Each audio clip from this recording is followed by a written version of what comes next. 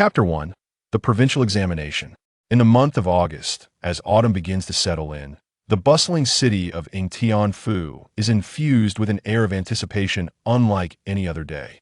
At the entrance of the examination hall, a throng of hundreds gathers, their figures a dark mass against the dimming twilight. The only illumination stems from the lanterns held aloft by the watchmen, casting faint glimmers of light. Among this sea of humanity, one can observe the elderly with graying hair, enshrouded in the shadows of twilight, as well as spirited youths brimming with vigor. Yet, amidst the crowd, one youthful figure captures the attention of many, drawing their glances time and again. It has been 19 years since I arrived in this world. Though I have diligently pursued my studies during the past 3 years of mourning, my understanding of the political landscape has waned, leaving this third examination to the whims of fate. Xuehong was once an ordinary university student in the modern era, hailing from a well-to-do family with healthy parents and 2 brothers. However, a fateful outing led to his untimely demise. If one were to inquire about the nature of that demise, it could only be described as a catastrophic accident of grand proportions. As the saying goes, when the red light is on, one must fly low. A formidable force, akin to a hard shell, met him head-on. The collision was relentless, utterly unforgiving. With full insurance, he was laid to rest without a second thought. Life, like a play, unfolded before my eyes without my notice. A blind spot collision case of innocence unscathed. A massive vehicle, over 19 meters in length, bore down upon him, rendering any attempts at rescue futile. Thus, Xuehong found himself reborn. In this new life, Xuehong's father is a prosperous farmer, or perhaps a minor landowner, while his mother is a kind-hearted peasant woman. Their circumstances are relatively favorable. In a typical rural household, the annual income hovers around 32 taels of silver. The average farmer struggles to earn even 10 taels in a year. Yet, merely acquiring the 4 books and 5 classics demands nearly 10 taels of silver. This is why the ancients often boasted of their scholarly lineage, for knowledge is not merely a reflection of prestige, but also a tangible commodity. The distinction lies in both the quality of the texts and their intrinsic value. As for ink and paper, they are a considerable expense. A basic ink block costs about 2 taels of silver, while top-quality ink sticks can fetch as much as 10 taels each. From the initial foray into calligraphy to achieving even modest proficiency, one would need to invest in dozens of ink blocks and endeavor not to be taken lightly. Moreover, to partake in the imperial examinations, one must delve beyond just the 4 books and 5 classics, requiring a comprehensive study of history and literature, alongside guidance from a mentor. Thus, even the mere title of a licentiate demands an investment of no less than 200 to 300 taels of silver for education alone. Naturally, Xuehong did not disappoint. He successfully earned the title of licentiate at the tender age of 16.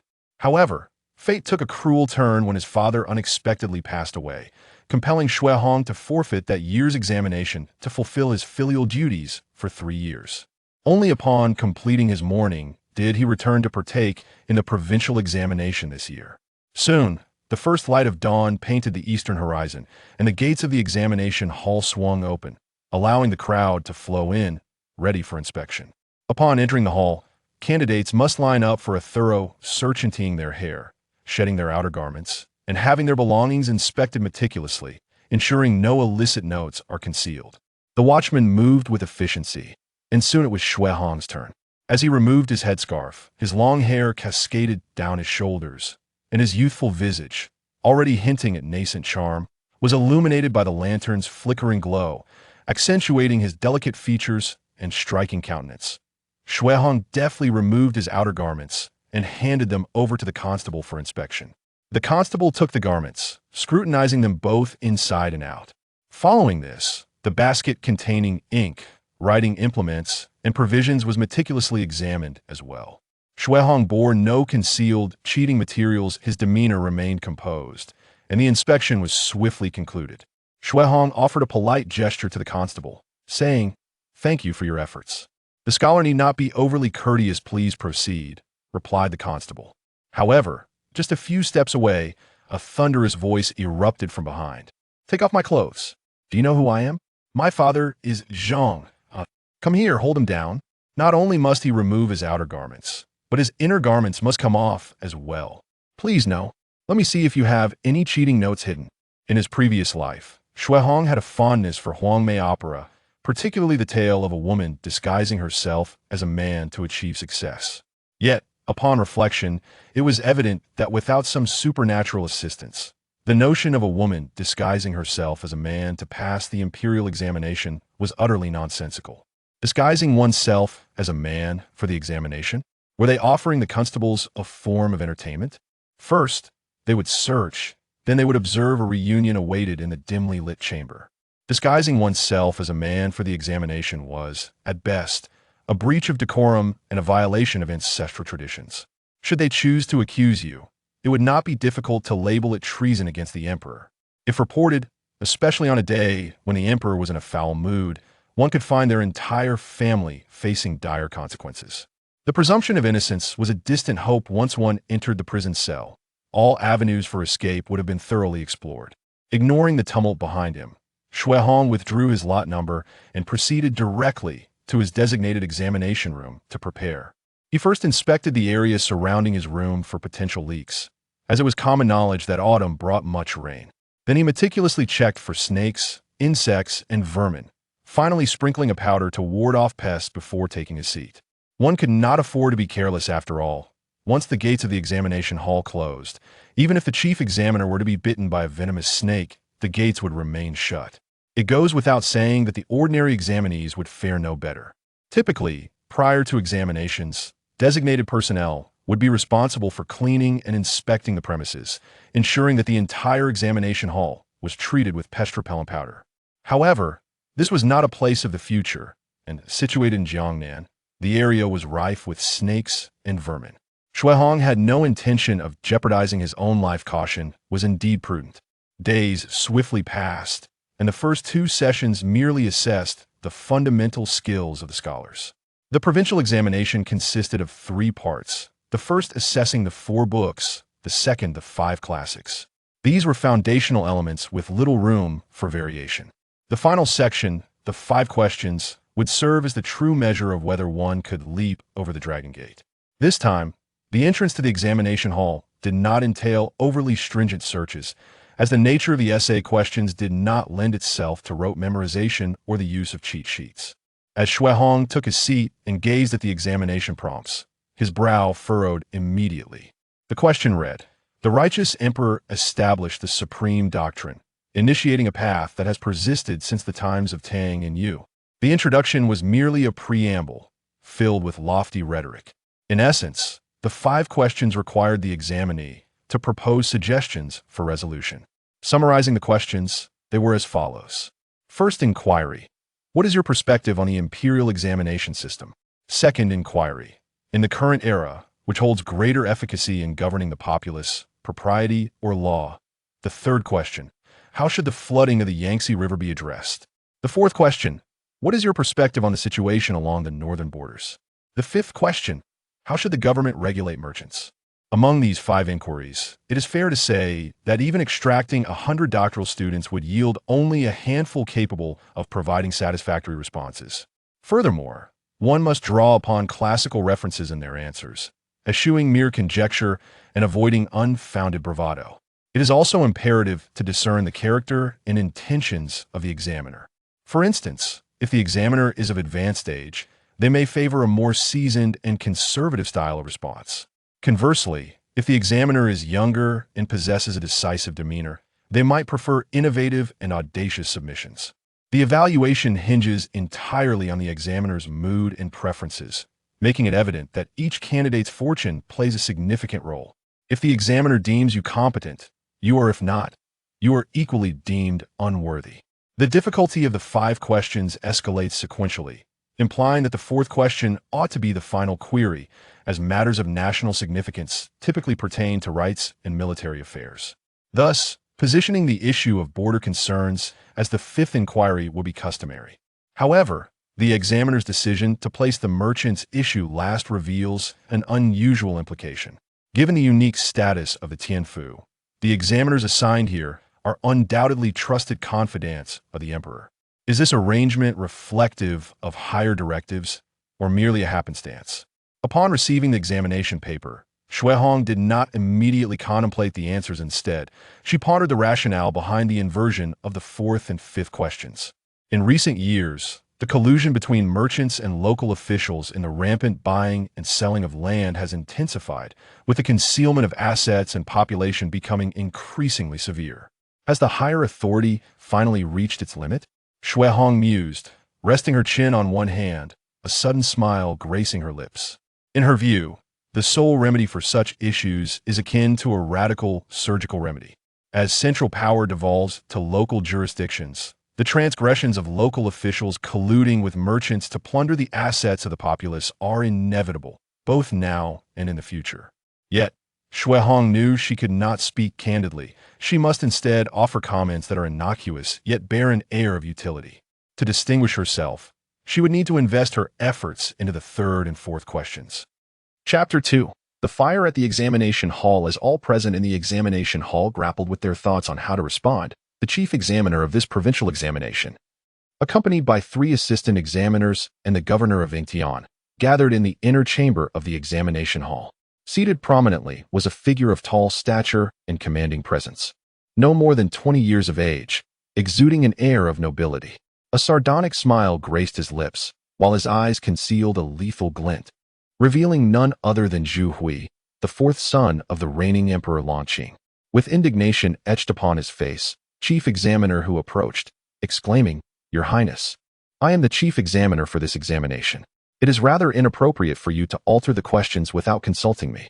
Moreover, matters of state, particularly concerning rituals and military affairs, should not intersect with commerce in this 5th proposition." Zhu Hui cast a few discerning glances toward who claims that merchants are unimportant. Their influence is quite formidable. Neglect them, and our great Ming may well be hollowed out. With a mere glance from Zhu Hui, the 3 assistant examiners stepped back hastily, while soldiers, stationed in the corners, surged forward to subdue Hu and the governor of Yingtian, pressing them to the ground. The governor, perhaps burdened by guilt, turned pale, beads of sweat forming at his temples, his body trembling uncontrollably. In stark contrast, chief examiner who remained resolute, struggling against the grip of 2 soldiers. "Your Highness, what is the meaning of this? Even if I have erred, such matters ought to be reviewed by the Ministry of Justice. Furthermore, we are in the midst of a provincial examination, a vital endeavor for the nation to select its talents." Zhu Hui casually tossed a piece of dried fruit into his mouth, chewing thoughtfully as he replied, I am aware that my reputation among you is far from favorable, and I am unconcerned. I could turn a blind eye to your falsifications and collusions. However, certain matters, unspoken by my father, do not grant you the liberty to proceed undeterred. My ignorance prevails. I have never engaged in corruption, Your Highness. From whence do you draw such conclusions? Zhu Hui let out a laugh. Corruption indeed. Those of you in high office need not concern yourselves with it, for others undertake those burdens for you.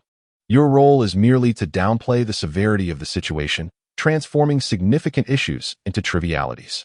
Now, you have even extended your methods to the provincial examination. Your Highness, this is a grave injustice. I have never. Silence him and take him away. He may yet prove useful shortly. And do the same with the governor of Yingtian. Several robust guards swiftly gagged both men, binding them tightly before dragging them away. At that moment, one of the assistant examiners, a Hamlin scholar, stepped forward. Your Highness, His Majesty has dispatched us to Nanjing to thoroughly investigate the illicit salt trade and the examination fraud. As for the next steps, Zhu Hui languidly reclined in his chair, crossing his legs. You need not concern yourself with that. Simply fulfill your duties as examiners. Attend. At your command.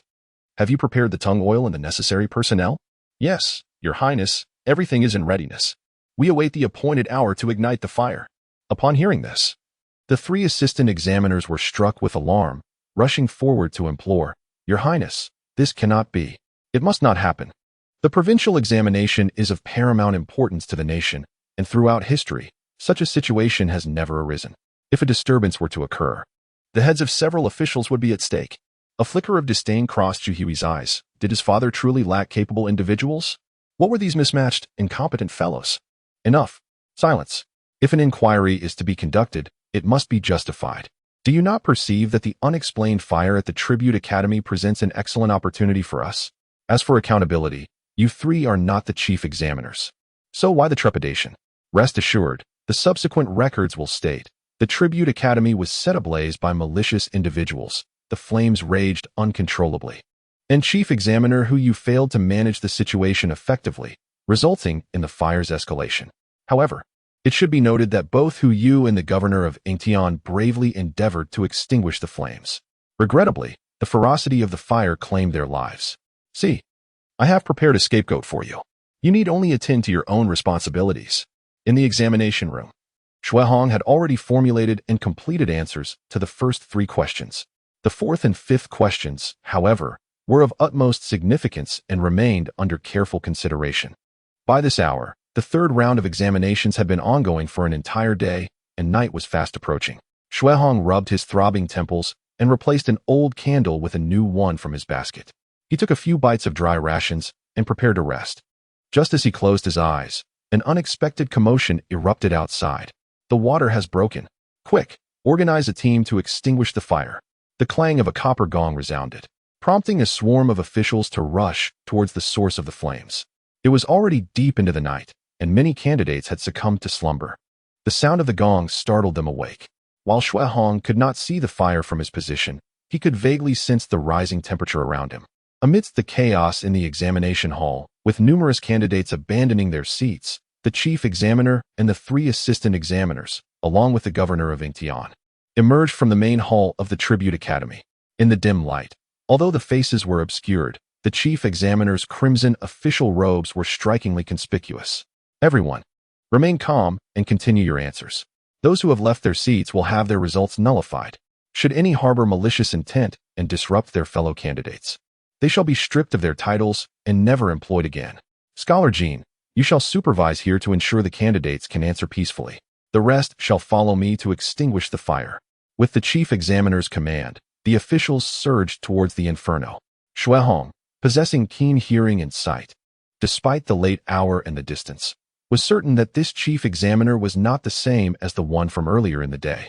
Although their physiques were similar and their voices remarkably alike, the demeanor exuded by this man was entirely different. The previous chief examiner, Hu Yu, embodied the quintessential scholarly temperament. Yet, this one emanated an aura reminiscent of a battlefield, as if he hailed from a military background. Even the manner in which he walked was strikingly distinct. Hu Yu sure walked with the dignified and measured steps of a civil official, yet this individual strode with an impressive gait, exuding an aura of decisiveness and authority. It was inconceivable that he was merely a solitary figure. Once the gates of the examination hall were closed, no matter how monumental the circumstances, they would remain steadfastly shut. It is not merely that the flames had yet to reach the examination grounds. Even if they were to encroach, the gates would not budge. For if the doors were to be opened due to a fire, it could set a perilous precedent that might lead to annual infernos. Akin to the way granaries are often consumed by flames at year's end, such a precedent must not be established. To speak bluntly, even if the hundreds of scholars, along with the constables, the chief examiner, and the 2 assistants, as well as the governor, were to perish in the blaze, the gates would remain closed. If the doors do not open, the officials may meet their demise. If they do, it could spell the end for entire families.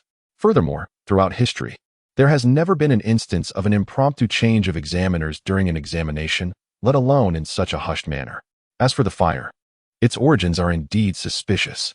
To suggest that nothing is amiss would be met with skepticism from Shui Hong. Initially, Shui Hong was uncertain of how to respond, but as a thought arose, he swiftly took up his brush to inscribe his answer. He resolved to prioritize stability and practicality over the pursuit of brilliance. Otherwise, if he inadvertently became ensnared in the conflicts above, it would be a grave misfortune indeed. Not even a successful candidate would escape becoming mere fodder. As for his prospects of success, Shui Hong was not overly fixated. Firstly, he was still youthful. Secondly, his family was relatively affluent, affording him the luxury of patience. In the grand scheme of existence, one's fate reigns supreme. When celestial beings contend, it is the common folk who bear the brunt of the calamity. Chapter 3. Lin Ruhai enters Jin Ling. As Shui Hong diligently responded to the examination questions, he remained acutely aware of the fire situation, which had now been successfully contained. From the outset, he never harbored any belief that the blaze would escalate to a fatal extent. Such an occurrence would surely become a historical jest. The esteemed examination hall. if consumed by flames, would lead to the demise of all scholars within the province, a calamity that would undoubtedly find its way into the annals of history.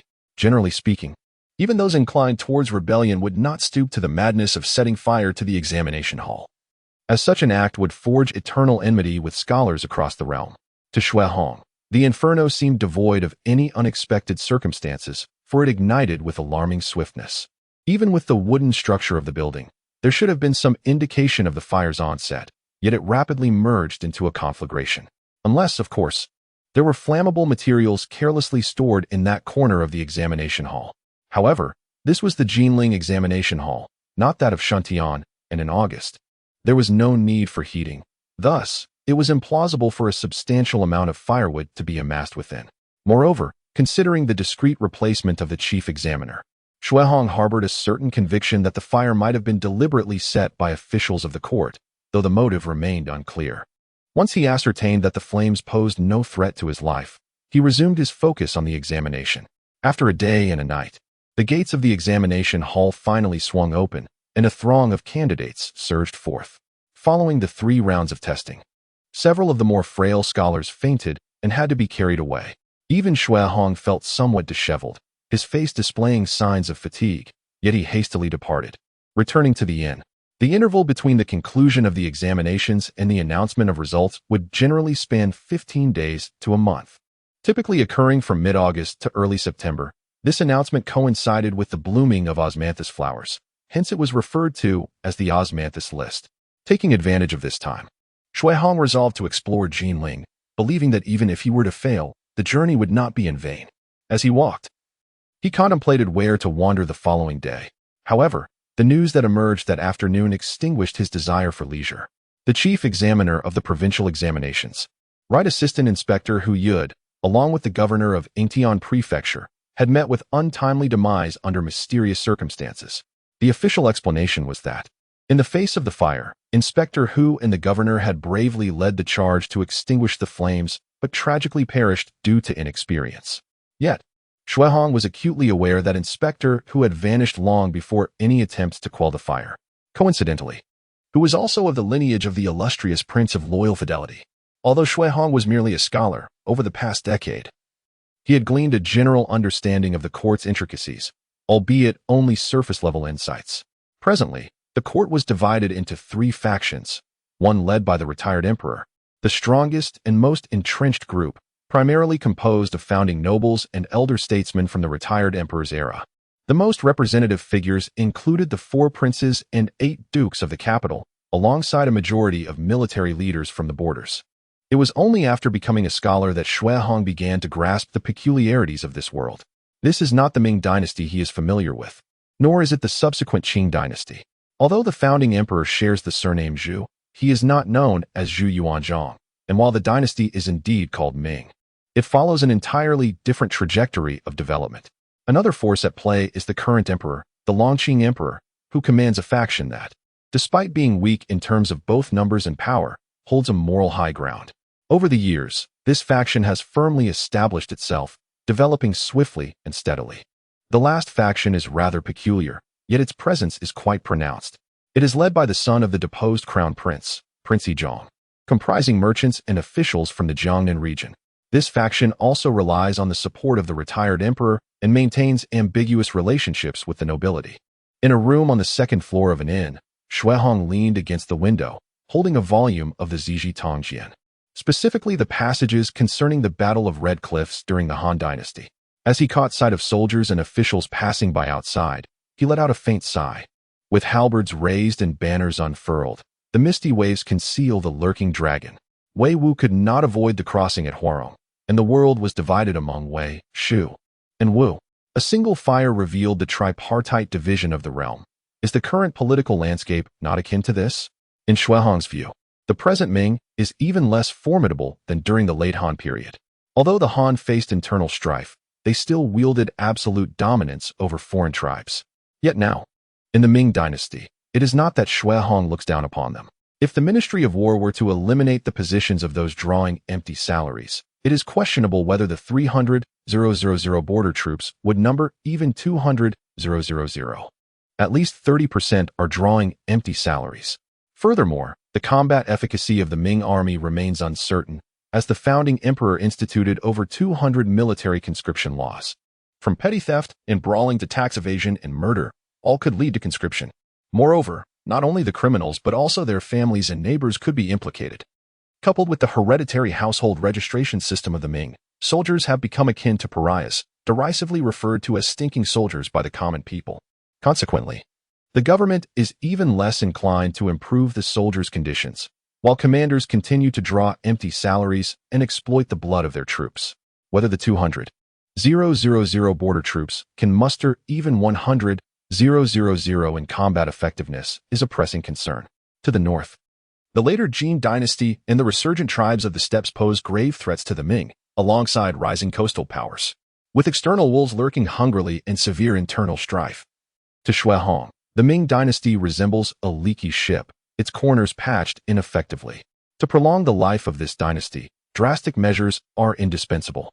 A few days later, the white sails were raised at the Yenzhou Salt Supervision Office. Unfortunately, the wife of the salt supervisor, the daughter of the Duke of Ronghua, had passed away. In Yenzhou, salt merchants hold the highest status and wealth. As the salt supervisor Lin Rohai controls the lifeblood of these merchants, many seek to curry favor with him. Thus, the Lin residence was bustling with visitors offering their condolences. Additionally, Lin Rohai, having been favored by the retired emperor, comes from a lineage of 4 generations of marquises, making him a figure of considerable stature among scholars and the old guard alike. Truly, there are no ordinary individuals among us. In the rear courtyard of the Lin residence, Lin Rohai sat in a grand chair, his eyes half open, revealing a network of fine blood vessels beneath. In his hand, he held a sealed letter that had already been opened. The 4th prince's arrival in Jinling and his secret summons to me. What could it possibly signify? Could it be that there is to be a significant upheaval in the salt administration? Alas, with the untimely demise of Minner and the tender years of Yuer, as the salt supervisor, I fear I may find it challenging to safeguard my own interests. Just recently, when Lianer visited to express condolences, she brought a letter from my mother-in-law, expressing a desire to bring Yuer to the capital to alleviate her longing. Perhaps it would be prudent to send Yuer to the Yu family, regardless of what transpires in Yangzhou, with the protection of my esteemed mother-in-law and brother-in-law. Yuer shall be secure. Lin Rohai keenly sensed the shifting tides of fate, and in order to preserve the life of his beloved, he resolved to endure the anguish of separation.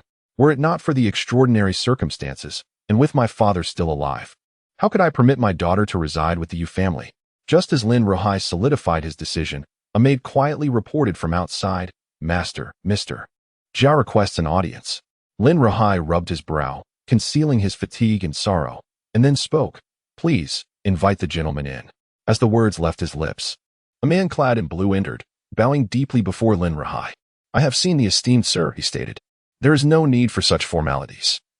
"Please sit and enjoy some tea," Lin Rohai replied. Mr. Jia Yutsuan, after expressing his thanks, took a seat. Lin Rohai handed him a stack of official reports from the table and then took a sip from his teacup. "I have perused these reports. The court intends to reinstate officials dismissed last year. Your arrival in the capital is most timely. To be candid, sir, my humble wife has passed, leaving only my young daughter in my care, and I am burdened with official duties. Fortunately, my mother-in-law has sent word, dispatching a boat to welcome her to the capital, to ease our longing. Moreover, it would allow my daughter to pay her respects on behalf of her late mother. Having benefited from your guidance, my daughter will surely wish to repay you in kind." Upon hearing this, Jia Yutsuan's pupils constricted sharply, yet he humbly replied, "The young lady possesses remarkable talents. She is truly a rarity in my lifetime. Her accomplishments stem solely from her own diligence and have little to do with me. Such is Mr. Jia's humility. I have penned a letter, requesting my brother-in-law Jia Zheng to assist you in your endeavors," Lin Rohai remarked.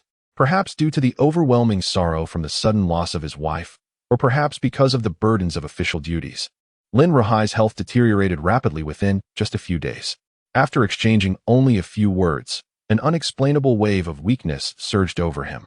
Jia Yutsuan accepted the letter, a glimmer of ambition shining in his eyes as he gripped it tightly in his palm, and shamelessly inquired, "Thank you, sir. May I ask what position your brother-in-law currently holds? I fear I may be presumptuous in coming to the capital unannounced." Lin Rohai took a moment to catch his breath before continuing, "It is worth mentioning that the Yu family shares a lineage with you. descending from the esteemed Jia family of Ronghua. My eldest brother-in-law Jia, she holds a title of nobility and currently serves as a first-class general. My second brother-in-law Jia Zheng is presently the assistant minister of the Ministry of Works. Your journey to the capital, accompanied by true talent and the support of your brother-in-law, could very well lead you to a bright future. My daughter is set to travel to the capital next month. Why not accompany her? Jia Yuzuan immediately rose and performed a profound bow, exclaiming, "The benevolence of your excellency shall never be forgotten by this unworthy offspring. I shall surely repay this kindness in the future." After sending Jia Yuzuan away, Lin Ruhai slumped into his chair, taking a considerable time to regain his composure. The reason he exerted such effort to assist Jia Yuzuan was merely to pave a path for his daughter. Jia Yuzuan harbored considerable ambition and possessed talent. Should fortune smile upon him, he could aspire to positions not only as a minister of the 6 departments, but potentially as a cabinet minister. If he could remember the kindness bestowed upon him today and extend a helping hand anywhere in the future, it would indeed be a fortunate outcome. With the 4th prince summoning him by the imperial edict, Lin Ruhai, of course, dared not delay further, and he commanded someone to summon Zhao Yan. He presented Zhao Yan with 1,000 taels as a token of respect from an uncle. Subsequently, he took out 100,000 taels, stating that it was a gesture of filial piety towards his mother-in-law. Thereafter, he set out that very night with his entourage, embarking on a carriage straight to Jinling. Chapter 4. The captured son-in-law under the list not of the earthly realm. He hails from the moonlit expanse. A hint of sweet osmanthus wafts through the air, causing the mountains to bloom in fragrant splendor. At this moment of autumn, the osmanthus blossoms are in full bloom. Lush green leaves cradle flecks of golden yellow, and with just a gentle breeze, their scent permeates the atmosphere. The timing of the announcement of the provincial examination results coincides perfectly with the flowering of the osmanthus, further symbolizing the gathering of laurels. Thus, the list of successful candidates is referred to as the osmanthus list. Shuehong, who harbored little concern for this examination's outcome, was still youthful at 19. In the realm of scholars, even at 30 years of age, one could be deemed young. Thus, Shuehong felt no pressure. Should he succeed, officials would undoubtedly arrive at his door bearing golden notices. If not, he would simply return to Yangzhou. Shuehong was well aware of the quality of his compositions. To speak candidly, he likely caught the attention of the examiners. However, given the undercurrents swirling through Jinling City, standing out too much could prove perilous. Consequently, Shuehong opted for pragmatic responses, lacking in flair yet adhering to convention. Whether he would pass depended entirely on the examiner's perspectives. Noon swiftly approached, and as Shuehong prepared to pack his belongings for a departure that evening, a sudden clang of a gong resonated outside the inn, heralding joyous news. Congratulations to Shuehong of Anping County, Yangzhou, for securing the 39th position on the osmanthus list. Is Master Shui present? Prior to the examination, candidates were required to provide their birthplace and residence, akin to the college entrance examination notification in later years. Thus, the officials were able to locate Shuehong at the inn. Following this announcement, additional proclamations followed. Shuehong retrieved a handful of loose silver coins from his bundle, hastily wrapped them in a red envelope, and descended the stairs with purpose. As the news spread, the inn's patrons, both inside and out, eagerly sought to catch a glimpse of this newly minted scholar and his appearance. Before long, a youth of striking countenance, as elegant as a pine or cypress, descended the stairs, making his way directly to the herald. "I am Shuehong, the scholar from Anping County. Thank you all for your efforts." He distributed the red envelope filled with silver coins among the crowd. No, this is your golden notice, esteemed scholar. Please accept it. We must proceed to the next scholar to deliver the notice." As the herald departed, the throng surged forward, showering Shuehong with congratulations. "Thank you, everyone." However, Shuehong's keen eye caught sight of a few middle-aged men, dressed as affluent merchants, subtly approaching with ropes in hand. He bowed in gratitude to those surrounding him, preparing to withdraw. "Everyone, please make way. I have pressing matters to attend to." Yet, regardless of his pleas, the crowd only grew denser. Retreating to his room was no longer an option. He needed to find a place to hide. Nevertheless, Shuehong had underestimated the fervor of the crowd and the madness surrounding the tradition of capturing a son-in-law beneath the list. With great effort, he managed to push through the throng, but as he stepped outside the inn, he was met with a sea of eager faces rushing towards him. There he is, the newly crowned scholar, 39th on the osmanthus list, merely 19 years of age. And he remains unmarried. Brothers, follow me. The master has decreed that whoever captures the son-in-law shall be rewarded with 2 taels of silver each. Our master offers 5 taels to each. Charge. Shuehong barely had time to express his frustration before he turned and fled. Who knows what kind of people are after him? Shuehong, tall and robust, though appearing lean in his long robe, was actually quite strong. He swiftly distanced himself from the group of servants pursuing him. After running a considerable distance, he couldn't help but feel a sense of relief. Is this a bit excessive? Fortunately, I have maintained my physical fitness. If they wish to catch me, then, what the hell? Behind him, several horse-drawn carriages came roaring, each carrying 2 burly men brandishing thick hemp ropes. The physique of the son-in-law is impressive. None of us have been able to outrun him. The master has spoken. It must be him. A typical scholar cannot withstand our young lady. Capture the son-in-law alive. 10 taels each. Charge. Following the carriages was a group of runners armed with clubs, not to attack Shuehong, but to prevent others from snatching the bride. After all, he was not the only one coveted as a promising prospect. Shuehong swallowed hard, gritting his teeth as he continued to run. These are all outdated customs. He dared not dart into the narrow alleys, as he was unfamiliar with Jinling City. If he stumbled into a dead end, he would be at the mercy of fate. After running for about the time it takes to burn half an incense stick, Shuehong began to feel fatigued, and the carriages were almost upon him. In broad daylight, under the clear sky, is there no one to intervene in this brazen abduction of a common man? With a flushed face, Shuehong surged forward with renewed vigor. Having overheard the servants' remarks, who knows what kind of fiend their lady might be? Today, he would rather perish in the river than be captured. As the saying goes, there is always a way out. Just as Shuehong was desperately seeking an escape route, a carriage suddenly burst forth from the front, and a daft-looking youth on it was waving at him. My good fellow, I come to your aid. Quickly hop on. Shuehong, with legs that felt like jelly, had no time to think further. He sprang onto the carriage and sped away. The youth driving the carriage, seeing Shuehong aboard, grinned widely and cracked the whip, steering the carriage into an alley. Meanwhile, on the second floor of a tavern, Zhu Hui sat by the window, laughing uproariously at the chaotic scene below. Ha! Look how enthusiastic the people of Jinling are. They have chased our newly minted scholar to such a state. Ha! Oh dear, I can't take it anymore. My stomach hurts from laughing. How utterly ridiculous. Ha! Zhu Hui clutched his belly with one hand while the other pounded the table. He couldn't fathom why witnessing the plight of the scholar named Shuehong brought him such schadenfreude, as if it were a natural affinity. Beside him, Lin Ruhai joined in the laughter, remarking, a 19-year-old scholar indeed lives up to the title of youthful promise. It is no wonder that the affluent merchants of Jinling act in such a manner. Your Highness, may I inquire as to the purpose of your summons? Zhu Hui dabbed at the tears of mirth at the corners of his eyes with a handkerchief. Although his countenance remained cheerful, a sudden shift darkened the depths of his gaze. His demeanor transformed abruptly from that of a sunny youth to one shrouded in gloom. Zhu Hui produced a memorial and handed it to Lin Ruhai, gesturing for him to peruse it. Holding his teacup, Zhu Hui gently scraped the froth from its surface with the lid. Lord Lin, salt is the foundation of the state. Ever since the founding emperor expelled the tyrannical yuan, the salt tax has constituted a significant portion of the national treasury. However, since the early days of the Kongping era, the salt tax has been in steady decline, plummeting from over 1 million taels to a mere 300,000 taels annually. The audacity of these individuals surpasses even my imagination. I have come to thoroughly investigate the salt administration and to administer a much-needed reckoning to these parasites. Upon hearing this, Lin Ruhai was taken aback and immediately cautioned. Your Highness, one must not act with undue haste in this matter. The collusion between salt merchants and local officials is deeply entrenched and far more complex than one could fathom. Moreover, they possess significant connections within the court. In my humble opinion, it would be wise to deliberate further. Lin Ruhai's situation bears a striking resemblance to that of the renowned poet Li Shangyin. Hailing from a lineage of marquises spanning 4 generations, Lin Ruhai could be considered part of the noble elite.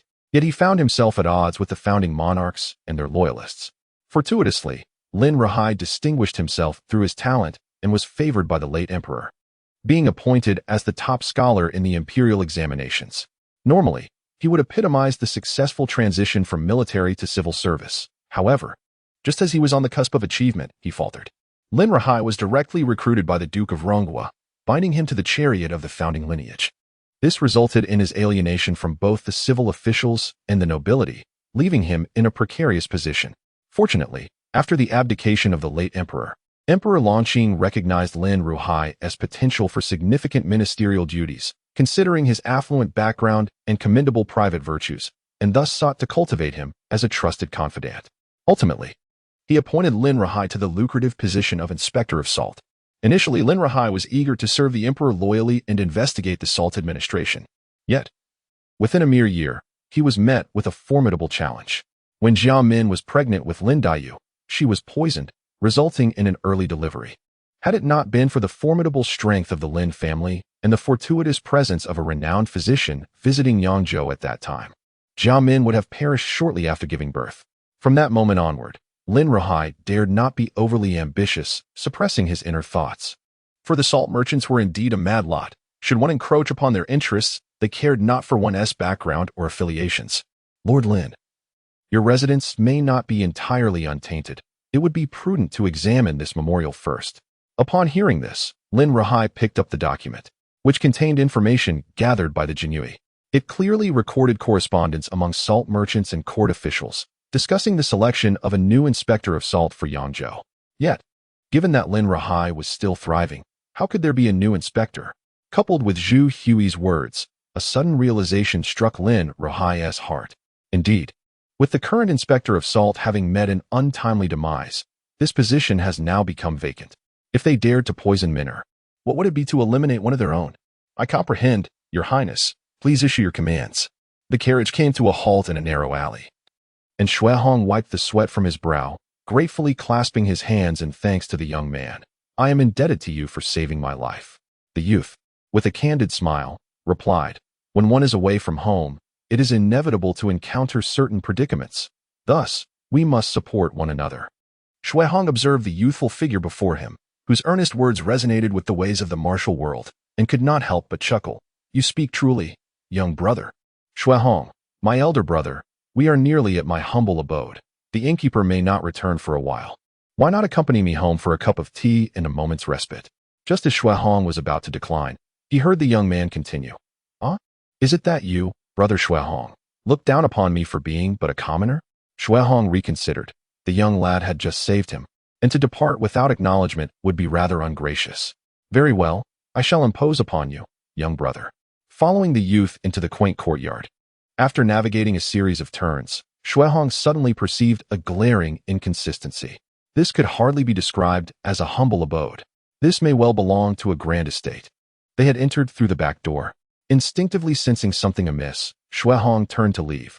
Young brother, I just remembered that I left my keys at home. I must return to retrieve them. As he turned, he was confronted by 17 or 18 servants, each brandishing ropes, all vigilantly watching him. The youth suddenly leaped aside, laughing heartily. Many claim that this young master is foolish, but in truth, I am not at all. Here comes my brother-in-law. Delivered right to my doorstep. Ha! Seize him. Shui Hong, the schemes of Jinling run deep. I wish to return to the countryside. Chapter 5. What kind of uncle is he? Shui Hong said earnestly, brother, I assure you, my sister is truly beautiful. We share the same mother. Just look at me, and you will understand how lovely she is. Shui Hong fell silent for a moment, scrutinizing the young man before him, and then promptly replied, young brother, this is not merely a question of beauty. Matters of marriage are dictated by parental consent and the words of a matchmaker. Otherwise, it is nothing more than a clandestine union, which is contrary to propriety. The crux of the matter is, if your sister resembles you, then that would be rather unfortunate. Shui Hong sat at the table, engaged in a debate with the somewhat simple-minded youth. To be frank, this boy had imparted an unexpected lesson to Shui Hong about the folly of judging by appearances. Although he appeared to be a naive lad of 12 or 13, with a rather round face, he was capable of cunning schemes, akin to a mantis hunting a cicada with a sparrow lurking behind. Suddenly, the boy slammed his hand on the table, exclaiming, nonsense. The opera says that as long as one catches a suitor beneath the rankings, it counts. Shui Hong couldn't help but chuckle at the boy's foolishness. You yourself mentioned that is from an opera. While catching a suitor may be plausible, has anyone ever told you that if the individual in question is unwilling, no one will be of any use? A scholar has already transcended the realm of commoners and ascended to the status of a gentleman. Does that mean one simply becomes a son-in-law at will? Of course, if the scholar is willing, that is another matter entirely. How many scholars have been caught as suitors beneath the rankings, yet very few actually wed? If the scholar does not consent, you must respectfully release him. Moreover, with neither parental consent nor a matchmaker's words, which young lady is inclined to become a concubine? The practice of catching suitors beneath the rankings is merely a spectacle for the common folk, catering to their morbid curiosities. If a match is made, that is fortunate. But it is far more common for it not to materialize. Shui Hong's words successfully plunged the young man into deep contemplation.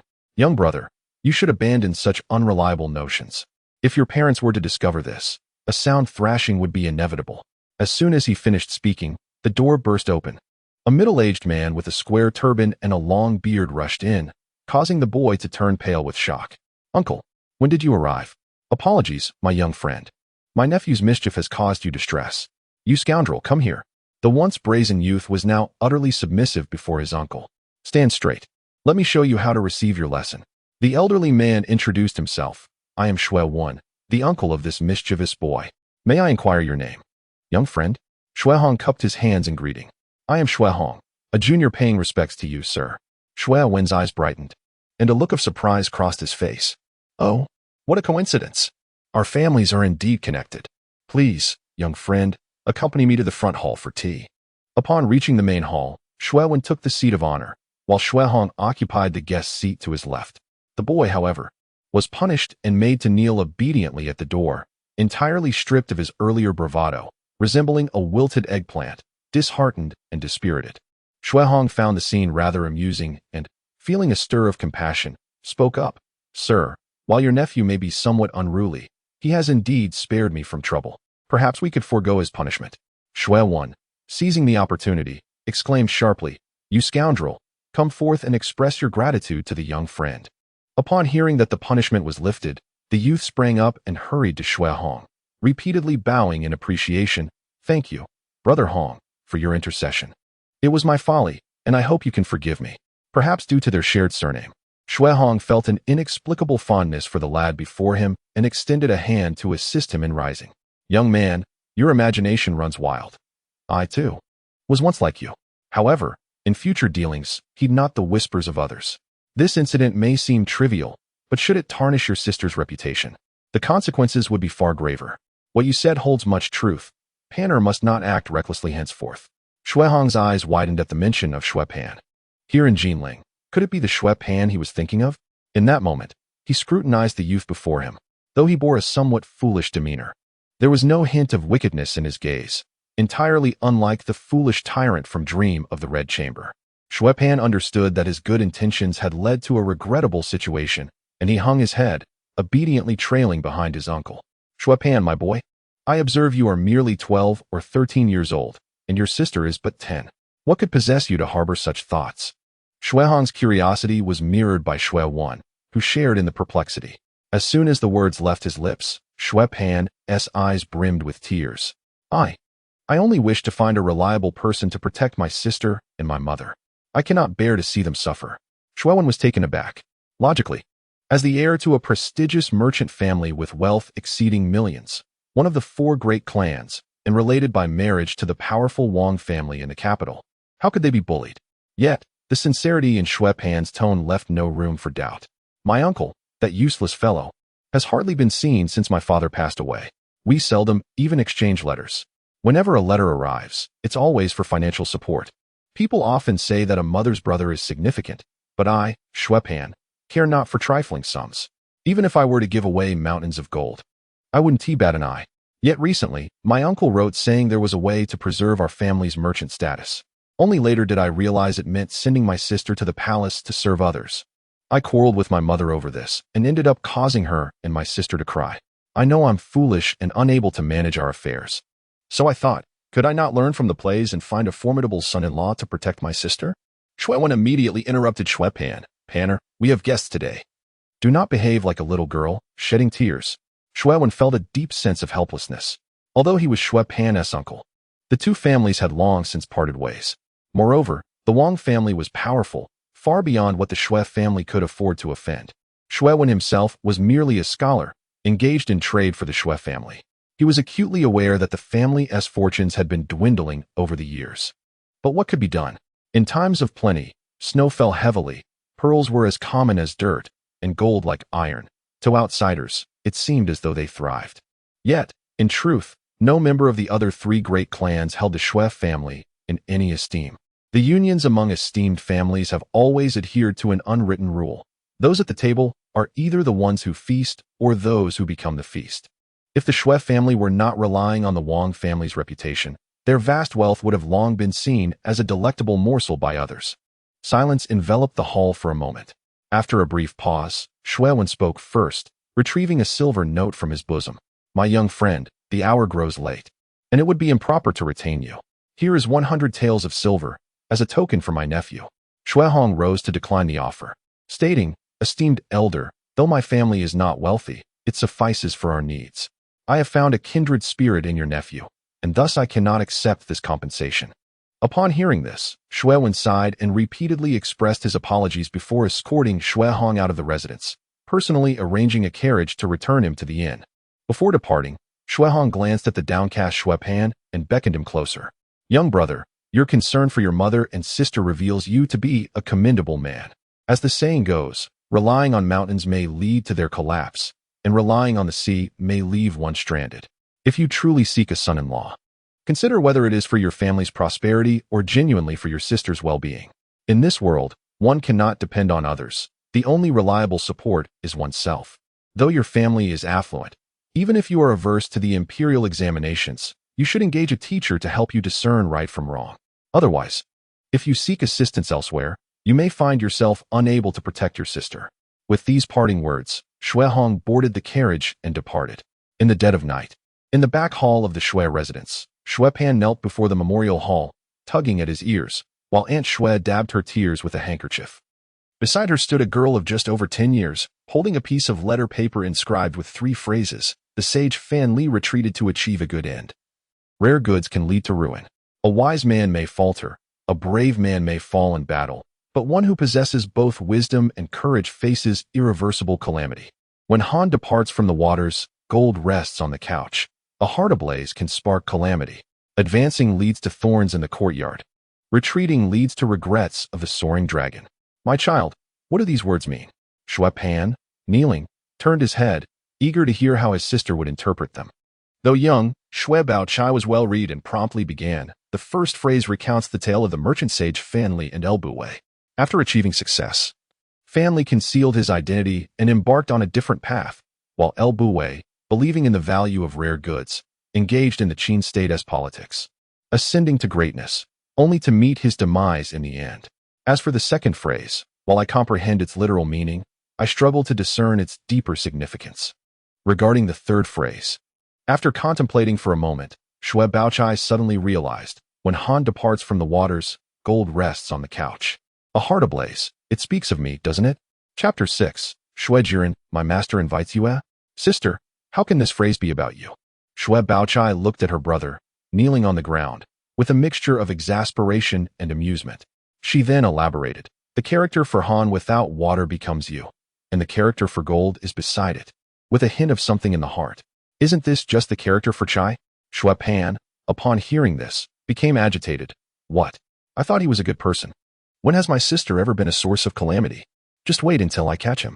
Brother, he has never spoken ill of me. This prophecy is a double entendre. Leaving water implies departing from our native soil, likely referring to our departure from Jinling. And gold on the couch indicates that our family's wealth is vast, yet difficult to maintain. With a fire igniting in her heart, Shui Baochai paused for a moment before continuing.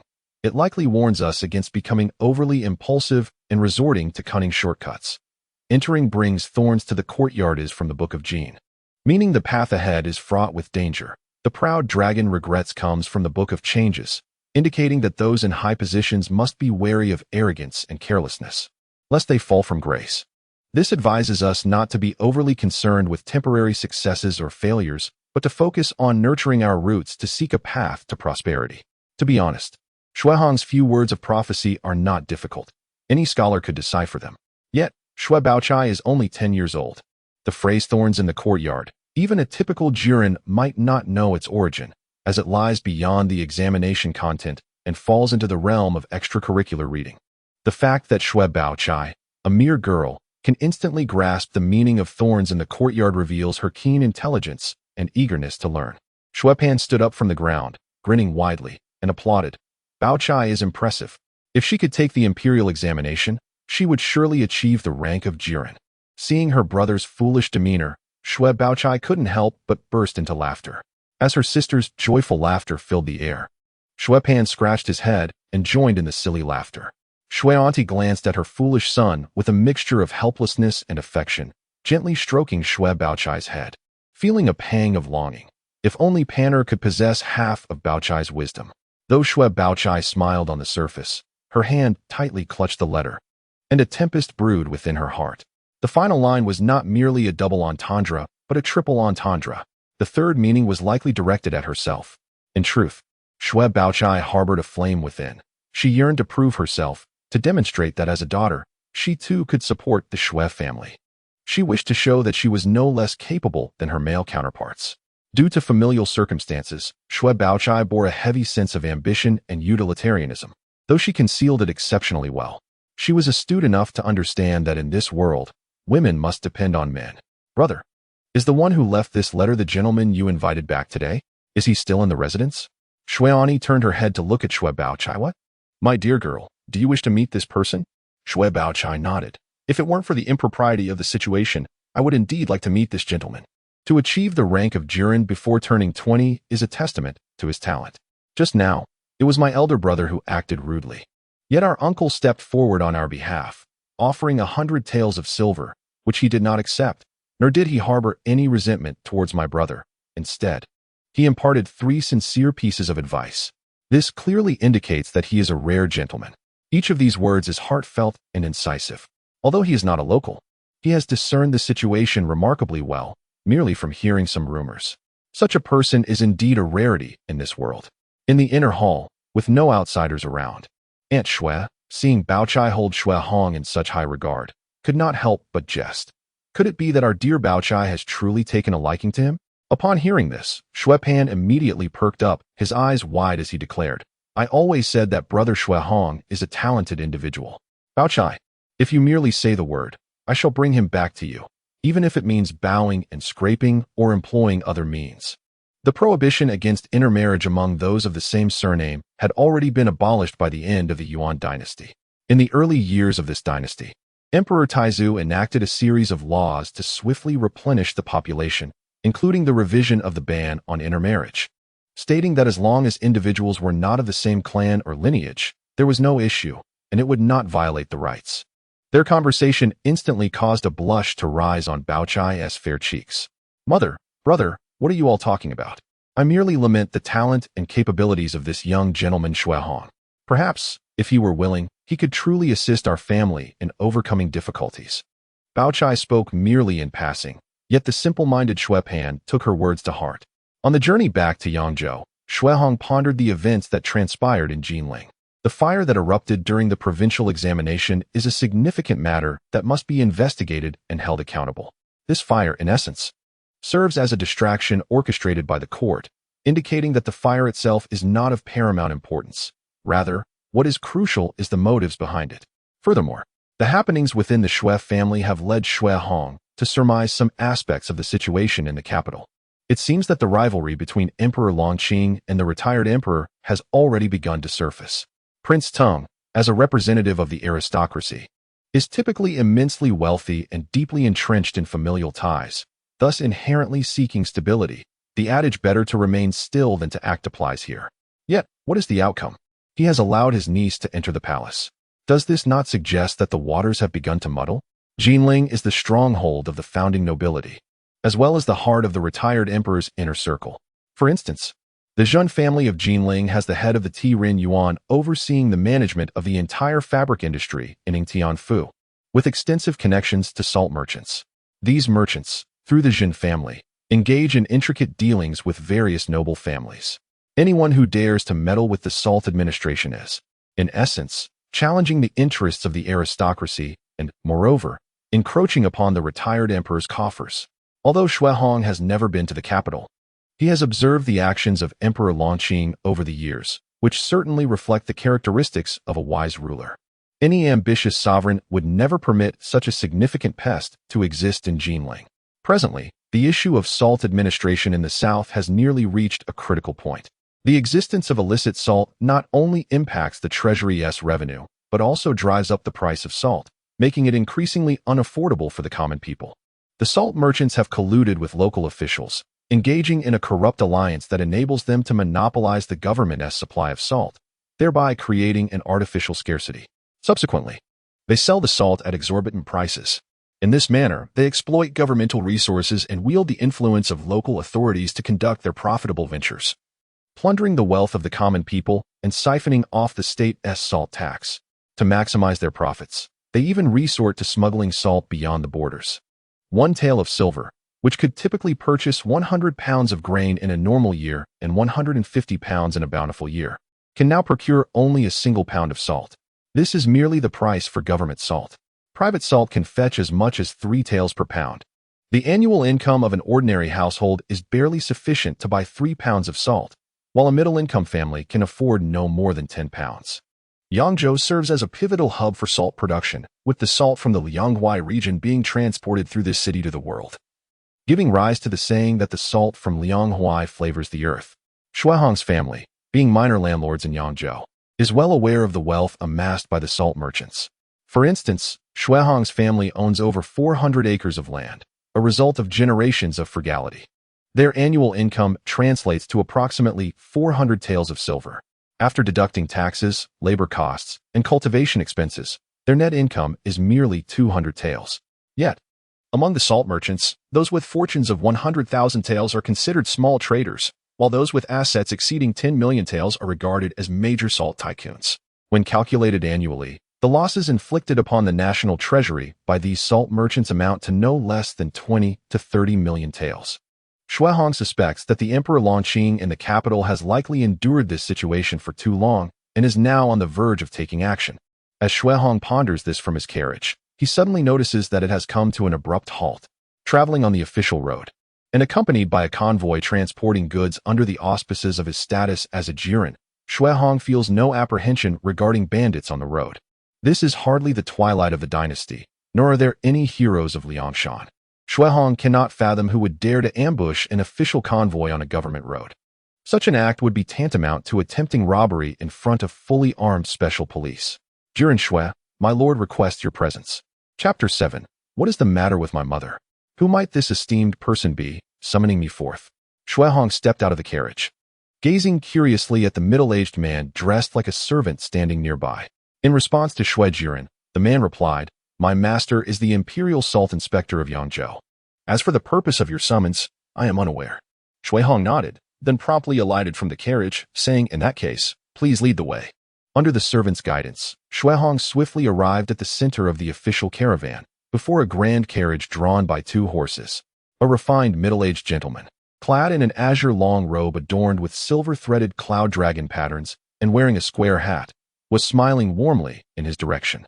Such attire was reserved for those who had attained scholarly degrees and for officials of the 5th to 7th ranks. His demeanor and the insignia on his garments unmistakably revealed his identity. Lin Rohai, the Imperial Salt Inspector of Yangzhou. Young Shuehong pays his respects to Lord Lin, he said, hurrying forward to bow.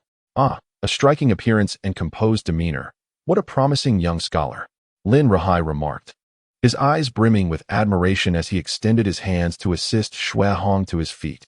Lin Rohai, having received orders from the 4th Prince, Zhu Hui, was on his way back to Yangzhou to make arrangements. By chance, he had learned of this year's provincial examination results in Jinling. Given that it was essentially his own jurisdiction, he could not help but inquire about how many candidates from Yangzhou had succeeded. In total, there were 160 successful candidates from the Yingtian prefecture, among whom 11 hailed from Yangzhou. One must not underestimate the significance of those 11. The entire Jiangnan province comprises 18 prefectures, each flourishing in scholarly pursuits. In this context, having 11 candidates from Yangzhou was remarkably impressive. Among these 11, Shuehong's name stood out prominently. Of these candidates, 7 were from the Donglin Academy, and 2 belonged to prominent scholarly families of Yangzhou. The remaining two included a 47-year-old veteran scholar and the youthful Xue Hong, merely 19 years of age. As for Xue Hong's background, Lin Ruhai considered him no more than a prosperous farmer, hardly a landowner. Achieving the status of a successful candidate at such a tender age from such humble beginnings was indeed commendable. Upon first laying eyes on Xue Hong, Lin Ruhai felt an undeniable admiration for the young man. The aura of scholarly refinement and the brilliance of youth reminded him strikingly of his own younger self. For the first time in many years, Lin Ruhai found his heart stirred with a desire to nurture talent. I am advanced in age and have no intention of remarrying. Though Yuer is exceptionally gifted, she is still but a girl.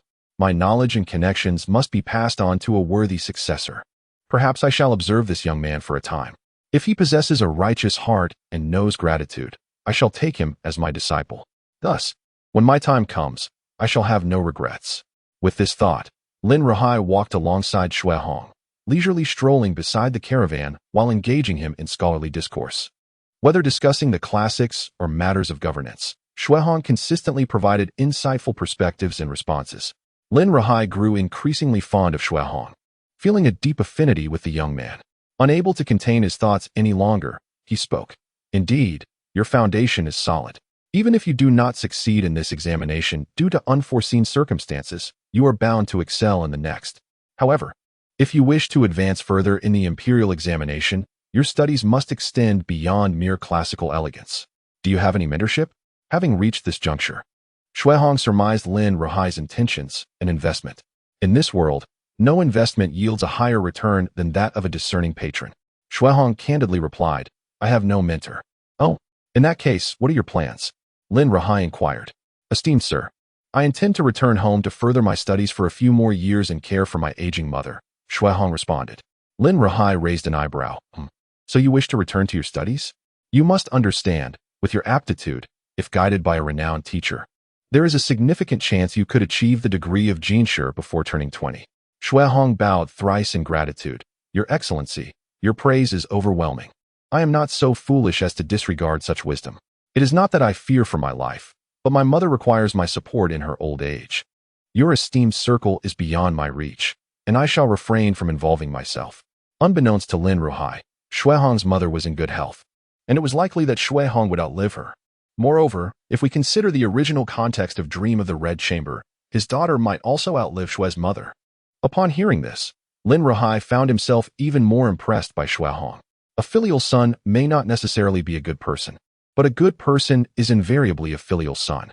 Furthermore, Lin Ruhai perceived Xue Hong's intelligence and understanding of the dynamics of advancement and retreat. Many would sacrifice everything for the transient glory of success, yet Xue Hong chose to forego immediate fame and fortune, opting instead for the most prudent path. Being Lin Ruhai's disciple would mean access to his political resources and extensive connections, which could undoubtedly spare Xue Hong 2 decades of arduous trials, an opportunity that many could only dream of. However, Xue Hong recognized the current political tensions and crises within the court and chose to remain a hidden dragon in the depths. He embodied Lin Ruhai's ideal disciple, handsome, talented, virtuous, filial, discerning, and possessing a keen insight into the political landscape. As long as Xue Hong did not meet an untimely end, he was likely to ascend to the esteemed ranks of the 6 ministries or the position of deputy minister. Moreover, achieving such heights without suffering a fall was of utmost importance. True prowess lies not only in reaching the summit, but also in descending unscathed. However, with Xue Hong having spoken to this extent, Lin Ruhai could not press further. He took from his carriage a compilation of recent examination questions and annotations that he had prepared and presented it to Xue Hong. Feeling somewhat disappointed, he returned to his carriage. Xue Hong offered 3 bows towards Lin Ruhai's carriage, watching until it disappeared from view before turning to leave. As a gesture of gratitude and respect, once back in her carriage, Xue Hong sighed and chose not to dwell on the matter any longer. Instead, she began to examine the garments and provisions she had purchased for her mother. Her mother was aging. It was high time to hire 2 maidservants upon her return. Throughout her life, Xue Hong's parents were humble farmers, lacking in education, but they possessed one undeniable quality: their profound love for their son. That was enough. Meanwhile, in Anping County, within the Xue family estate, a kindly, slightly weathered elderly woman sat at the entrance of the courtyard, gazing longingly down the path. Is Honger eating well out there? Is it cold in Ingtian Prefecture? During the examinations, is he straining his eyes? Shue's mother did not quite comprehend the significance of becoming a jiren or the imperial examination system. To her, becoming a jiren likely meant standing on equal footing with the county magistrate.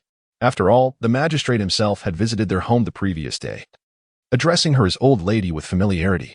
Yet, she remained indifferent to such matters. There were ways to live in both poverty and wealth. As long as the family could manage to fill 2 stomachs and have one left empty, it sufficed. Her affection for Shui Hong was not due to his intelligence, but simply because he was her son, just as Shue's mother was lost in her thoughts. A carriage kicked up a cloud of dust as it sped down the path towards the Shui household. In the blink of an eye, it came to a halt at their door. Shui Hong leapt from the carriage, hastening to kneel before his mother with a thud. "Mother, I have worried you with my fatigue. I have returned." Shue's mother gently stroked his face. "You have lost some weight. Come, Honger, let us go inside quickly. You must not have eaten well outside, for I have prepared your favorite noodles." Shui Hong rose promptly, allowing his mother to lead him into the courtyard.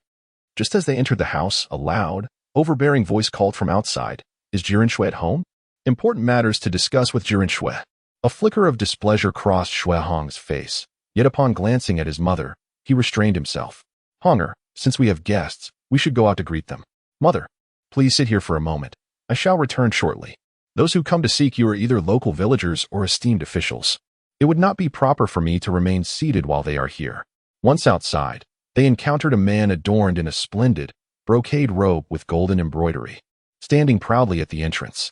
Though his attire was opulent, it bore an air of pretentiousness. "I am Chu Sheng, the steward of Lord Zhen's household from Yangzhou. I have come with momentous news to share with you. Our esteemed elder has no sons and intends to invite you to become a son-in-law. He is none other than the cousin of President Jin from Jinling, with family wealth exceeding millions. This is indeed a remarkable opportunity." Shui Hong, maintaining a calm demeanor, replied, "Please convey my gratitude to Lord Zhen for his kind offer, but my family has an elderly mother and modest means to sustain ourselves. I cannot entertain such notions." Upon hearing this, Chu Sheng's eyes widened in disbelief. "Hey, you, young man, do not know how to appreciate a favor. In the entire Jiangnan region, if we, the Zhen family, claim the second position, who dares to assert the first? Even if you are merely a mere scholar, you should still seek the favor of our esteemed elder." This statement was not without merit. The Zhen family's influence in Jiangnan was akin to that of local emperors. Seeing that Shui Hong was unyielding, Chu Sheng glanced at Shue's mother behind him and brazenly remarked, "What? Is it for this impoverished old woman that you refuse to comply? How dare you be so insolent?" Shui Hong, whose expression had been placid, suddenly erupted in fury. He seized the collar of steward Chu Sheng and yanked him forward, delivering several resounding slaps before kicking him to the ground. The Zhen family's attendants, who had accompanied Chu Sheng, were taken aback by Shui Hong's sudden aggression, standing frozen in place. After enduring the blows, the steward fainted, revealing his accustomed life of privilege and intimidation. "You lot, carry him away. What does it matter if he is clad in fine silks? A dog is still a dog. Daring to disrespect my mother. Now be gone." The subordinates, who were used to bullying the weak and fearing the strong, had never encountered such a sudden display of defiance. Coupled with Shui Hong's imposing stature, they hastily lifted the steward and fled in disgrace. Shue's mother, startled by the unexpected turn of events, nonetheless trusted her son. Shui Hong took a moment to compose himself.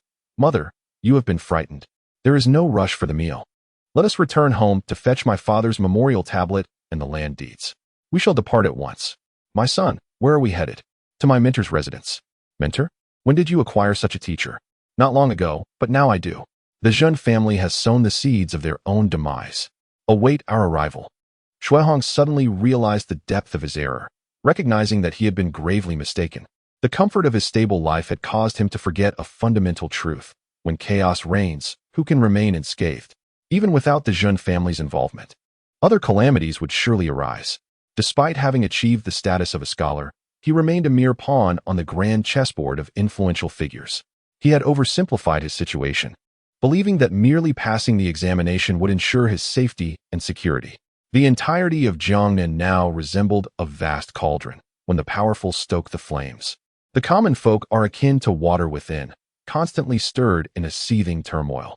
As long as this fire persists, the water will inevitably be boiled away. and no one can remain unaffected. As for suffering in silence and seeking reconciliation, it is not something to be begged for, but rather something to be fought for. The Jun family and Shui Hong exist in entirely disparate social strata. There is no room for benevolence in such a world.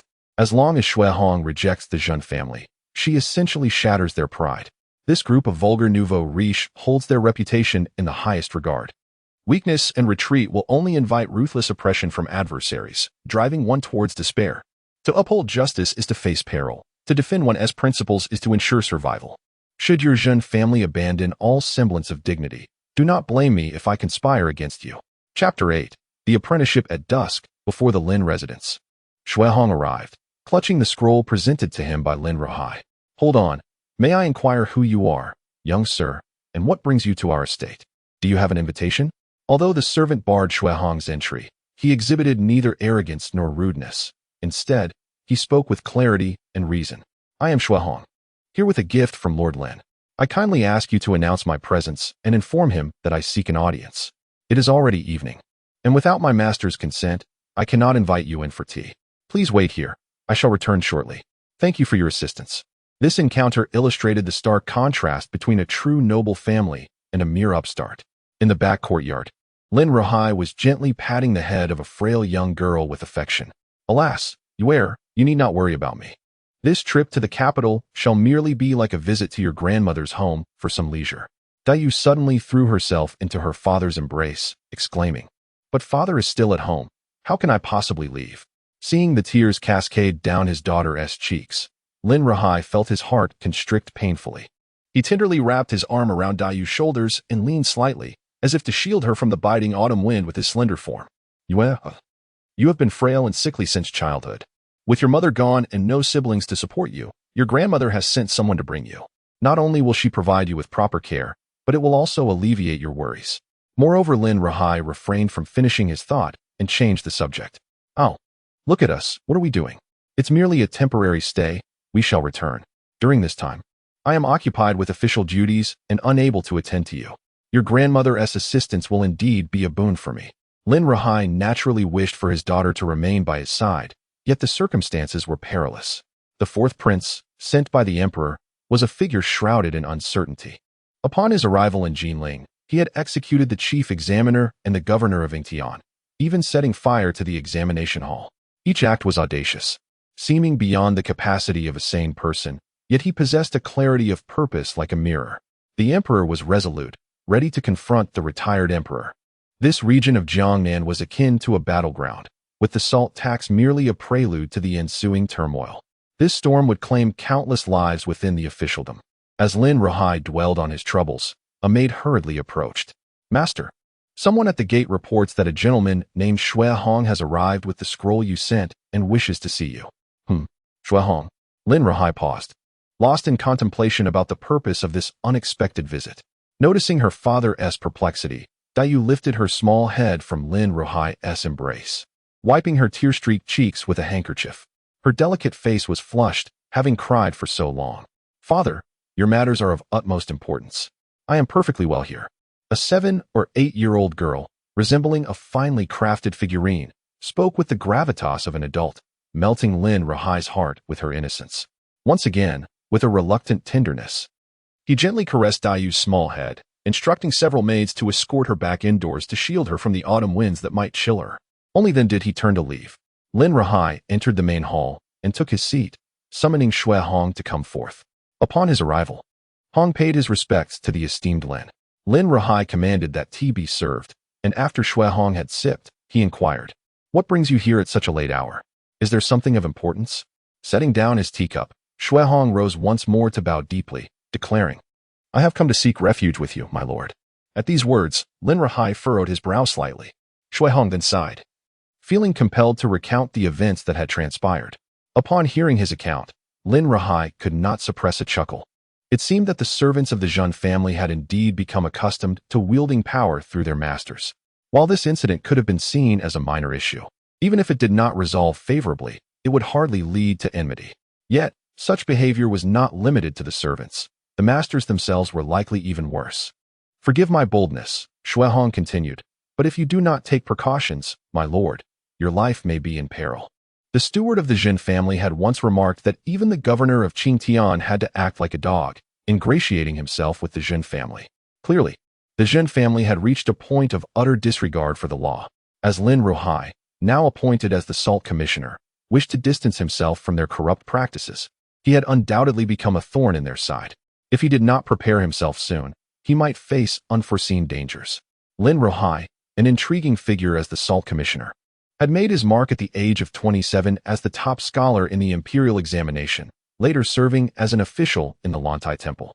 When he turned 30, coinciding with the ascension of the Longqing Emperor, he was appointed as a fifth-rank Salt Commissioner, overseeing the salt administration of the Jianghuai region.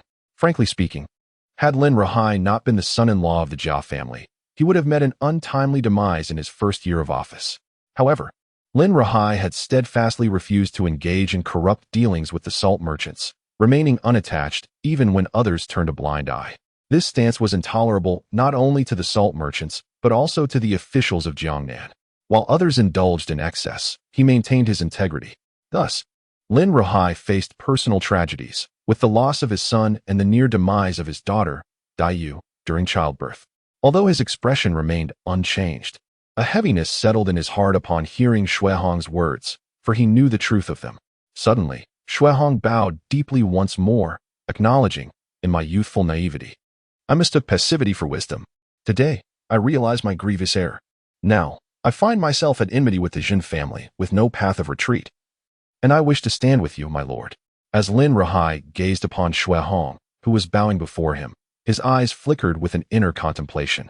He had initially thought this young man too worldly wise, losing the fervor of youth.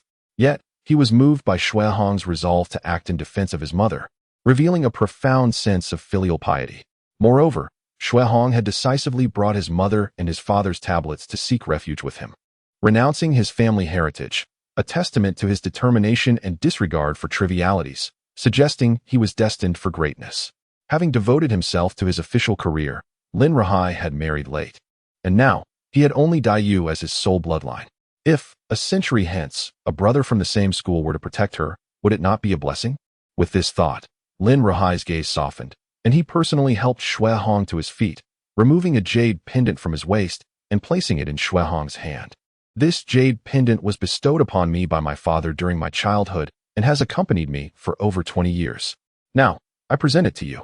You must not neglect your studies, nor stray from the righteous path, lest you tarnish the reputation of the Lin family. Xuehong is no fool. He immediately knelt and paid his respects to his master. Disciple pays homage to the esteemed teacher. In truth, Xuehong had made other preparations, in case Lin Ruhai chose not to accept him, ensuring the safety of both himself and his mother. However, he surmised that Lin Ruhai was quite likely to welcome him into his tutelage. Thus, he had prepared the customary 6 gifts: celery, dried meat, longan, lotus seeds, red dates, and red beans. Additionally, he had crafted a roll of continuous historical paper and a box of ink sticks during his leisure time. Upon seeing the meticulously arranged gifts of apprenticeship, Lin Ruhai was momentarily taken aback, then burst into laughter. "Ha! You are indeed a clever child. By the way, do you have a place to stay?" Replying to the teacher, "The disciple has rented a small courtyard not far from your residence, where I temporarily reside with my mother." Lin Ruhai stroked his beard and pondered for a moment. That is convenient. Starting tomorrow, you shall come and learn from me." Yes, disciple obeys. Chapter 9. The Confinement of the Resolute, an Imperial Edict. Lin Ruhai brought Xuehong to the rear hall for a discussion. Since time immemorial, those who gather for righteousness disperse for righteousness, while those who unite for profit scatter for profit. These merchants, regardless of their wealth, cannot forge a significant influence. It is evident that the true challenge for my mentor lies not with these merchants, but with the formidable figures standing behind them. Lin Ruhai, his eyes gleaming with joy, nodded and spoke. "Indeed, you speak wisely. The salt merchants in Jiangnan province have their ostensible patron in the Jun family of Jinling. Yet their clandestine support is beyond even the emperor's reach. I once contemplated investigating the salt permits, scrutinizing the accounts, and controlling the source. However, this notion sparked a backlash from the entire Jiangnan bureaucracy, rendering me surrounded by adversaries. I intended to report these matters to His Majesty, yet he too is powerless. It is indeed a matter of powerlessness, for Jiangnan serves as the treasury for him and the long-standing noble families alike. In previous years, when Emperor Longqing ascended the throne, he found himself without capable officials. Even aware of Jiangnan's decaying situation, he was rendered helpless.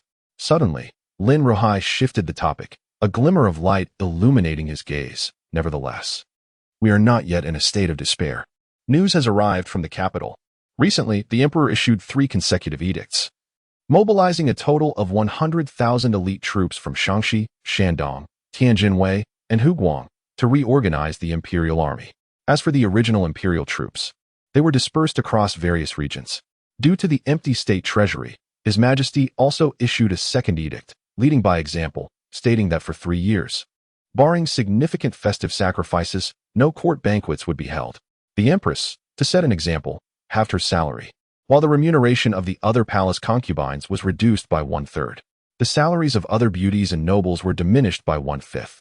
The final edict mandates a thorough investigation into last year's examination fraud in Jiangnan, while simultaneously offering leniency to the scholars to appease them. Shuihong silently nodded. It appears that Emperor Longqing exhibits the traits of a sagacious ruler, though it remains uncertain whether he is a true cultured sovereign or merely a feudal counterpart to Chongzhen. After pondering for a moment, Shuihong spoke again. What you imply, Mentor, is that the emperor's third edict, ostensibly aimed at investigating examination fraud, is in fact a pretext to take action against Jiangnan. Or perhaps, it serves as a cover for your handling of the salt administration? Lin Ruhai chuckled wryly. Stroking his beard, the matter of salt administration is far from simple. Any slight movement could lead to irretrievable consequences. How can one even begin to investigate? A flicker of understanding passed through Shuihong's eyes. His mentor, at heart, still harbored trepidation and concerns. This realization elucidated to him why, in the original narrative, Lin Ruhai, a distinguished salt inspector and scholar, was left unacknowledged in death, with even his daughter, Daiyu, left desolate and unsupported. Logically, if his mentor had devoted himself to serving Emperor Longqing, he should have received recognition posthumously, if not for his merits, then for his diligent efforts. Yet, upon his demise, there was no posthumous title granted, nor any protection extended to his children. It was as if he had perished as a complete stranger. If Lin Ruhai truly had his heart set on serving Emperor Longqing, such an attitude would be inconceivable. This indicates that your esteemed teacher likely failed to fulfill the expectations of the Emperor Longqing, or perhaps even mismanaged the situation. Otherwise, it would be inconceivable that the emperor, regardless of his stinginess or lack of gratitude, would neglect Lin Daiyu. In such a scenario, his position would be untenable. And how could he expect loyalty from his subordinates thereafter? Teacher, allow me a moment to speak. Since your appointment as the Commissioner of Salt, you have long since burned your bridges. On a personal level, the salt merchants are eyeing you with predatory intent, and a moment's carelessness could jeopardize your life. On a public level, their embezzlement of tax revenues has led to a depleted treasury, a weakened frontier, and widespread suffering among the populace. Moreover, if you cannot wholeheartedly devote yourself to eliminating the pernicious elements, it could bring calamity upon your descendants. Lin Ruhai closed his eyes and tilted his head slightly towards the heavens. I shall not conceal this from you. I have resolved to entrust your junior sister to my mother-in-law in the capital. She belongs to the esteemed Jia family of the Rongwa mansion. Should any misfortune befall me, she will be protected. You need not worry. Having taken you under my wing, I naturally hope you will inherit my legacy. I shall pass on all my connections and texts to you, and subsequently arrange for your journey to the capital. I only hope, in the future, that you will look after your junior sister out of respect for me. Shuihong suddenly sprang to his feet. Teacher, you must not. In the realm of authority, loyalty must be absolute. If you entertain any notions of luck and plan to concede defeat, sacrificing your own life for the sake of your junior sister's stability, it may very well backfire. The illustrious descendants of the Rongwa mansion are indeed known to many. Yet the once glorious families have now become mere echoes in the lives of ordinary folk. Today, the wealth and power of the aristocracy are inextricably bound to the late emperor. However, what will become of them 100 years hence? As you have just mentioned, the current emperor possesses grand aspirations, which may lead him to emerge as a wise sovereign. In contrast, the aristocracy lacks the presence of true talents. I fear that their wealth will topple in an instant. As he spoke, Shuihong recited a popular children's rhyme from Jinling, Jia Bu Jia, with a hall of white jade and horses of gold, the Apang Palace. 300 miles cannot contain a single history of Jinling. The East Sea lacks a white jade bed. The Dragon King seeks a request from the King of Jinling. In prosperous years, great snow falls. Pearls are as common as dirt. Gold as heavy as iron. Teacher, you are the Emperor's chosen flower of the court. Your knowledge far surpasses that of your disciples. Throughout history, how many illustrious families have managed to end their days in peace? The fullness of the moon leads to its waning, and the abundance of material leads to decline. This is the law of nature. Is it that you fail to perceive the signs of their decline, or are you unwilling to accept your own conclusions? Upon hearing this, Lin Ruhai gazed at Shui Hong for a long moment before finally exhaling deeply. At your age and with your experience, such insight is indeed rare.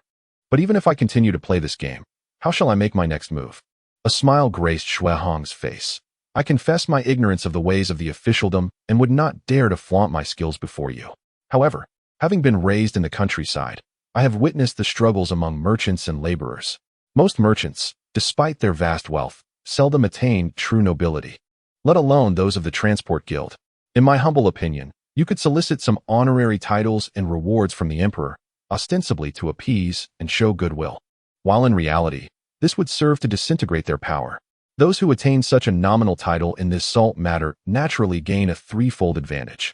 However, with the profits so limited, if some take more, others will inevitably receive less, leading to discontent and anger. Lin Ruhai hesitated momentarily, yet upon reflection, he considered that the salt administration had already decayed to such an extent that the situation in Jiangnan could scarcely worsen. Shui Hong's proposal, at first glance, appeared to cede national interests to merchants. Yet, if these interests are not relinquished, the salt merchants have already devoured them entirely. Over the years, the salt tax collected amounts to merely 3 to 5 million taels, while tens of millions should have been collected. To rectify the salt administration, a dual approach is essential. The Emperor Longqing must exert his influence from the court, while Lin Ruhai must act decisively in Jiangnan. A joint effort is imperative.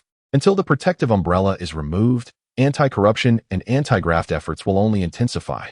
One must extinguish the fire at its roots. Furthermore, Shui Hong's method is a strategy that achieves 3 objectives with a single arrow. First, it may lead the salt merchants to mistakenly perceive Lin Ruhai as yielding, thereby temporarily safeguarding themselves. Second, when the quotas rest in Lin Ruhai's hands, it would not be difficult to manipulate those quotas to incite infighting among the merchants. Third, the inclusion of the River Transport Guild is crucial, as they are one of the key players in the proliferation of private salt in Jiangnan.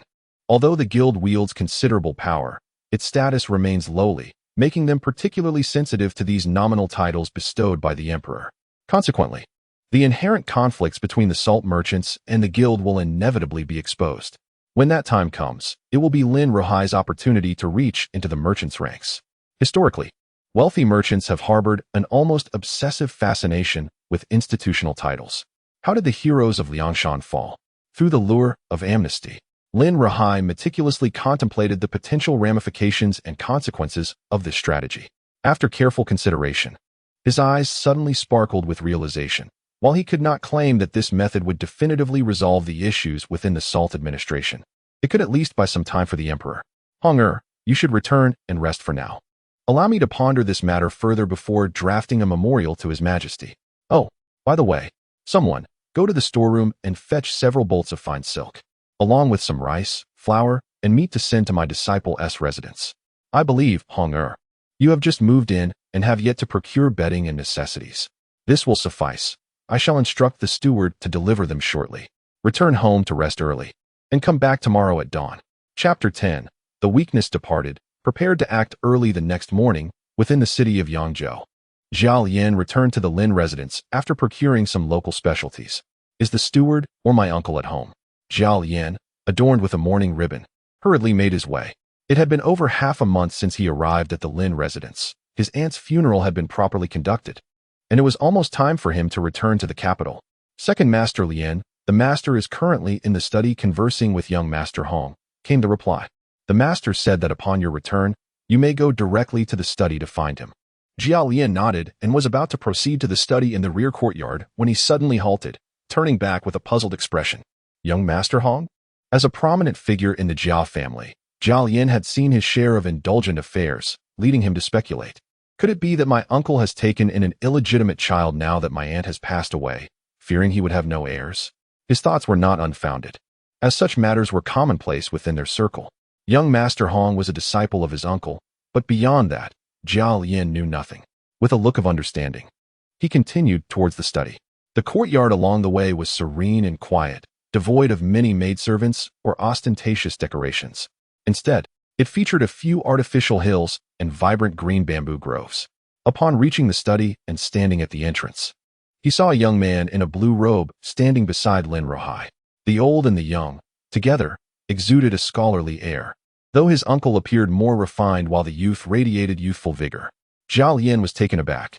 Could it be that my uncle is merely claiming to have taken on a disciple to disguise something else? Lianger, since you are here, why do you linger at the door? Lin Rohai's voice called out. Not feeling embarrassed, Zhao Yin smiled and replied, I did not wish to disturb you, uncle. This young man is. Shui Hong stepped forward, clasping his hands in greeting. I am Shui Hong, a disciple of the master. I have not yet had the pleasure of your acquaintance. Zhao Yin's gaze quickly swept over Shui Hong's blue robe, and understanding dawned upon him. He responded warmly. Since you are my uncle's disciple, we are indeed family. I am Zhao Yin. If you don't mind, you may call me second brother. How old are you, Brother Hong? Just turned 19 at the end of the year, Shui Hong replied. Zhao Yin's interest piqued, and he became even more enthusiastic, playfully grasping Shui Hong's sleeve.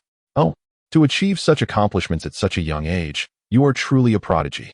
A smile graced Shui Hong's face as he subtly withdrew his hand, politely responding.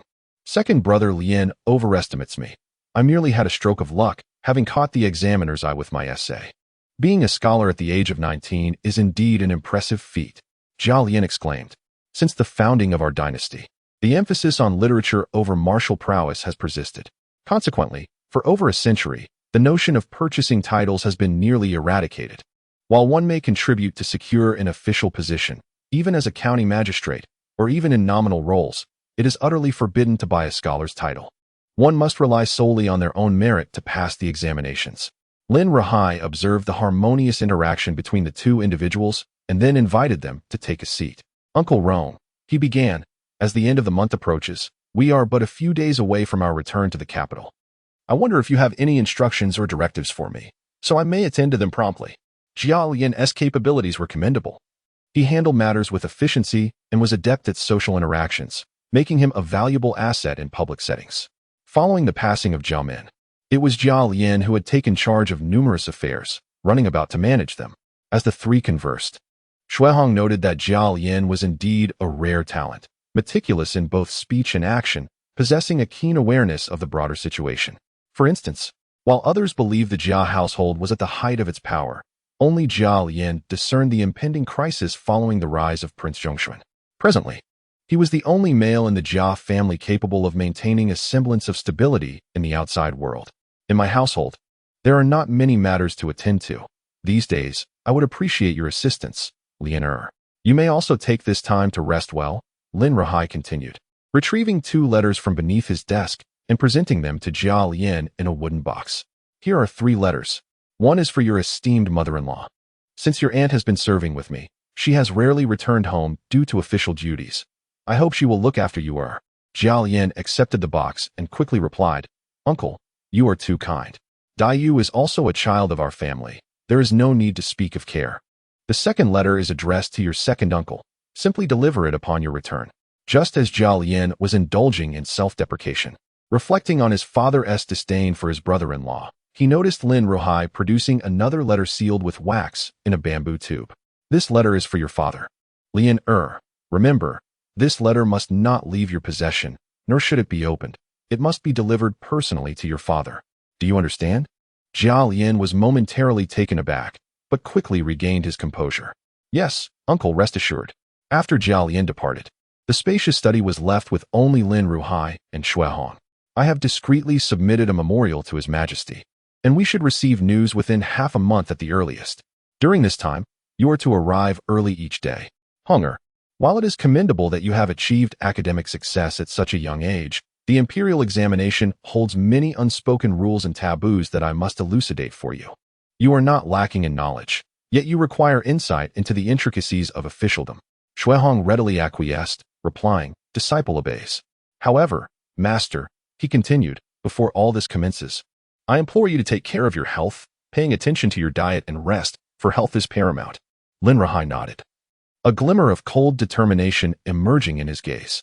In the past, he had harbored thoughts of resignation, intentionally turning a blind eye to the affairs under his nose, believing that perhaps his death might safeguard his daughter. In essence, it was a form of surrender. But now, the situation had changed.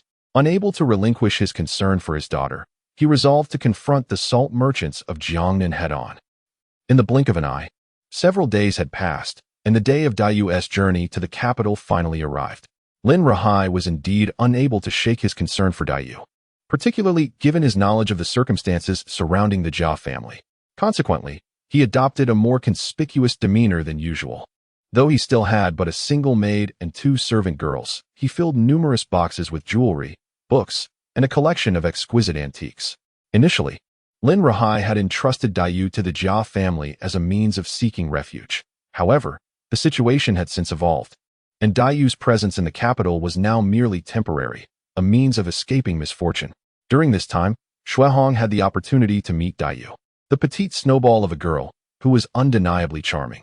Yet, despite being Lin Rahai's direct disciple, Hong was still an outsider and had interacted with Daiyu only briefly, merely exchanging pleasantries. He gifted her 2 books that he had transcribed himself, one being the 8-section brocade and the other the 8-fold diamond skill. While these volumes did not possess any mystical powers, they offered a gradual approach to strengthening one's body. As for advising Daiyu to steer clear of Jia Baoyu, Hong had refrained from such counsel, understanding the delicate balance of their relationship. Watching the boat drift away, a gentle smile began to grace Hong's face. It was time to take action. "Brother Hong." "Alas, Brother Hong." A bewildered young lad outside the dock was exuberantly waving at Hong. Shue the fool. Shue Pan? What brings him here?" Chapter 11. Have you begged your way here? Shue Pan waved incessantly at Hong, drawing the attention of passers-by at the ferry terminal. It was not merely his loud voice that caught their eyes, but rather his strikingly peculiar attire. Draped in tattered rags, his face smeared with dirt, he grinned widely, revealing a mouthful of gleaming white teeth that sparkled under the sun. "Brother Hong, you are truly easy to find." At this moment, Shue Pan had long shed the luxurious silks of his former self, replaced by a dusty outfit and a face marred by mud and scratches. "What on earth happened to you, little brother Shue Pan?" Hong exclaimed in astonishment. Could it be that the butterfly effect from his time travel had led to the early downfall of the Shue family? But that seemed implausible. If the Shue family had truly fallen into trouble, surely his mentor would have received some word. As Hong pondered, he suddenly saw Shue Pan's body go limp. He quickly reached out to catch him. "Delicious, delicious," Shue Pan exclaimed. "Auntie, what do you make these noodles from? They are exquisite." Shuemu looked at him as he devoured the food with great enthusiasm and hurried back indoors to fetch a bowl of water. "Oh dear, take your time, child. Be careful not to choke." Shue Pan took the bowl and gulped down the water as if it were nectar, fearing that others might try to take it from him. Seeing this, Hong became parched himself and went inside to pour himself a bowl of water, taking a few sips. With a bowl of noodles as wide as a palm, Shue Pan managed to consume 2 hefty bowls. Had it not been for Hong's concern that he might overeat, he would have continued. After a hearty meal, Shue Pan leaned back in his chair and contentedly burped. "Finally, I feel at ease. Little brother Shue Pan, how did you end up in Yangzhou and in such a state?" Hong finally voiced his curiosity. Upon hearing this, Shue Pan sat up straight, his belly protruding with excitement. "I came here specifically to find you, Brother Hong." Furrowing his brow, Hong pondered for a moment. "Find me? For what purpose? I beg you to assist us. My sister said you are a truly formidable figure, possessing the wisdom to help our family through this crisis. And you believed her? You came all the way to find me?" Shue Pan nodded enthusiastically. Yes. But may I ask, did you not bring any guards or money when you left? How did you end up looking like a beggar?" "I snuck out without anyone, and the book said that when seeking help from a master, sincerity is of utmost importance. Thus, I came to Yangzhou alone to find you." "And your money? If you had funds, how did you end up in this predicament?" "I brought 1,000 taels in silver notes." "And then what?" "Well, I was robbed while buying buns." "You tried to purchase buns with 1,000 tael note? Where were you robbed?" "Just after leaving Jinling, I was robbed." "How did you manage to arrive here then?" "I begged my way here." "All right, You are truly something else. Child. Shuehong experienced an unprecedented moment of speechlessness. Can one consider this foolish child to be truly foolish? He still possesses the sense to carry silver with him, which suggests otherwise. Alas, there exists a peculiar beauty in his flawed wisdom. The most pressing question remains, is the Shui family so indifferent? Their young master has been missing for quite some time, yet no one has ventured to search for him. Or perhaps, they have yet to find him? What Shuehong did not realize was that Shui Pan had been particularly mischievous since childhood, often absent from home, mingling with a group of young rascals on the bustling streets. Thus, it was not unusual for him to be missing for 1 or 2 days, or even 3 to 5. At that moment, Shuehong found himself at a loss for words, only able to sip from his bowl of water. Silence was his most eloquent response. Fortunately, he encountered Brother Hong, which seemed to indicate that fate acknowledged his sincerity. Brother Hong, I recognize you as a person of great wisdom and virtue. Please, return with me and marry my sister. Uft. Shuehong instantaneously spewed the water in his mouth, wiping the droplets from his chin with his sleeve. Young brother Shui Pan, such words cannot be spoken lightly. Did I not inform you that no one can save your family? You must be willing to forsake certain things to rescue yourselves. As soon as the words left his lips, Shui Pan abruptly leapt from his seat, intending to kneel. Shuehong swiftly grasped the collar of his shirt, lifting him into the air as if he were a mere chick, preventing him from kneeling. What are you doing? Are you trying to extort me? Are you attempting to morally bind me? Unable to kneel, Shui Pan stood upright and grasped Shuehong's sleeve tightly. Brother Hong, I implore you. I cannot bear the thought of my sister being taken to that disgraceful place. If you do not assist us, my sister will be sold by our uncle, and in 2 years, she will become a servant girl or a concubine. Release me. Stop crying. Do not let your tears and snot smear my clothing. Shuehong disdainfully pressed down on Shui Pan's head, struggling to free his hand. Yet, this foolish youth had little else to commend him, but his tenacity was indeed considerable. Not wishing to tear his own clothes, Shuehong reluctantly chose to endure the moment. I have already told you that relying on others will inevitably lead to your family's downfall. You must depend on yourselves. I trust you, Brother Hong. But what if I were a villain? What then? As long as you treat my sister well, nothing else matters. What is given is given. Besides, my mother often says I am a spendthrift and will squander our family fortune eventually. If you truly marry my sister, I cannot believe you would allow your brother-in-law to starve. Shuehong scoffed derisively. You have never witnessed the plight of those who have lost everything. Do you believe I would hesitate to sell you to a merchant? Shui Pan chuckled. My mother says I am so unattractive that no one would want to buy me. Shuehong laughed in exasperation. Are you proud of that? Very well, digest your food for now.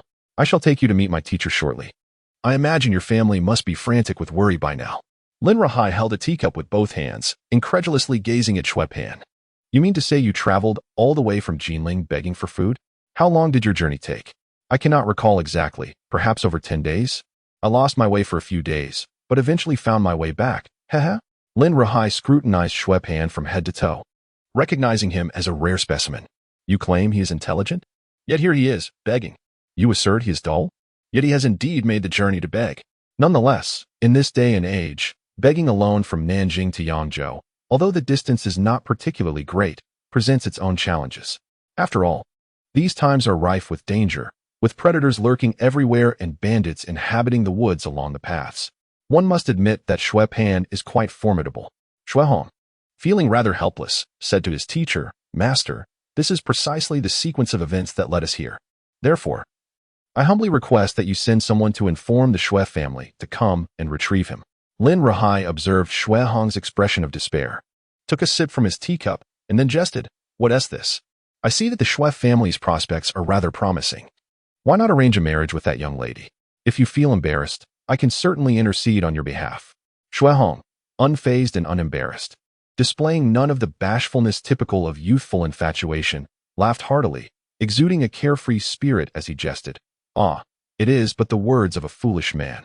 I am quite aware of my own limitations. Merely a penniless scholar, I would hardly dare to aspire to lofty heights. Not aspiring to lofty heights, my sister has said. Chapter 12. If Qin Shi Huang were alive, he would be utterly appalled. It is not about climbing the social ladder, as my sister has stated. Enough, enough. I understand. Please go and rest well. My teacher and I have other matters to attend to. In the end, Shuehong coaxed Shui Pan away, as one might soothe a child. Lin Rahai, perceiving the lack of amusement, then produced the secret edict he had received. In summary, it conveyed a singular sentiment. Rohai, you have finally come to understand. Following me will not lead to your detriment. Rest assured, as long as you do not jeopardize Jiangnan, I shall bear the consequences should anything go awry. Fear not that I would shift the blame. This edict bears my seal. And regarding the nominal positions granted to salt merchants, I shall address it at tomorrow's morning court. You shall not shoulder the blame. Naturally, Shui Hong would not have access to the original secret edict, but the implications conveyed by Lin Rahai hinted at the remarkable nature of the reigning Emperor Long Qing. After years of unfulfilled endeavor, I feel a profound sense of guilt for failing to meet His Majesty's trust. It is already a considerable feat for my teacher to maintain stability in Jiangnan. However, teacher, during my recent travels, I have encountered a peculiar situation. Merchants' caravans traversing the official roads are compelled to switch to the Salt Transport Guild's carts for continuation, as their vehicles do not conform to the prescribed wheel tracks. What could be the reason for this? Although Shui Hong resided in Yangzhou, his limited acquaintance with merchants rendered his ignorance entirely understandable. Upon hearing this, Lin Rahai sighed deeply. Alas, ever since the Zhun family rose to prominence, they colluded with the Salt Transport Guild, unlawfully altering the distance between wheel tracks, resulting in Yangzhou's tracks differing significantly from those elsewhere. Consequently, the transportation of salt is either conducted via waterways under the protection of the guild or reliant on their carts. The previous salt inspector had reported this matter to the Grand Emperor, yet it ultimately fell through due to the Zhun family's obstruction. Could it be that these individuals are contemplating rebellion? On the surface, altering wheel tracks may seem trivial. If I possess wealth, I should be free to modify my vehicle as I please, shouldn't I? This is reminiscent of the three great achievements of Qin Shi Huang documented in history: the unification of scripts, the standardization of wheel tracks, and the consolidation of weights and measures. The vast majority of people cannot articulate why the standardization of wheel tracks deserves to be esteemed alongside the other two achievements. The roads of antiquity differ vastly from modern paved highways, which are not uniformly constructed with stones. Even the official roads were formed by countless carts repeatedly compressing the earth into firm tracks. When carts travel within these tracks, their movement is smooth and swift, akin to the operation of modern railways. If a cart strays from its designated track, it is prone to overturn, particularly during rain, rendering it immobile and stranded. Standardized wheel tracks signify formidable transport capabilities, economic development potential, and military logistical support. If each region possesses distinct tracks, the movement of resources becomes an insurmountable challenge. Should a rebellion ignite in one locality, the mobilization of troops and supplies would be hindered. If the rebels reach the palace while your logistics have yet to depart the province, the consequences would be dire.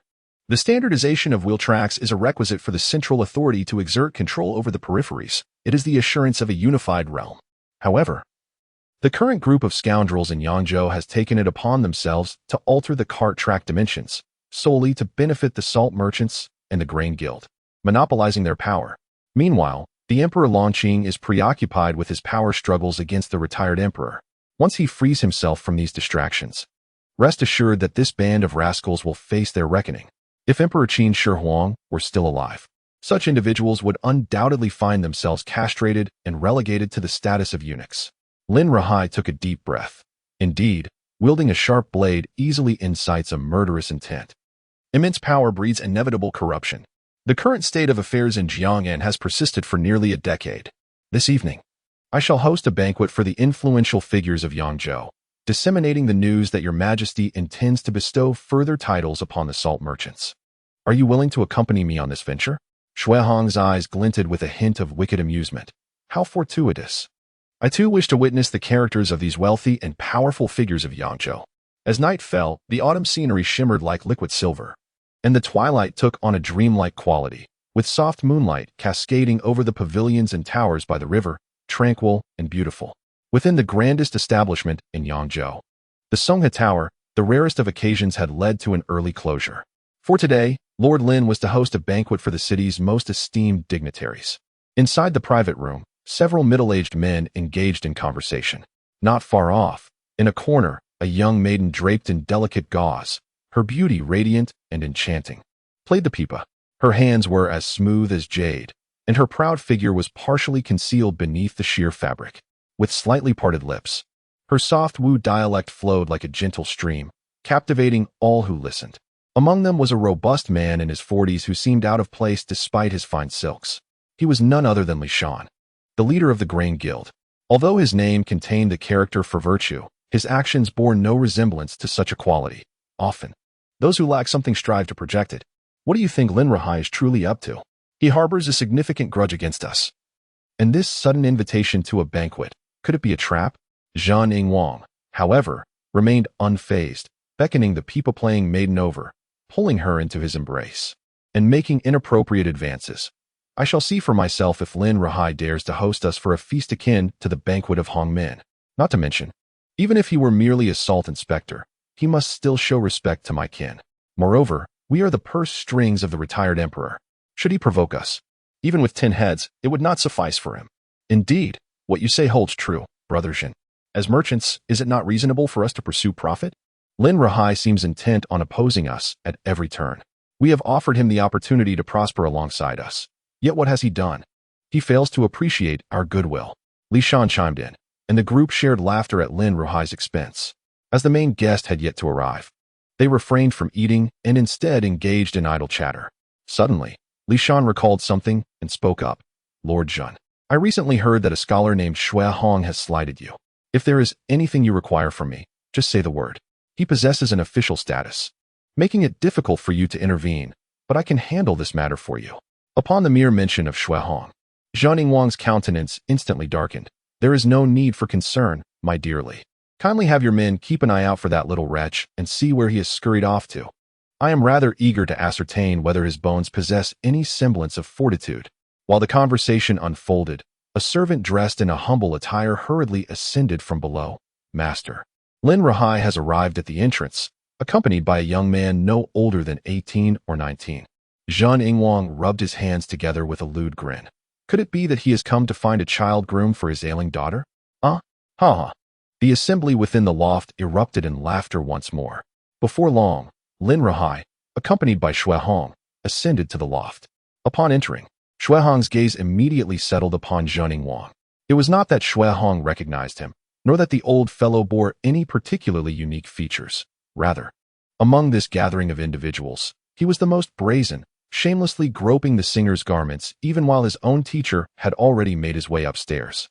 Xue Hong silently noted this transgression, then averted his gaze to follow Lin Rahai. Oh, might I inquire what joyous occasion has prompted such mirth? I could hear your laughter from 100 paces away. Lin Rahai took his place at the head of the table, and Xue Hong dutifully pulled out a chair for him before taking his own position behind. Lord Lin, who might this young gentleman be? Oh, this is one of my disciples. A smile graced Xue Hong's lips as he bowed slightly. I am Xue Hong, honored to meet you, esteemed gentleman. What? Xue Hong. In an instant, all eyes converged upon Xue Hong and Zhang Yingwang. Xue Hong, my dear fellow, it seems trouble has arrived. Chapter 13. There are many outsiders. Let me bow to Lord Lin. Lin Rahai, as if relishing in his own fortune, began to introduce. I consider myself fortunate to have received such a disciple, a successor to my teachings. Now, let us not dwell on his matters today. I am aware that my disciple and brother Zhun have some misunderstandings. It is not a significant issue, so we can discuss it privately another day. Zhang Yingwang, with a smile concealing a blade, pushed the lovely lady in his arms aside. My family values its reputation. Since Lord Lin suggests that the honor of the Zhen family is of little consequence, very well. Let me see what could possibly be more important than our family's esteem in the Jiangnan region. With a resounding bang, Zhang Yingwang slammed the table, causing the wine in his cup to spill. Alas, brother Zhun, I advise you to reconsider your earlier statement. Lin Rahai, unperturbed, surveyed the room with a knowing smile. And upon seeing no one daring to speak, he suppressed his smile and continued. Well then, I shall not conceal the matter from you all. Recently, His Majesty issued an edict to commend you for your exemplary contributions to the people of Jiangnan. An official position has been specially established, the governor of the Jiangnan and Huai Salt administration, which I shall oversee. Though the rank is modest, at the 6th grade, it permits hereditary succession for 3 generations, with the possibility of further promotions through royal favor. Additionally, those who attain this position will not only be exempt from half of the salt tax, but will also receive a quota at the Guozijian. Brother Zhun, do you think the emperor's decree holds more significance, Or does the reputation of the Jean family carry greater weight? In an instant, the room fell silent, with not a soul daring to respond. Although the emperor is far removed, certain words may be casually spoken in private, yet to bring them to light could invite grave consequences. Zhen Yingwang's wrinkled visage contorted into an unseemly grin. Lord Lin, surely you jest. May I inquire if this news is indeed true? Lin Rahai feigned mild indignation. What manner of talk is this? How could I presume upon the emperor's decree? Originally, the appointment to the Jiangnan and Huai Salt administration required a joint recommendation from both myself and the governor of Yingtian to be submitted to the emperor, followed by the issuance of an imperial decree. However, due to the unfortunate demise of the governor in the line of duty, I have taken full responsibility for this matter. At the back, Shuehong quietly observed as her teacher deftly persuaded the group of salt merchants. Overall, it was not mere persuasion, for the appointment was indeed genuine, and benefits were assured. However, this benefactor is merely a passing fortune. What is gained must eventually be repaid. At this moment, the salt merchants and the leader of the River Transport Guild, Li Shan, gazed at Lin Rohai with eyes alight, completely devoid of their earlier indifference and hostility. Were it not for Zhen Yingwang's presence, they would have eagerly raised their cups to toast and embrace Lin Rohai as a brother. As for any grudge against Lin Rohai, who claims that? I did not administer that poison. Do you have evidence? Be careful, or I shall accuse you of defamation. Following this, Lin Rohai cast out another enticing bait. In addition to the governor's position, there is also a fifth-grade position as the chief of the Jianghuai Salt Administration, equivalent to the head of the Jinling Tiran Academy, allowing mutual support in serving the court and wielding the authority to relay matters to the heavens. Lin had not yet determined his choice, and he wondered if Brother Zhen had any thoughts on the matter. My dear Lin, although I may be a few years older, how could I presume to advise you? He exclaimed. Quick, let the music play. Today, we old friends shall not return until we are thoroughly intoxicated. Shuehong, observing from behind, couldn't help but marvel at the swift transformations of the merchant class. Indeed, their interests were sufficient to prompt them to adopt a subservient demeanor.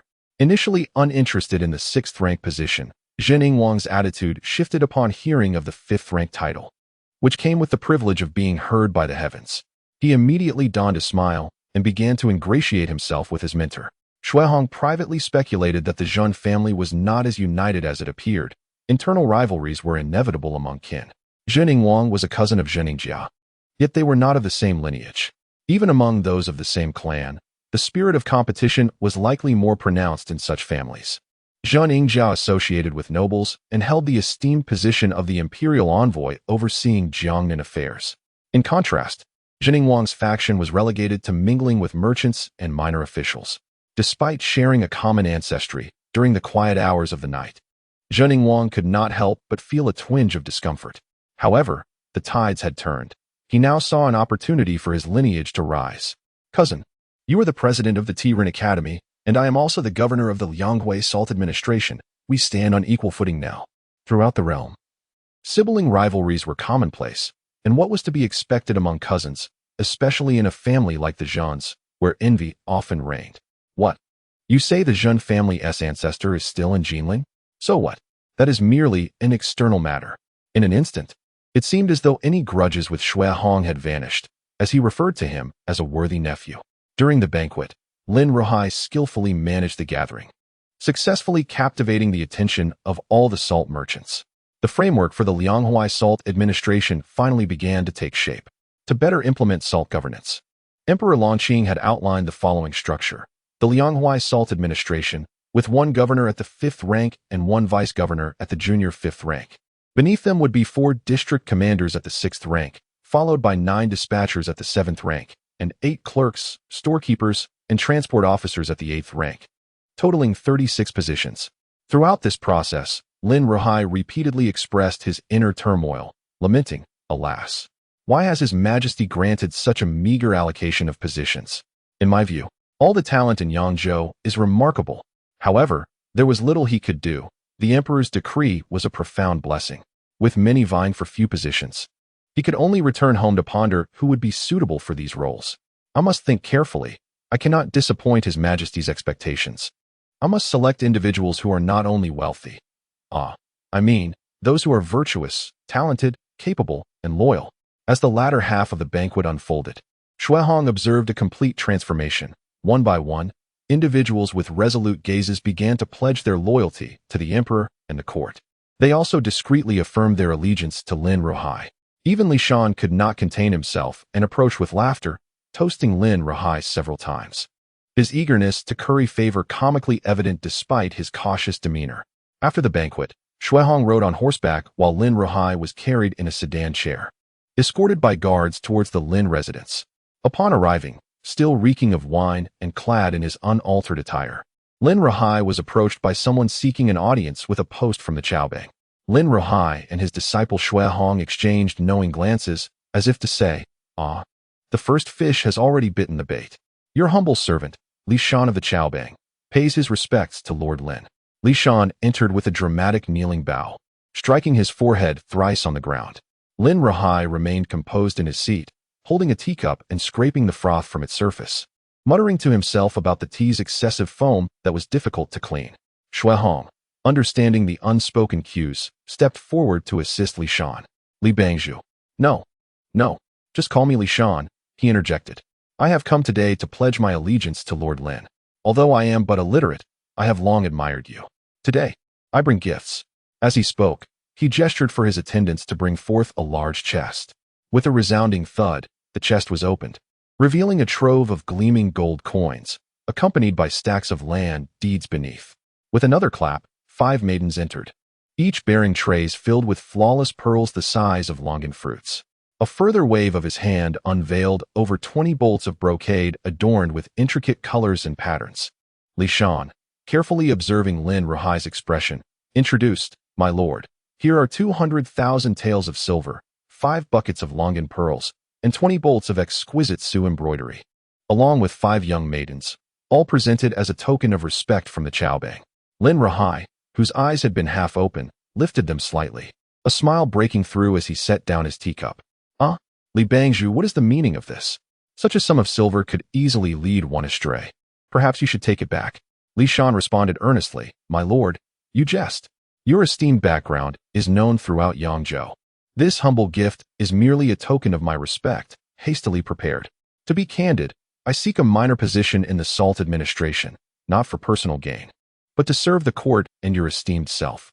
Lin Ruhai surveyed the gifts on the floor and slowly spoke. "In that case, regarding the position of dispatch officer." "Please wait," Li Shan quickly interjected.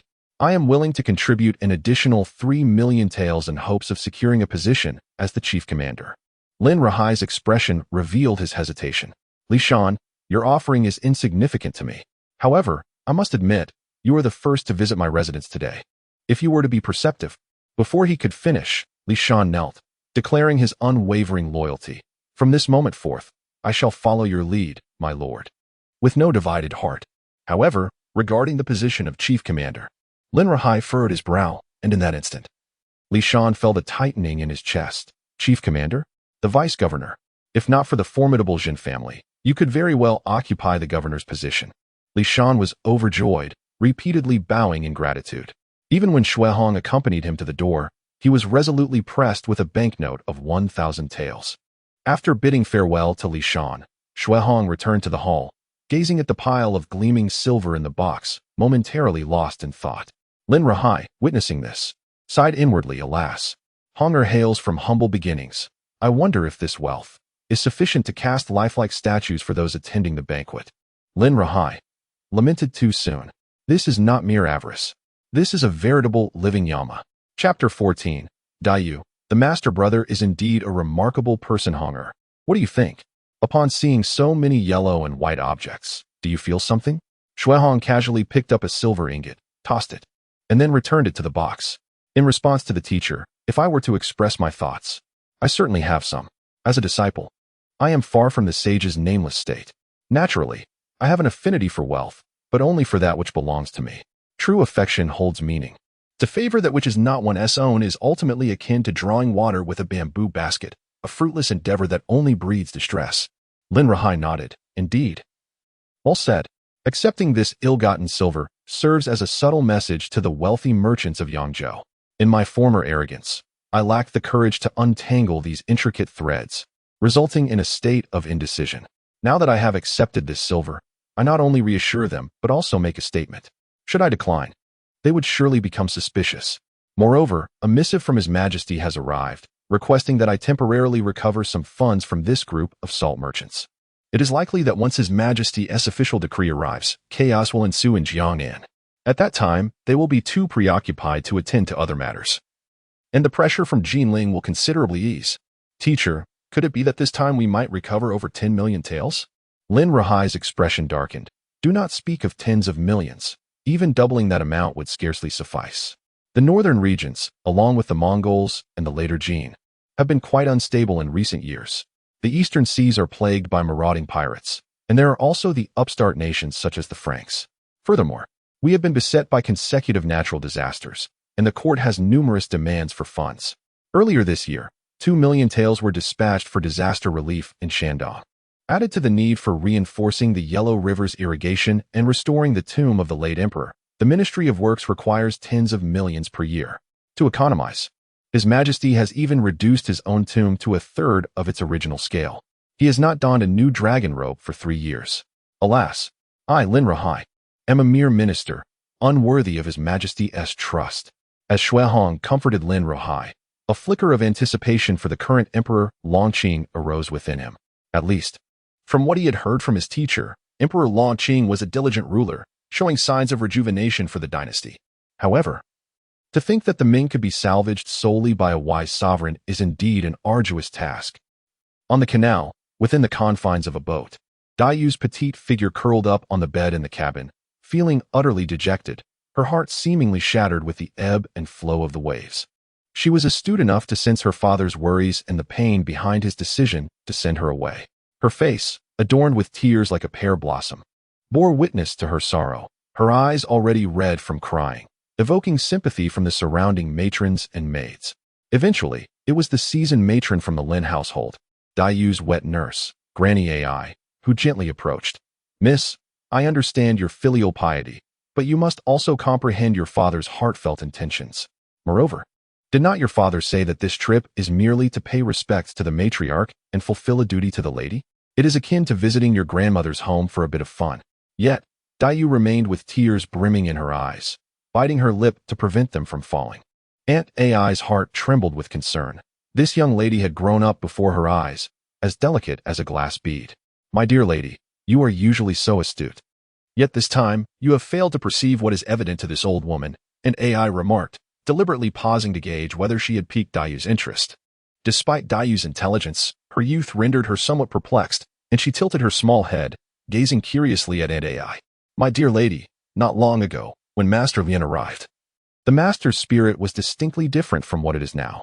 Originally, it was intended for him to go to the capital without mentioning a return date. Yet now, he merely suggests you visit your grandmother's home for leisure. The disparity between these two circumstances is considerable. Therefore, my good girl, do refrain from weeping. And take care of your health. Dayu finally ceased her torrent of tears and instructed her maid to fetch a book from her luggage, seeking distraction. The maid, delighted to see her mistress composed, rummaged through the belongings, thinking, I must avoid any poetry that evokes sorrow and grief, lest my lady weep again. After much deliberation, she stumbled upon a book nestled between 2 volumes of health literature, titled The Chronicles of the Eastern Zhou, which appeared to be a premier historical novel. The maid recalled that this book was a gift from Master Xue, a disciple of their master. She presented the book to Dayu, who, upon receiving it, furrowed her brow in contemplation. The maid promptly explained, Miss, this book was found among the 2 health volumes gifted by Master Xue.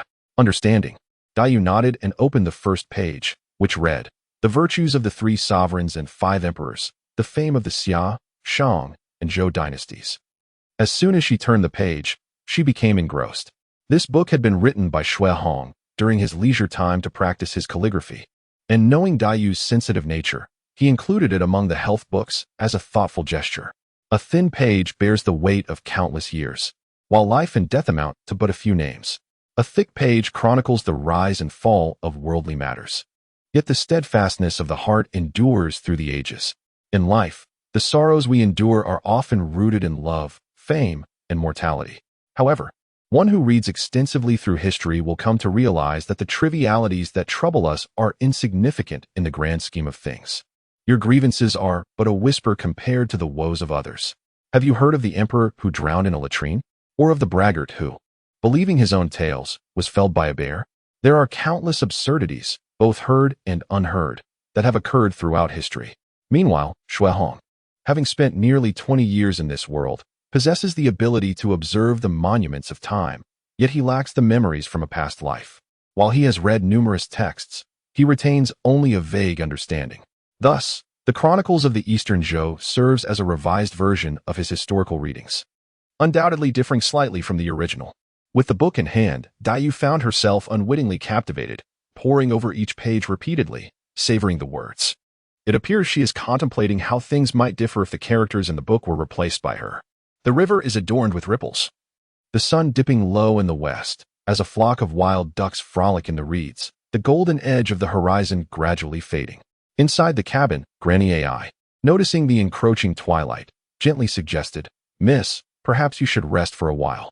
The sun has set, and the cabin is dim. It may harm your eyes and mar your beauty." At that moment, Dayu lifted her head, silently marking her place in the book, then delicately closed its pages, reluctantly setting it aside. I once thought my senior, who achieved the title of Ju Rin at such a young age, must be wholly engrossed in the study of classical texts. Yet he turns out to be quite extraordinary. This book, rich in historical teachings, is profound in its reasoning. Only those well-versed in history can truly comprehend it. What a pity. Miss, what do you lament? It is indeed a pity that I could not seek counsel from my senior in person before. After reading, Dayu suddenly felt that the events before her were trivial, and for the first time in over a month, her heart swelled with a sense of ease. Gradually, a hint of color returned to her previously pallid complexion, resembling the luster of jade. Granny AI observed this with delight, exclaiming joyfully, "Oh my, Ba! No wonder it is said that scholars do not venture beyond their doors yet are aware of the world's affairs. This single book has liberated the young lady from her troubles.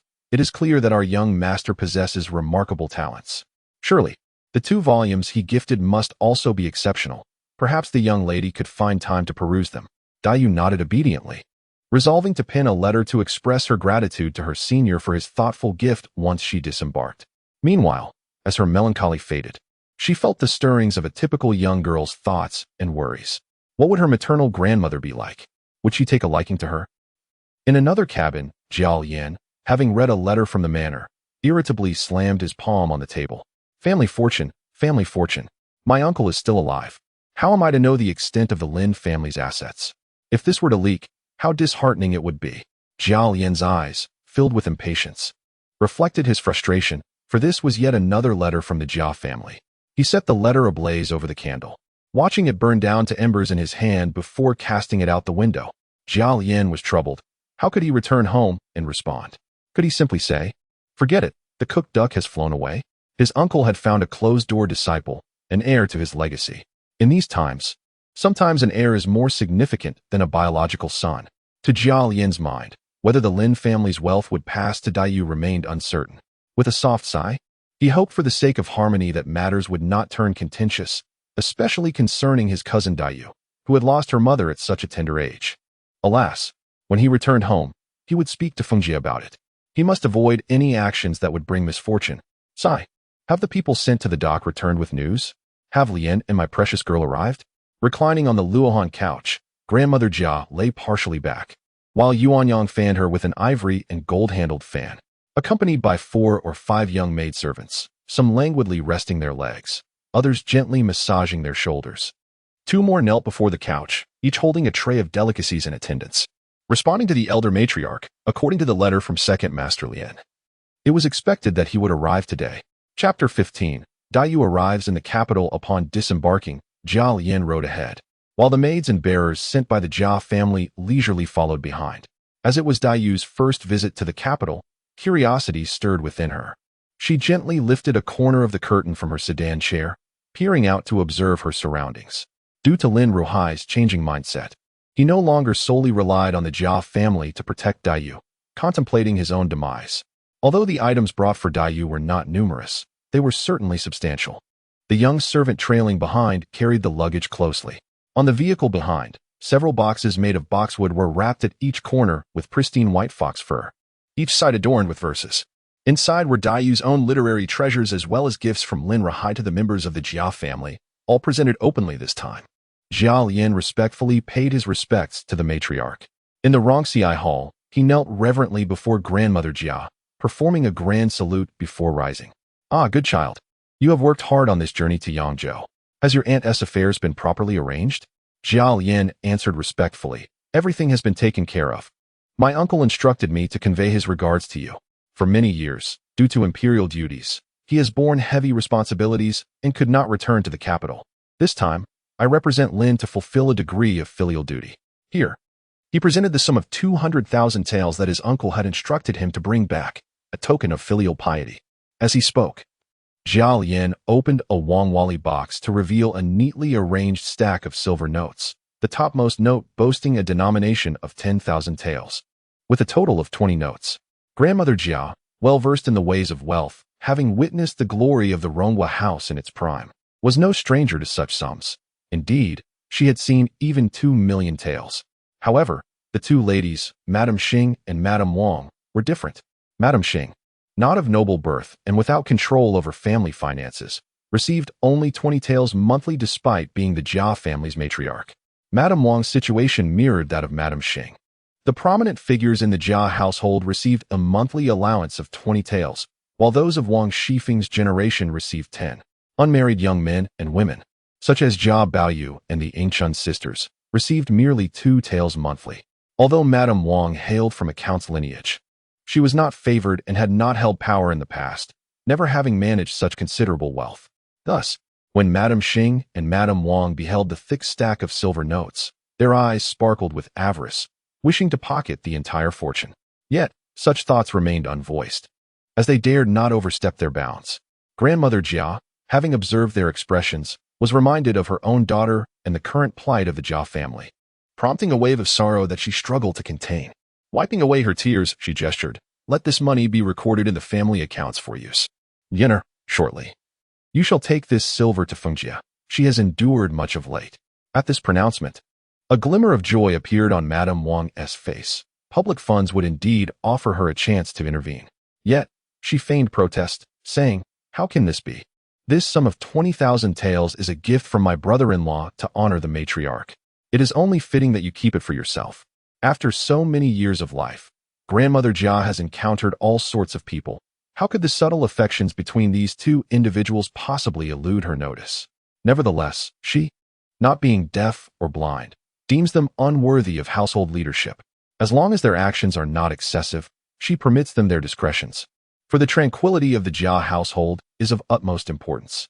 Although the children present their offerings in filial piety, the old woman receives a pension from the court and monthly allowances from the estate. What need has she for such wealth? It would be wiser to deposit it for future use. Thus, it is settled. Madame Wang hastily shifted the conversation, inquiring about Lin's uncle. By the way, how is your Uncle Lin faring? Jia Lian glanced at Grandmother Jia, noting her impassive demeanor before responding. Uncle Lin's health is indeed not well. He has been burdened with royal duties, both mentally and physically, compounded by recent events. However, Grandmother, there is no need for concern. Uncle Lin has recently taken on a disciple, who is both capable and handsome. Though still under 20, he has already achieved the status of a scholar. It seems Uncle Lin intends to cultivate him as a successor. Upon hearing this, both Grandmother Jia and the two madams changed their expressions. Just as Madame Wang was about to speak again, Grandmother Jia interrupted. Enough. Lianer, you must be tired. Go rest for now. Your sister will come shortly, and we shall need Fengjia's assistance with arrangements. Yes, Grandmother, I shall take my leave. After Jia Lian departed, Madame Wang could no longer restrain herself. Could it be? Grandmother, that Lin's nephew has been deceived? How could we allow the Lin family's legacy to be bestowed upon an outsider? Grandmother Jia cast a disdainful glance at Madame Wang. It is merely a matter of appreciating youthful talent. He has taken on a disciple. With Dayu still here, there is no room for outsiders. Madame Xing, wishing to make her presence known before the matriarch, interjected, "Yet, one cannot dismiss the possibility that Lin's nephew may be considering taking a disciple before seeking a son-in-law." This remark struck at the heart of Grandmother Jia, causing her to frown. "Nonsense.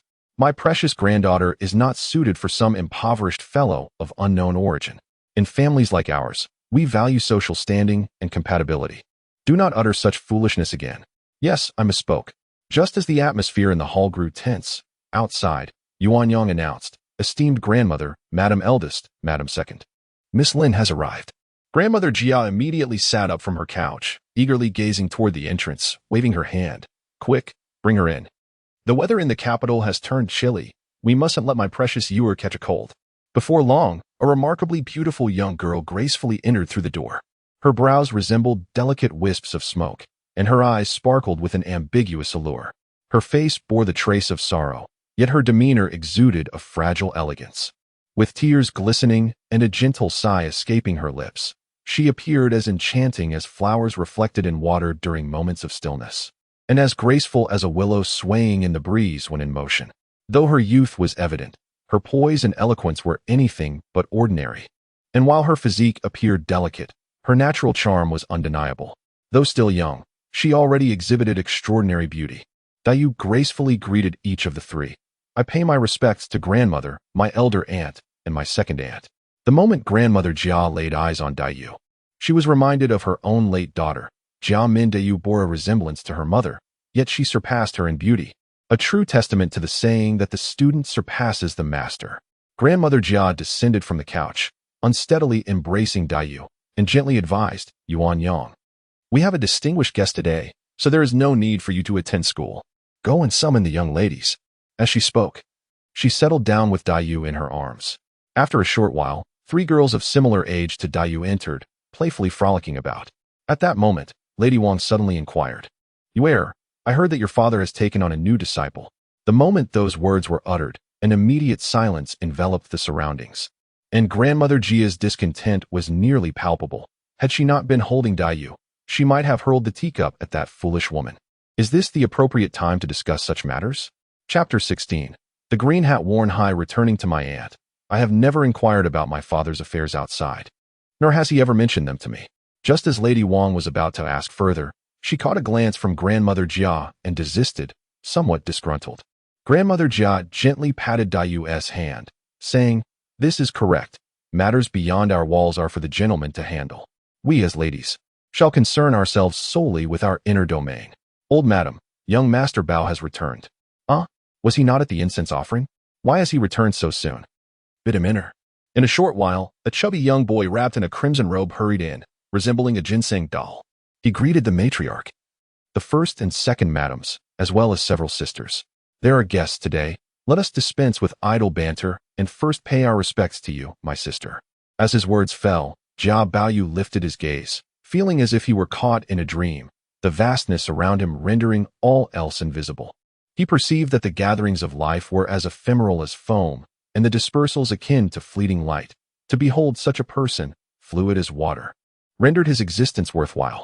Without the adornments of cosmetics, she possessed an innate charm. With a slight breath, tears lingered in her eyes, and should they fall, they would be akin to crystalline dew, shattering the dream. Upon raising his gaze again, he was further captivated, and her brilliance pierced through to his very soul. Such a state of enchantment had long become commonplace in the eyes of those present. Dayu was startled by Baoyu's infatuated gaze but made an effort to compose herself. Meanwhile, Lady Wang, though smiling outwardly, felt a deep revulsion within. This girl, so unfortunate, has ensnared Baoyu's heart upon her arrival. What will become of them in the long run? A girl of such ill fortune should not be allowed to enter Baoyu's life, not even as a concubine. A concubine? How utterly absurd. What of Dayu's standing? She hailed from a distinguished family in the south. Her ancestors were nobles for generations, and her lineage was one of scholarly prestige. Her father, Lin Ruhai, was the flower of the court, a celebrated scholar, while her mother was the legitimate daughter of a marquis. Such a lineage could only warrant consideration from princes or royal offspring. Who would dare to propose Dayu as a secondary wife? Would they not fear censure from the censors? Aside from the emperor himself, only a prince could entertain the thought. As long as Lin Ruhai lived, the prospects of taking Dayu as a concubine would likely drown in the scorn of the scholarly community. The flower of the court was a prideful emblem. To suggest the daughter of such a man become a concubine would be tantamount to disregarding the learned class. Perhaps this explains why Lin Ruhai felt assured in entrusting Dayu to the Jia family. For in his eyes, as long as the Jia family remained sane, they would comprehend the immense benefits of marrying Dayu into their household. especially in scholarly circles. Should Dayu's future son pursue the imperial examinations and find himself on par with another, both examiners and the emperor would favor Dayu's son. That is the foundation, rarely utilized, yet invaluable when needed. Had Lin Ruhai not passed away prematurely, when Dayu reached 11 or 12, suitors would have already been crowding at their doorsteps. The least among them would be the legitimate son of a minister or a noble heir. Nothing less would suffice. What significance does Jia Baoyu hold? In the heart of the capital, he was merely the son of a fifth-rank official, a minor position, and not even the eldest son at that. To outsiders, the Jia family appeared to be mere tenants of the Rongwa mansion. Apart from the tiger skin of the Rongwa estate, Jia Baoyu was nothing of significance. To suggest that Dayu become a concubine? How could he presume to deserve such a thing? In stark contrast to Baoyu's fervent enthusiasm, Dayu responded with indifference, hesitating to act rashly. Suddenly, Baoyu tore the jade pendant from around his neck and exclaimed, "Could there be a gem as precious as yours?" Dayu, thinking him to be merely a youthful braggart, replied, "No, I imagine your jade is a rarity, not something everyone possesses." Upon hearing this, Baoyu was momentarily frozen, staring at the jade in his hand, lost in thought. Abruptly, he erupted in anger, striking the jade against the ground. "If even someone like you does not possess one, what worth does this treasure hold?" In an instant, everyone rushed over, including Grandmother Jia, who pushed aside Dayu to embrace Baoyu, soothing and scolding him simultaneously. "Even in your anger, why must you destroy your lifeline? That is your lifeblood." Meanwhile, Dayu's delicate face turned pale with fright, and she stood up, flustered and at a loss. The elderly servant accompanying Dayu, initially standing aside, now wore a troubled expression, quickly masking it as she gently took Dayu in her arms. A guest's arrival had turned into such a tumult. Fortunately, the master had insisted she accompany him. Otherwise, she could only imagine the hardships and grievances her young lady would endure. As night fell, perhaps due to the tumult caused by the shattered jade, Grandmother Jia refrained from suggesting that Dayu and Baoyu share a room. In the stillness of the night, Dayu sat upon her bed, clad in a pristine white garment. While her maidservants busied themselves with tidying up the room, a young maid brought forth warm water, adjusting the temperature before placing it at Dayu's feet, gently removing her embroidered shoes and untying her silk stockings. Her feet, as translucent as jade, revealed 10 slender toes adorned with crimson polish, smooth and round. Resembling flawless warm jade, the vibrant red enhancing her delicate complexion.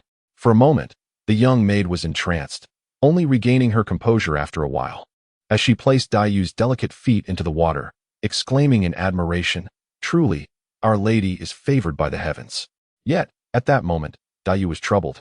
For having just arrived at her relative's home, encountering such a scene would unsettle anyone. Seeking solace, she retrieved the chronicles of the Eastern Zhou and began to read, gradually losing herself in the romantic and grand tapestry of history. It was not until the elderly maid reminded her to rest that she closed the book, lying down slowly, her mind drifting back to her distant senior, whom she had only met a few times. Shui, her senior, had lost his father at a tender age and shared her passion for history.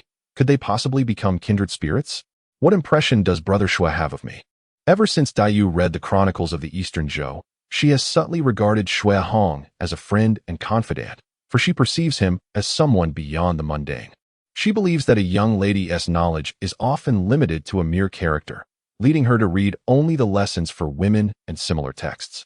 However, what Shui Hong presented to her was a unique novel he had penned himself, devoid of rigid conventions, filled solely with extraordinary tales from history that are grand and magnificent.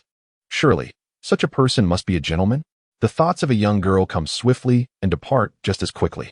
Amidst the journey's bumps, Dayu soon embraced the book and drifted into slumber, her small face adorned with a hint of a charming smile, unaware of the dreams that danced in her mind.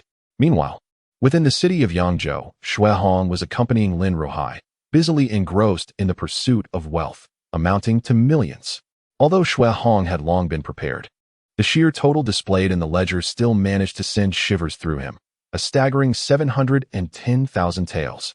The matter of purchasing official titles had always existed, yet the positions for sale were typically of little authority, such as an 8th-rank official, which could be acquired for merely 5,000 taels. It is no wonder so many are willing to engage in corruption, forsaking their conscience. The money flows in rapidly. Moreover, salt merchants continued to present their tributes, with some even delivering their silver directly to Shuehong.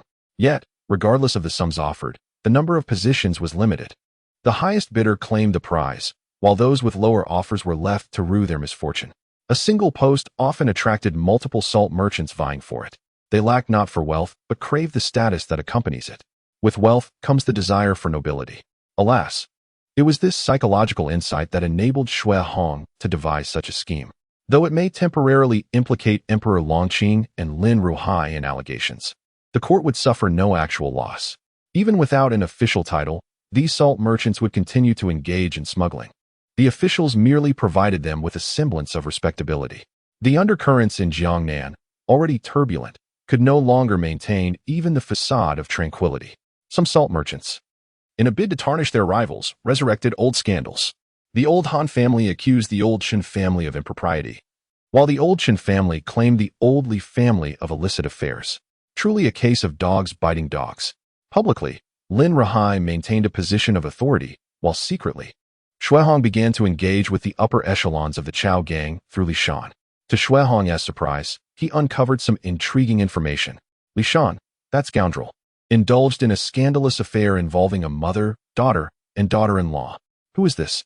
With a head crowned in green, he finds himself entangled with a stepfather, brother-in-law, and paramour all at once. Despite this, he continues to align himself with Li Shan.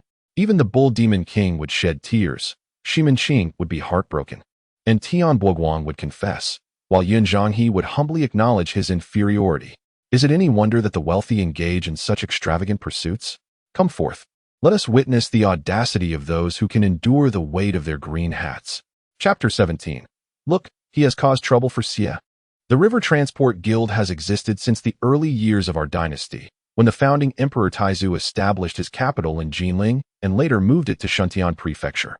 During this period, the expansion of the imperial palace required vast amounts of timber and provisions, all of which were transported via the canal, leading to the prosperity of the River Transport Guild. However, after a century, the guild ultimately relied solely on transportation for its livelihood. Due to its large membership, local officials grew wary of it, yet dissolution was not an option, resulting in limited development. During the reign of the Supreme Emperor, due to his favoritism towards consort Zhun, the Zhun family rose to prominence, with Zhun Yingjiao appointed as the head of the T-Rin Academy. He oversaw manufacturing in Jiangnan, cultural affairs, and local customs, and wielded imperial authority to regulate all taxes, a position of considerable wealth. Such immense power inevitably breeds corruption. At this time, the Zhun family enjoyed the Supreme Emperor's favor and maintained close ties with founding nobles like Jia and Shi. Furthermore, the Zhun family's legitimate daughter married the current Prince Yizhong, solidifying their influential status. During this period, centered around the Zhun family, major salt merchants congregated, effectively monopolizing the private salt trade in Jiangnan. To facilitate the smuggling of salt and other goods, they naturally required the assistance of the River Transport Guild. Li Shan was selected by the salt merchants from within the guild as a key operative. As a century-old faction, the guild was riddled with complex internal divisions, and many harbored animosity toward Li Shan. However, backed by the salt merchants, they were powerless to act against him. Among them was the cowardly leader, Wang, known as Peng Chu, who managed the guild's accounts and was Li Shan's most trusted confidant. Peng Chu's mother hailed from Yangzhou and possessed enduring beauty, while his sister inherited her mother's charm. Though his wife was less striking than the two, she possessed considerable merit. Consequently, Li Shan frequently stayed at Peng Chu's home. In a world where secrets rarely remain hidden, even the best concealments eventually reveal traces. Yet, due to Li Shan's influential power, no one dared to speak out. After all, it wasn't as if they were being made to wear the proverbial green hat, so why should they worry? As the truth began to surface, Shuehong's malicious schemes gradually unraveled. At an unknown time, whispers of Li Shan's nocturnal escapades with Peng Chu's three daughters spread like wildfire among the lower ranks of the guild. Not only within the guild, but even the common folk of Yangzhou found the tale captivating, embellishing it further with each retelling. Have you heard? The guild leader Li Shan has been with his subordinate's mother, sister, and wife. Oh, what a scoundrel. Did you hear? The guild leader has a penchant for male companionship. He has seduced even his most trusted aides. The commoners proved indifferent to power struggles, yet gossip held their rapt attention. Li Shan, who had just submitted his loyalty pledge to Lin Ruhai, was enjoying a meal at Ping Chu's home when he returned to find the sky had fallen. News of his betrayal spread far and wide. Who would dare remain his subordinate now? Moreover, what frustrated Li Shan most was, when had he ever shown an inclination for men? He mentioned that he had locked all the back doors under his command. Get moving and investigate immediately. If I find out who it is, I shall make them pay dearly, he exclaimed, sweeping the tea set off the table in a fit of rage. His plump face flushed with anger. Boss, young Master Xue has arrived, someone announced. Li Shan was startled. Could it be that his position had changed? Why else would Xue Hong come to inform him? After all, in Li Shan's view, spending 300,000 taels of silver to secure a fifth-rank vice-governorship was an extraordinary bargain. Could it be that someone had offered a higher price to Lin Ruhai, prompting him to reconsider? While pondering this, Li Shan instructed a maid to quickly clean up the shattered pieces and ordered someone to invite Xue Hong inside. Ha! Brother Xue, your esteemed presence is a delight. I apologize for not greeting you properly. As Xue Hong entered, his face was stern, fixating intently on Li Shan, causing the latter to feel increasingly anxious. Ah, Brother Xue, have I perhaps failed to entertain you properly or offended you in some way? Li Shan asked, attempting to gauge the situation. Xue Hong remained silent, but his expression gradually shifted, culminating in a long sigh, as if expressing disappointment. Alas, Boss Li, why did you choose to reveal this matter now, neither early nor late, but precisely at this moment? Do you know that my master has already submitted your name alongside Lord Jun's in a formal decree to His Majesty? Now we await the imperial edict, which will secure your position. However, with this incident occurring, how do you expect my master to explain this to the emperor? Frustrated, Xue Hong took a seat. In matters of appointing officials or in the imperial examinations, reputation is of paramount importance. If a candidate's standing is questionable, not only will they struggle to be selected, but even the initial stages of the examinations could be insurmountable, as the examiners might reject them outright. Wealthy families are well aware of this, which is why they can indulge in private affairs without fear of reprisal. Yet, once such affairs become public, disaster is not far behind. Upon hearing Xue Hong's words, Li Shan felt a mix of shock and joy. The joy stemmed from Lin Ruhai. No, Lord Lin, honoring his word, as he had promised to recommend Li Shan for the vice-governorship, which was now being formalized. Serving under Lord Lin was certainly preferable to being at the mercy of those salt merchants. The shock, however, was the realization that his indulgences with women had far-reaching consequences, potentially jeopardizing the coveted position he was so close to securing. Panic-stricken, Li Shan raised his hands, yearning to grasp Xue Hong's sleeve, but hesitated, leaving them suspended in the air. Brother Xue. No. Young master, what should I do about this situation? Xue Hong scoffed. What else can be done? My master has already submitted the decree. Your misstep will undoubtedly reflect poorly on him before the emperor. My master has ordered that you refrain from making any drastic moves. Such matters only worsen with further attention, and as soon as the common folk grow bored, the news will dissipate. The urgent task at hand is for you to ascertain who is behind this. Otherwise, it could jeopardize everything in the future. Li Shan nodded vigorously. Yes. Young master, your guidance is invaluable. I have already dispatched someone to investigate. Observe how seamlessly the transition of identity occurs. Initially, he referred to himself as Brother Xue, and now he claims to be a subordinate. Xue Hong maintained an impassive expression, rising to pace within the room, his eyes subtly shifting as if deep in contemplation. The information he could uncover appeared minuscule. If one dares to act, they are unafraid of scrutiny or retaliation. A fervent pursuit of the truth would only exacerbate the situation. Let me ponder. Have you recently offended anyone? Li Shan retrieved a handkerchief, wiping the sweat from his brow while indulging in deep thought. He is indeed a nefarious character. The number of those he has wronged is far too vast. How to fathom it? Xue Hong appropriately added. The rapid dissemination of information within such a brief period is certainly beyond the capabilities of an ordinary individual. Suddenly, Li Shan experienced a flash of insight. Indeed.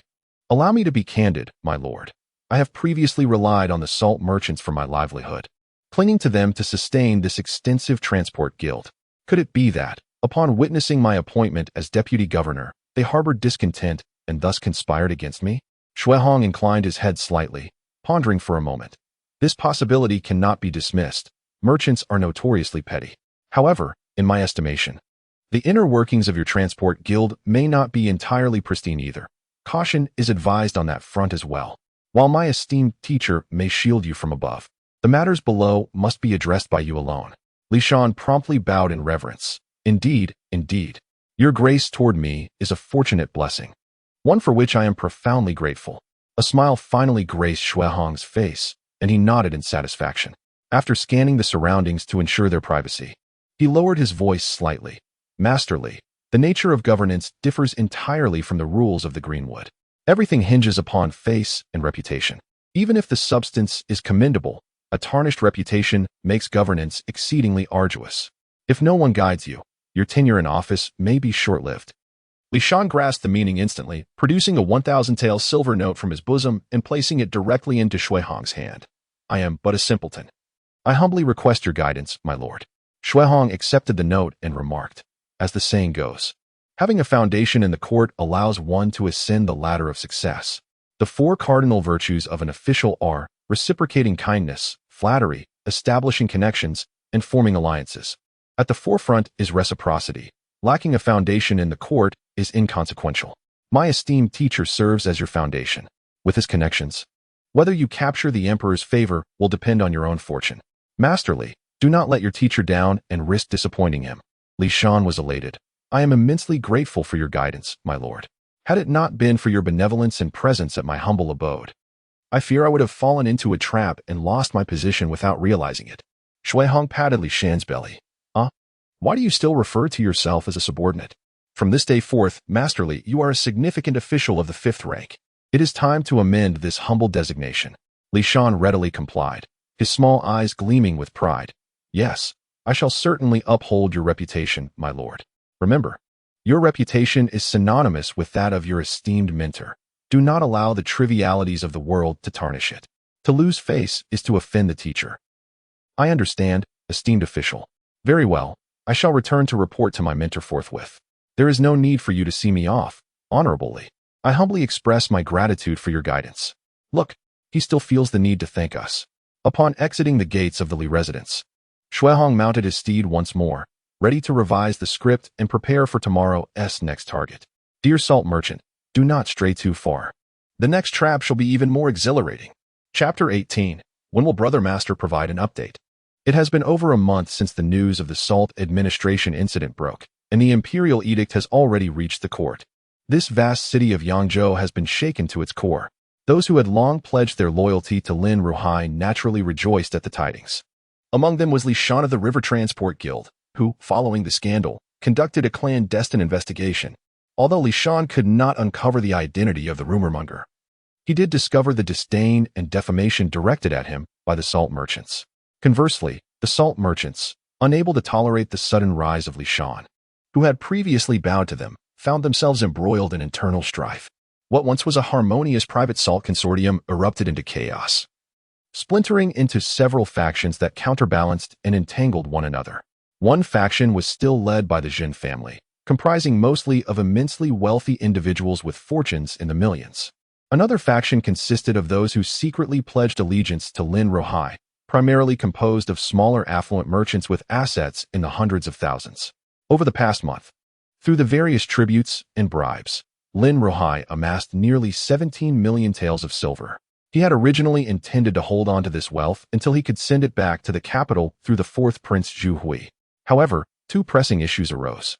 First, the 4th Prince had commenced a ruthless campaign in Jinling, and it seemed unlikely he would cease anytime soon, making the prospect of a year-end return improbable. Second, Emperor Longqing was nearly destitute. As autumn waned, the year-end salaries for officials, palace expenditures, and the royal family's needs all required funding.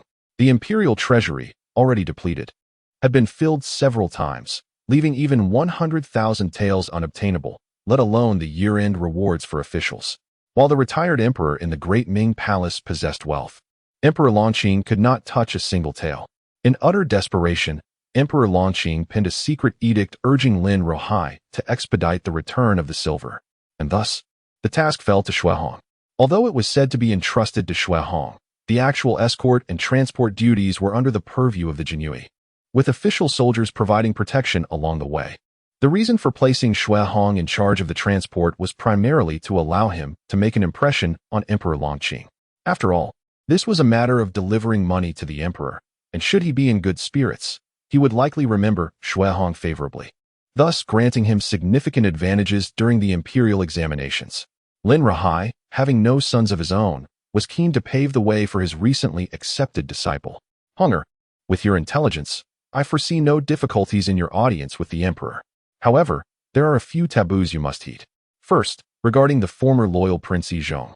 Upon entering the capital, should anyone mention related matters, feign ignorance and refrain from listening or inquiring. Second, be cautious in your dealings with the current emperor, as there exists some friction with the retired emperor. Shuehong nodded. Disciple understands. Master, during this journey to the capital, may I deliver a letter to my junior sister on your behalf? Lin Rahai retrieved a thick stack of letters from beside him, causing Shuehong's eyelids to twitch. He was aware that his master was quite fond of his daughter, but he hadn't anticipated it to be to such an extent. Observing the thickness of the letter, one might surmise that it could take 2 or 3 days to compose a single missive, though it remains unsent. Lin Rahai meticulously sifted through a pile of correspondence for quite some time, ultimately selecting the one he deemed most appropriate to hand to Shuehong. Honger, please personally deliver this letter to your junior sister. During your visit to the capital, kindly bring along some gifts to pay respects to the Yu family. I have already prepared the items. Here is the list. Do check it before you depart. Shuehong glanced briefly at the list and was astounded by the opulence of the offerings, which must surely amount to several thousand taels of silver. The Jia family, with its storied lineage of nobility, placed great importance on appearances.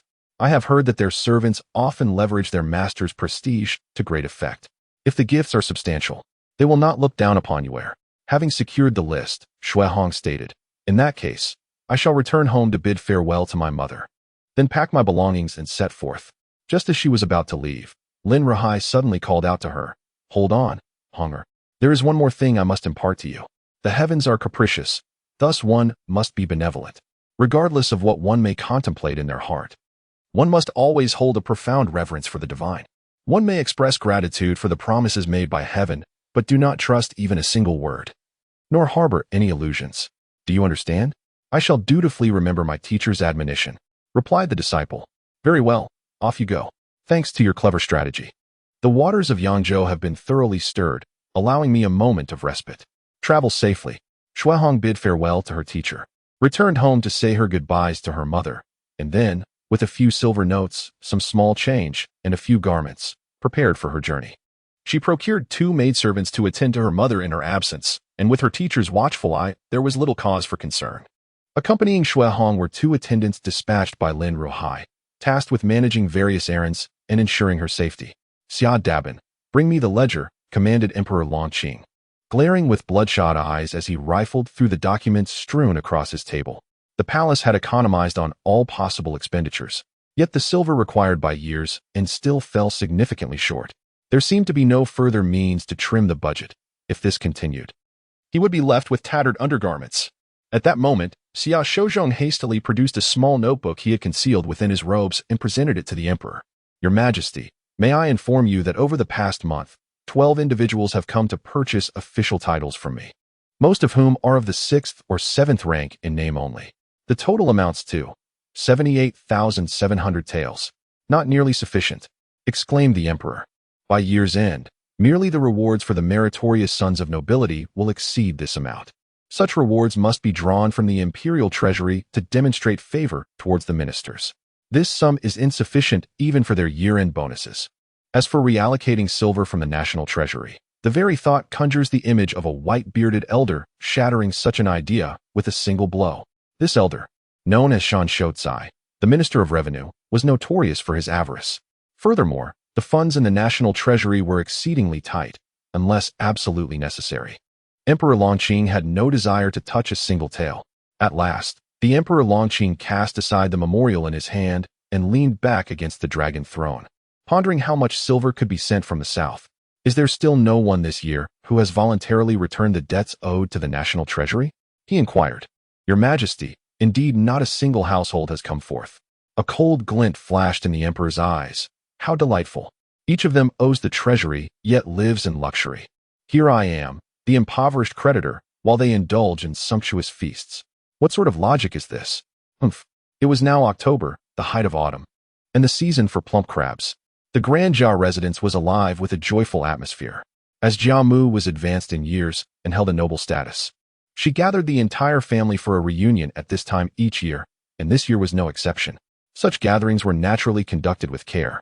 The menfolk sat at one table, arranged outside the main hall, presided over by Jia Zheng, and included Jia Shi, Jia Zhen, Jia Yin, Jia Huan, Jia Rong, Jia Lan, and even Jia Chong from the collateral branches of the Jia family.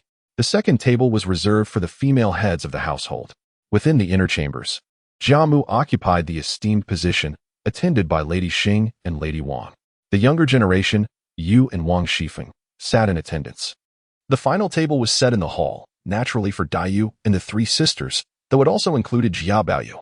As a male, Jia Baoyu should have joined the men at their table, but due to Jia Mu's favoritism, he boldly remained at the inner table. Jia Baoyu had intended to sit next to Daiyu, but she denied him the chance, immediately taking her place between Yingchun and Shichuan, where the sisters laughed and teased joyfully. Jia Baoyu, undeterred, joined in, with Tanchun playfully remarking, "Brother Baoyu, you are quite shy. This is the girls' table. You ought to join the men." Jia Baoyu feigned distress. "Good sister, you know my nature. If I were to go, I would be caught up in formalities and lectures from the elders. Spare me, please." His humble demeanor elicited laughter from the three sisters, even drawing a slight smile from Daiyu. Seeing Daiyu amused, Jia Baoyu became even more mischievous. Little did he know that Lady Wang observed all this, feeling vexed at her son's antics. Indeed, he is a little fox spirit, ensnaring my Baoyu at such a tender age. What will become of him as he matures? As for Jia Mu, she watched with delight, for no matter the circumstances, Jia Baoyu and Daiyu were her own beloved grandchildren. The three sisters, being born of concubines, held far less esteem in her heart compared to Baoyu and Daiyu. Though Daiyu laughed, she definitely maintained her distance. She perceived Jia Baoyu as somewhat childish and mischievous, which prompted her to keep a certain reserve. Compared to the exquisite delicacies at the feast, Daiyu yearned to retreat to her chamber and quietly finish reading the last chapter of the history of the Eastern Zhou kingdoms. Alas, the tale had only reached the point of Song Gong's campaign against Qi, and she wondered if her elder brother had completed the subsequent chapters. In contemporary times, Daiyu resembles the readers of future novels, who, upon realizing that their story is nearing its conclusion while updates remain indefinitely distant, naturally feel a sense of urgency. Achu, how curious. Could the climate of Shuntian Prefecture be so capricious as to catch me off guard upon my arrival? Shuehong tightened the cloak draped over her shoulders, her gaze directed towards the ferry terminal. There, a multitude of imperial guards in splendid attire, accompanied by the palace's dragon guards, had already been awaiting for quite some time. Chapter 19. All bullying me upon disembarking, Shuehong was immediately approached by a captain of the Imperial Guard. The newcomer stood over 7 feet tall, broad-shouldered, and sturdy. With a dignified face, prominent brows, and striking eyes, the sword at his waist exuded an air of authority, commanding respect without uttering a word. With such a countenance, he would surely befit a gatekeeper in the heavenly realm. "I am Han Tianfeng, captain of the Imperial Guard, here on His Majesty's orders to escort you. May I inquire your name, young sir?" Shuehong promptly returned the greeting with a respectful gesture. "I am Shuehong, Captain Han. The items on this vessel are entrusted to me by my esteemed master, the Salt Inspector Lin. I request your assistance in their safe passage." Han Tianfeng graciously replied, "There is no need to mention any inconvenience. We serve the Emperor. Please, follow me." With a command, the seemingly ordinary wooden crates were unloaded from the ship and loaded onto horse-drawn carriages, gradually making their way towards the palace under the watchful escort of the Imperial Guard and soldiers. As dawn broke, the townsfolk were already bustling about, and upon witnessing such a grand procession, curiosity inevitably piqued. After all, a convoy under the protection of the Imperial Guard and soldiers was an impressive sight. Among the throng, Shuehong, clad in a blue robe and draped in a cloak, stood out conspicuously, prompting speculation about which noble family he hailed from. Upon reaching the palace gates, a eunuch, appearing to be in his 30s, awaited them with several young attendants. "You must be the esteemed disciple of Inspector Lin. Let us not waste time. His Majesty awaits you in the study." Dismounting, Shuehong smiled and bowed. "I appreciate your patience, esteemed eunuch. May I know your name?" "I am Xia Shouzhong," he replied, deftly retrieving a prepared silver note of 100 taels from his sleeve, discreetly slipping it into Xia Shouzhong's hand while performing his greeting. "It is a pleasure to meet you, eunuch Xia. I kindly ask you to lead the way." Xia Shouzhong, well-versed in the art of receiving gifts, instinctively tucked the silver note into his sleeve, his fingers brushing against it, instantly recognizing its worth. The larger the denomination, the grander the note, and without exaggeration, any silver note passing through Xia Shouzhong's hands could be identified without scrutiny. His expertise was unparalleled. With the note in hand, Xia Shouzhong's demeanor shifted noticeably. His smile grew warmer. Young Master Shui, there is no need to be overly anxious on your first visit to the palace. However, I must advise you on 2 points. Once inside, do not gaze about indiscriminately, nor should you meet His Majesty's eyes directly. This is a matter of protocol. Thank you for your guidance, eunuch. Shui Hong held little curiosity about the palace. He had seen all there was to see in his previous life. Though this world followed a different trajectory, it bore striking similarities to his past. What truly piqued Shui Hong's interest was the living figure of Emperor Longqing. To be frank, he had never encountered a deceased emperor in his previous life, only heard tales of them. After navigating through a series of winding paths, they finally arrived at the door of the imperial study.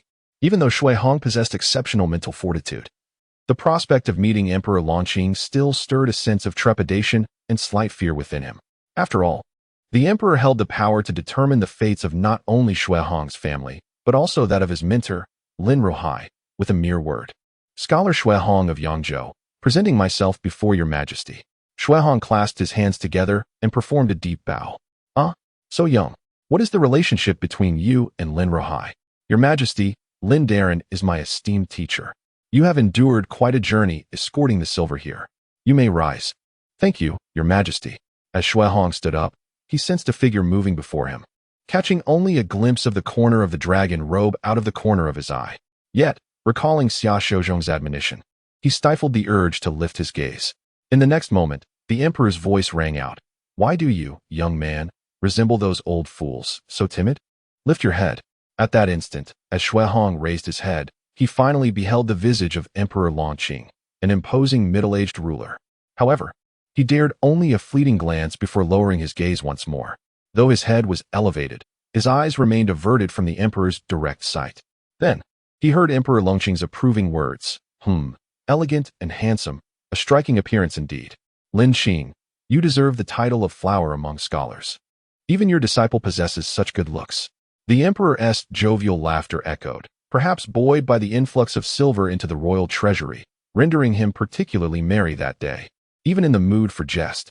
Once Emperor Longqing returned to his dragon throne, Shui Hong retrieved a confidential letter he had kept close to his person, along with the accompanying ledger.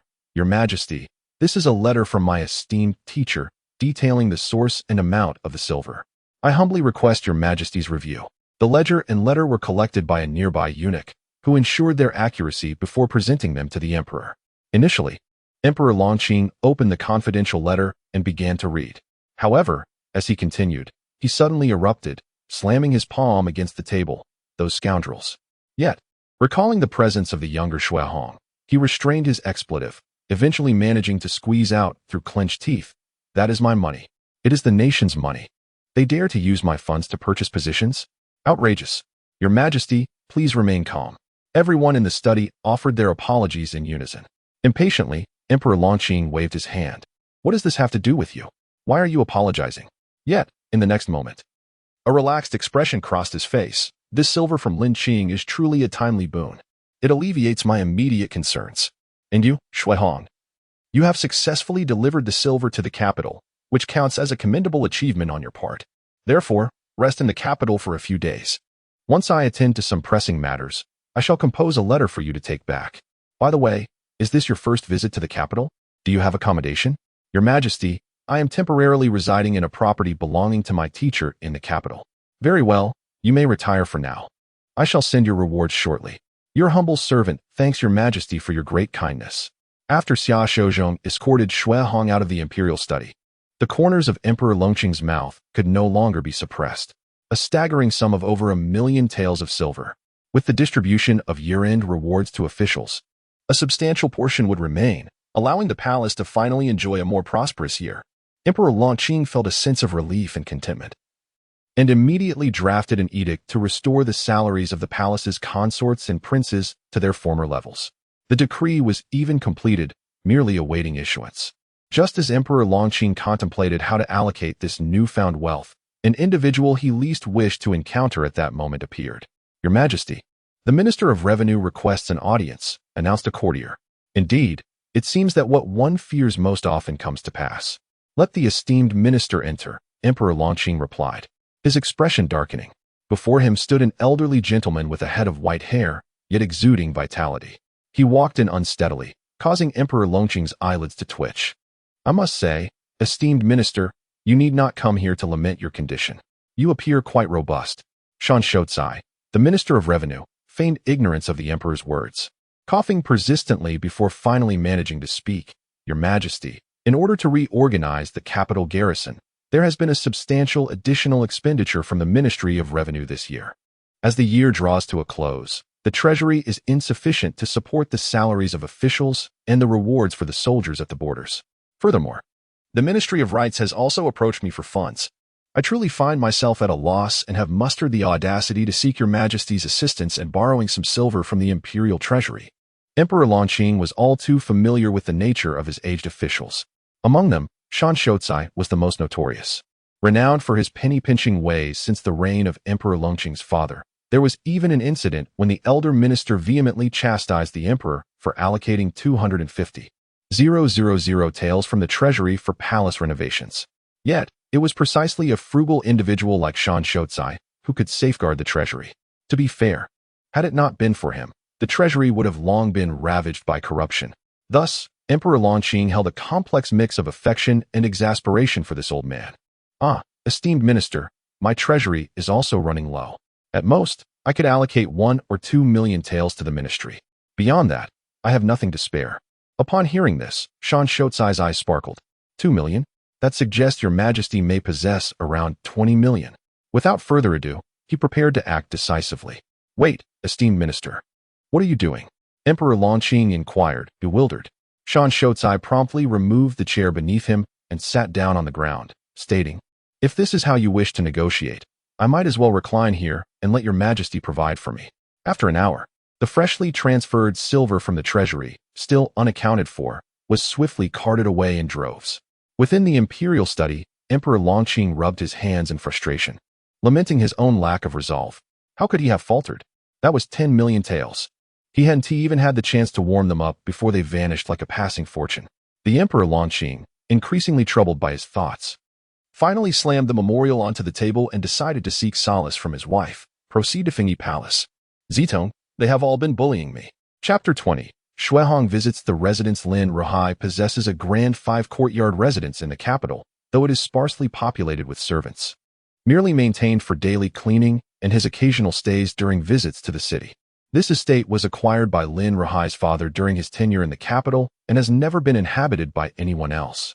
By a twist of fate, even Dayu has never resided here. Upon entering the main gate, one is greeted by a striking view, a flower platform adorned with vibrant blossoms. Yet amidst the colorful display stands a solitary bonsai resembling a welcoming pine. Xuehong recalls his teacher's admonition that in the realm of governance, one must avoid the extremes of black and white. Even former political adversaries, upon crossing the threshold, should be treated as guests deserving respect. To the right, a peculiar peak of stone rises, known as the main peak, with its height exceeding 3 meters, crafted from Taihu stone transported from afar. This exquisite yet unpretentious stone stands in stark contrast to the opulent gold and silver that often dazzles the eye. Xuehong finds the aesthetic of his teacher's courtyard far more appealing, deeming ostentation akin to the behavior of nouveau riches. As the steward regales Xuehong with amusing anecdotes from the capital, he finds great delight in such gossip. With a place to rest now secured, it is time to attend to business. After dining, Xuehong requests the steward to deliver a visiting card to Jia Lian of the Jia family. At noon on that very day, a bounty from Emperor Longqing arrives: 10 bolts of satin, a fine inkstone, a jade pendant, and a reward of 100 taels of silver. Such a generous gift clearly exceeds what a mere errand runner could earn. In his letter, Lin Ruhai has mentioned Xuehong, briefly outlining his situation and highlighting Xuehong's assistance in dismantling the Salt Merchants Alliance. Lin Ruhai's intention was to ensure that Emperor Longqing remembers Xuehong, thus laying a favorable foundation for future imperial examinations. However, Lin Ruhai did not anticipate the emperor's urgent need for capable individuals. Here is a man of unblemished background, a disciple from Lin Ruhai's own lineage. How could Emperor Longqing simply let him return? This is indeed a prime asset, a pillar of potential. The emperor resolves to keep Xuehong under observation for a time. If Xuehong proves capable, yet not exceptionally outstanding, he shall be returned to Lin Ruhai for further nurturing. But should he exhibit remarkable talents and commendable character, the emperor would have no choice but to claim him for the imperial service. After all, whether he works now or later, it is all in service to the throne. Perhaps he could utilize Xuehong this year without granting an official title, allowing him to participate in next year's imperial examination. What a convenient arrangement that would be. Grandmother, do you know what I heard today? Pinger exclaimed, carrying a basket filled with needles and threads as she entered through the curtain. Wang Shifeng, seated before a bronze mirror, was in the midst of adorning her hair with a hairpin. Surely it's just the mundane gossip of the families in our circle, or perhaps tales of young masters fighting over a performer. For as long as she could remember, such trivial matters had been the staple of their conversations. As she spoke, Wang Shifeng picked up a jade hair ornament from her collection. Pinger set down the items in her hands and approached Wang Shifeng, shaking her head. Madam, you have indeed miscalculated this time. While I was out today to collect money, I overheard that the gate of the esteemed Lin family has finally opened, and a young gentleman has taken residence there. He moved in this morning, and by noon, His Majesty had sent him gifts. Upon hearing this, Wang Shifeng halted her tasks. Her brows arched in intrigue. The esteemed Lin family? Could it be Lin Guifu? Is it possible that he has returned to the capital for an official appointment? As her thoughts raced, she began to ponder the implications. If anyone in the household, aside from Jia Mu, wished for Daiyu to marry into the Jia family, it would undoubtedly be Wang Shifeng. This was not due to an overwhelming affection for Daiyu, but rather because everyone knew her frail health. Such a delicate beauty would likely lack the vigor to manage household affairs. Consequently, the authority of the Jia family's management would remain firmly in Wang Shifeng's grasp. With the Lin family's gate reopening after many years, and the emperor bestowing gifts at this juncture, it was plausible that Lin Guifu had successfully completed his duties and was now ascending in rank. Given Lin Ruhai's background and qualifications, once he arrived in the capital, he would undoubtedly be promoted to a significant position. Should he garner favor, a direct elevation to the role of deputy minister was not out of the question. Moreover, at around 40 years of age, should he maintain good health, he could very well serve for another 20 or 30 years, likely rising to a ministerial position. Contemplating these factors, Wang Shifeng promptly instructed, Pinger, please inquire further to ascertain the identity of the young man residing in the Lin household. Just then, Pinger turned and retrieved a card from the drawer of the table. Madam, there is no need for that. This card is indeed from the Lin family, delivered just today. Wang Shifeng was taken aback. A card from the Lin family? It has reached us here? It was no wonder Wang Shifeng was surprised. The intricacies of such cards were manifold.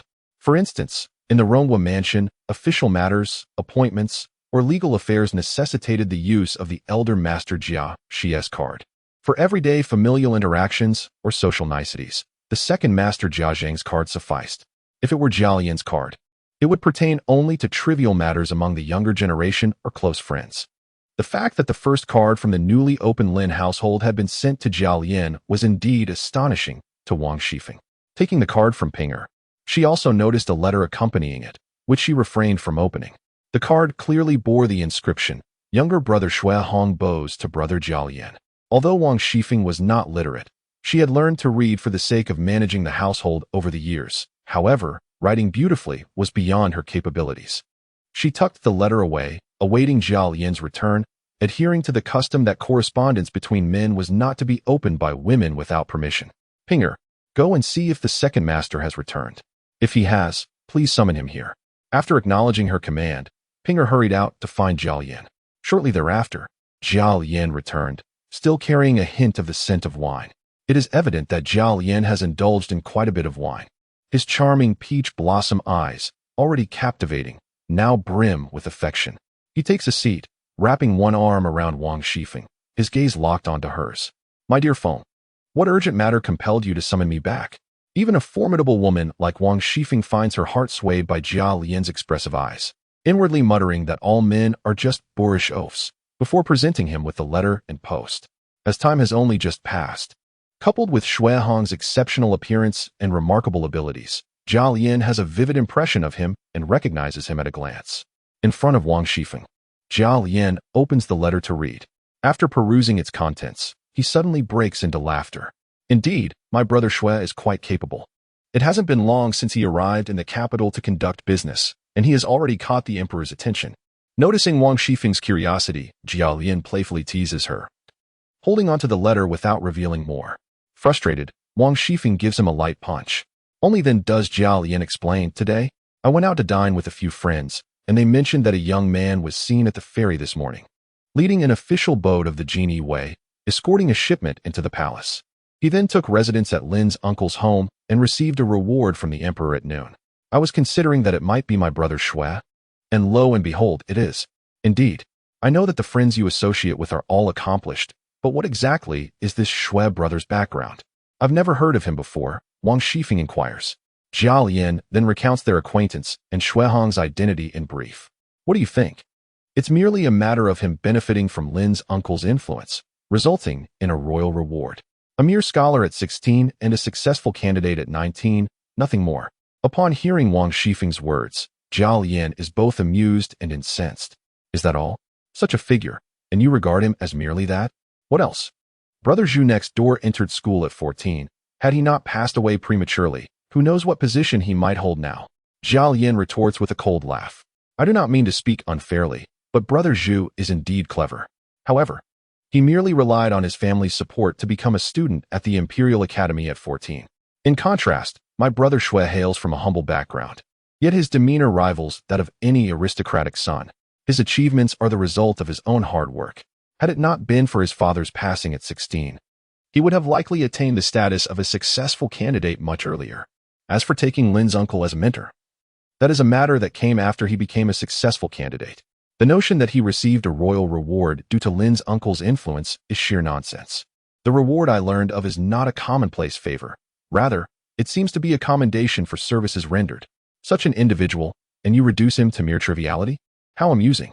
In the past, whenever Jia Lian forged friendships, Wang Shifeng would often respond with mockery. Today, thanks to Xue Hong, Jia Lian has finally had a moment to revel in his accomplishments. With Jia Lian's assertion, Wang Shifeng concedes for once. "Ah, dear sir, we women are often unaware of the affairs beyond our doors. Who would have imagined that your brother Xue is such an extraordinary person? I wonder what he intends to convey with this letter?" Lin's uncle entrusted him with the task of conveying greetings to our esteemed matriarch in the capital, suggesting he engage in social visits, and furthermore, to deliver some gifts and a letter to my cousin Daiyu. Additionally, upon his arrival in the capital, he has but one friend, thus his visit serves as a social call. If I may express my thoughts, individuals like Brother Xue are indeed rare in this world. He possesses vast knowledge, yet lacks the pretentious aloofness often found in scholars, being both worldly wise and devoid of mercenary tendencies. You will understand the essence of such a person once you encounter him. I shall first inform the matriarch to prevent any unwelcome coldness from those who look down upon others when she receives visitors. Chapter 21. Is this the welcome ceremony of your esteemed residence? It has been many days since I last saw Brother Lian, yet he remains as charming as ever. I hope you will forgive my unannounced visit. At the entrance of Roning Street, Xue Hong rode ahead, followed by a procession of carriages bearing gifts that Lin Rahai had instructed him to present to Daiyu. The two rode closer to exchange greetings.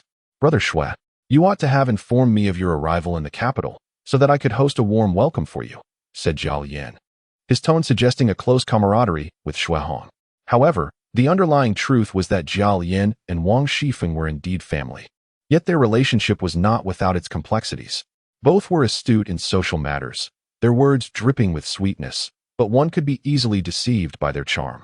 Xue Hong clasped his hands in gratitude, responding, "It is not that I did not wish to inform you, but rather that my journey to the capital was rather abrupt and driven by official duties. I shall likely return shortly, and it would not be courteous to intrude on Brother Lian. Come now, we are brothers, and to speak so is to be overly formal. Let us go inside. We shall enjoy a couple of drinks together." Xue Hong then instructed his attendants to present a token of respect, a customary gift for one's first visit to a residence, akin to bringing fruit or canned goods when visiting friends in modern times. In this era, the art of gift-giving within the officialdom was a subtle craft.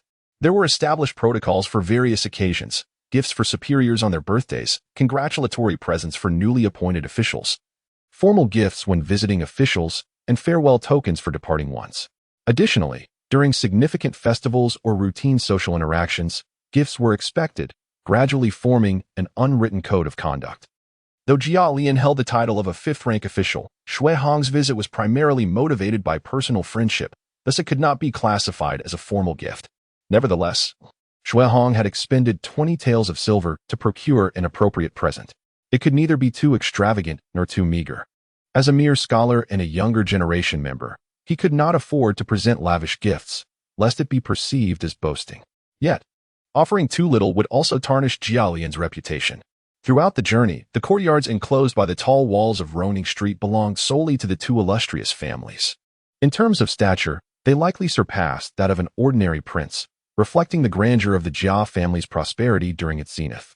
Along the way, Shui Hong and Zhao Yan conversed about various trivialities concerning Shui Hong's ventures in the capital and some amusing anecdotes from the city.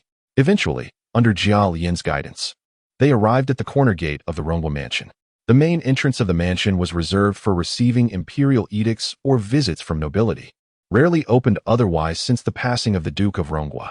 On ordinary days, officials and the family would make use of the side doors, and often, for convenience, Zhao Yan and his companions would enter through the servants' corner gate. Though Shui Hong had achieved scholarly status, he had yet to attain a high official rank, making his use of the corner gate quite acceptable. However, it was indeed inappropriate for Dai to enter through the corner gate when she visited. With a swift dismount, Shui Hong caught Zhao Yan's eye, who noticed the jade pendant at Shui Hong's waist, an exquisite piece of warm jade, clearly of superior quality and craftsmanship. Ah, Brother Shui, this jade is of exceptional quality and intricately carved. It is not an ordinary item. Oh, this was bestowed upon me by the Emperor in recognition of my modest efforts during my duties. Ah, so it is a gift from His Majesty HM? A gift from His Majesty? Brother Shui, wait. Zhao Yan was originally set to enter through the corner gate with Shui Hong, when he suddenly broke into a cold sweat upon realizing that the jade pendant on Shui Hong was a gift from Emperor Longqing. Goodness, that was a near catastrophe. The thought of something bestowed by the current emperor passing through the corner gate was utterly exhilarating. Zhao Yan, filled with trepidation, slapped his forehead, feigning a sudden epiphany. Ah, look at my foolish head. I was so focused on the retinue behind my brother that I nearly brought him in through the corner gate as well. If your sister-in-law Feng knew of this, she would surely blame me for my lack of hospitality.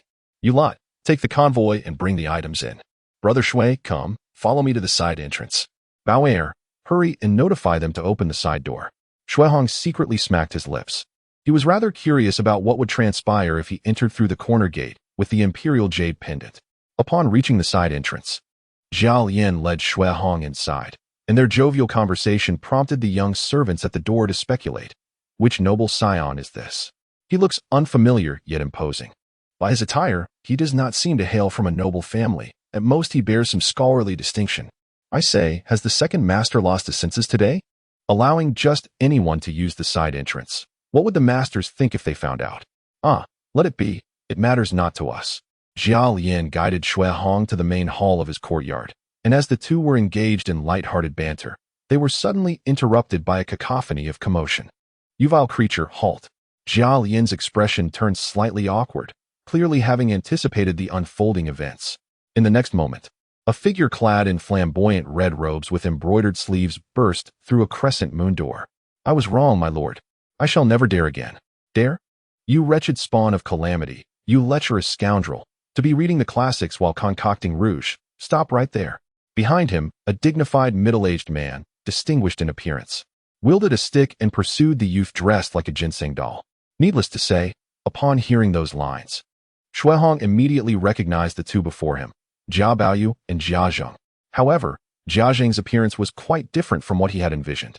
Adorned with a green silk headscarf and two jade circlets at the back of his head, he wore a single green floral military robe cinched with a silver belt and donned boots resembling the claws of a bird. With fierce leopard-like eyes and a commanding stature, he bore a striking resemblance to a general rather than a civil official. Indeed, he resembled a second Zhang Fei, albeit slightly more refined with delicate features. In the next instant, the stout stick in Jia Zheng's hand was forcefully struck to the ground, shattering under the impact. Shui Hong was left utterly astonished. Was this truly his son? Or was Jiao Baoyu simply exceptionally gifted? making such feats seem trivial? And as for Jia Zhang with the strength, why not pursue the art of military leadership instead of literary pursuits? One could only imagine, if Jia Zhang possessed such prowess without training, he would undoubtedly have become a formidable general had he practiced from a young age. Shui Hong glanced at Jiao Yan, who stood frozen beside him, his expression seemingly questioning the peculiar manner of welcome at their residence. In the next moment, Jiao Yan regained his composure and, with a hint of exasperation, offered an apology. "Brother Shui, please forgive me. We shall converse shortly." As he spoke, Jiao Yan swiftly approached Jia Zhang, exclaiming, "Father, we have a guest. Please spare Baoyu for now." Upon hearing this, Jia Zhang turned to see a young man standing at the entrance, observing him intently, priding himself as a dignified gentleman. Jia Zhang felt a twinge of embarrassment at being seen in a fit of anger by an outsider, especially a younger individual. He cast aside the stick in his hand and shot a fierce glare at Jia Baoyu, stating, "Consider this beating a warning. Should I catch you indulging in frivolities again, beware of your skin." After reprimanding Jia Baoyu, Jia Zhang turned back, discreetly adjusting his belt to adopt a more amiable demeanor, transforming from a fierce figure to a congenial one. "Ah, Lianer, is this your friend? Esteemed sir, did you study in Sichuan?" The transformation was astonishing. "Indeed. This is Brother Shui Hong, a disciple of Uncle Lin," came the reply. Jia Zhang's eyes lit up at the mention, but then he noticed the blue robe and square cap adorning Shui Hong's figure. "I did not expect my brother-in-law to have taken on a disciple. Dressed in blue and wearing a square cap, you must have achieved some distinction?" "Indeed, esteemed sir. I was fortunate enough to gain the favor of my master and recently earned the title of Jiren." Jia Zhang regarded Shui Hong's elegant and distinguished appearance, coupled with his refined demeanor, and was momentarily reminded of his eldest son, who was also remarkably handsome and well-versed in literature. Alas, turning back, Jia Zhang was met with the sight of Jia Baoyu, cowering behind Jia Lian like a frightened quail, which sparked his anger anew. Were it possible to trade Jia Baoyu's life for that of Jia Zhu, Jia Zhang would not hesitate for a moment. Perhaps reminded of his deceased eldest son, Jia Zhang's attitude softened unexpectedly. "Since you are a disciple of Ru Hai, you are family. Come, follow me." After taking a few steps, Jia Zhang suddenly turned back, glaring at Jia Baoyu with fury. "Wretched child, you too shall come. Your father intends to assess your knowledge, and should you fail." Chapter 22. The Combination Techniques of Father and Son. In the back courtyard of Renghua Mansion, four young girls of similar age gathered together, chattering and playing. Among them, Yingchun was the eldest at 9 years old, followed by Dayu at 7, Tanchun at 6, and the youngest, Shichuan, who was merely 5. Dayu elder sister. "You haven't finished the story you started yesterday," Shichuan, with her cherubic face still retaining baby fat, spoke in a sweet, childlike voice. She often took advantage of her youth and charm to indulge in playful antics with Dayu. Although Tanchun was younger, her wisdom made her appear slightly more mature than the others. She spoke with an air of adulthood, saying, "Indeed, the tales Dayu tells are from the Eastern Zhou period.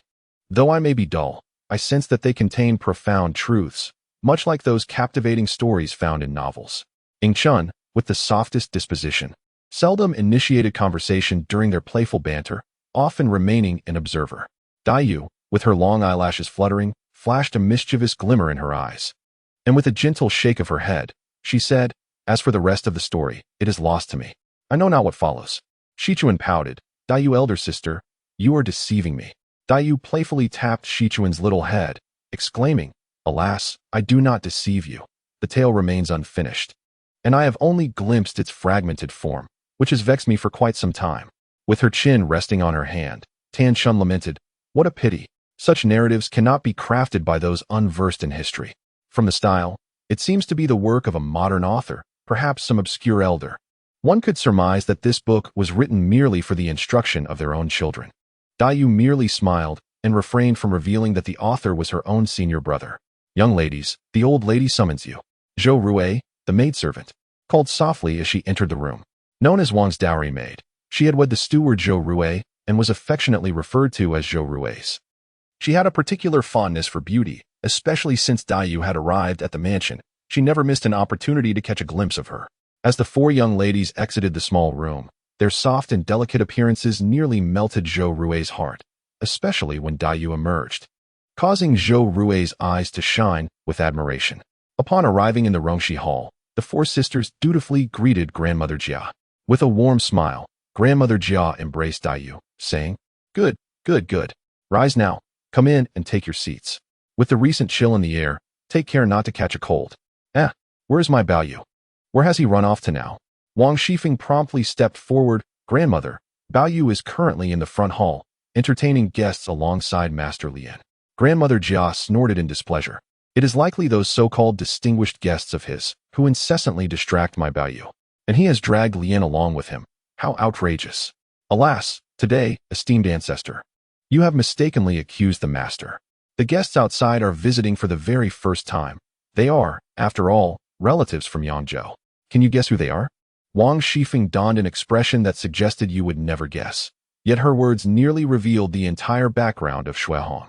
The only relatives from Yangzhou could only be Lin Rohai. Could it be someone from your uncle's family? Oh dear. My esteemed ancestor, I am truly impressed. I have said nothing, and yet you have deduced it. Jia Mu, naturally aware of Wang Shifeng's playful antics, chose not to expose her ruse and, pointing at Wang Shifeng, laughed, "You little phoenix." Wang Shifeng, no longer playing coy, stated directly, "Indeed, it is Shuehong, the disciple of Lin Guifu."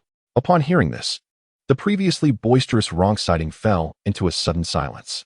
Wang Furen forced a smile. "Little phoenix, I hear you refer to this Shuehong as Brother Shui?" Wang Shifeng sensed something amiss. With a quick turn of her eyes, she promptly replied, "Ah, I have yet to even see his face. It was only when the second master traveled south for official business that he became acquainted with him. Just yesterday, this gentleman came to the capital to deliver a message for our second master, and it was then that I learned of him. I hear he has received commendations from His Majesty for his diligent service." Upon hearing this, Jia Mu's interest was piqued. "Oh, since he is your Lin Guifu's disciple, he can be considered half a family member. Go and invite him in so I may have a look." As soon as her words fell, the others instinctively sprang into action.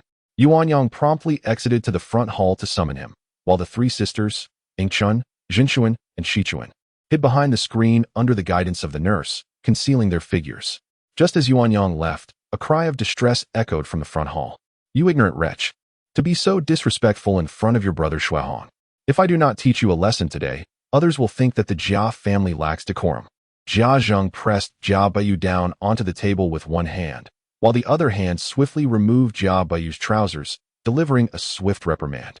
Meanwhile, Jia Lian picked up the precious jade pendant from the ground, apologizing with great sincerity to Shuehong. Shuehong, taken aback by the Jia family's audacity, mused that Jia Bayu was indeed a unique case, possessing both active and passive skills, capable of executing a combination. Noticing Shuehong's handsome appearance, he approached with a series of polite exchanges. "This brother, I have encountered before." After a round of pleasantries, the conversation turned to the topic of jade. Shuehong chuckled. "What a jest! Should I allow you to trigger the jade-shattering skill?" Thus, he, akin to soothing a child, showcased the jade bestowed upon him by Emperor Lan Qing to Jia Baoyu. Jia Baoyu inquired, "Is your jade also naturally gifted?" To which Shuehong replied, "It is a divine gift. It was indeed granted by the emperor." Thus, there was no issue with that assertion. Jia Baoyu's face lit up with delight, only to hear Jia Zheng, with a tone of envy, remark, "Your brother Shuehong's jade is granted by His Majesty for his meritorious service. Should you possess even half of your brother Shuehong's capabilities, I shall rest easy."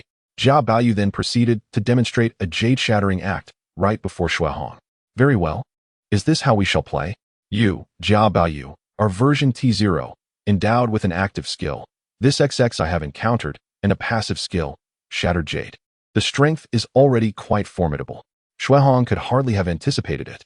Jia Zheng and Jia Baoyu indeed possess a father-son combination skill. How delightful. A guaranteed hit. Is it? This Shattered Jade implies that there is no evasion, does it? Jia Lian, standing nearby, was blushing with embarrassment, feeling utterly humiliated. While Jia Baoyu may act unruly within the confines of his own home, now he has brought shame beyond its walls. With guests arriving, who would Jia Baoyu be displaying his tantrums for? If word of this spreads, the reputation of the Jia household would be tarnished. Sighing, Shuehong then spoke, "Master Jia, perhaps you might spare him this time. After all, we were all young and inexperienced once. Moreover, I perceive this child possesses remarkable talent. His earlier discourse was fluid and articulate. If the master could nurture him with care and diligence, he would surely excel in his future endeavors. I have no desire to become a pest.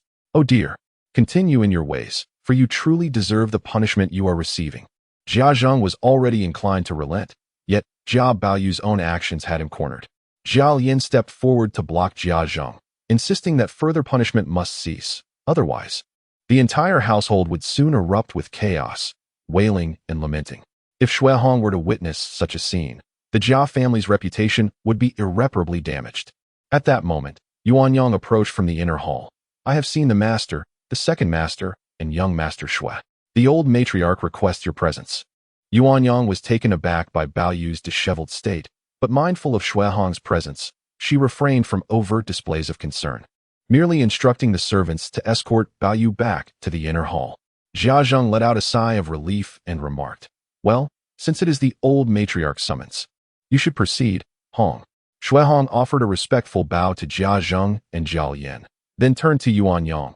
Please, lead the way. The refined demeanor of Shui Hong caused Yuan Yang to blush momentarily. Though the men of the Jia family were generally of fine appearance, it must be said that none could rival Shui Hong's poise. When Shui Hong entered the Rongxi Hall, all present were momentarily dazzled. It was not that Shui Hong's looks surpassed those of the Jia family. Indeed, it would be difficult to find anyone more handsome than them. However, the freshness, vitality, amiability, and elegance that Shui Hong exuded were qualities absent in the Jia men. Simply by standing there, he evoked a shared thought, a fragrant orchid and a jade tree. Shui Hong of Yangzhou, I pay my respects to the matriarch, the eldest mistress, the second mistress, and I greet sister-in-law Lian. Chapter 23. The pitiful schemes of old age. Yuan Yang, please show this child to her seat. Thank you, grandmother. After Shui Hong took her seat, she sat upright, smoothing the fabric on her lap with a delicate hand, her demeanor composed and her gaze clear, embodying the essence of grace. Truly, she appeared like a sunbeam, radiating warmth and comfort. Even the prying eyes of Tan Shan, hidden behind the screen, could not help but marvel, whispering to her sisters, is that not the disciple of Lin Gufu? How curious. Such a figure hardly seems like one raised in humble circumstances. This was the first time Dayu had gazed directly at Shui Hong. Previously, during their brief encounters in Yangzhou, they had merely acknowledged each other's existence. Shui Hong, however, noticed the frail, cat-like figure of Dayu seated beside Jiamu. For Shui Hong, Dayu did not evoke thoughts of beauty. Rather, she appeared as an endearing embodiment of youthful innocence. Jiamu smiled, her eyes reflecting admiration. Such poise and demeanor were not typical of ordinary children. Indeed, Ruhai's discernment was commendable. After presenting the letter of introduction, Shui Hong spoke. My master has often remarked upon your kindness and gentle nature, grandmother, urging me to pay my respects upon my arrival in the capital. I entered the city yesterday and should have come immediately to greet you. However, I was delayed due to official duties and the fatigue of travel, which I feared might be seen as discourteous.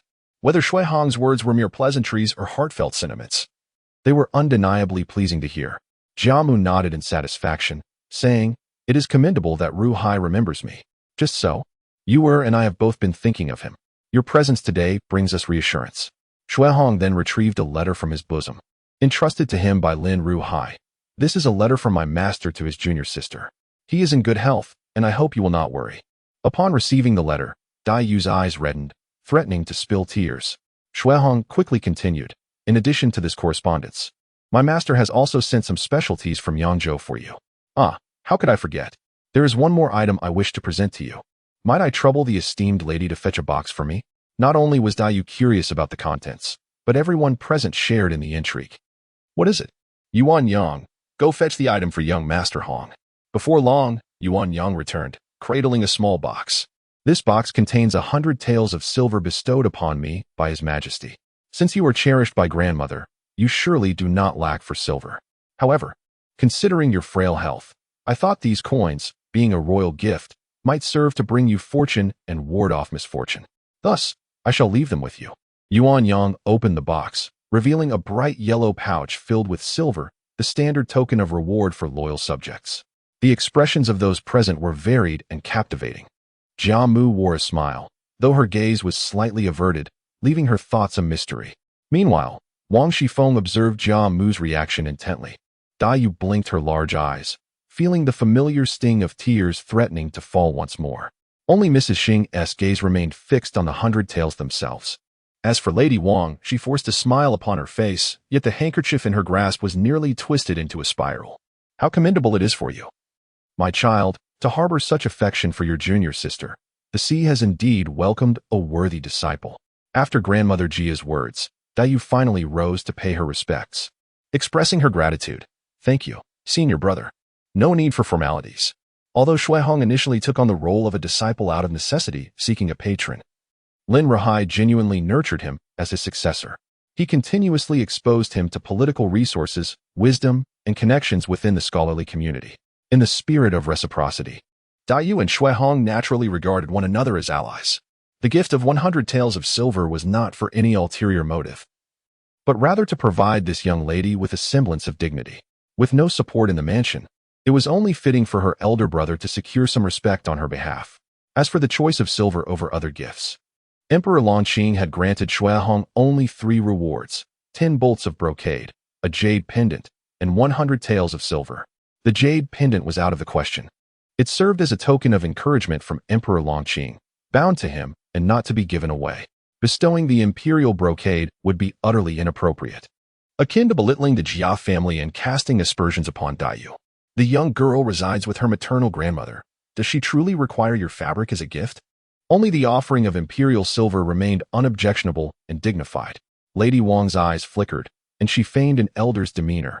I have heard from the outside that you are on an errand for the emperor. I wonder what kind of business it entails. This inquiry left Shuihong momentarily stunned. Was she out of her mind? Did she not realize that it was indeed an errand for the emperor? How could she dare to pry into such matters? True, neither Emperor Longqing nor Lin Rahai intended to conceal anything. Yet the emperor's desire for transparency does not excuse her unwarranted curiosity. Or is it that all women from the Wang family possess such audacity? As expected, the next moment, Lady Wang was met with Grandmother Jia's reprimand. Enough. Your lack of decorum is becoming increasingly apparent. There are no rules in the inner quarters that permit inquiries about the affairs of gentlemen outside, especially regarding imperial matters. Grandmother Jia's outburst rendered Lady Wang's complexion a shade paler. Meanwhile, Madame Xing's eyes gleamed with a hint of schadenfreude, yet she remarked, Ancestress, please do not be angry. The madam merely asked a casual question. Little did she anticipate that this feigned plea would implicate her in the rebuke as well. A casual question? How many incidents have unraveled due to such thoughtless inquiries? Second daughter-in-law, return home and transcribe the Diamond Sutra 10 times for introspection. Grandmother Jia sighed inwardly, lamenting as she regarded her 2 daughters-in-law. The Jia family's alliances have always been purposeful. Families generally divide into outward appearances and inner substance. For instance, Jiaxi's original wife hailed from a prestigious family of officials and scholars, as Jiaxi himself was a figure of renown and promise, destined to shine in the court. As for Jia Zheng, being the second son, his role was to enhance the family's reputation through strategic marriages and friendships, thus serving as the face of the clan. Consequently, Jia Zheng's wife would overlook her lack of scholarly prowess to marry Lady Wang. In nearly every family, across generations, there exists a need for both reputation and substance. While this notion is fundamentally sound, alas. Grandmother Jia glanced at Shuihong in the hall and was reminded of the younger generation of the Jia family, her heart heavy with unutterable sighs and bitterness. Ultimately, her myriad thoughts coalesced into a single exhalation. This foolish woman has stolen my peace of mind. Very well, young Master Hong. You and your companions may attend to your affairs. The maidens may also take their leave. The old woman feels somewhat fatigued today. Once everyone had departed, Grandmother Jia leaned back on the couch, overwhelmed by sorrow. Simply from Shuihong's gift list, she discerned a wealth of information. Lin Rahai was indeed nurturing Shuihong as a political successor. The most valuable assets of the Lin family had already vanished. It can only be said that Grandmother Jia possesses insight, though not of great depth. She is discerning, yet lacks broader vision. Does the Jia family truly suffer from a lack of connections? As the foremost among the noble families, how could the Jia family be devoid of influence? To cite just one example, Prince Teng ascended to prominence by leveraging even the remnants of Jia family connections within the military. What the Jia residence currently lacks is a true stalwart capable of bearing the weight of responsibility. Grandmother Jia's efforts to meticulously select the spouses for Jia Zhu and Jia Lian in hopes of leveraging external assistance have proven futile. Now, she has even set her sights on Daiyu, yet she has never considered that if Jia Baoyu's disposition remains unchanged, even marrying the 7 fairies would be of no avail, as he would still be as useless as mud that cannot be molded. In her twilight years, her compassion is tinged with cunning, unable to conceal the shadows of decline. The very offspring she cherishes may become a source of distress, as the talented are lost in the mire of unfulfilled expectations. How lamentable it is that within the estate, the phoenix descends, yet is no match for the mire that ensnares it. The grand halls of wealth and beauty are burdened with countless affairs, as the white snow covers the earth, only to return once more. Chapter 24. In the imperial study after Shui Hong delivered a variety of horses and goods, he sent 2 bolts of splendid silk, a reward from Emperor Long Qing, to Daiyu. He also instructed someone to procure several dozen taels of silver to be entrusted to Wang Shifeng for Daiyu.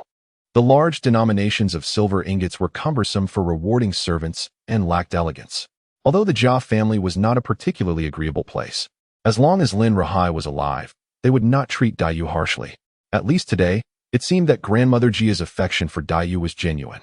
However, it was a common flaw among the elders of large families that, no matter how fond they might be of their juniors, they would ultimately yield to the interests of the family. As Shui Hong and his servants returned to the Lin residence, before they could even enter, he spotted a eunuch and 2 young attendants galloping towards him. Shui Hong directed his servants to properly park the horses and then rode to meet them. "Ah, young Master Shui, His Majesty requests your presence. Please follow us." Shui Hong discreetly slipped a 5-tael silver ingot into the lead eunuch's hand, then raised his sleeve. "Esteemed eunuch, having traveled so far, I fear it would be disrespectful to enter the palace in such attire. May I return home to change?" The young eunuch, happily accepting the silver, replied, "You speak wisely, young Master Shui. Please do hurry, so as not to keep His Majesty waiting." Shui Hong hurried back to the residence, inwardly pondering that having time to change meant that it was likely not a grave matter. The most probable scenario was that Emperor Longqing wished to discuss matters concerning Jiangnan or inquire about his teacher's well-being. With that in mind, he felt a sense of relief. In Wang Shifeng's chamber at the Jia residence, Ping'er was engaged in needlework, exclaiming, "Lin's father-in-law is indeed a top scholar. Even his disciples are remarkable figures. One might say that in the future, they could earn the illustrious title of dual top scholars." Among the younger generation of handsome men in the Jia family, there were indeed many, but if one were to be candid, only Jia Yin and Jia Baiyu could be deemed somewhat pleasing to the eye. Others either appeared disheveled or timid, lacking any semblance of a gentleman's demeanor. For instance, Jia Zhen, though in the prime of his youth and possessing a rather striking appearance, was tainted by his indulgence in wine and lust, which had left him with an air of lewdness that diminished his grandeur. Wang Shifeng reclined languidly on a soft couch, resting her chin on one hand, and sighed in a mix of exasperation and longing. "That Lin girl is indeed fortunate. I once thought that despite her noble birth and beauty, her childhood illness made her a pitiable child. But now it seems I, your grandmother, may be the truly unfortunate one in comparison. That Lin girl is cherished everywhere she goes. Unlike me, it appears that in this household, the only one who truly cares for me is you, Ping'er." Upon hearing these words, Ping'er felt her cheeks flush, yet she maintained her composure, replying, "Madam, the second master often thinks of you, as do the old madam, the ladies, and others who remember your virtues." Wang Shifeng rolled her eyes, picked up a piece of candied fruit from the table, and chose not to respond further, since taking on the role of steward. The respect and affection she once received had dwindled, while fear and resentment had only grown. However, Wang Shifeng did not reject this situation. In fact, she relished the sense of power it afforded her. The sky was darkening, and it was likely that Lian Air would not return today. "Ping'er, please close the door and take out the corner gentleman." As night fell, octagonal palace lanterns hung from the eaves of the imperial study, although lamps and candles burned within. The illumination remained limited. On the imperial desk, Emperor Longqing perused a stack of memorials, wielding a red brush for his annotations. Xia Shouzhong stood by, and upon noticing Shui Hong at the door, he refrained from speaking, waiting for the emperor to finish his review before addressing him. "Your Majesty, young Master Shui has arrived." "Let him in," replied Emperor Longqing, raising an eyebrow. He set aside the reviewed memorial to dry the ink, rinsed the brush in the ink wash, and then gently wiped it before hanging it back on the rack. Shui Hong gazed at the mountain of memorials on the desk, and felt a twinge of discomfort. It truly was a hardship to be an emperor in these times. To aspire to be a virtuous ruler was even more taxing. Of course, to be a tyrant would surely be a life of indulgence. What is your purpose in summoning this humble commoner? Two eunuchs cleared the cluttered desk, replacing it with another that bore an assortment of food. As the emperor sipped a bowl of silver fungus and lotus seed soup, he began. I am aware of your teacher's scholarship, and I wish to test your mettle as his disciple. Upon hearing this, Shuehong understood that the emperor regarded him as mere entertainment for the evening. With little else to occupy his time, why not evaluate a scholar? Recently, many have conveyed to me that the nation's critical issues lie at the borders rather than within. The concerns regarding merchants are trifling and do not warrant my attention. What is your perspective? I am but a humble individual with limited insight, and I dare not speak recklessly. Only those who have passed the palace examination may consider themselves students of the Son of Heaven, while a Jurin can refer to officials as teachers. Such is not the case with the emperor. How can you, being so young, echo the timidity of those ancients? I command you to speak. If your words do not please me, it shall indicate that your academic achievements are unmerited, and I shall revoke your title. Shuehong could only bow respectfully and ponder how best to articulate his thoughts. His exposure to the court was limited, and he had scarce knowledge of the situation at the borders. To speak directly of reality would be akin to a blind man touching an elephant. It would only result in embarrassment. In a moment of clarity, Shuehong devised a response. Your Majesty, I believe the northern front poses no significant threat, or rather, that the border issues are merely external manifestations of internal strife. Historically, nomadic civilizations have seldom triumphed over agrarian ones. Emperor Longqing's eyes brightened at the mention of civilization, piquing his interest. Civilization. This phrase originates from the Book of Documents. The dragon appears in the fields, and the world becomes civilized. Intriguing. Please continue. Your Majesty previously mentioned that a certain minister stated merchants should not be a concern, and I concur. Throughout history, no merchant has achieved great deeds, nor has any chaos arisen from commerce. The true peril of commerce lies with officials, not the people. Emperor Longqing silently set down his spoon, listening with increasing interest. Since the inception of the Xia dynasty, distinctions of status have emerged, beginning with the Zhou, when Duke Ji established the Zhou rituals. Since ancient times, turmoil has arisen from above, with no recorded instances of chaos stemming from the lower echelons. The foundation of a nation lies in agriculture, and the essence of agriculture resides in the land. When farmers lose their fields, the nation loses its populace, leading to its demise. The common folk believe that the strength or weakness of a state hinges upon 5 pillars. Firstly, agriculture. Secondly, laws and rights. Thirdly, commerce. Fourthly, military. And fifthly, culture. These 5 elements are of equal significance and serve as the bedrock of the nation.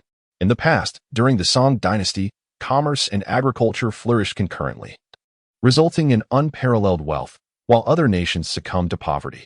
Only the Song met its end through affluence.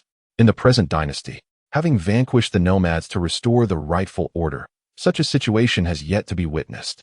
Thus, the decline of the Song through the neglect of martial affairs in favor of cultural pursuits is a stroke of fortune. However, upon examining ancient history, one finds that after a century, a nation inevitably breeds inherent maladies. The affluent traverse the thoroughfares, possessing vast tracts of fertile land, while the impoverished wear tattered garments, without a place to stand. Here, Shuehong has substituted the character for wealth with nobility. For on the land of Huaxia, regardless of the dynasty, it is the nobility that incites the commoners to revolt, not the wealthy. Wealthy individuals like Shen Wansan are akin to the common folk, all awaiting their fate, merely differing in their abundance. The slaughter of one fattened pig equates to the demise of thousands. Emperor Longqing's expectations of Shuehong grow ever higher. For his identification of the issue as rooted in the elite class signifies that he is not merely a bookish scholar. When water is too clear, there are no fish. When scrutiny is excessive, there are no followers. Humans are not saints and possess their own interests. While corruption among officials cannot be eradicated entirely, it can be curtailed. How to impose such limitations? By reforming the tax system, establishing measures to uphold integrity, and advocating for frugality. The opening words elicited a gasp from Xia Shouzhong, who exclaimed, "Good heavens! This child dares to speak so boldly. Reforming the tax system is a perilous endeavor." Yet, Emperor Longqing nodded in agreement. having also discerned the flaws within the current system, which is indeed grave. The present dynasty enforces a head tax, which mandates that individuals commence taxation from the moment of birth, regardless of land ownership. This implies that part of the tax burden is levied per capita. Furthermore, taxes are primarily collected in kind, often in the form of grain. The common folk refer to tax collectors as the four greats: the great scales, the great measure, the great feet, and the great faces. A peck of grain from the populace, once weighed by officials, may diminish by 10 pounds. And as the grain is poured into the measure, officials will kick the measure to cause grains to spill, which then belong to the local officials. This is known as the method of spilling the measure. Additionally, the lack of uniformity in tax collection timing and the myriad types of taxes provide local officials with ample room for manipulation. So, your assertion is that the immediate priority should be tax reform, rather than any other issue? The common folk merely perceive that alleviating the burdens on the populace lies within this realm. Beyond this, they dare not speculate.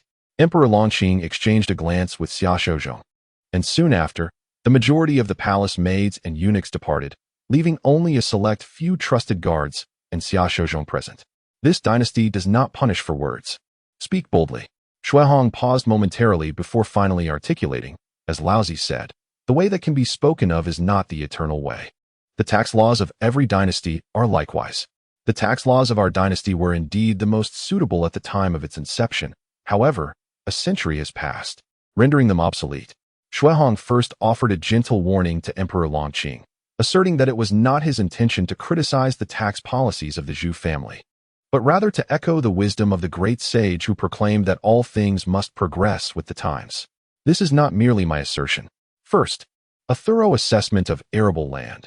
Second, a unification of taxes with the abolition of oppressive levies. Third, the dissolution of the Lijia system, with official collection and disbursement of resources and public allocation of fire expenses. At this juncture, Shuihong glanced at Emperor Longqing, observing his impassive demeanor. This examination served as a dual assessment. While Emperor Longqing evaluated Shuihong, the latter was equally scrutinizing the emperor.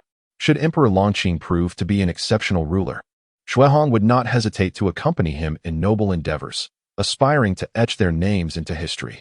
Conversely, if the emperor's resolve were lacking, Shuihong would dismiss his own words as inconsequential, abandoning any intention of partaking in the imperial examinations. Once he aided his mentor through turbulent times and the Zhen family fell from grace, he would seek a secluded locale to establish himself as a landowner. This was a reciprocal interview. Noting the emperor's lack of reaction, Shuihong proceeded with his next statement: the incorporation of tax per mu, the abolition of head taxes, and taxation based on land area. Nearby, Xia Shouzhong bowed his head, daring not to breathe a word, appearing as though he had heard nothing. Although Emperor Longqing maintained his composure, a flicker of joy emerged. The articulation of these tangible issues plaguing the Ming demonstrated that Shuihong was indeed a talent. Many were aware of these problems, yet they feigned ignorance, too fearful to speak out. Voicing concerns was one matter, while enacting change was another entirely. However, at this moment, for the first time, Emperor Longqing began to regard Shuihong with earnest consideration. Xia Dabin, take a seat and enjoy some tea. Tonight, I shall ascertain whether this young man is truly a gifted minister or merely a pretender. Chapter 25. The Emperor's Bow, the Rainbow. Do you mean to say that simply amending the tax laws will resolve all issues? Certainly not. Governing a nation is akin to treating an ailment.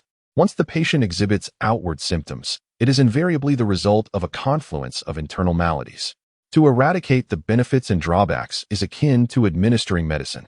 Reforming the tax system is merely one potent remedy among others that must be administered subsequently. If one were to apply it while the patient is already weakened, it may lead to adverse effects instead of recovery. In my humble opinion, the immediate priority should be to reconstruct the central forces, thoroughly investigate the 9 borders, dismiss the incompetent, and restore order to the court. Shuihong's suggestions were quite forthright. First, consolidate military authority to ensure that no one dares to act recklessly, and then begin to evaluate performance to guarantee enhanced administrative efficiency. Shuihong did not broach the subject of anti-corruption, as once the broader environment is compromised, intensifying anti-corruption efforts often exacerbates corruption and embezzlement. In truth, once tax reform is successfully implemented, it will inherently exert a significant restraining influence on corruption. Emperor Longqing stroked his beard, slowly exhaling a breath of frustration. How easily one speaks. The very first step had already ensnared him, to reorganize military power. Substantial funds were required. Fortunately, with the over 10 million taels of silver transported by Lin Rahai, Emperor Longqing could at least begin to re-establish the central forces. This served as an immediate relief, providing some breathing room for subsequent actions. However, addressing these three issues merely alleviates a pressing concern without addressing the root cause. The crux of the problem lies within the tax system. Only by resolving these three issues can we contemplate tax reform. The integration of officials and gentry in tax collection and land measurement constitutes a strategic approach. Indeed, the significance of land measurement surpasses that of the unified tax collection by officials and gentry. In our dynasty, the regulations stipulate that a successful scholar may be exempt from taxes on 200 mu of land, a jinshur on 1,000 mu, a fourth-rank official on 2,000 mu, a second-rank official on an additional 2,000 mu, and a first-rank official on 10,000 mu. The first-rank position, however, is merely a spectacle. Aside from the founding period of the dynasty, there have been no living officials conferred with a first-rank title, as these are typically posthumous honors. Positions such as Grand Tutor and Grand Preceptor are generally conferred upon the deceased. Thus, an official can be exempted from taxes on a maximum of 4,000 mu. Currently, in the Ming dynasty, the number of officials eligible for tax exemption at the 9th rank and above, including successful scholars and jinshur, totals fewer than 100,000. At best, the state could exempt a maximum of 100 million mu. Yet, according to the Ministry of Revenue Statistics, the total arable land in the nation exceeds 300 million mu, which is a decline of 100 million mu compared to the 400 million mu at the dynasty's inception. Logically, as an agrarian nation develops and the population grows, the amount of arable land should also increase. How can there be such a regression? In reality, land has indeed expanded. Shuehong, having reviewed historical documents, found that during this period, the actual cultivated land in Huaxia was approximately 789 million mu. This implies that officials and gentry have effectively concealed 480 million mu of land from the state. Moreover, they continue to enjoy tax exemption on 100 million mu. In blunt terms, officials and gentry have essentially appropriated 3/4 of the nation's wealth. It is remarkable that the treasury remains unemptied. Where have the remaining 480 million mu of land vanished? They have been concealed. This elucidates the necessity for a reevaluation of land holdings. The rise and fall of a nation mirrors that of a family. A dynasty flourishes in its first generation, thrives in the second, maintains itself in the third, falters in the fourth, and by the fifth generation, issues begin to surface. By the sixth and seventh generations, without reform, the accumulation of problems becomes insurmountable. Before reaching the 10th generation, obliteration is inevitable, precisely within 2 centuries. Of course, if certain measures are employed to extend longevity, an additional century may be granted, yet surpassing that is implausible. Historically, every dynasty has experienced a period of prosperity within its initial century, typically lasting several decades. The critical juncture arises at the century mark. Without reform or the eradication of corruption, decline ensues. Unless a nation undergoes a miraculous transformation in productivity, evolving into a utopian paradise, the likelihood of escaping the 200-year cycle without reform is exceedingly slim. It is futile to invoke the Western Roman Empire as a comparison. That entity, in essence, did not constitute a unified dynasty and barely endured for a century, leaving behind merely the name of Rome. The Ming dynasty has now missed its centennial threshold. However, fortunately, it has not yet reached a point of no return and still possesses room for maneuver.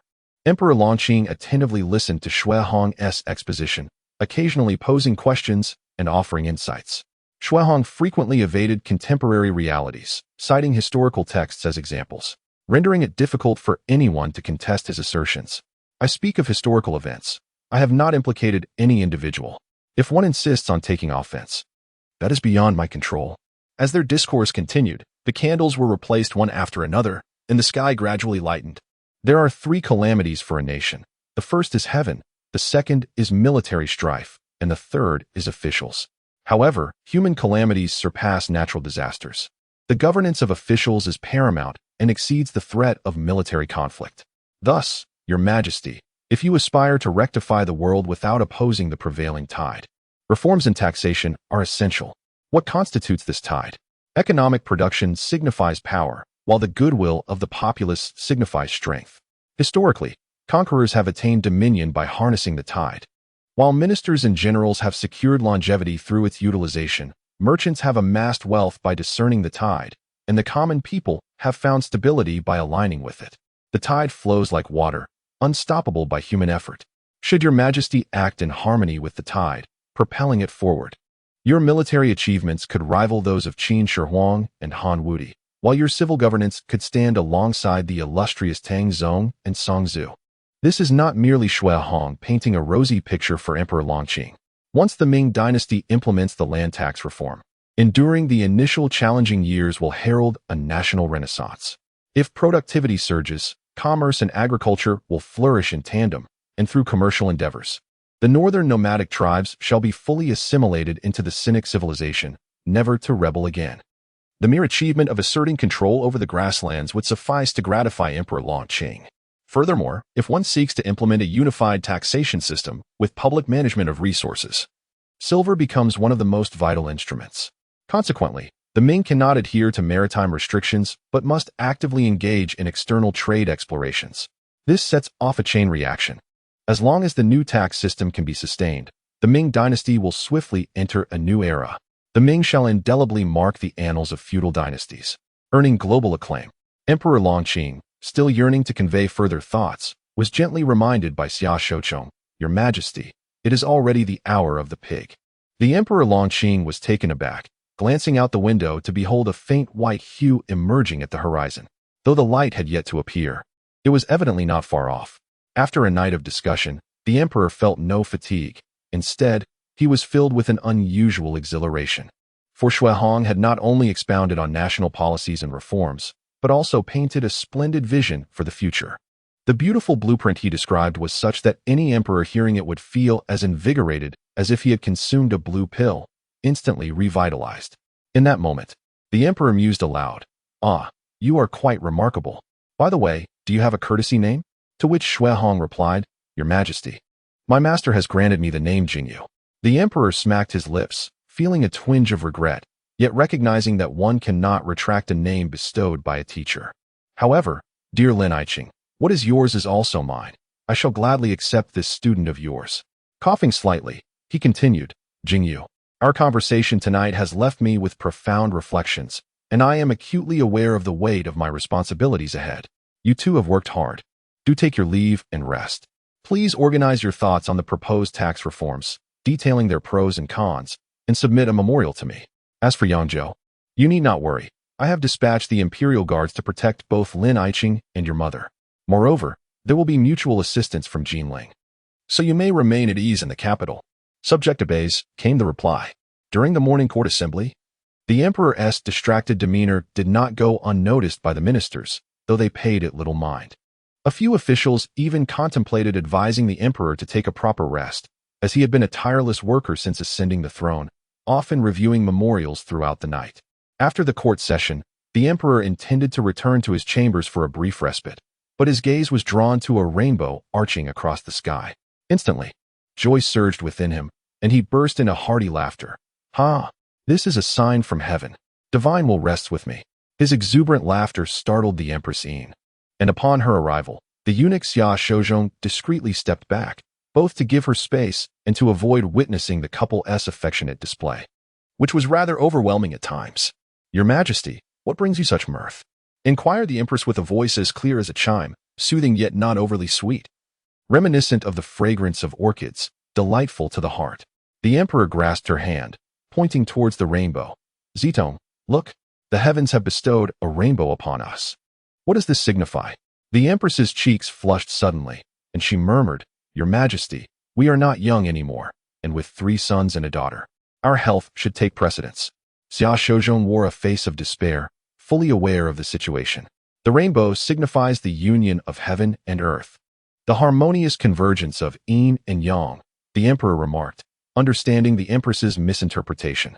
Clearing his throat, he gently took the Empress's arm and led her to a shaded pavilion, briefly recounting the matters concerning Shui Hong. Though they did not delve into specifics, the Emperor's joyous demeanor unmistakably conveyed, "I have discovered a treasure." The Empress nodded slightly, her beautiful eyes shimmering. The rainbow, it is the bow of heaven, the bow of the emperor. Is it not a sign of joy from henceforth? The Emperor Longqing, bursting into hearty laughter, exclaimed, "No one understands me better than Zito." As he spoke, he discreetly attempted to encircle the slender waist of Empress Yin, only to have her firmly brush him off.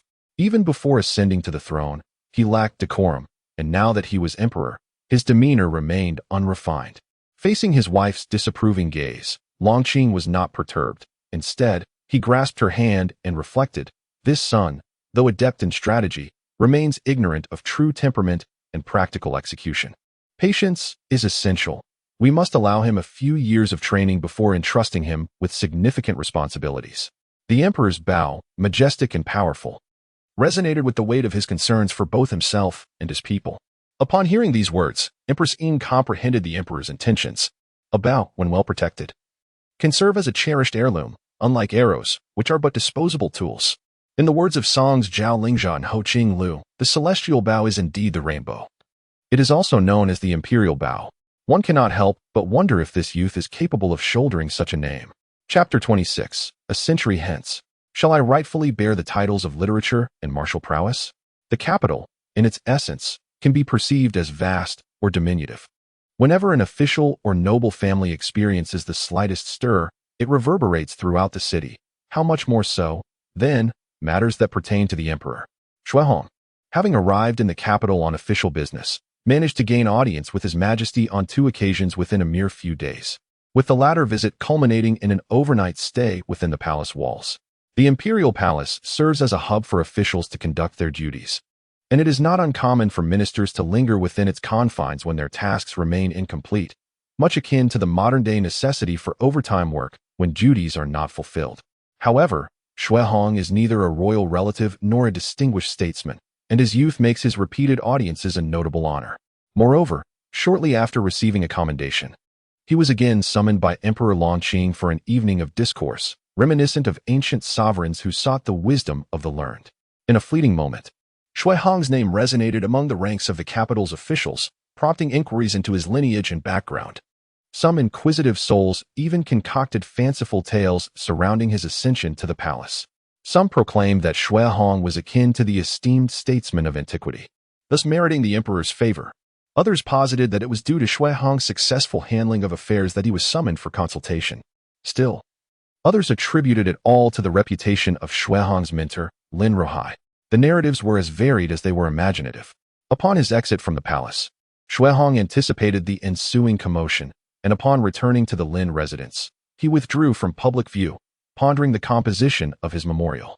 The intricate web of power and influence within the capital is undeniable. The news of his overnight sojourn could not remain concealed.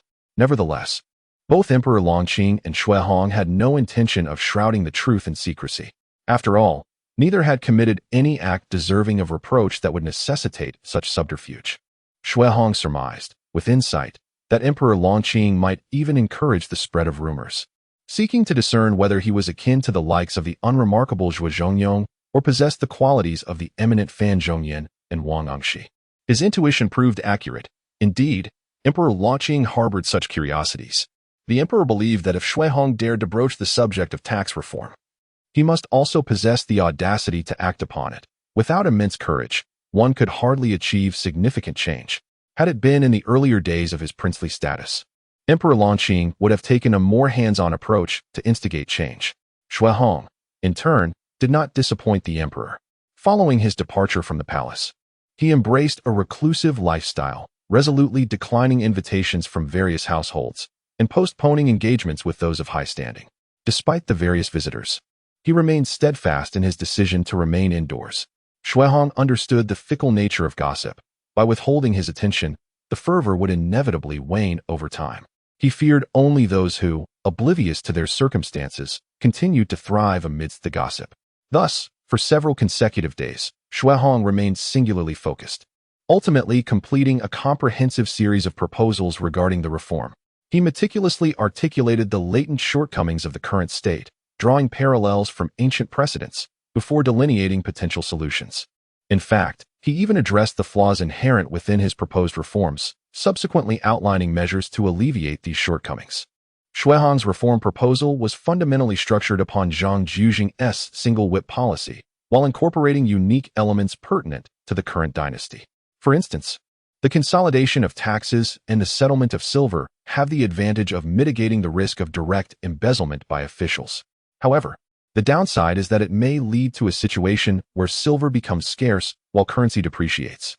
Given that the land of Huaxia is not particularly abundant in silver, this inevitably results in merchants suppressing prices to acquire agricultural products at lower costs.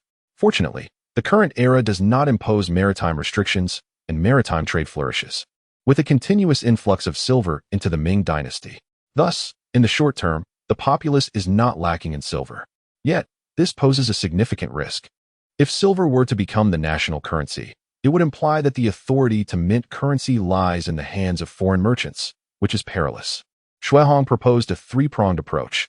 First, to exploit foreign trade for capital accumulation, aggressively seizing silver and resources to achieve the initial accumulation of capital, necessitating a formidable military to ensure protection. Otherwise, one risks becoming the victim of neighboring states stockpiling grain while one stockpiles weapons. Second, to mint official currency, pegged to silver or even gold, gradually replacing the circulation of silver coins in the market. Third, to issue foreign trade permits, akin to salt licenses, strictly controlling the influx of silver from foreign merchants, and, when necessary, allowing the state to intervene in the market circulation of silver to ensure monetary stability. Xuehong also suggested establishing a dual circulation system, maximizing the protection of smallholder economies while simultaneously stimulating commercial progress, thereby fostering national prosperity and propelling a leap in productivity.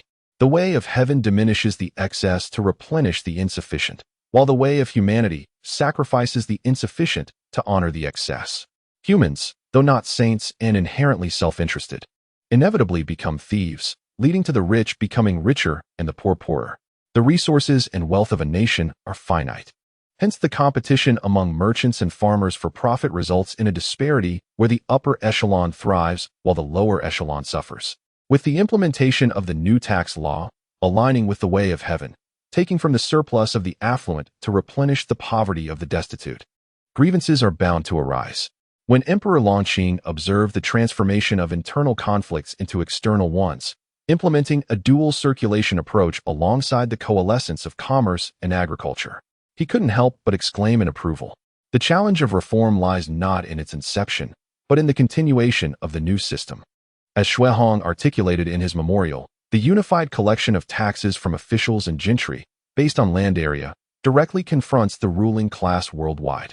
Even with Emperor Longqing's sagacity and Xuehong's extraordinary talent, the implementation of such measures would be fraught with difficulties, and there may come a time when those tasked with assisting Emperor Longqing are no longer available. However, once external commerce flourishes, the scenario shifts dramatically. Xuehong proposed to initially engage in foreign trade plunder, thereby amassing wealth in the national treasury. Subsequently, during the time of external conflicts, to eliminate a cohort of entrenched elites while promoting a new class of compliant power holders. This new elite would counterbalance the old. And when both factions are locked in a fierce struggle, the tax system could be fully enacted. Thus, even if the old and new aristocratic classes remain reluctant, none would dare to entirely oppose Emperor Longqing, for they are all replaceable in his eyes. At this juncture, foreign trade flourished vigorously, and consequently, agricultural taxes would soon fall significantly behind commercial taxes. By that time, all eyes would inevitably shift toward the more substantial bounty of foreign trade, thus neglecting the fundamental interests rooted in agriculture. As long as foreign trade remained unimpeded, the elite would be oblivious to the impending shifts. By the time they became aware, the situation would have already settled, and the powerful bureaucrats would have been unceremoniously pulled down from their lofty thrones. When Emperor Longqing received the memorial, it was still dusk, signaling yet another sleepless night. It was not until nearly midnight that Empress Yin personally persuaded him to reluctantly close the memorial, his heart brimming with reflections. Since my ascension to the throne, I have diligently toiled without a moment's respite.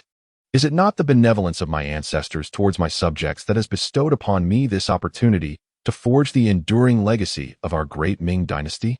Emperor Longqing caressed the memorial in his hands, loath to leave the desk. He understood that the greater the profit, the higher the associated risks. Should Xuehong's assertions prove valid, his eventual posthumous title would surely be among the illustrious, such as Wen, Wu, De, or Zhao. However, should he falter, he and Xuehong could find themselves condemned to the annals of disgrace, their names forever marred by the pen of historians who might portray them as the archetype of a foolish sovereign and a treacherous minister. As he tapped the memorial in his hand, a sudden laugh escaped him. In my youth, I reveled in carefree abandon, indifferent to ambition. Yet I still ascended to the throne. Could this be the will of heaven? Those who aspire to greatness either achieve monumental success or face catastrophic failure. There is no middle ground. Success is contingent upon human endeavor, while fate lies with the heavens.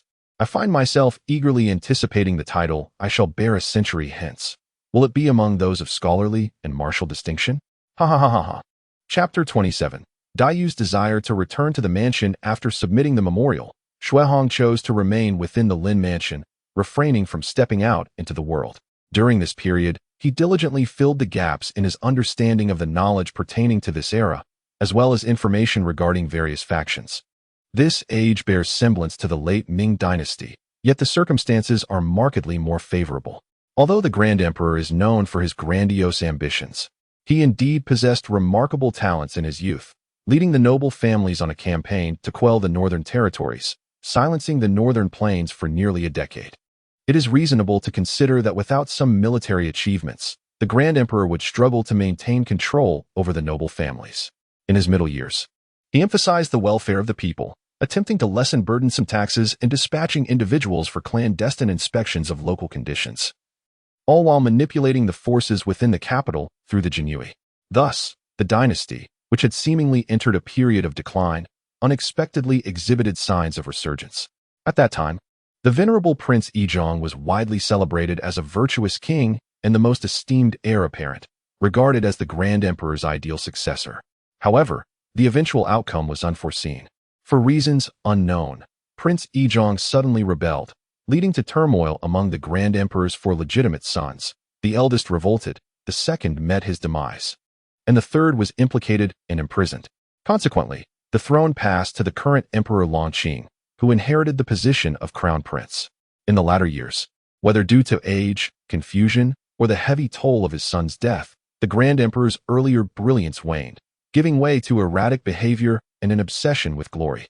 During his last decade in power, he made repeated excursions to the south, draining the populace's resources and fixating on ensuring that ministers extolled his virtues daily. Meanwhile, Emperor Longqing was but a novice crown prince, devoid of a solid foundation and lacking significant authority, helplessly observing the Grand Emperor's excesses. Fortunately, fate eventually intervened. The Grand Emperor, advanced in years and neglectful of his health, suffered a grave illness that nearly claimed his life. Reluctantly, he designated Longqing as his successor. Surprisingly, the old man managed to recover and did not perish.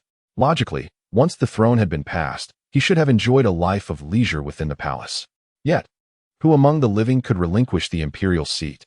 The Grand Emperor remained ensconced within the Ming Palace, supported by his loyal ministers and nobility, effectively rendering Longqing powerless.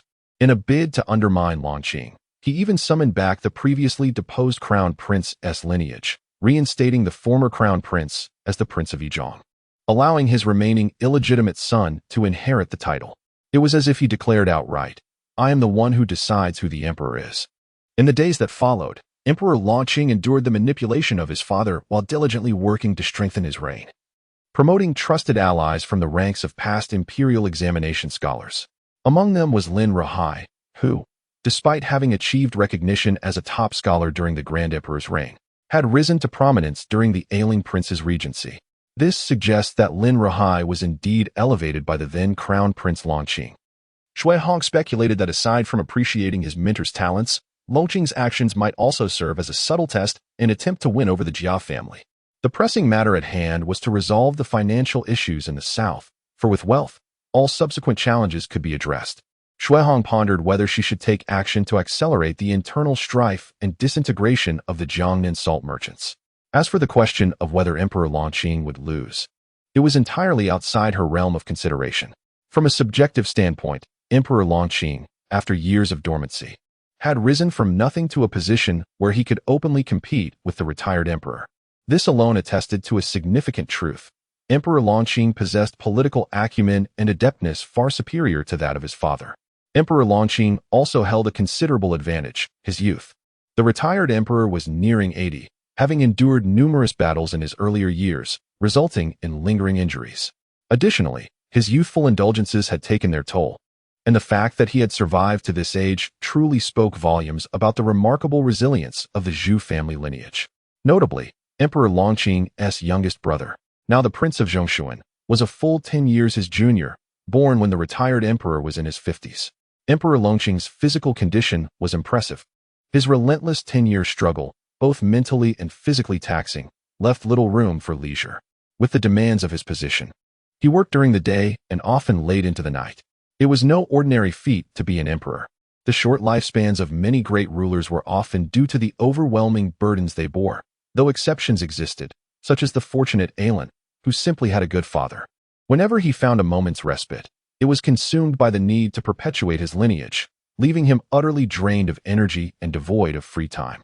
Remarkably, despite being over 40, Xuehong observed no signs of graying hair on Emperor Longqing's head, and his complexion remained vibrant, devoid of any indications of waning vitality. One could argue that even the vigor of the young Zhao Yan, in his 20s, paled in comparison to that of Emperor Longqing, a man in his 40s. In modern terms, one could describe Emperor Longqing as a paragon of health, a specimen worthy of study in a laboratory. Given his robust constitution, the prospect of his premature demise seemed almost impossible. He could outlast the retired emperor with sheer endurance. Once the retired emperor passed away, the entire power structure of the nobility would collapse, allowing Emperor Longqing to seize control without any resistance. Thus, Xuehong was resolute in her stance regarding the necessity of aligning with Emperor Longqing. In the tumultuous world of politics, one must consider their identity and background and align with the right individuals. Throughout history, mistakes made in the court were not as fearsome as the potential to choose the wrong side. Such a misstep often led to certain doom. There is a saying, where do so many corrupt officials come from? To put it bluntly, it is simply political strife. Corruption? If one does not engage in it, can they still be called an official? One might be more inclined to believe in Qin Shi Huang's fondness for Yi Xiaochuan than to accept the existence of upright officials. Of course, not all matters are black and white, and there are always exceptions, albeit they remain rare. A misalignment in political allegiance could swiftly lead to being labeled a corrupt official. The Jia family serves as a poignant example. At their peak, they were unafraid even when accused of treason. Ultimately, however, due to their misalignment, they failed to timely support Emperor Longqing and were left in a desolate state, while Xuehong remained at home, discreetly assessing the political landscape of the capital. The third wave of rewards from Emperor Longqing arrived. This time, it was a more subdued affair, featuring a jade ring intricately carved with a double-headed rainbow beast. The Emperor Longqing commanded his eunuchs to convey a decree, instructing Xuehong to prepare for the imperial examination. He further advised Xuehong that other trivial matters were of no consequence. He merely needed to maintain a facade at home and avoid performing poorly during the examination. I assure you, you will achieve a commendable ranking. In the meantime, focus diligently on studying the intricacies of the new tax regulations, the advantages, the loopholes. Delve into them meticulously. The more detailed, the better. The emperor also granted Xuehong the privilege of unrestricted access to the esteemed library of Yuan Pavilion. Initially, Xuehong had no intention of participating in this session's examinations, feeling that his literary skills were still somewhat lacking, and he planned to take time to cultivate his abilities while also avoiding the recent political turmoil. However, with the emperor's assurance of success, he felt compelled to partake. This presented a perfect opportunity to use his preparations as an excuse for seclusion, avoiding visitors. Such is the advantage of having influential patrons. If they say you are capable, then you are indeed capable. A scholar at 19? Quite reasonable. A successful candidate at 20 poses no issue. It aligns perfectly with the established regulations. After all, the rules are set by others. Miss, what troubles you these past few days? You seem disinterested in both tea and food, inquired the doctor, noting her frail constitution and the necessity for nourishment to sustain her health. Zizhuang brought in a basin of warm water adorned with flower petals, as customary, preparing to assist Dayu in her bath. Dayu reclined on the couch, nestled under a brocade quilt, curled into a small ball, her delicate face etched with unhappiness. Upon returning with some sewing supplies, Granny AI overheard Zizhuang's remarks and promptly entered the room, though she hesitated at the threshold, wary of transmitting any chill to Daiyu. My dear young lady, do you miss your father? Daiyu softly nodded her head. In recent days, I've heard from the maids that in Jiangnan province, either a wealthy family has encountered misfortune or an official has been imprisoned. With my father in such a position, under the scrutiny of countless eyes, how can I not be concerned? Granny AI stood by the brazier until the chill dissipated, then approached tenderly, reaching out to caress Daiyu's small face. Oh, my young lady, you are simply too intelligent. At times, it leads you to misunderstandings as you ponder excessively. But what good does it do? Daiyu pouted slightly, her large, glistening eyes on the verge of shedding tears. Granny AI, feeling both sympathy and urgency, suddenly had a bright idea. Miss, perhaps when you find a moment of leisure, you could invite young Master Shui for a visit. He is your father's disciple, and this errand must be related to your father. We need not inquire about matters of official business. Just his well-being would suffice. Daiyu shook her head. That may not be feasible. Now that he has received the Emperor's favor, it would be inappropriate for him to venture out in the short term. It's best not to trouble him. At this moment, Shuiyan suddenly brightened, exclaiming, Why not? If young Master Shui cannot come to us, we can certainly go to him. Besides, the Lin residence is your home. It would be no trouble for you to visit. Zizhuang, while drying Daiyu's feet, countered, I believe that is not advisable, regardless of his status. Young Master Shui is still a man, and it may not be proper for the young lady to seek him out alone. Aunt AI cast a fleeting glance at Zizhu and remarked, There is no cause for concern. Young Master Shui is indeed our esteemed master's direct disciple, akin to a half-brother to our young lady. Moreover, we merely intend to make a brief visit during the day. It would be prudent to invite Master Lien to accompany us. We shall not linger overnight, nor shall we allow the young lady to be alone with young Master Shui, which is hardly a matter of significance. Furthermore, in my humble opinion, it is likely that our master has accepted young Master Shui with the hope that he will, in time, remember his mentor's kindness and safeguard our young lady. If we do not approach and befriend him while he is still on his ascent, shall we wait until he soars to great heights and then attempt to leverage our master's connections to ingratiate ourselves? Such a course would surely betray our master's sincere intentions. Though Aunt AI's age has begun to dim her vision, her insight remains as clear as a polished mirror, being a trusted confidant of the Lin family. She perceives the high hopes that her master has for Shuihong. It is not beyond reason to suspect that her master harbors a desire for gradual advancement. Thus, the notion of an outsider being a concern is rather unfounded. If we are to speak of outsiders, Jia Baoyu is also an outsider, and in terms of closeness, he may not hold a candle to Shuihong, the sole direct disciple, the political heir. To speak candidly, unless Shuihong were to cast aside all shame, even in a future of destitution, he would still rely on Daiyu for sustenance. Daiyu's eyes sparkled with sudden realization, as if a thought had just struck her. Ah, Zizhu, please fetch the small jar of pearl powder and the pound of tongue silk from my cabinet and take them to Sister Feng. Also, bring a jar of face cream for Sister Ping'er. Just tell them I need to return to the Lin residence to retrieve some items. And it would be a great help if Brother Lien could escort me. In Wang Shifeng's quarters, Ping'er had just returned from collecting some money outside when she fortuitously encountered Zizhu. After inquiring about the matter, she led her directly into the room. The maidservant pays her respects to the second mistress. Oh, it's Zizhu. Please rise. Is there something concerning Miss Lin? In response to the second mistress. Chapter 28. Has the wealth of the Lin family become cheap for outsiders? In response to second grandma. My young lady wishes to invite Master Lien for a leisurely visit back to our residence to retrieve some belongings. Wang Shifeng furrowed her brow in contemplation. Which residence? It is, of course, our Master's estate in the capital. Suddenly, Wang Shifeng's thoughts raced. The Lin estate? Is that not where Shuihong currently resides? Just the other day, Master Lien mentioned he intended to visit his brother Shui. This would be an opportune moment. Not only would it spare Master Lien the embarrassment of being turned away, but it would also allow him to do a personal favor for Miss Lin. With this in mind, a smile broke across Wang Shifeng's face before she even spoke. Ah, how trivial this matter is. I shall simply inform our Master Lien when he is free, and then take my sister back for a visit. Zizhuan quickly expressed her gratitude and added, Our young lady is mindful of second grandma and Sister Ping'er's kindness. This pearl powder was brought from the south, and a jar of swallow's nest is for grandma. This jar of face powder is for Sister Ping'er, the young lady said. Although these may not be valuable items, they are offered with heartfelt intentions. Wang Shifeng couldn't help but smile at the thought of Daiyu, resembling a little adult, instructing Zijuan to convey these sentiments. After Zijuan departed, Ping hesitantly inquired, "Grandma, I've heard that even the heir of the Duke of Li sought to meet young Master Shui, but was turned away. Do you think our Master Lien can manage?" Although Master Lien has some acquaintance with the Shui family, if he were to go alone, he would surely be met with the same fate. However, if he were to accompany Miss Lin, even a door forged of iron would surely open. After all, when one returns to their own residence, would they need to ask for Shui Hong's approval? Ping nodded, somewhat understanding. Just then, Jia Lian entered from outside, and upon seeing Wang Shifeng reclining on the couch, he grinned and said, "My dear second grandma, the other day I dined with the gentlemen of the Liu family, and they covered the expenses. Today, with several of our relatives and friends gathering, I certainly cannot let them pay for me again, can I?" Upon hearing this, Wang Shifeng's brows furrowed, her phoenix eyes flashing with irritation.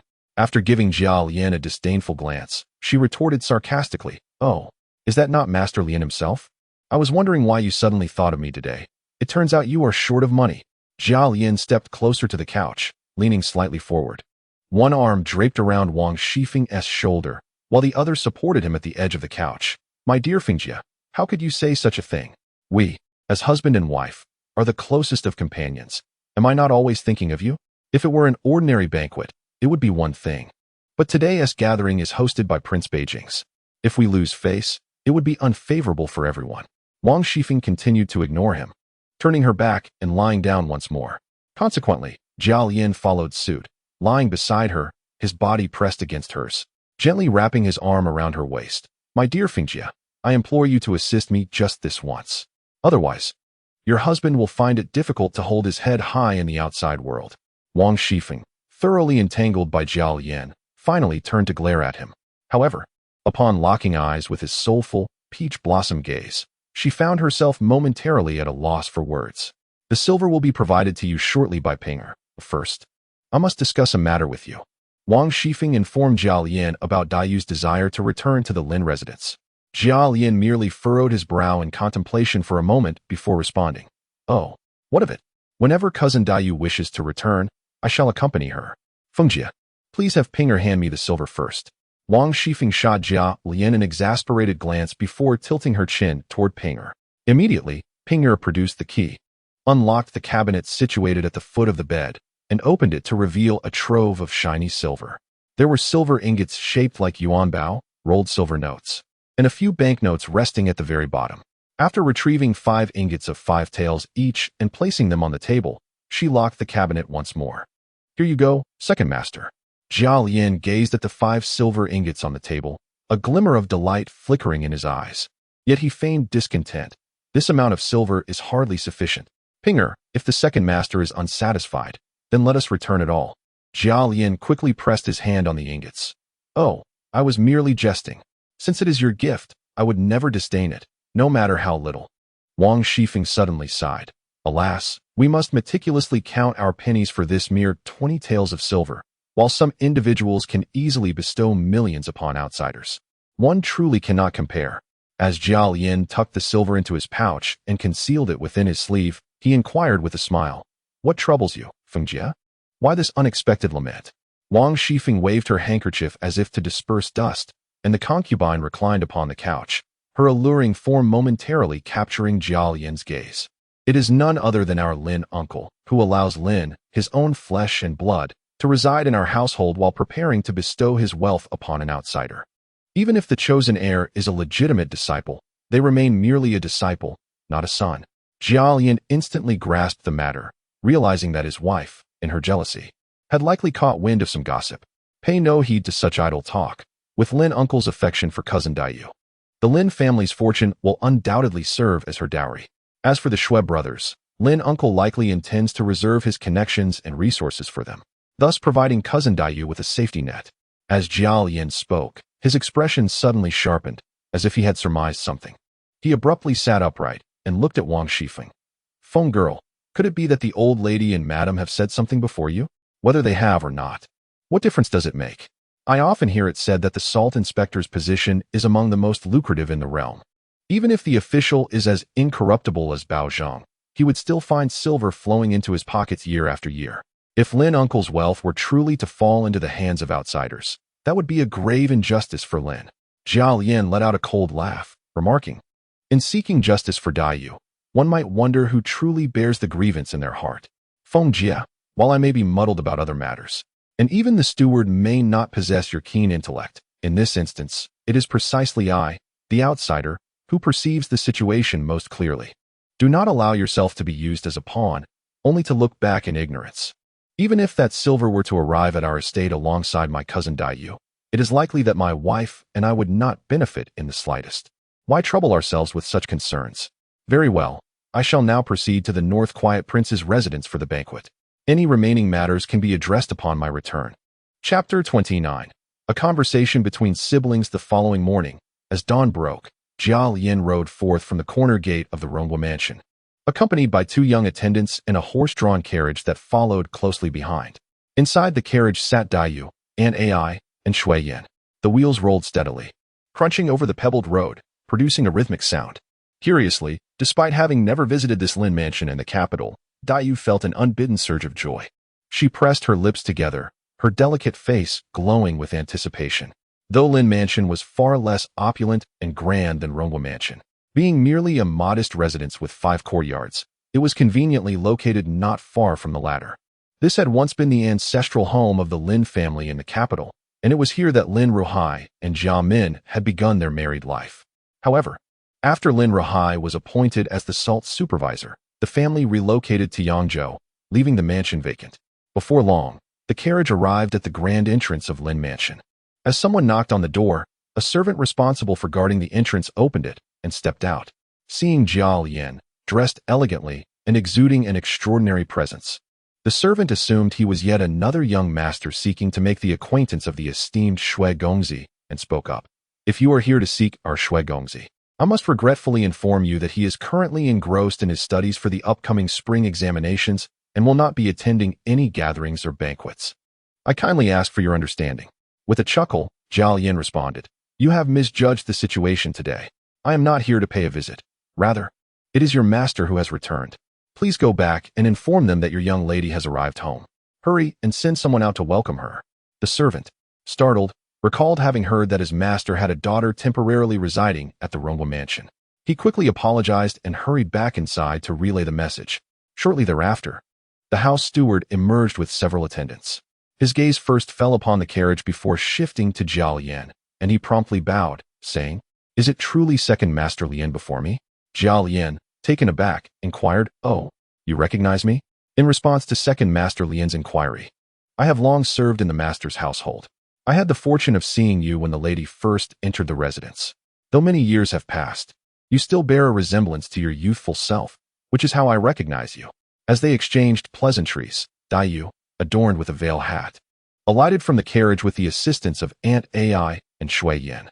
Upon confirming Jia Lian's identity, the steward and several attendants approached as a young lady disembarked, realizing that she was indeed their mistress, and promptly offered their greetings. "I have the honor of meeting the young lady. I wish to pay my respects. No need for excessive formalities, steward. There are many eyes outside. Let us enter the mansion first. I beg your pardon, young lady, for my oversight, and I humbly seek your forgiveness, Second Master Lian." Once inside, the steward guided them to the main hall while dispatching someone to ride to Wenyuan Pavilion to summon Shui Hong back. As fate would have it, Shui Hong had ventured out at dawn, taking advantage of the pleasant weather to write a memorial and research ancient historical materials. Daiyu, being the rightful mistress of the Lin estate, needed no formal invitation upon her return. Additionally, rumors had circulated among outsiders that Shui Hong remained sequestered within the manor, further complicating matters. On his inaugural visit to the estate, Jia Lian found himself alone in the main hall, sipping tea while awaiting Shui Hong's return. Meanwhile, Daiyu and her companions were guided by the steward to the inner quarters. Due to the prolonged absence of a master, most rooms lay vacant, save for a guest chamber occupied by Shui Hong, which still bore some signs of life. Considering Daiyu's frail constitution and the potential for malevolent spirits to target her, the steward refrained from leading her into the empty chambers and instead escorted her to the study for a brief respite. He promptly instructed the servants to tidy the room, which, in truth, meant fetching a few talismans to burn at the entrance, as the space was already clean, but concerns lingered about unseen impurities. Upon entering the study, Dayu was struck by the sight of a stack of thick documents on the desk, alongside a map affixed to the wall. Apart from these, the room was devoid of any other furnishings, presenting a stark simplicity. After a brief interval, the steward personally arrived with a tea tray, bearing several cups of tea. Observing the steward's solitary flurry of activity, Granny AI voiced her concern. "Steward, are there truly no maidservants in this estate?" After placing the tea down, the steward replied, "To speak candidly, ever since the master departed south for his official duties, this vast residence has become quite desolate. For years now, it has merely been myself and a few young gentlemen managing the household chores." Shui Yin then inquired, "And what of young Master Shui? Did he not bring any maidservants along?" The steward shook his head. "Indeed not. Since his arrival, young Master Shui has been engrossed in his studies within the study. Having brought only 2 bodyguards with him from the south, I had intended to procure a couple of maidservants for him, but he insisted. I came to the capital on business, and though fate has compelled me to remain, I am in my teacher's household, mourning the recent passing of his wife. How could I indulge in luxuries such as maidservants in this estate?"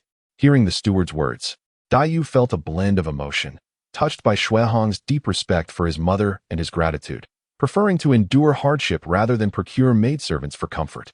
At the same time, she felt guilt for her own actions, reveling in frivolities with her sisters, adorned in sumptuous garments and feasting on delicacies, while her own mother's mourning period had not yet concluded. In an instant, tears welled in Dayu's eyes. The steward, taken aback, stammered, "No, I must have misspoken. Please forgive me. I've kept second brother Lian waiting, and this is entirely my fault." Just then, Xuehong entered, accompanied by 2 bodyguards, each bearing a stack of books. Jia Lian raised an eyebrow, immediately recognizing the annotations and signatures on the tomes as belonging to the esteemed collection of the Wenyuan Pavilion. His keen eye spotted the inscription on the topmost bookmark, "Records of Fields in Shuntian Prefecture, year 21 of the Jinwu era." "Brother Shui, what is this?" Jia Lian inquired.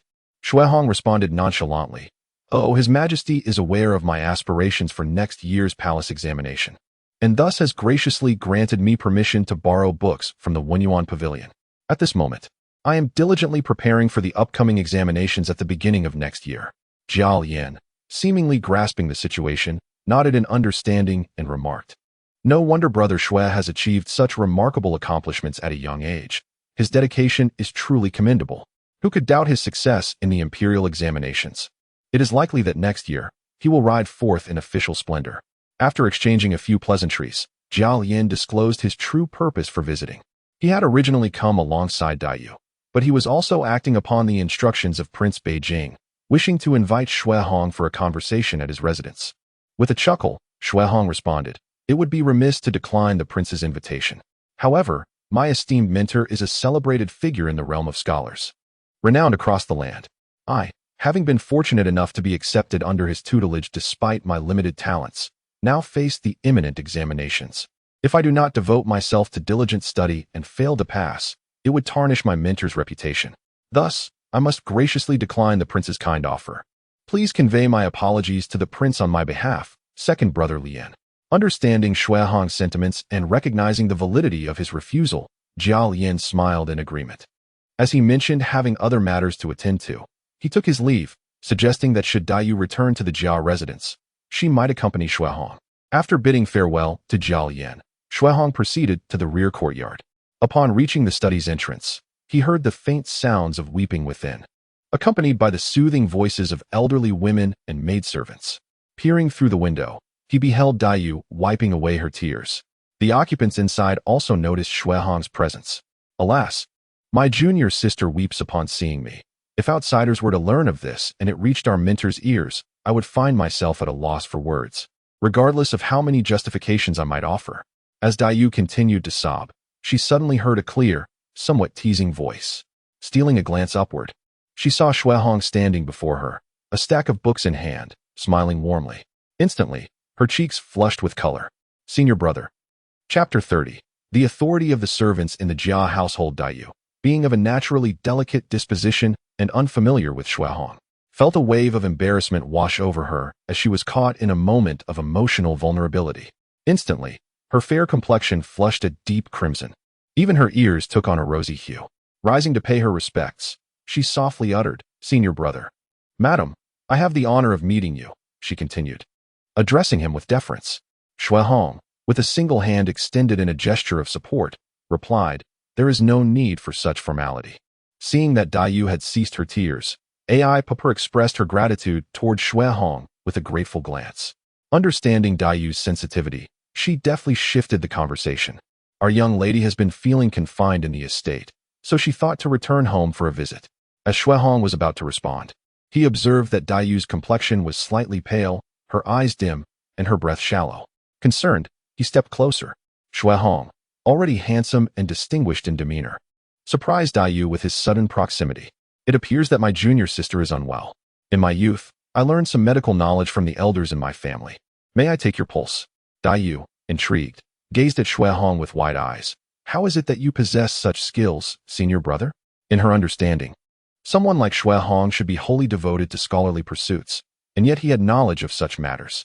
"In my youthful exuberance, I was quite reckless, engaging in all manner of mischief. Consequently, I sustained numerous injuries. Fortunately, there was a renowned physician in our county who helped me recover from my wounds.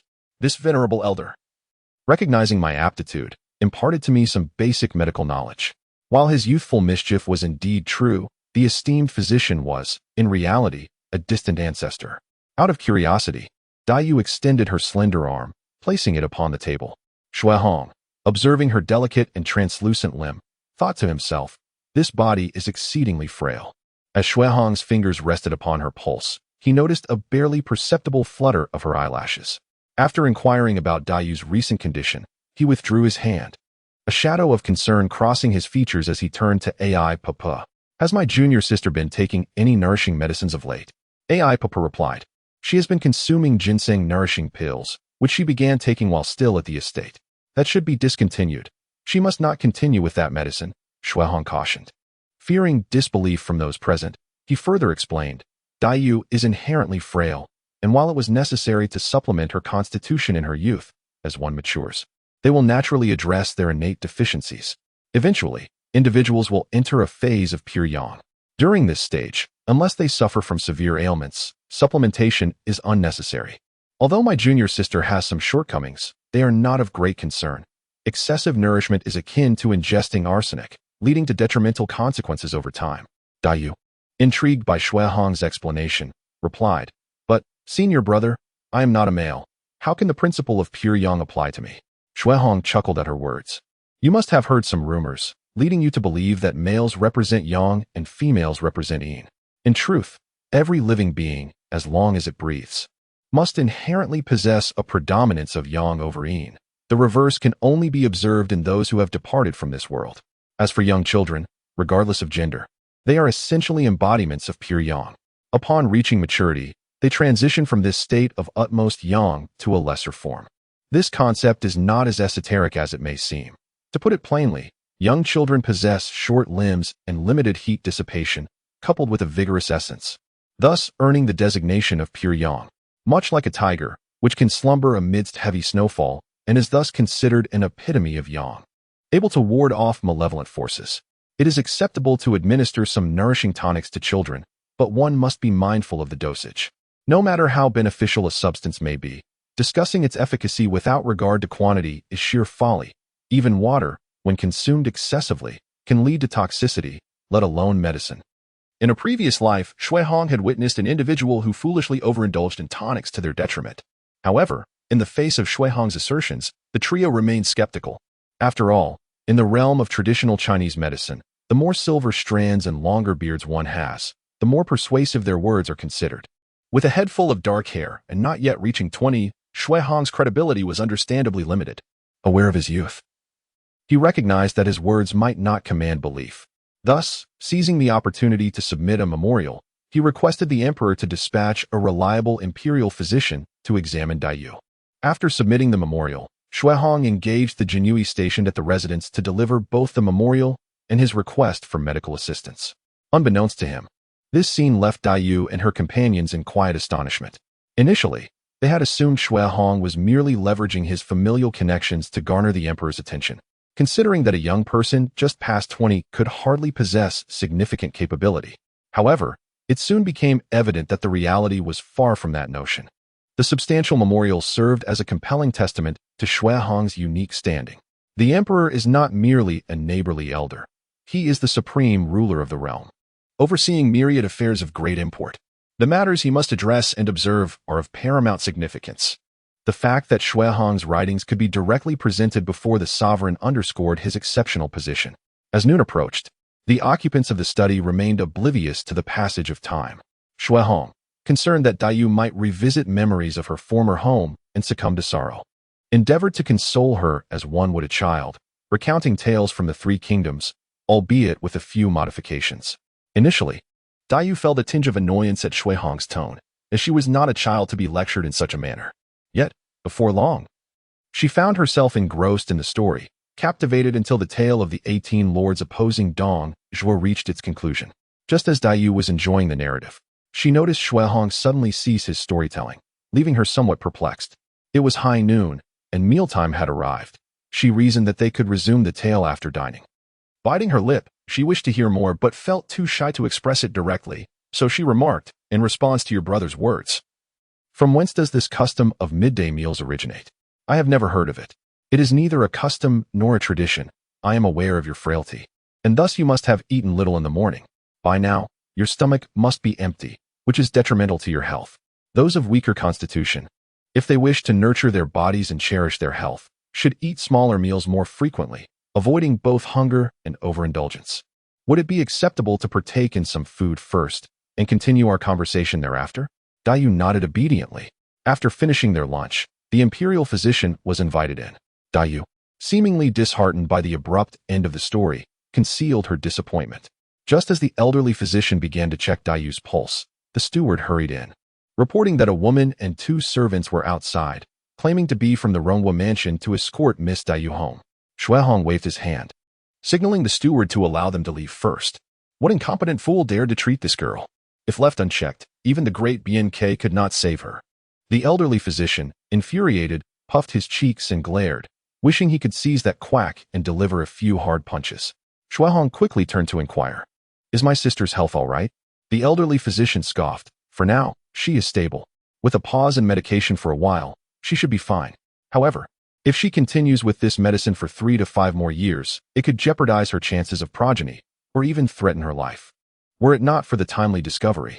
Upon hearing this, Dai's face turned ashen with fear, prompting Aunt Ai to envelop her in a comforting embrace, gently stroking her little head. Shui Yin, too, anxiously leaned closer to Dai. The elderly physician then inquired about the medications Dai had been taking. Upon learning it was the ginseng nourishing pill, he furrowed his brow. This should not be the case. This is a rare, gentle tonic. How could it lead to such an outcome? Unless someone has miscalculated the dosage ratio of this pill. Shui Hong's right index finger nervously twirled the ring on his finger, his expression darkening further. "Pray, enlighten us, esteemed elder." According to the elderly physician, although the ginseng nourishing pill bore the name of ginseng, the herb was present only in minimal amounts, supplemented by a considerable quantity of other herbs to moderate ginseng's potency. This pill was typically prescribed for children with congenital deficiencies or adults suffering severe depletion. Both categories were too frail to withstand a strong tonic, thus requiring a gradual improvement. Ginseng's effects were exceedingly potent, hence the formulation of the ginseng nourishing pill. However, if the ginseng's proportion were excessively high or the accompanying herbs were improperly balanced, the pill's effects would be significantly amplified. For an ordinary individual, this might be beneficial, but for someone already weakened, it would act as a chronic poison. Initially, the effects of the medicine might lead to a flushed complexion and a sense of vitality, yet this would merely be an illusion, a sign of bodily depletion. Rather than improving, the condition would worsen over time, akin to a dam breached by termites, becoming irreparable. Shui Hong's fists, concealed within his sleeves, tightened suddenly, producing a cracking sound. If this were unintentional, it indicated a grave dereliction of duty on the part of the Jia family. If deliberate, just as Shui Hong was lost in contemplation, he was startled by a commotion at the entrance. In a fit of anger, he first expressed his gratitude to the elderly physician and offered a monetary token, but the physician, having come at the behest of the emperor, respectfully declined. Seeing Dayu's pale, frightened countenance, Shuehong instinctively approached and gently patted her little head, saying, Dayu, do not fear. Fortunately, all is well. And AI, please comfort my sister. I shall see the esteemed elder off. As Shuehong turned away, the smile on his face immediately vanished. The elderly physician, being a revered senior from the Imperial Medical Institute, brought forth questions about how the Jinui managed to escort him here and how they would return him. Upon reaching the main hall, Shuehong once again heard a commotion at the entrance. I apologize for the disturbance, esteemed elder. Please bear with us in the main hall for a moment, he said, gesturing to his two guards as they proceeded towards the door, followed closely by the Jinui dispatched by Emperor Longqing. Upon exiting, they encountered several men clad in gray short garments, along with a woman who was vociferously shouting at the entrance. The woman, noticing Shuehong, displayed no semblance of respect. Her beady eyes scrutinized him before she disdainfully remarked, Greetings, young master. We are from the Ronghua mansion, dispatched by the madam to escort Miss Lin back home. Why the noise at the entrance? Oh, it is merely the servants at the door, lacking the discernment to recognize our esteemed Jia family and failing to announce our arrival. The woman is rather uncouth, and thus raised her voice. I hope you will excuse us, she continued. Shuehong, disinterested in engaging further, simply instructed, You may return. I shall see my junior sister home shortly. With that, he turned to head back inside, but was suddenly interrupted by an insolent remark. Oh, look at these outsiders clinging here, making such a fuss. What audacity to presume they hold any significance regarding Miss Lin. Shuehong paused for a brief moment, and in the next instant, two figures darted forward, delivering powerful blows to the woman's jaw, sending shards of teeth and blood flying. The servants of the Jia family were taken aback. They had not anticipated anyone daring to act against them, even when aware of their identity. In a swift motion, the two guards each delivered a kick to the woman's legs, subduing her. Truly, the servants of the Jia family carried an air of authority. Chapter 31. When Baoyu sustains an injury, you call for the imperial physician? Those who are aware might consider you merely a servant, while those oblivious might mistakenly believe you are the true master of Ronghua Mansion. You too shall incapacitate her and then deliver her to the authorities. As for the rest, send them away. Compromise? They have already come to insult us at our doorstep. If Shuehong were to endure this, she might as well abandon her aspirations for the imperial examinations. To insult an official in such a manner, Shuehong would undoubtedly have the upper hand, even if it meant berating them at another's gate. It is only due to Shuehong's sense of dignity that she refrains from publicly asserting that the opposing party has spat upon the jade pendant bestowed by the emperor, thus deserving the label of great disrespect. Once such a heavy accusation is made, it would not only tarnish her reputation but also bring disgrace upon the esteemed Lady Wang of the Jia household, sufficient to cause her considerable distress. After dismissing these unruly individuals from the Jia household and sending away the old physician, Shuehong prepared to return to her estate, where she would temporarily place Dayu in the Lin mansion. Return? One can hardly discern how one might fall victim to such schemes. For while a thief may act for 1,000 days, one cannot defend against them indefinitely. It is far easier to harm than to save. When others wish to do you harm, they are often under the same roof, presenting countless opportunities for malice. Had it not been for Shuehong's knowledge of medicine, recognizing the anomaly in time, Dayu might have suffered irreparable damage had this matter dragged on for another year or so. In the study of the back courtyard, Dayu recalled the physician's words, her heart heavy with sorrow. How could her maternal grandfather's family treat her in such a manner?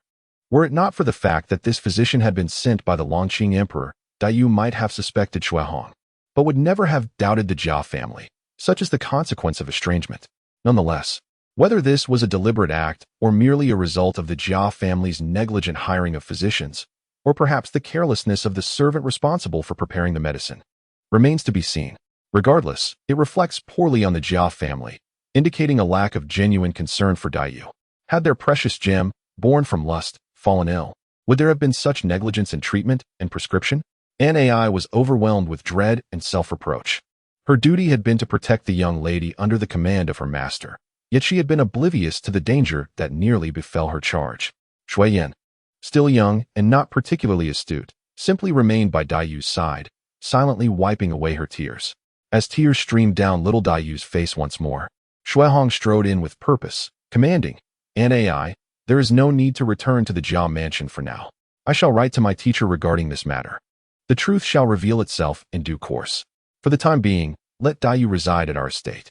Aside from this study, I seldom venture into the back courtyard, and my quarters are in another wing. If my junior sister returns, it will feel as though she has returned home, far more comfortable than elsewhere. I am also curious whether, within the vast confines of the Jia mansion, there exists a master of true integrity. Aunt Ai hastily acquiesced. Why return to the Jia mansion? Would one willingly walk into danger? They say maternal uncles hold great power, yet who could have imagined that this very maternal uncle would conspire against his own niece? Such occurrences are unfathomable in this world. Certainly, Xuehong would not succumb to despair, causing a scandal, for even if Dai Yu is the victim, widespread rumors would indubitably tarnish her reputation. Alas, such is the nature of the times, unreasonable and harsh. As for the final resolution, it shall depend on the thoughts of her mentor. In the courtyard of Ronghua House, outside the Rongxi Hall, a cacophony of crashing sounds erupted, accompanied by the gasps of maids, the laughter of matrons, and the curses of young men intermingling. Oh dear, my Lord Baoyu, please cease your destruction. Take care not to harm yourself. Within the courtyard, Jia Baoyu's eyes were swollen and red from weeping as he smashed everything in the room, Ruware bowls and vases, flower pots from the table, and jade ornaments from the bookshelf, into a million fragments. Do not attempt to comfort me. I am fully aware that Lin has departed, never to return.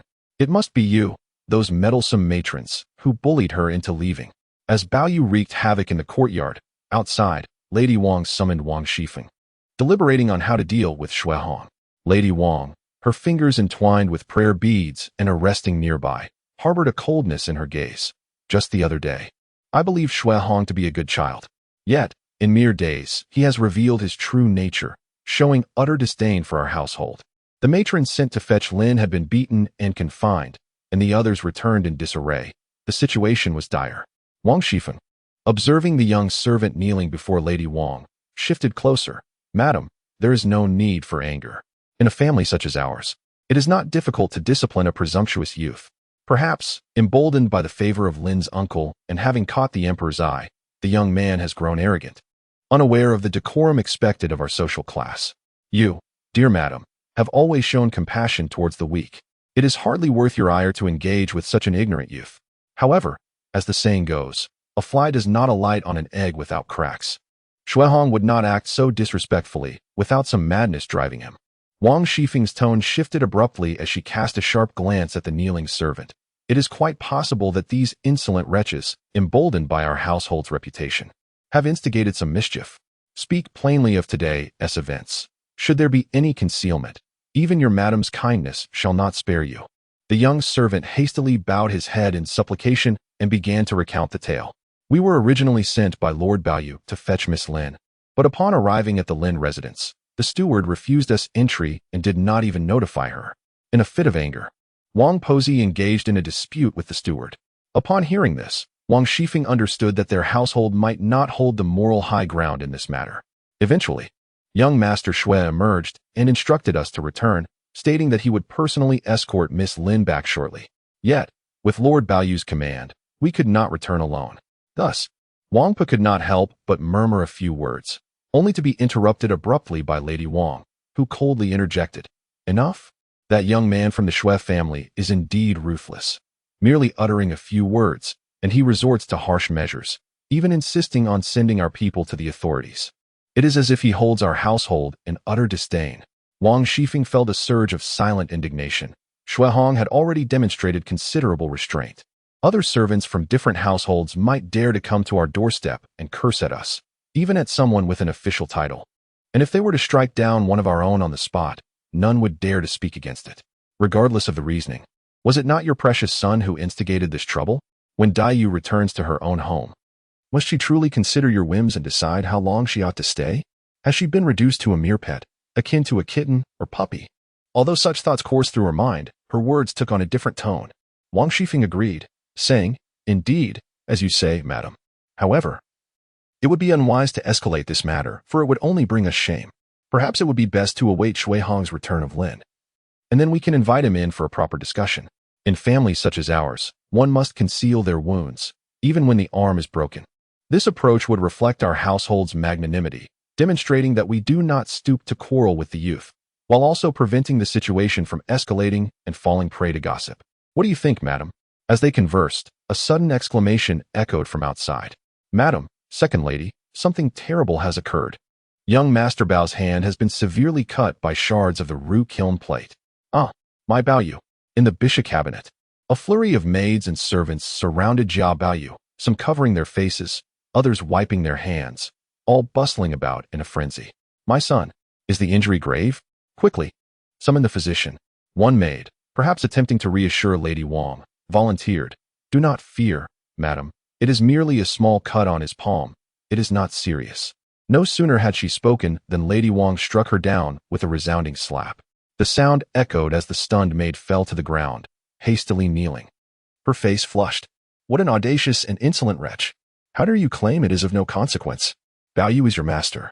And with so many of you attending to him, how could he sustain an injury? Were it not for the sake of my Baoyu's fondness for you, I would have you sold without a second thought. And you, the master has yet to inquire, yet you have the audacity to respond, displaying your lack of decorum. Someone, take her away and give her 20 lashes. Let us see who would dare again. Furthermore, fetch the master's notice at once and hasten to summon the physician for my son." What folly! It was merely a small cut on his palm.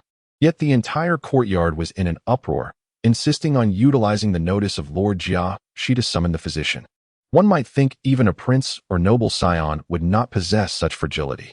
Chapter 32. If it breaks, you shall break too. After approximately half an hour, the imperial physician finally arrived. However, the bleeding from Jia Baoyu's injury had long ceased. The physician merely unwrapped the bandages, took a cursory glance, and casually prescribed a pain-relieving potion before taking his leave.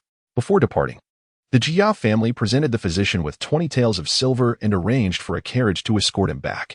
Elder Mrs. Jia, anxious that her beloved grandson's medicine might be improperly concocted, sent her trusted maid, Yuan Yang, to supervise the process personally. Meanwhile, she cradled Baoyu as one would a treasured gem, reproaching him gently. As the adage goes, our bodies and skin are bestowed upon us by our parents. You may be angry, but why must you harm yourself by throwing things? Thankfully, it is only a minor injury to your hand and nothing more. With his eyes glistening, Jia Baoyu suddenly threw himself into his grandmother's embrace, exclaiming, "Grandmother, my hand hurts. Is it the wound that troubles you? You brought this upon yourself, child. Who told you not to take care of yourself? Our Jia family has risen through military merit, and our men have emerged from the throes of battle.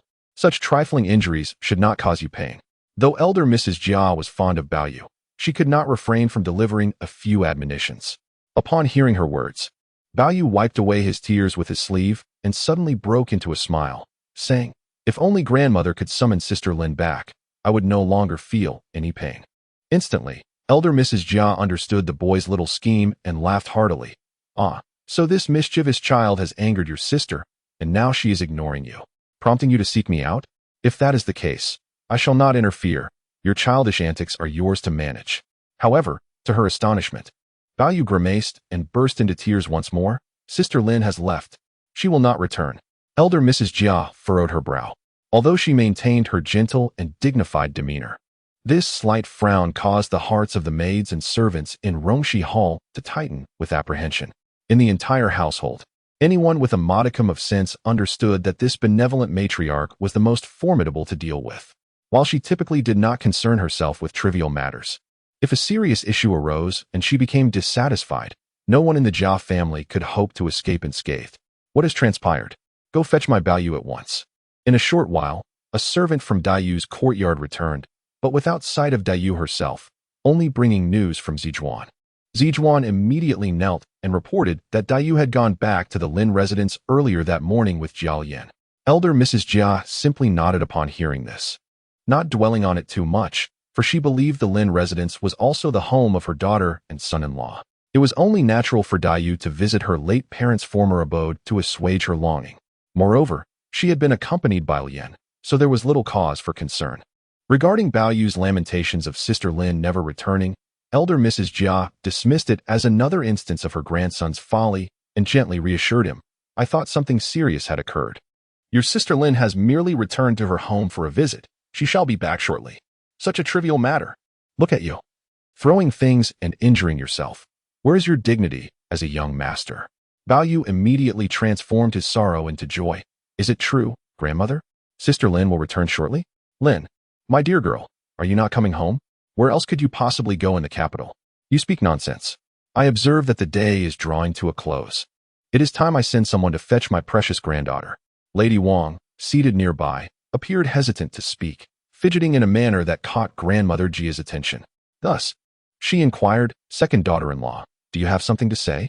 In response to the elder's question, Lady Wang briefly recounted the events of the day, omitting certain details but implying blame towards Shui Hong.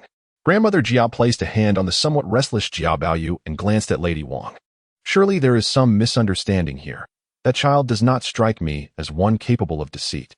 Feigning a sigh, Lady Wang replied, who could argue otherwise? Upon first meeting that child, I found myself quite taken with him. Yet now, the maid in my service is being detained at the Lin estate, and the returning servants claim that Shui Hong intends to take her to court. My dear matriarch, being relatives, is it not shameful to let misunderstandings escalate? It is evident that the child, after all, comes from a humble background and lacks the capacity for magnanimity. These words instantly provoked Lady Xing, who bristled at the insinuation of humble origins. Was this a veiled jab at someone in particular? In the past, the ever-diplomatic Wang Shifeng would have intervened. But at this moment, she remained silent, merely observing Lady Wang's display. Having paid respects to the ancestors, the eldest matriarch, the second lady, and Master Baoyu, young Master Shui Hong requests an audience with the eldest matriarch and the matriarch, announced the servant at the door. Jia Baoyu's eyes lit up. Is Lin returning? The servant hesitated, but aware of Grandmother Jia's presence, he could not deceive her and replied, I did not see young Master Shui accompanied by a carriage. He came alone with 3 mounted guards. Just as Jia Baoyu was about to protest, Grandmother Jia gently patted his head and gave him a significant glance, causing him to quieten. Please bring the child in. As the servant turned to leave, Grandmother Jia suddenly recalled something and asked, which gate is he using? The northwestern corner gate. Does he carry a jade pendant? In response to the eldest matriarch, he bears a piece of warm jade at his waist. Guide him to the side entrance. He must not enter through the corner gate.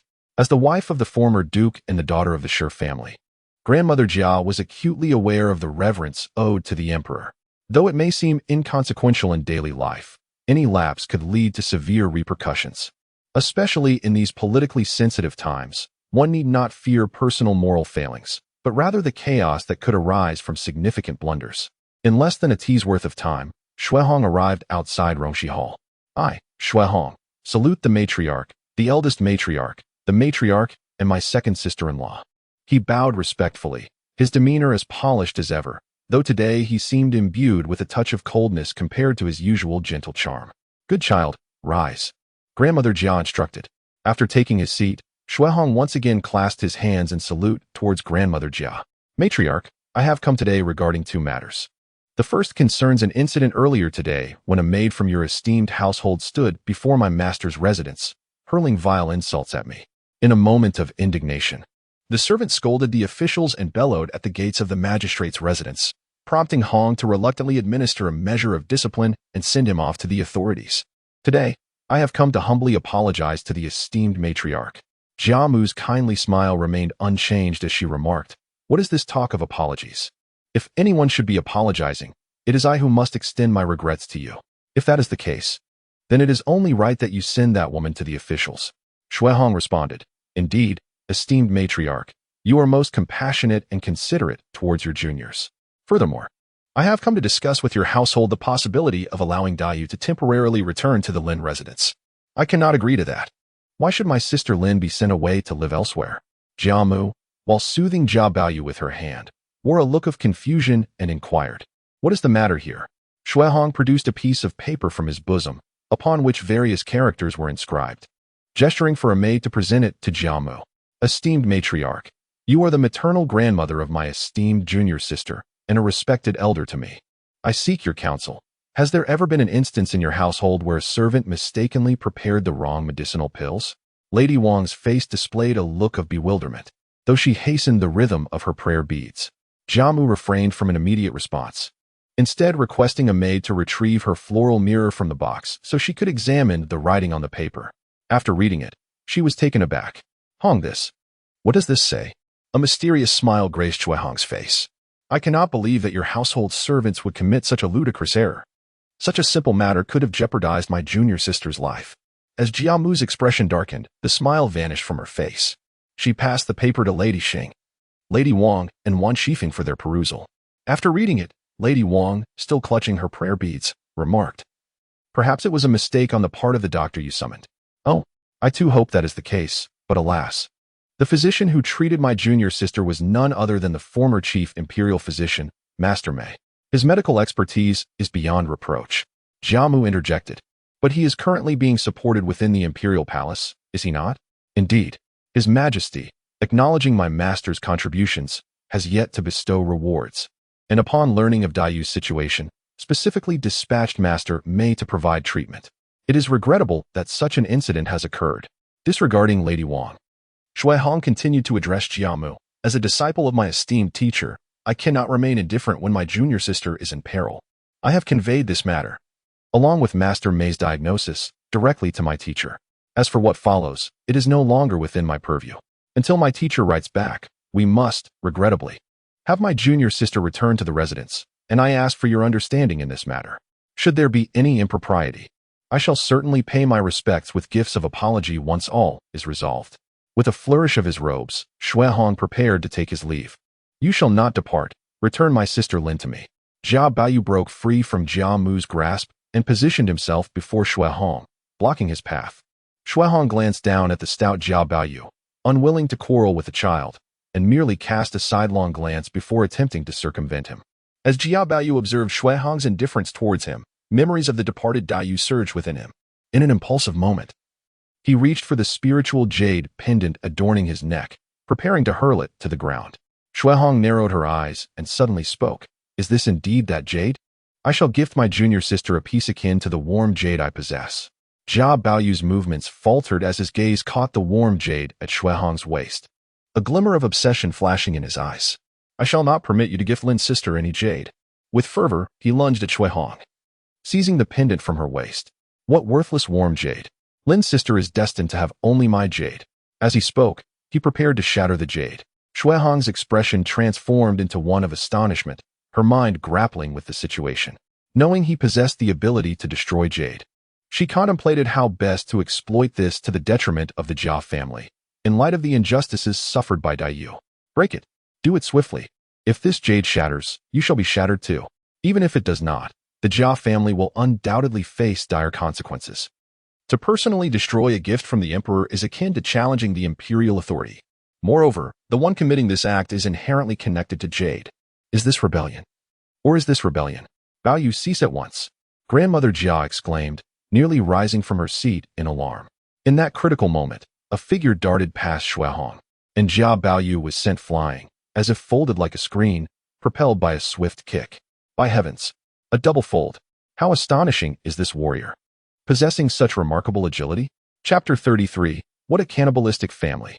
The newcomer, adorned with a gracefully curved mustache, was clad in a robe of dark azure embroidered with flying birds, holding in his hands the jade pendant that had been reclaimed from Jia Baoyu.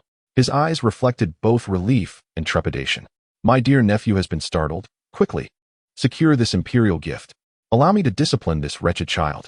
Shui Hong took the pendant and observed Jia Zheng fiercely tugging at his robe's hem, storming towards Jia Baoyu, who lay prostrate on the ground.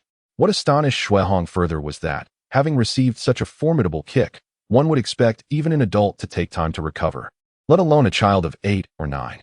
That kick had propelled Jia Baoyu off the ground, sending him flying over 2 meters, a true and impactful blow.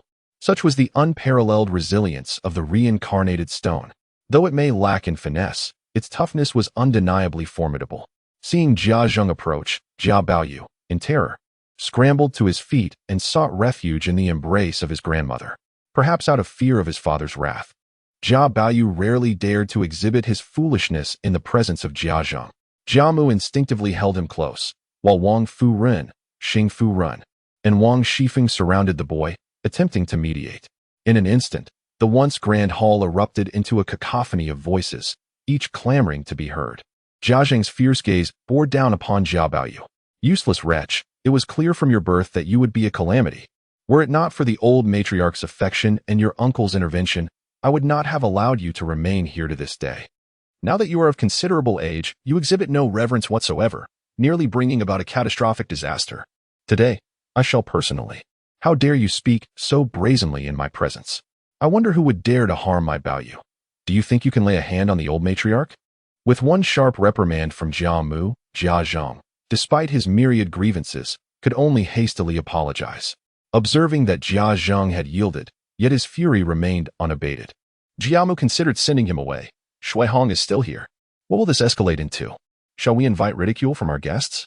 My lord, I must take my leave. May I request a private conversation? Jia Zhang temporarily suppressed his anger and turned to Shui Hong. Dear nephew, let us speak in the front hall. Upon reaching the front hall, Shui Hong feigned curiosity.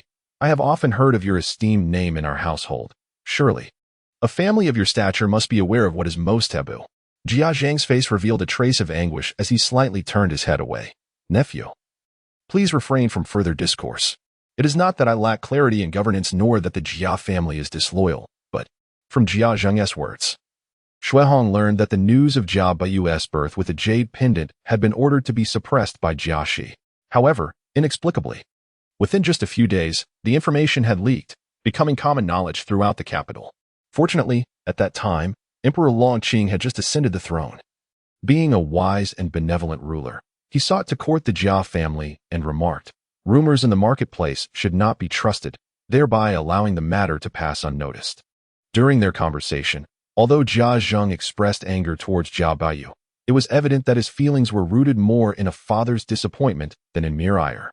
Yet, whenever the name of Lady Wang is mentioned, a palpable disdain and discontent flicker in Jia Zhang's eyes. Indeed, it is not surprising. How could a man like Jia Zhang harbor any affection for Lady Wang, who is merely literate? It is no wonder that he named his youngest son Jia Huan. According to the Song history, treatise on clothing and rites, the ceremonial robes, are bestowed upon the third, who is thus linked to the jade ring. Huan, the third son, bears this name, illustrating Jia Zhang's deep-seated opposition to the matrimonial arrangements imposed by his mother, though he feels compelled to acquiesce out of filial duty and familial obligation. As they exited the Jia residence and mounted their horses, Shui Hong glanced back at the grand estate, constructed with immense wealth and imperial favor, and shook his head with a wry smile. Such is the nature of a prominent family, externally resplendent, yet fundamentally comprised of individuals, each inevitably embroiled in disputes over divergent interests. The apparent hierarchy, where the young show deference to the old and the elders protect the youth, seems to Shui Hong merely a facade of insincerity, a mere performance devoid of genuine sentiment. This mirrors the familial dynamics observed in later generations. When parents are destitute, many ungrateful offspring abandon them, seldom visiting their parents throughout the year, even wishing for their early demise to inherit their meager savings. Conversely, if the parents enjoy a stable pension, the children fear their parents' death, for they are a living treasure trove. Of course, not all families are thus. The current state of the Jia household, in Shui Hong's view, closely resembles the aforementioned scenario, with each member calculating their own interests. Despite being kin, they are ensnared by a web of rigid customs, rendering their relationships superficial. They coexist merely as colleagues bound by blood, engaging in daily charades.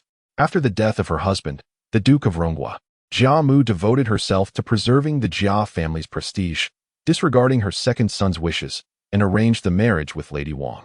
As for Jia Zhang, while he outwardly demonstrates utmost respect, internally, does he not harbor resentment? The likes of Wang Shifeng and Lady Wang are even more so. It is no wonder that Daiyu penned the line, 360 days in a year, beset by the harsh blades of wind and frost. The entire estate resembles a monstrous entity masquerading as a family, devouring the flesh and blood of each member to tenuously sustain its existence. As Shui Hong observed the ragged citizens on the streets, he sighed deeply. As above, so below, in the twilight of a nation, with the four virtues disregarded, the state teeters on the brink of collapse. The condition of the Jia household serves as a microcosm of the nation. The state of a country invariably impacts the plight of its common people and the ethos of its families. Just as the works of poets from different eras reflect the fortunes of their dynasties.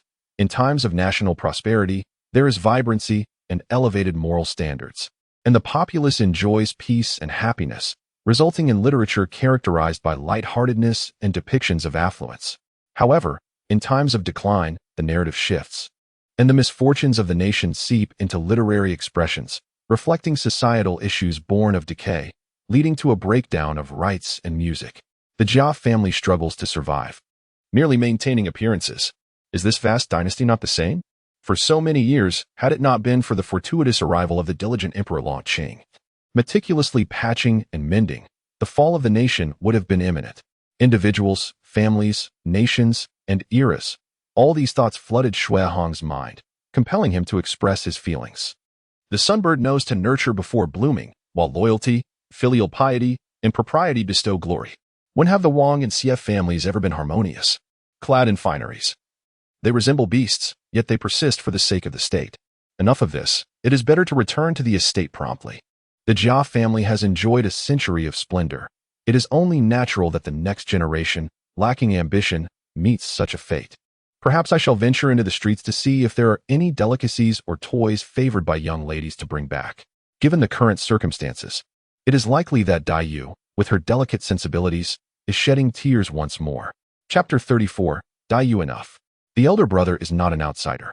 In the winter of the 7th year of the Shunping era, the imperial envoy dispatched to Jinling due to the fire incident at the provincial examination finally returned with news. No one expected that what initially appeared to be merely an accidental blaze would unravel so many complications. The leak of examination questions and cheating was merely the least of the matters. Rumors suggested that some had privately nurtured assassins. In the imperial court, Emperor Longqing was enraged and immediately commanded his brother, Prince Zhongshuan, to serve as the imperial envoy, ordering him to mobilize troops from the 13 provinces of Jiangnan if necessary, with a decree for thorough investigation. Within the Ningbo mansion, Jia Shi, Jia Zhang, and Jia Zhun conversed in the inner hall, with Jia Lian accompanying them. Jia Rong stood guard at the door.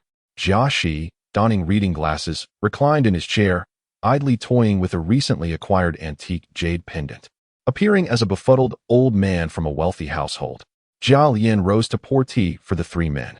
Jia Zhang, wearing a worried expression, could not contain his impatience and inquired, "Zhener, did our elder brother mention anything during his visit to Xuandu Temple?" Jia Zhun displayed a hint of helplessness, producing a stack of papers from his sleeve and handing them to Jia Shi and Jia Zhang. "Uncles, my father merely instructed that we should refrain from bothering him in the future. He suggested that if we truly have filial piety, we should have the servants transcribe his scriptures and recite them to disperse." Upon hearing this, Jia Zhang slammed the scriptures on the table, exclaiming, "Doesn't elder brother know about the affairs of the court?" In response to my uncle, I intended to speak with my father, but he halted me, claiming to be an outsider, entirely disregarding worldly matters. Jia Lian chuckled softly, "Father, second uncle. It seems to me that since our elder uncle has chosen to ignore it, it might not be of considerable importance." Jia Zhang pondered for a moment, finding some merit in this reasoning, only to hear Jia Shi let out a long sigh. Precisely because of this, it becomes troublesome. The group was taken aback, quickly turning their gazes towards Jia Shi. Yet, he offered no explanation, merely gesturing for them to cease discussing the matter. He then addressed Jia Lian, saying, "Instead of wasting time on this, you should find some rare antiques for me. Let's disperse." With that, he strode out, hands clasped behind his back, humming a tune, leaving them in uncertainty about his intentions. Jia Lian, taken aback by his father's abrupt statement, glanced back at Jia Zhang and then at Jia Zhun. Sensing the awkward atmosphere, Jia Zhun stepped forward, stating, "In families like ours, as long as we are not rebelling, the state's turmoil should not reach us. I shall send Jia Rong to contact our old relatives in Jinling to inquire. With the year-end approaching, we ought to seek some peace of mind." Thus, the four of them resolved to proceed in this manner. The Jia family had already fallen into decline, unable to access the core of court power, and any news of events could only be gleaned through hearsay. Jia Lian reflected on his father's muddled demeanor, feeling a surge of anger. How could one, whether a father or a high-ranking general, be so befuddled? Yet, adhering to the principle of silence regarding parental faults, Jia Lian kept his thoughts to himself. Jia Zhang silently observed the figure of his elder brother departing, acutely aware that his brother was not always like this. Meanwhile, within the Lin residence, Shui Hong was in the room, preparing to roast lamb over an iron stove with Dai Yu. As the weather turned cooler and Dai Yu's health was frail, Shui Hong had commissioned a craftsman to construct an iron stove in a corner of the outer room, complete with a flue and iron containers leading into Dai Yu's boudoir. Despite the heavy snow falling outside, the interior of Dai Yu's chamber remained warm, even when a window was briefly opened. Shuehong held a pair of bamboo chopsticks. Gently turning the pieces of lamb sizzling on the stove, the meat releasing savory aromas as it cooked. Dai Yu sat obediently a bit farther from the stove, leaning against Granny AI, her watery eyes fixed intently on Shuehong, blinking eagerly. Shui Yin ladled some hot soup and offered it to Dai Yu, while Ziwan held the bowl and chopsticks. The two maids, Shui Yin and Ziwan, stood attentively by Dai Yu's side. Since the day Shuehong visited the Jia mansion, Dai Yu had temporarily returned to the Lin residence, and grandmother Jia, concerned that Dai Yu might feel out of place, arranged for Ziwan to accompany her. Oh, the fire is quite lively today. It won't be long before the meat is done. Shui Yin quickly served some for Dai Yu to taste. Unfortunately, Dai Yu's delicate constitution was ill-suited to spicy foods. Otherwise, Shuehong would have insisted on seasoning the meat with a hint of red. Today, the meat was simply sprinkled with salt, but the high-quality lamb from the grasslands bore little of the usual gamey scent. Alas, junior sister, why do you gaze at me? Eat while it's hot. Roasted meats of any kind lose their flavor when they cool. Dai Yu accepted the chopsticks from Granny AI, picked a small piece of meat, blew on it gently, and placed it in her mouth, her cheeks puffing adorably. However, after tasting one piece, she set down her chopsticks, gazing longingly at Shuehong. Brother, simply eating meat is rather dull. Shuehong, wishing to tease Dai Yu, responded solemnly, you are still too young. Fruit wine is not for you. I, however, may indulge. Dai Yu recognized the jest, but felt too shy to voice it, pouting adorably as she looked at him. Shui Yin, understanding her unspoken wish, spoke up, young master. The story of the three kingdoms you shared earlier was splendid. Did Guan Yu manage to escape from Cao Cao's encirclement? Shuehong, fully aware of her intent, deliberately sidestepped the topic of the three kingdoms, suggesting instead, shall we discuss Emperor Yang of Sui and his 3 campaigns against Goguryeo? Brother Hong, Dai Yu's small face, flushed either from the heat of the stove or from irritation at Shuehong, was quite endearing. Granny AI chuckled at the scene, saying, young master, please do not tease our young lady so. Shuehong set down his chopsticks and said, Dai Yu, this is a principle worth remembering. It is better to suffer a loss yourself than to impose on others. Speak your mind. Otherwise, if you keep your grievances bottled up, you will only end up sulking like this, or worse, weeping quietly under the covers. Dai Yu, feeling a surge of vexation, pretended to rise and confront Shuehong.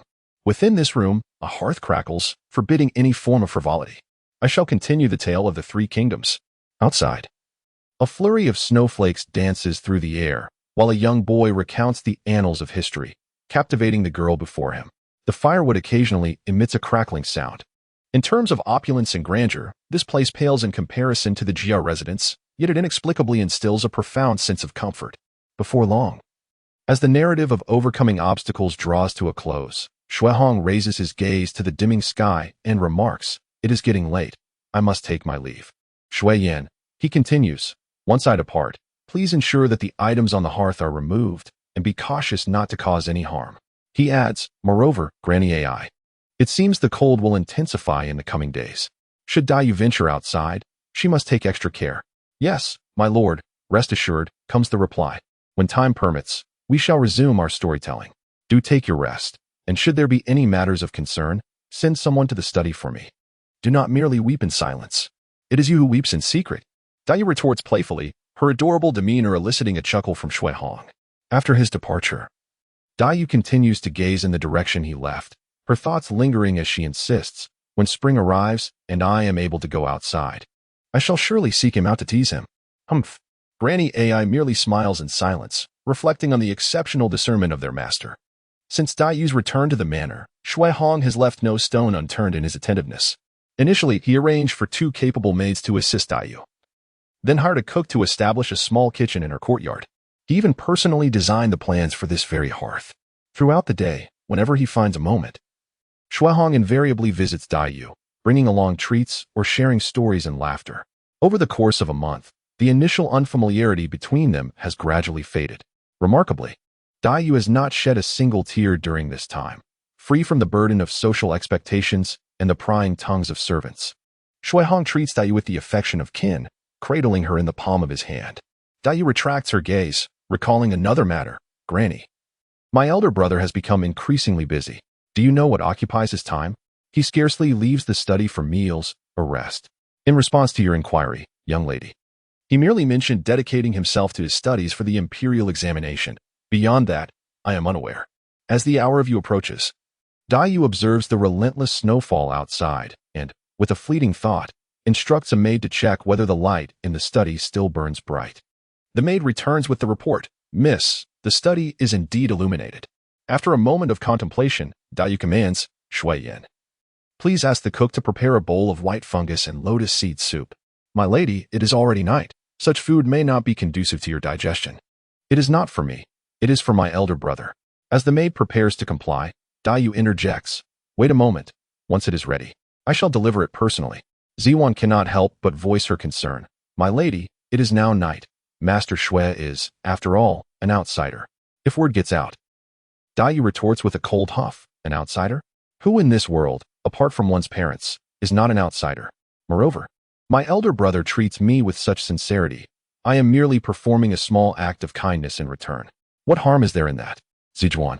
Whenever I interact with my senior brother, you consistently remind me to adhere to propriety. Yet, when I am in the residence with Baoyu, you never utter such words. Chapter 35. Are you mad? Speaking to me like this? On a snowy night, shadows of a few figures, holding food boxes, tread softly towards the study. Through the window, a solitary figure can be discerned, bent over the desk, pen in hand, alternating between contemplation and writing, motion and stillness. Dayu, clad in a crimson cloak with a conical hat atop her head, appeared from a distance like a ruby pearl rolling amidst the falling snow. Personally carrying the food box, she approached the study's entrance and gently pushed the door open, revealing a robust man standing beside Shui Hong, his waist adorned with a treasured sword. Ever vigilant to safeguard Shui Hong's safety. Upon closer inspection, a youthful figure, slender and ethereal like the bright moon in the mountains, held a vermilion brush with long, fair fingers, engrossed in his artwork on the table. A hint of national concern lingered between his brows, and his demeanor suggested an air of command. Each stroke and line reflected profound contemplation, embodying compassion for the common people. Such a presence was unprecedented in Dayu's experience. At this moment, Shui Hong seemed oblivious to the external world, wholly absorbed in his written thoughts. How challenging it is to implement reforms. While discussions may flow easily in words, the reality is fraught with obstacles. Currently, Shui Hong found himself merely estimating the potential drawbacks and upheavals of reform, already feeling as though he stood in opposition to the entire world. It is indeed perplexing to ponder how those who dared to propose and enact reforms throughout the long annals of history displayed such remarkable resolve. In Shui Hong's view, perhaps some reforms did not succeed, even failing to yield positive effects. Yet, in the grand tapestry of human development, whether through rebellion or capitulation, reform or conservatism, humanity's progression necessitates traversing every path. Regardless of right or wrong, success or failure, these are the grand attempts and breakthroughs of civilization. Young master, Miss Lin has arrived. Seeing that Shui Hong was too engrossed to notice the visitor at the door, the attendant Ma Qianhu spoke up. Upon hearing this, Shui Hong first pulled a blank sheet of rice paper to cover the drawing he had just completed, then casually placed a book atop it to weigh it down before finally lifting his gaze to the entrance. Dayu, please come in. It is snowing heavily outside. Do not linger in the cold. After carefully placing his brush aside, Shui Hong hastily stood up, removing his cloak to drape over Dayu. She could distinctly feel the warmth of the study contrasting sharply with the chill of her own room, prompting her to speak. Brother Hong, why not set up a brazier in the study? As he adjusted the cloak to envelop Dayu snugly, Shui Hong replied, a pipe has been brought in from elsewhere. Although it is slightly cooler than the bedroom, it is just right. If it were too warm, I fear I would succumb to sleep before even finishing a single incense stick of reading. But you, he continued, staying up so late without rest. Be cautious not to catch a chill. Dayu tilted her head slightly, exerting effort to lift the food box she held. I heard from the maid that the study's lamp was still lit, so I thought my senior brother was still studying hard. Given the cold weather, I had the chef prepare a bowl of lotus seed soup for you. Shui Hong gently set aside the food box, intending to pat Dayu's head, but upon meeting her defiant gaze, he refrained. Thank you for your concern, junior sister. Do enjoy it while it's warm. It may grow cold soon. I shall not disturb you further, brother Hong. Indeed, Take care on your way back. The snow makes the path slippery. In a few days, when the snow has ceased, if you wish to clear your mind, I shall take you out. Nai, please keep a close watch on her. If Dayu feels unwell or anything else arises, do come find me promptly. Yes, young master. After Dayu departed, Shuihong opened the food box to reveal a fragrant bowl of lotus seed soup, still emanating gentle warmth. Ah, this child.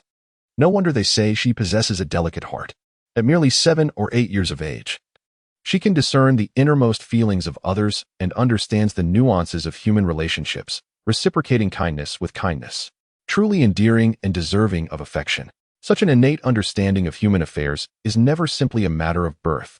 Upon returning to her chamber, Dayu suddenly realized she had inadvertently brought back Shuihong's cloak. Nai, while folding the cloak, remarked, "What a serendipitous twist of fate. One might mistakenly believe that young Master Shui and the young lady are siblings by blood. Even siblings may not think of each other with such constant consideration." Reflecting on Shuihong's anxious and compassionate gaze when she had entered through the heavy snow, and recalling their recent interactions, her once guarded heart began to warm. Hearing Aunt Ai's words, Dayu's cheeks flushed a deeper shade of joy. No child is devoid of a yearning for love.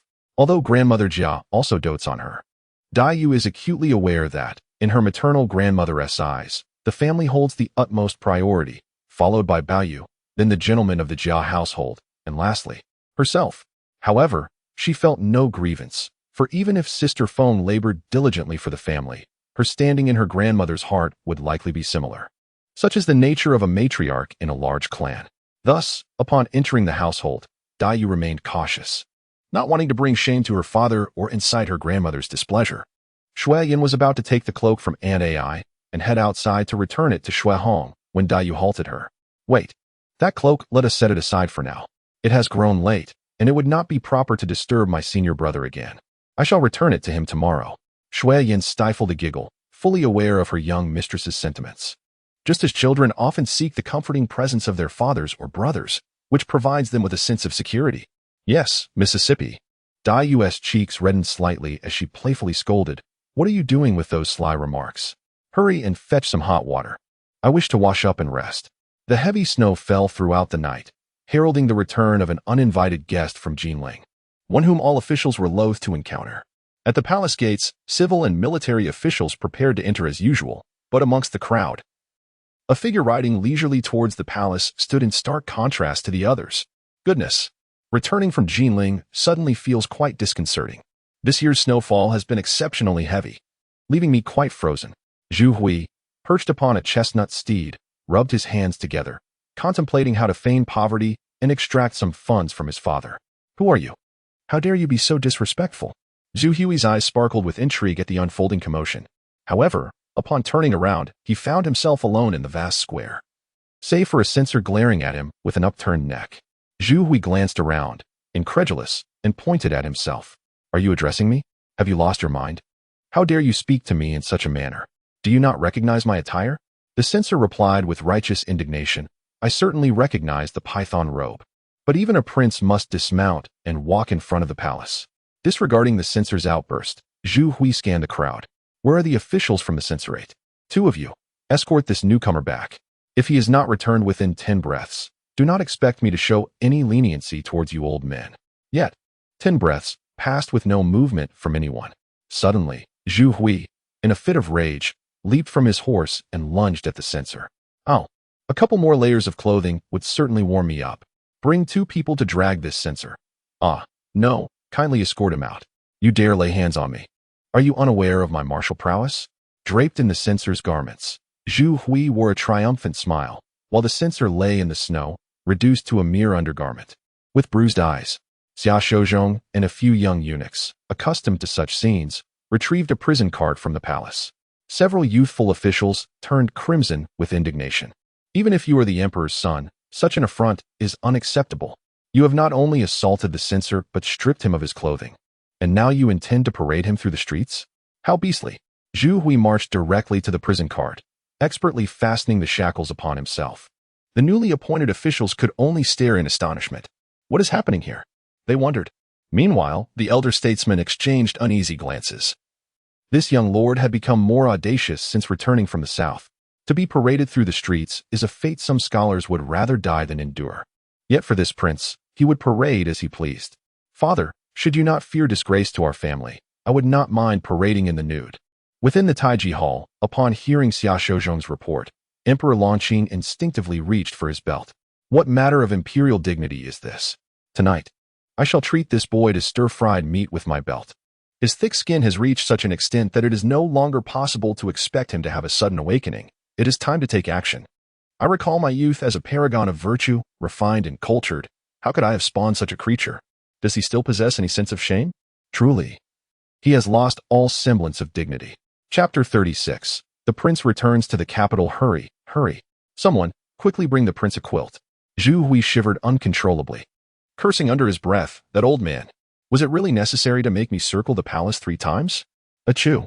Zhu Hui plopped down onto the heated brick bed, spitting disdainfully. What a fine welcome. Returning to have my father make a fool of me right in front of him.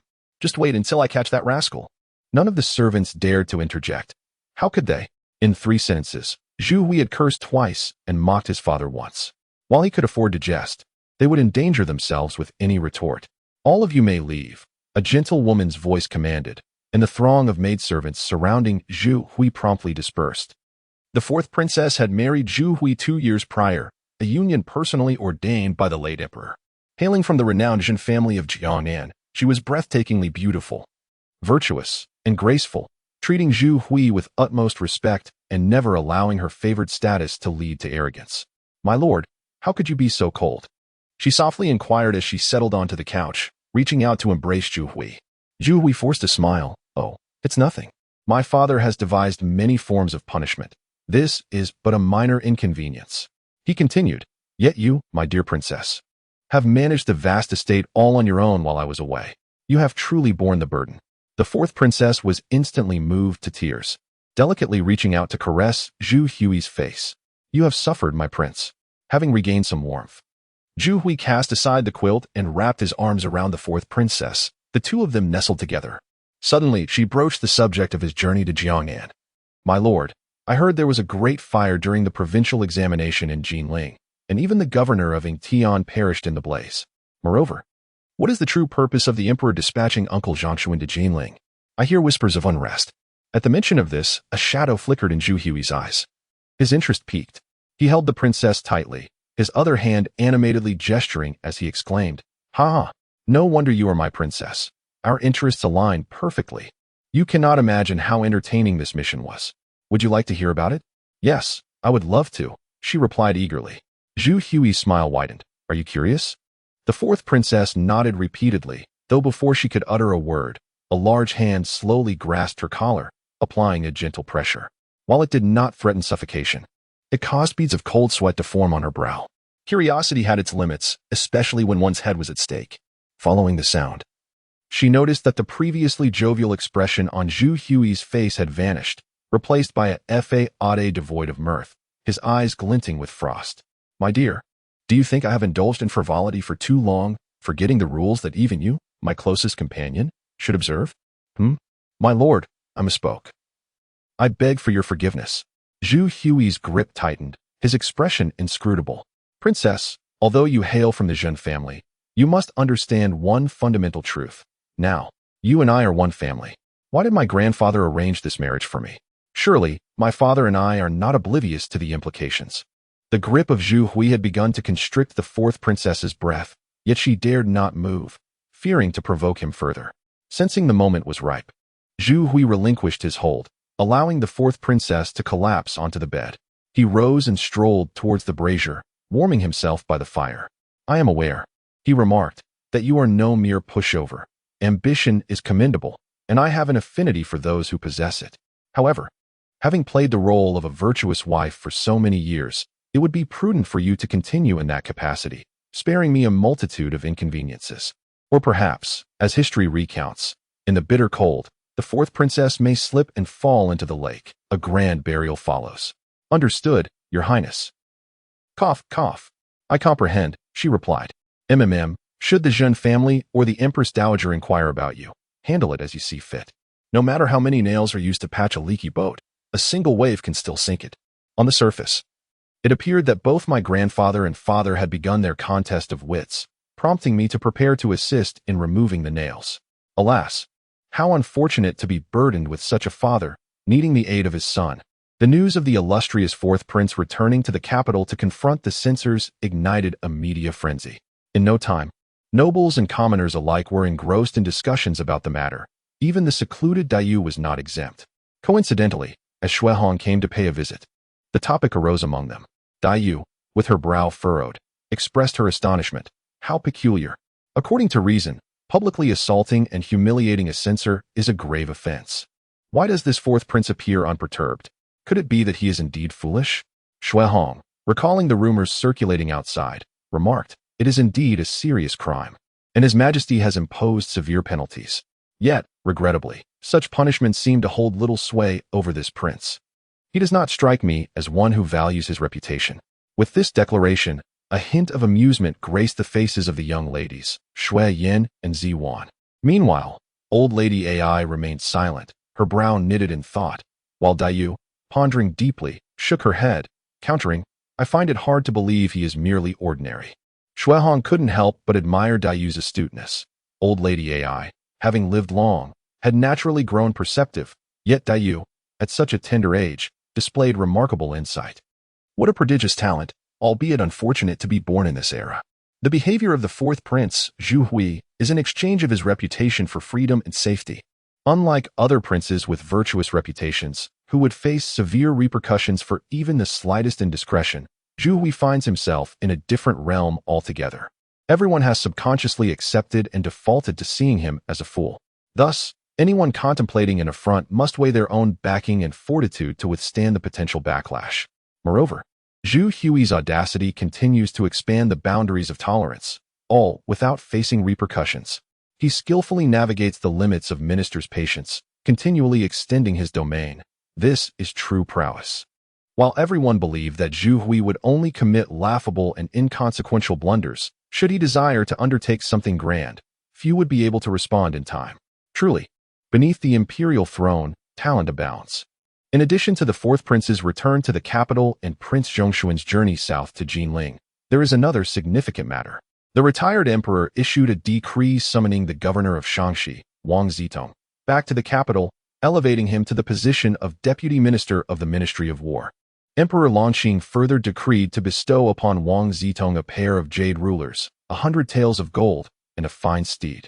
Upon the announcement of Wang Zitong's promotion, the Jia residence, which had just settled into a brief tranquility, erupted once more into lively commotion. Chapter 37. Perhaps it is best to enter today. At long last.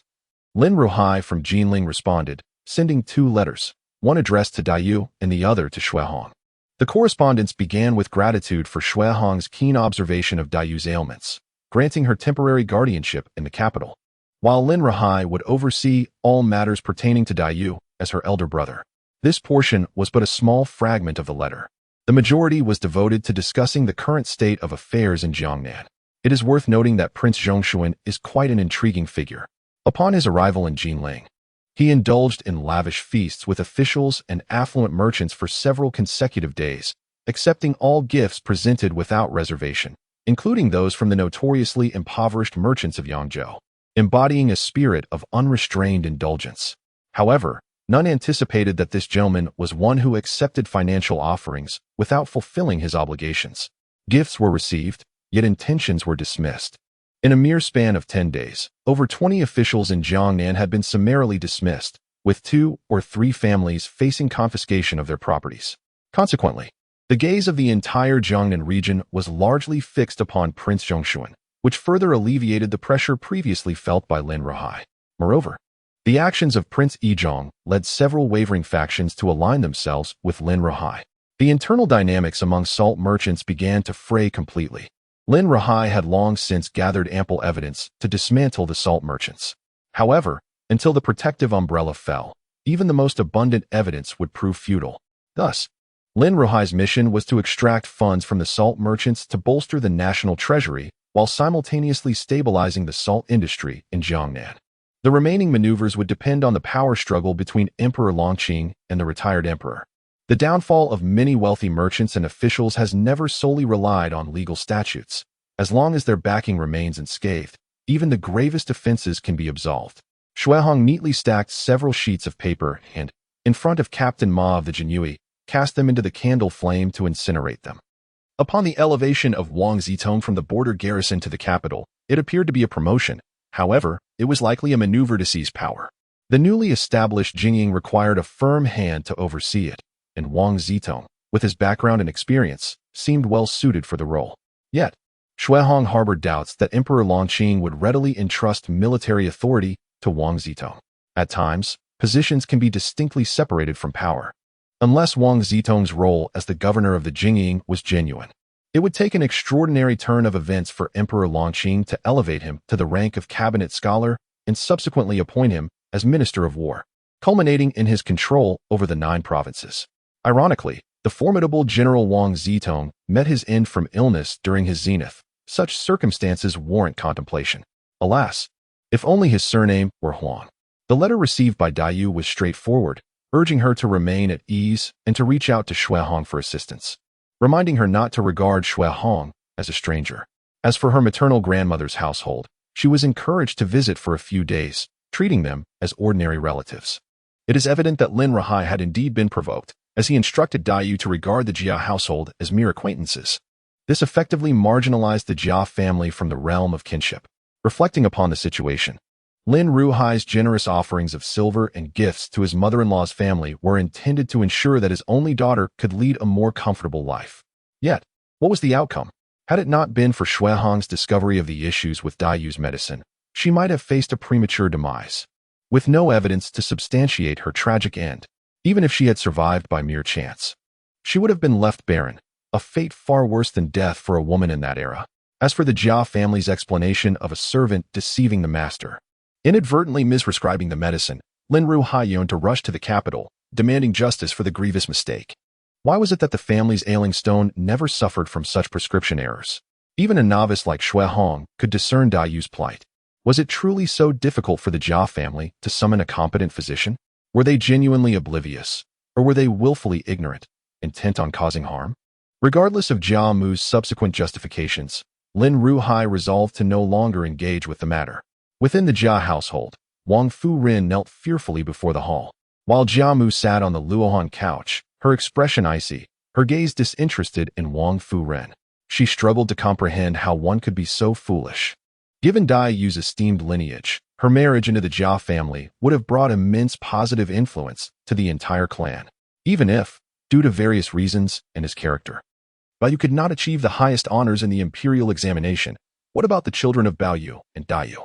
With the pedigree of a flower champion as their grandfather, it would be nearly assured that, with the family's support, the child could at least attain the status of a scholar, thereby making success in the examinations of foregone conclusion. The mere fact of having a flower champion as a grandfather was an invaluable advantage. Moreover, the Jia family had long been relegated from the centers of power, experiencing a steady decline in all aspects. It was a rare opportunity to have a promising son-in-law like Lin Ruhai, favored by the current emperor and occupying a lucrative position. Yet, due to Wang Furen's actions, Lin Ruhai was on the brink of severing ties with the Jia family entirely. Madam, my lord, my daughter-in-law truly knew nothing of this matter. Regardless of her standing, Lin's daughter is still the niece of my daughter-in-law, merely a child. I have always been devoted to a life of piety. How could I possess such a heart of cruelty? Initially filled with righteous anger, Jia Zheng found himself hesitating upon hearing those words, turning to glance at his mother. Seeing the foolishness of her second son, Jia Mu felt a pang of sorrow. Her eldest son's lineage was entangled with the downfall of the loyal Prince Yi, leaving them effectively voiceless. As for her second son, he had merely been cultivated for the sake of family reputation, possessing little in terms of strategic acumen. Among the third generation, the offspring of the eldest son, Jia Hu, and the second son, Jia Zhu, had both tragically passed away in their youth. The mere thought of this caused Jia Mu's heart to bleed. Regardless of whether it was Jia Hu or Jia Zhu, both had been remarkably intelligent and kind-hearted children. Had they survived, the vast family would have had hope for the future. Yet, one perished before reaching maturity, while the other succumbed shortly after coming of age. The sole remaining heir from the first branch was Jia Lian, who, although gifted, lacked the patience and composure to bear significant responsibilities. As for the second branch, There was Bao Yu.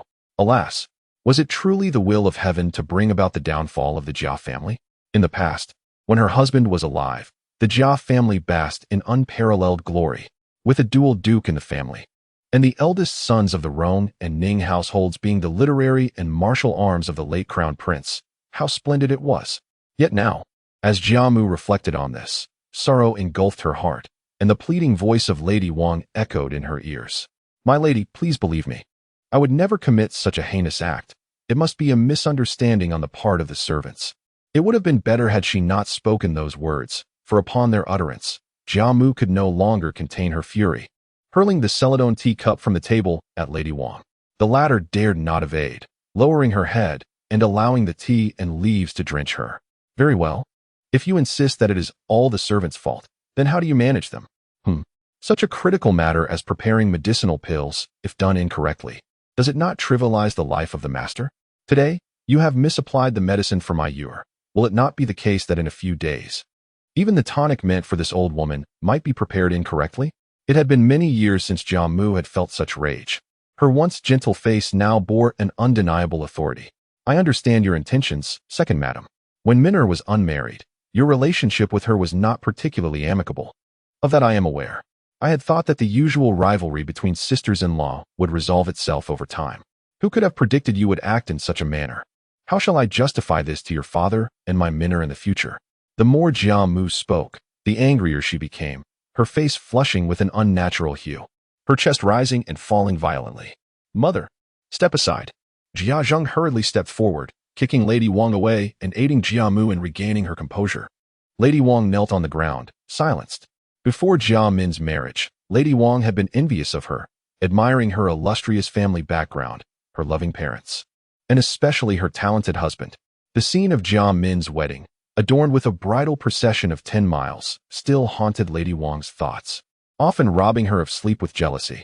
But then Jia Min passed away, the one who had evoked envy in every young lady of the capital, suddenly taken from this world. In comparison, Lady Wang still had a daughter and a cherished son, holding on to hope. Yet, when Daiyu arrived at the estate, Lady Wang's heart, once at peace, was stirred anew by the sight of her countenance, reminiscent of Jia Min, and the affection Jiamu bestowed upon her.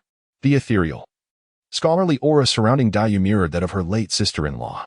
Through Daiyu, Lady Wang seemed to glimpse Jia Min, proud as ever.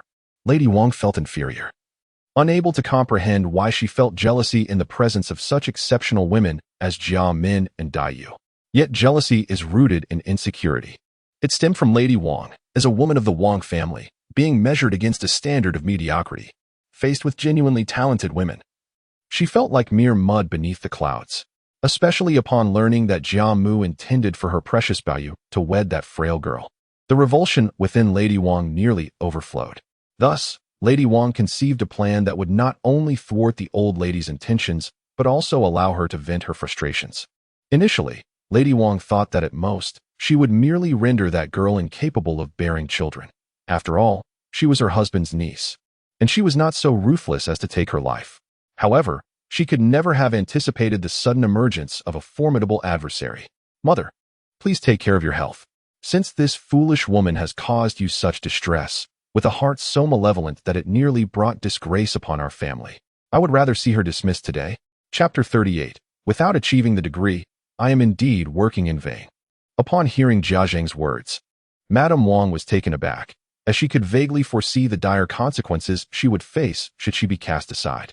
As the bond between the Jia and Wang families, any loss of worth would render her brother Wang Zitong devoid of compassion or camaraderie for her.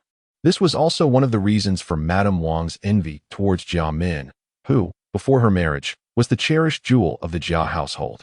At that time, Jia Shi, serving as the crown prince's companion and the heir to a duke, had been favored with a bestowed title of honor from the late emperor, making him the undisputed leader of the younger generation.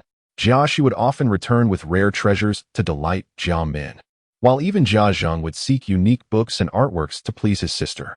From fragrant woods from the kingdom of Hui Luo to jade stones offered by Annam, pink pearls from the islands of the Eastern Sea, and rare white bear fur cloaks procured from the north, as well as exquisite embroidered fans made of gold and silver threads and ivory from the south.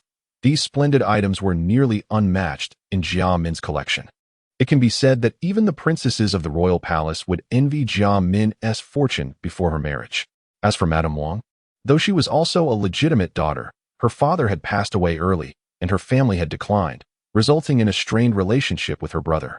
If her actions were to cause discord between the Jia and Wang families, leading to her own dismissal, the thought sent a shiver down Madame Wang's spine, prompting her to hastily bow and plead, "My lord, I truly did not intend to offend. Matriarch, for the sake of Zhuer and Baoyu, and in consideration of my brother, please forgive your daughter-in-law." Hearing the incessant buzzing in her ears, Jia Mu was overwhelmed with annoyance. Observing the situation, Jia Zheng turned to deliver another kick, but was halted by Jia Mu. "Cease." At this juncture, what would it accomplish to beat her to death? Fortunately, Dayu appears unharmed, and there remains an opportunity for reconciliation. She then addressed the second son, "Take your wife away. Do not let her weep here, for it troubles my heart." No matter how foolish Madame Wang might be, Jia Mu found herself at a loss. In their noble circles, the only pillar of support among the younger generation was Wang Zitong, who had recently risen in rank in the capital. Such support could not be squandered. Indeed, even if Madame Wang were to perish, there remained Shifeng. Yet such matters would inevitably affect the relationship and reputation of both families. The Jia household was no longer as formidable as it once was. Had the late Duke still been alive, Madame Wang would have received a lavish burial on the very night her indiscretions were revealed. Wiping her tears, Jia Mu softly called out, "Yuanyang." "Ah, matriarch," she replied. "Please fetch the fire velvet fur from my trunk to send to my precious Yu. Also, take the wild game presented from the estate to the Lin family." Acknowledging her own folly, Jia Mu felt remorseful, especially with the new year approaching and the absence of any elder on their side, which would inevitably lead to confusion. If any issues arose, they should be promptly communicated. After all, experience does lend wisdom. Jia Mu understood that Dayu was soft-hearted and deeply empathetic. Since the incident had transpired, it was imperative to find a way to mitigate the damage.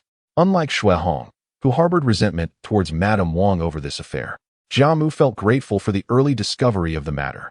In the event that, 3 to 5 years hence, her beloved Yuer encounters misfortune due to that foolish woman, it is certain that not only Lin Ruhai, but even the emperor himself would not spare their family. Lin Ruhai toils in the south, serving the emperor, and in the blink of an eye, his daughter meets her demise within their own estate. What would the emperor think? "Emperor Longqing, Your Excellency, the folly of your household has brought me disgrace before the entire court. Indeed, while the retired emperor remains alive and the Jia family stands firm, how many more years can the retired emperor endure?" Grandmother Jia, in her advanced years, perceives the truth. No one can truly expect to live forever. This struggle is destined to conclude with the triumph of the younger Emperor Longqing. However, since the old Prince Yizhong's blunder, the Jia family, or rather, the entire aristocratic lineage, has lost both the capacity and the opportunity to shift their allegiance to Emperor Longqing. They can only walk the same dark path as the retired emperor, with their sole hope resting on the younger generation of the Jia family producing a pillar of support to demonstrate their worth to Emperor Longqing. "Emperor Longqing, no need. Your family possesses value even now, merely enriching my coffers.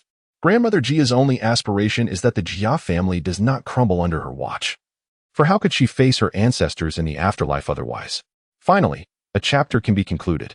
With the last memorial submitted, Shui Hong can at last emerge from the sea of books. In penning the memorial, Shui Hong had nearly lost the ability to recognize the characters from the sheer volume of research. The most exasperating aspect was the plethora of contradictory records concerning the Ministry of Revenue's land holdings within the One Yuan Pavilion, necessitating Shui Hong to discern and further verify the data before arriving at a more practical figure. Then comes the humorous twist. The Minister of Revenue, Shan Shoucai, verbally expressed his gratitude to Shui Hong, as this task had been part of their responsibilities for the year, and she had assisted in its completion. "Shui Hong, ugh. I knew something was amiss. How could the data collected in the One Yuan Pavilion contain such grievous errors? Since the Sui dynasty, the state has adopted a much more serious stance regarding the verification of land. It may be calculated on the conservative side, but certainly not exaggerated. For if taxes were levied based on inflated agricultural figures, the populace would surely revolt. For instance, during Emperor Yang of the Sui, at home, indulge a little, engage in minor conflicts, construct a canal for amusement, and spend a bit of money. The people, at home, we are wronged. With a tyrant causing chaos, we cannot survive. Let us stage a minor rebellion.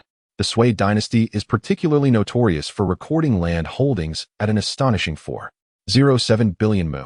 To put this in perspective, the entirety of modern China's arable land amounts to approximately 1.98 billion mu. The Sui dynasty's figures exceed those of future generations by nearly 2 billion mu. Do you believe this? I certainly do not. Even more astonishing, Emperor Yang genuinely believed it, thinking himself a wealthy heir with ample resources, able to throw around provisions at will.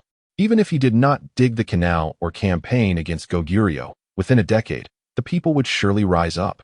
The demise of the Sui dynasty can ultimately be attributed to its own missteps. While the aristocracy played a significant role, they merely added fuel to the fire and took advantage of the situation. It is unnecessary to place the entire blame for the Sui's downfall on the aristocracy and absolve Yang Guang of responsibility. Neither of them were commendable figures. Following this period, the meticulous assessment of land became a priority for successive dynasties, who preferred to underestimate rather than exaggerate figures. Nevertheless, this does not alter the fact that Shui Hong was effectively working for free for the Ministry of Revenue, a situation that reminded him of the bitter memories of his university days when he labored without recompense for his advisor. Whether as a mere scholar or a successful one, he found himself in the same predicament of unpaid labor. In the imperial study, the venerable Lord Shan Shouzai gazed upon the meticulously organized accounts, his eyes gleaming with delight.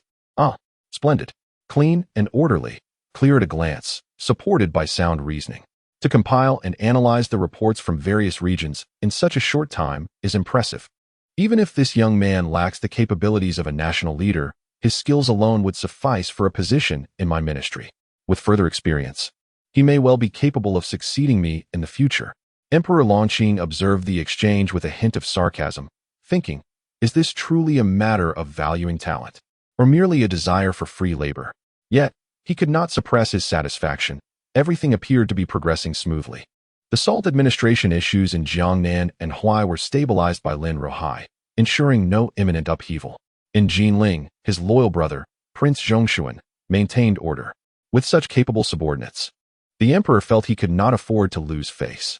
Prince Tong, HM, do you seek the title of military governor of the capital? Very well. I shall grant it to you, but you must bring something of value to the table in return. Chapter 39. The Audacity. Truly, the audacity.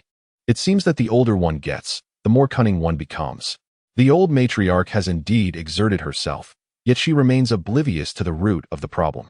Shui Hong gazed at the numerous boxes sent from the Jiao residence, filled with various delicacies such as game, rabbit, chicken soup, and pork, and couldn't help but exclaim in exasperation.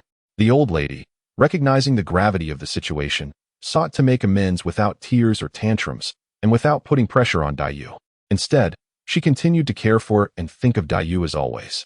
Although Daiyu still harbored some resentment, her demeanor softened considerably for the sake of Jiamu. The steward stood nearby, awaiting instructions. Without Shui Hong's command, they dared not accept these offerings. Young master, these items. All living creatures should be taken to the back. Later, arrange for 2 butchers to come and slaughter them for the new year. As for the other items, they should all be sent to Daiyu. They are but trifling gifts, far from being sufficient for Daiyu's safety and well-being. Shui Hong was no magnanimous gentleman. He accepted the gifts, but wished for the sentiment to be returned. Young master, there is also a letter from Master Lien, along with an invitation. What do you think? Shui Hong pulled his cloak behind him and examined the invitation. It bore the private seal of Jiazhen from the Ningguo house. He swiftly opened the letter and read through it. His interest piqued. Jia Rong is engaged? To whom? Qin Keqing, of course. Flipping the invitation over, he read, Jia Rong, son of General Jia Zhan of the Ningguo house, and Qin Jianmei, daughter of the Ministry of Works Qin Yi. Shui Hong strained to piece together the timeline in his mind. Logically, Qin Keqing was 4 or 5 years older than Jia Baiyu, so she would be around 13 or 14 at this time. Beasts. Truly beasts. If this were to happen in the future, it would surely be a case of feeding peanuts to a 556 caliber rifle until full. Shui Hong stared at the invitation, contemplating whether to attend this spectacle. Strictly speaking, the invitation was not for Shui Hong himself, but rather for Lin Ruhai, who stood behind him. To be honest, Shui Hong found it hard to believe that Qin Keqing was of royal blood. Not to mention, The verdict alone was sufficient to prove that Qin Keqing could not possibly be connected to the royal family. In matters of love, the heart must be entangled. When love meets, it inevitably leads to debauchery. What is said in jest often conceals a deeper truth. The instigator must be careful. To boldly claim that royal blood leads to debauchery could only imply that Chao Shuiqin wished to challenge the fate of the 11 clans, aspiring to surpass Feng Xiaoru as the first. If Chao Shuiqin truly wrote such a thing, Dream of the Red Chamber would become the greatest treasure of the demonic path. Why? Because from writing to reading, printing to dissemination, from top to bottom, all must perish.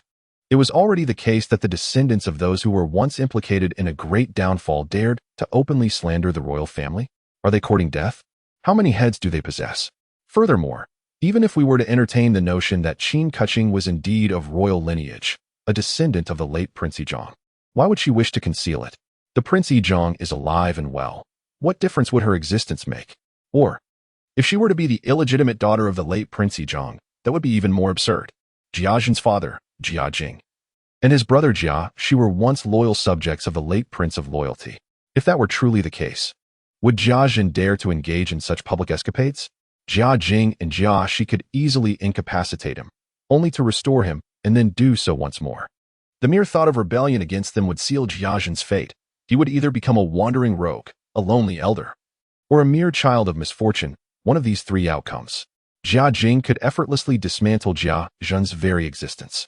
The rumors that have persisted through the ages stem from the scholarly speculation that Prince Yinring may have had a daughter. It is crucial to note that this is merely a possibility.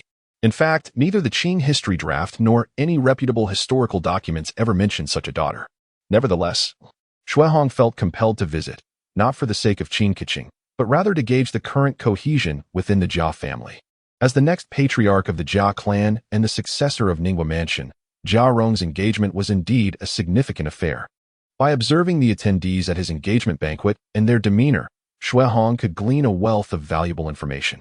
Furthermore, Shuihong intended to secure the contract of Zizhuan. Otherwise, having someone who is physically present yet emotionally loyal to another, particularly when it concerns Daiyu, would remain a lingering risk. Once the contract was secured, it would be ideal if the other party devoted themselves entirely to serving Daiyu. If that proved unfeasible, then unforeseen circumstances may necessitate a more permanent solution. At Ningbo Mansion, Jia Zhen was conversing with Yushi while Jia Rong expressed his gratitude to Wang Shifeng. Wang Shifeng maintained her ever-present smile, replying, "Dear elder brother Zhen, what are you saying? Our families have been bound by ties of kinship since childhood. Now that we are united as one family, must we even mention gratitude for such trifles? If you truly wish to thank me, then please keep a close watch on our second master. That would mean more than anything."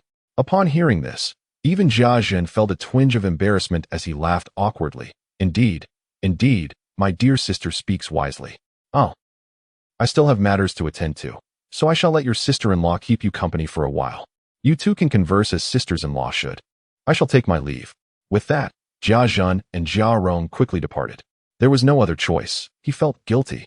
After all, it was he who had taken Jia Lian to revel in the pleasures of the flesh, and Wang Shifeng had caught him in the act more than once. As Wang Shifeng's elder brother or uncle, his actions were indeed quite disgraceful. Seeing Jia Zhen's flustered demeanor, Wang Shifeng ceased her teasing and turned to Yushi, playfully remarking, "In the blink of an eye, even Rong Gur is about to marry. Sister Yu, soon you too shall ascend to the role of a mother-in-law." Yushi shot Wang Shifeng a sidelong glance. "Oh you, phone girl, do not think I cannot perceive your subtle insinuation of my age." Wang Shifeng took Yushi's arm, deliberately elongating her tone. "Oh dear, before you even become a mother-in-law, you are already attempting to establish your authority over me. What will happen once you truly become a mother-in-law? Phone girl, just wait until I tear your mouth apart." The two engaged in a playful scuffle, transitioning from the courtyard to the interior until their hair fell slightly askew and their garments became disheveled, even causing the flowers pinned in their hair to tumble down before they finally ceased their antics. After their frolic, Lady Yu gazed at the empty room. Grasping Wang Shifeng's hand, she expressed her gratitude once more.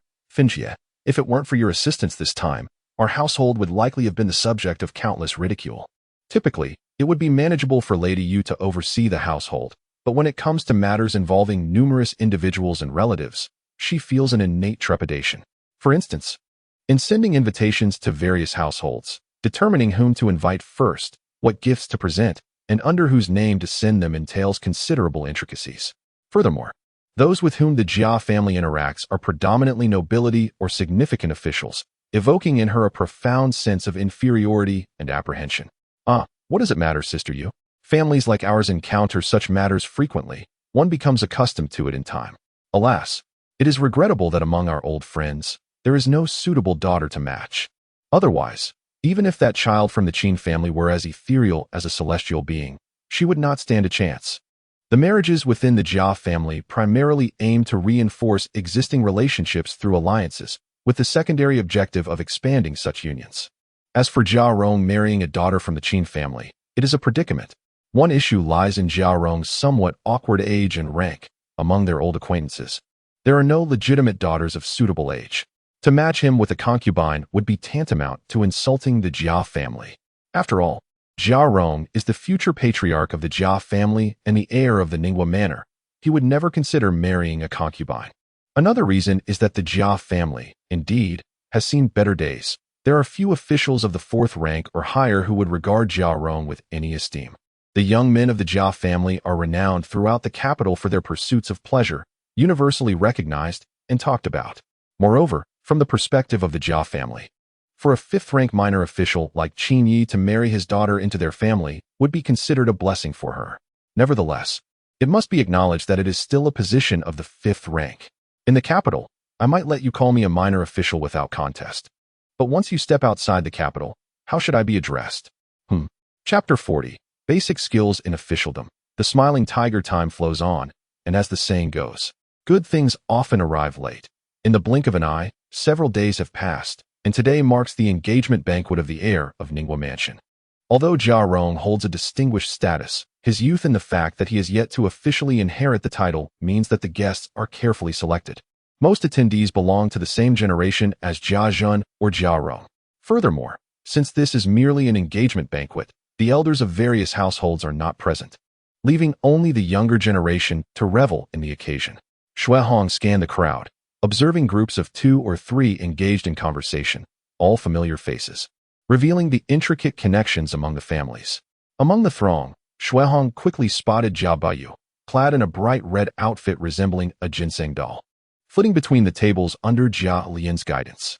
With a slight shift of his gaze, Xue Hong noticed the hosts of the day, Jia Zhen and his son Jia Rong, at the main table.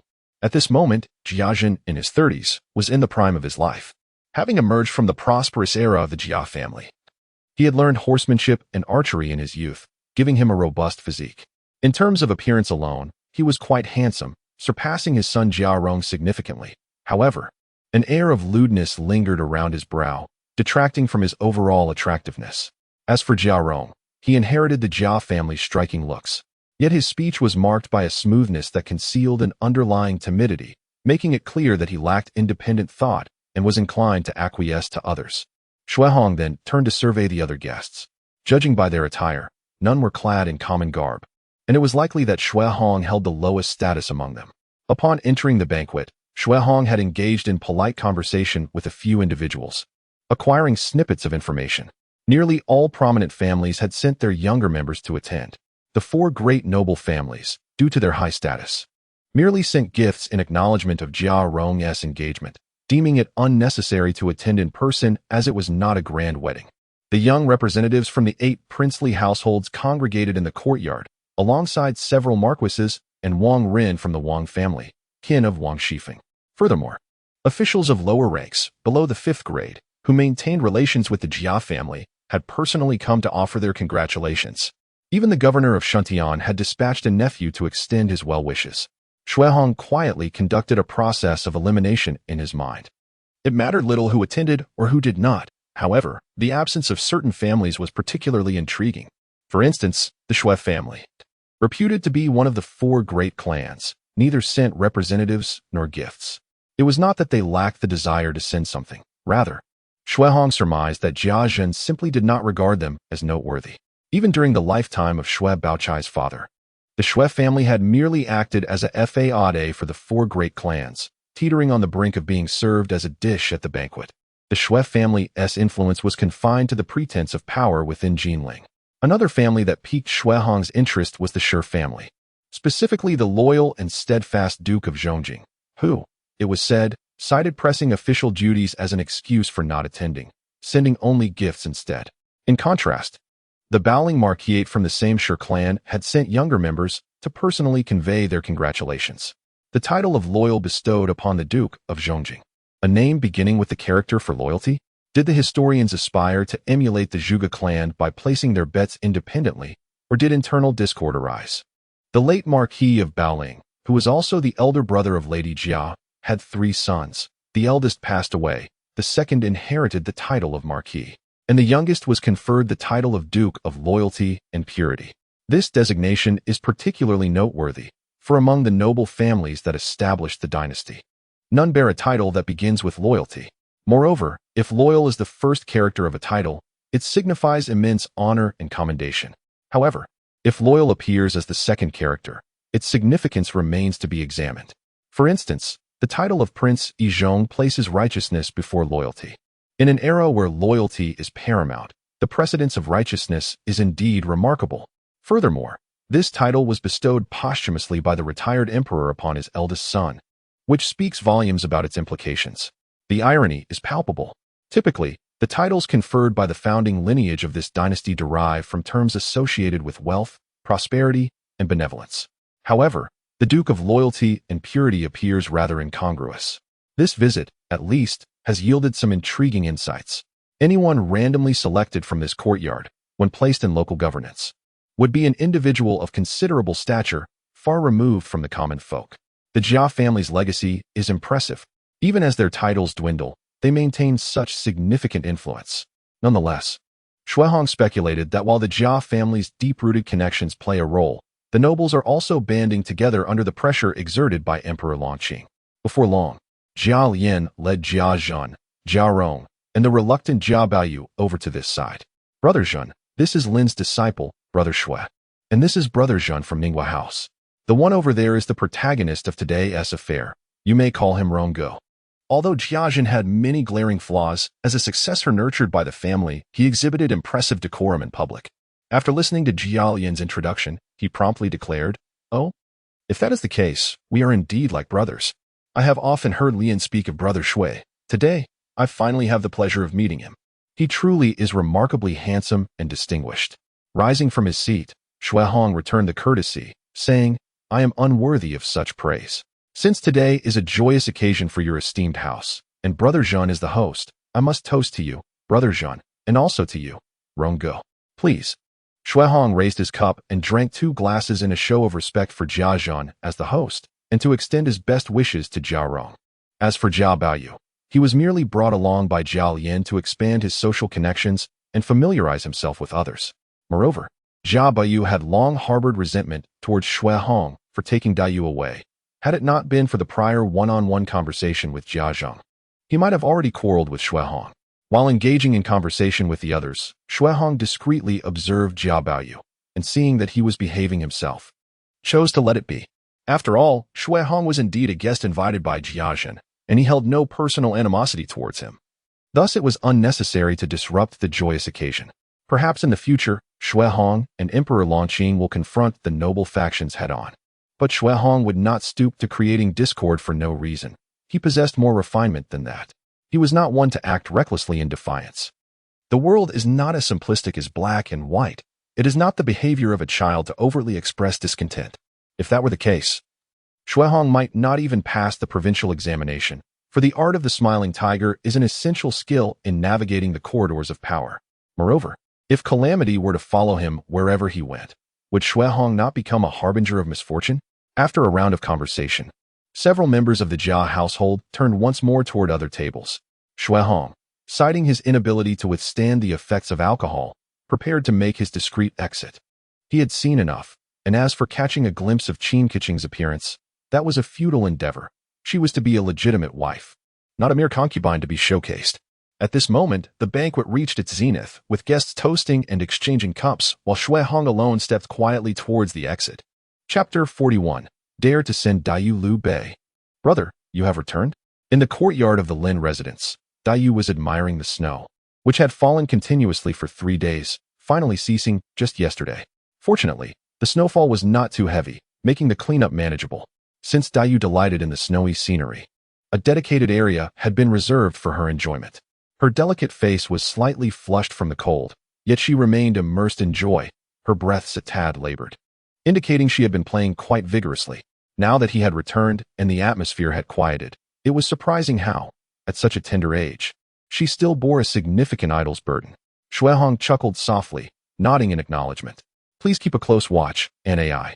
Dayu is frail, and while some activity is beneficial, we must ensure she does not overexert herself. Indeed, master. Shuehong replied as he handed some food and curious trinkets he had brought from outside to Shui Yin for safekeeping for Dayu. He then retrieved a contract from his sleeve. Turning to the standing Zijuan, he handed the contract to Aunt Ai. Zijuan, I understand that Dayu is reluctant to part with you. Hence I have purchased this contract from the Jia residence. You are to serve the young lady wholeheartedly, fulfilling your duties diligently. Aunt Ai, I have prepared a copy of this contract with the authorities. Please keep this one on behalf of Dayu. Aunt Ai glanced sideways at Zijuan, and then smiled as she accepted the contract. Yes, master. With the contract in hand, if Zijuan dared to play any deceptive games, she would be left utterly delighted. Just as Shuehong was about to retreat to rest, an AI called out from behind, Master, please wait.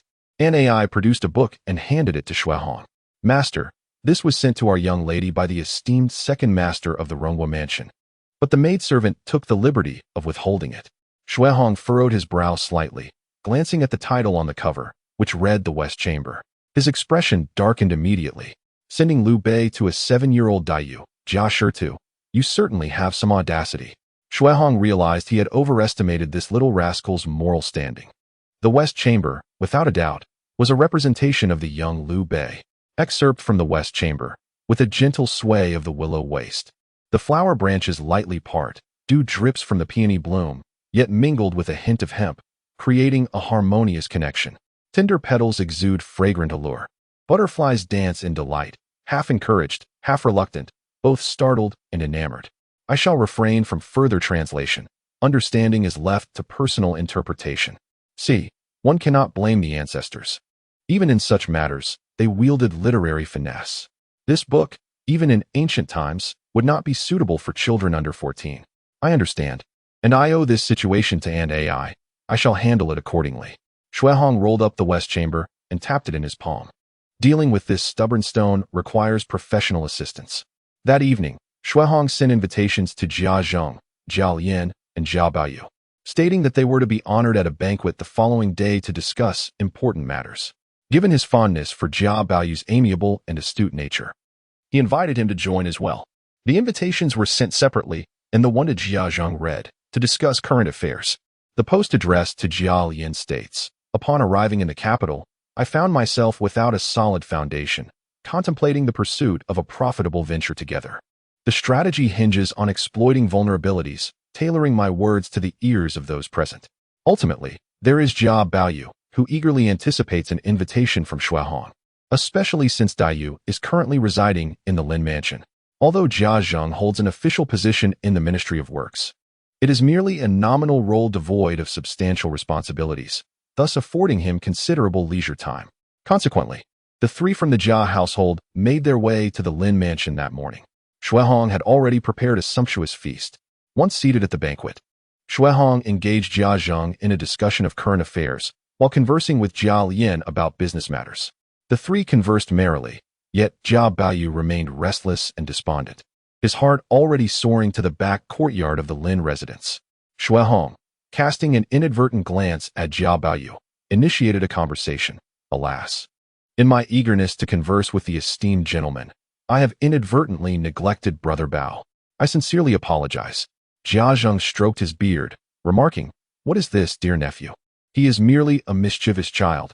How could he engage in conversation with you? Shuehong, with genuine sincerity, replied, Your words do not reflect the truth, my lord. I perceive that Brother Bao possesses exceptional memory and insight. Perhaps it is the teaching methods of those scholars that are at fault. Following this, Shuehong turned to Jiao Baoyu and inquired, Brother Bao, have you ever perused the Dreamstream discussions? Jiao Baoyu, taken aback by Shuehong's inquiry into such matters rather than the Confucian classics, responded politely with a few remarks. However, after only a brief exchange, he realized, I had previously misjudged Brother Shui. He is indeed quite intriguing. Through Shui Hong's words flowed tales of rare beasts and exquisite treasures, of the transformations of mountains and rivers, or of remarkable anecdotes throughout history. There seemed to be nothing he did not know. Before long, Jia Baoyu lowered his guard. Noting the opportune moment, Shui Hong smiled and proposed, I have heard that Brother Bao possesses a remarkable talent for poetry and prose. Why don't we play a little game? I shall pose a few questions, and you shall answer. Should you succeed, I will present you with a gift. What do you say? At this moment, Jia Baoyu, filled with youthful exuberance and sensing no objection from Jia Zheng, readily agreed. Shui Hong began with a few straightforward questions, to which Jia Baoyu responded effortlessly. Jia Zheng could not help but display a satisfied smile, feeling that his troublesome son had finally brought him some honor. Brother Bao, pay attention. I desire a poem that encompasses flowers and water, sorrow and wind. Without a moment's hesitation, Jia Baoyu replied, the flowers fall, the waters flow red, myriad sorrows abound. Silent complaints against the eastern wind. The moment this verse escaped his lips, Jia Zhang's smile abruptly froze, while Jia Lian inwardly lamented the misfortune.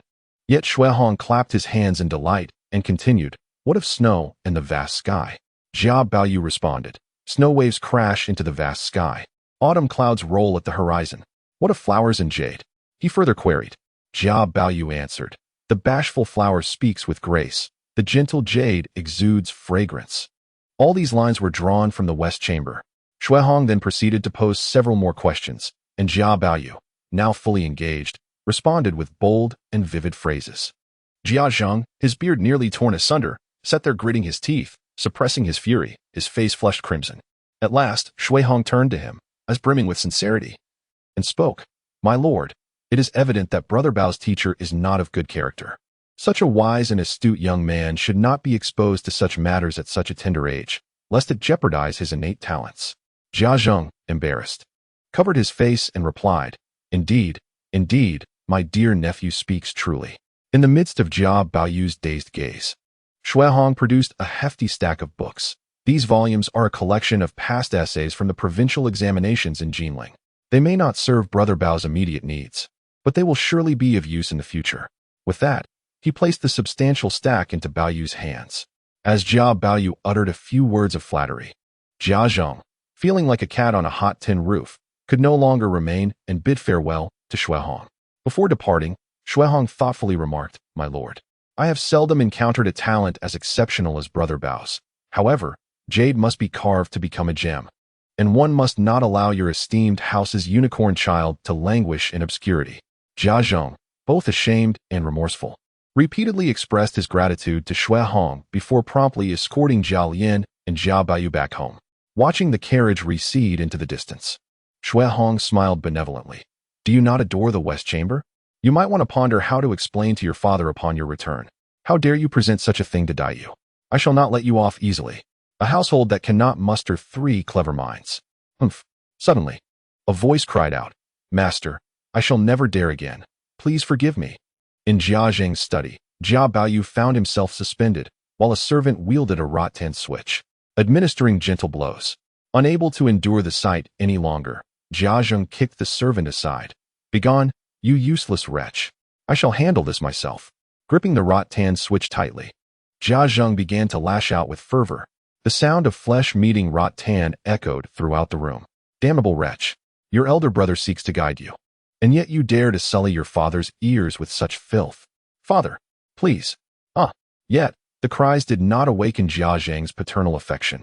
Perhaps it was a matter of reckless abandon, or perhaps it stemmed from the child's inherent rebelliousness against his parents. Jia Baoyu, drenched in sweat and pale as a ghost, still managed to retort, If you claim those are lewd books, how is it that you are familiar with their contents? Jia Zheng halted, his eyes widening in shock. He stomped his foot and then cast the rattan aside. Alas, how did I come to bear such a wretched son? Just when Jia Baoyu thought Jia Zheng had relented, the latter exited the room only to return shortly thereafter, brandishing a wooden rod 3 fingers wide. Instantly, Jia Baoyu capitulated. Father, I understand my error. I shall never again gaze upon those lewd texts. Jia Zheng rolled up his sleeves, shutting the door behind him. This is not merely a matter of books. You audaciously dared to challenge your father over this affair. If I do not discipline you now, what will become of you in the future? Yes, it is wrong for me to read such books, but it is your duty as my son to manage this, to question it. Moreover, how old am I? And how old are you? Under the dual punishment of sin, Jiazheng wielded his household discipline with a fierce authority, until a servant fetched grandmother Jia, who intervened to rescue the suspended and chastised Jia Baoyu. Meanwhile, Shuehong from the Lin residence, upon receiving the servant's report, pressed her lips together, inadvertently revealing a smile that was difficult to contain, though she quickly masked it again. There is ample time ahead, with many days to come, fortuitously. I possess numerous ways to engage. Brother Baoyu, there is no rush. Let us take our time to enjoy. Raising an eyebrow, Shuehong lifted her teacup in a toast toward the Jia household. Chapter 42. The two celebrate New Year's Eve as the year draws to a close. The myriad of lights flicker in homes, and the sound of firecrackers echoes, bidding farewell to the old year. In the capital, regardless of wealth or poverty, every household is bustling with activity. The affluent pray for further prosperity in the coming year, while the less fortunate yearn for an end to their hardships. New Year's Eve represents the common people's aspiration for a better life and their resistance against misfortune. In the early hours, upon a beautiful couch, two graceful figures lay entwined. As Zhao Lian had not approached Wang Shifeng for several days, she and Pinger had engaged in a couple of exhausting rounds the night prior. Yet today is New Year's Eve, and as the housekeeper of the Jia residence, Wang Shifeng's presence is indispensable. A soft murmur escapes her lips as she slowly opens her eyes, noting the dimness outside. She settles her mind and calls out, "Pinger, quickly fetch my new garments, and then go to the storeroom to distribute today's rewards early to the servants below." Startled awake, Pinger promptly rises to dress, assisting Wang Shifeng in her attire. Just as Wang Shifeng prepares to get out of bed, she feels a sudden ache in her waist and weakness in her legs. She shoots an amused glare at Pinger and playfully scolds, "You appear dignified in public, yet behind closed doors, you are even more unruly than I." Pinger, blushing, dutifully assists Wang Shifeng without daring to reply. After a flurry of activity, the younger members of the Jia family gather in the Rongxi Hall to pay their respects to grandmother Jia, extending their greetings. Even Daiyu makes an appearance. Despite her need to distance herself from the Jia family, she cannot neglect the formalities, for it would ultimately disadvantage her. Shuehong specifically advises Daiyu not to feel constrained, suggesting she treat it as a mere visit and excuse herself if anything displeases her, offering her absence as a pretext of ill health. Just showing her face suffices for appearances. When it comes time to dine, grandmother Jia can hardly contain her desire to embrace Daiyu, even temporarily setting aside Jia Baoyu. However, Daiyu is no ordinary child.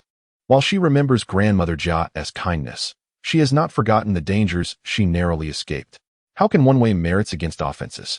Grandmother Jia, holding Daiyu's small hand, affectionately remarks, "My dear Yu has finally returned. What would you like to eat or play with? Just tell your old ancestor, and I shall have them prepare it. Look how thin your little face has become." This statement is somewhat disingenuous, for during her time at the Lin residence, Daiyu had not only maintained her form, but appeared more spirited.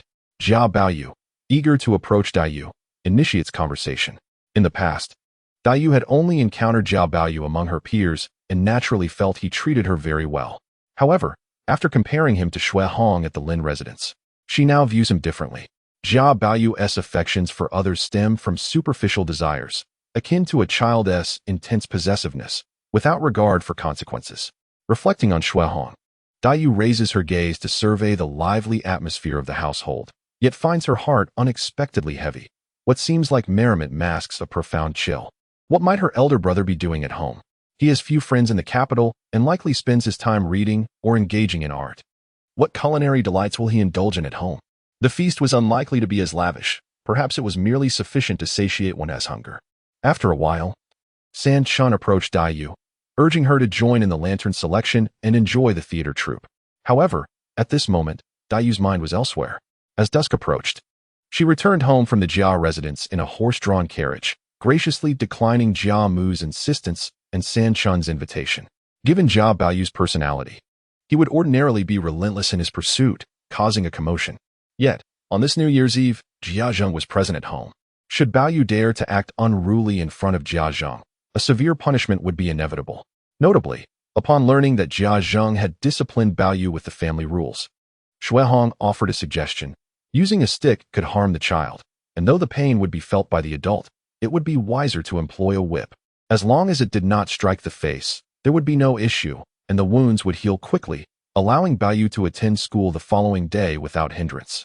Jia Zheng adopted this advice, now wielding the whip with remarkable skill, reminiscent of a southern plantation owner from the American South. Go work. Ah no, it should be, go study. Jia Zheng, if you do not study diligently, tomorrow you shall face the consequences. Upon returning home, Dai Yu inquired about Shuihong's whereabouts and made her way there directly. In the Lin residence's garden, Shuihong stood alone in the pavilion, her thoughts inevitably drifting to Yangzhou. I wonder if my absence is something my mother has grown accustomed to. And how is the teacher managing the salt merchants division? The tribute examination would follow soon after the new year, and I cannot help but wonder if any unforeseen complications may arise. Lost in contemplation, Shuihong rose from the stone bench, clasped her hands behind her back, gazed towards the horizon, and closed her eyes, savoring the last vestiges of the sun's warmth for the year. Just as Shuihong pondered, Dai Yu, accompanied by 2 maidservants, arrived at the garden entrance and beheld a breathtaking scene. A myriad of crimson silks descended from the heavens, with a ray of rosy light breaking through the clouds, casting the earth in the golden glow of the sun's final gift of the year. Beneath the winter's cold plum blossoms, a slender silhouette emerged, eyes gently closed, as if also relishing the sunset's bounty. For a moment, neither Dai Yu nor her maidservants dared to disrupt this serene tranquility. Yet, Shuihong soon heard the crunch of snow underfoot and turned to see Dai Yu. Why have you returned so early? Dai Yu playfully replied, What? Does my elder brother not wish to see me? Or do you find spending New Year's Eve with a child like me too dull? Shuihong feigned surprise. Oh, did you, dear sister, uncover this? Dai Yu, neither angry nor upset, with her sparkling eyes brimming with laughter, retorted, If you find me boring, have you not heard that I might find you dull as well? From where did this notion arise? I consider myself quite humorous.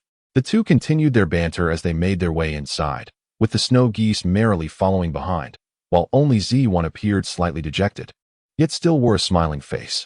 In the stillness of midnight, only Shuihong and Dai Yu occupied the dining table, with the Snow White, Yin standing behind Dai Yu to attend to her needs. In this household, only these two were the masters, while others were forbidden from joining the table. The dishes before them emanated delightful aromas, predominantly featuring Yangzhou cuisine. Although visually appealing, the flavors were subtle, primarily composed of Dai Yu's preferred tastes or foods that were easier to digest.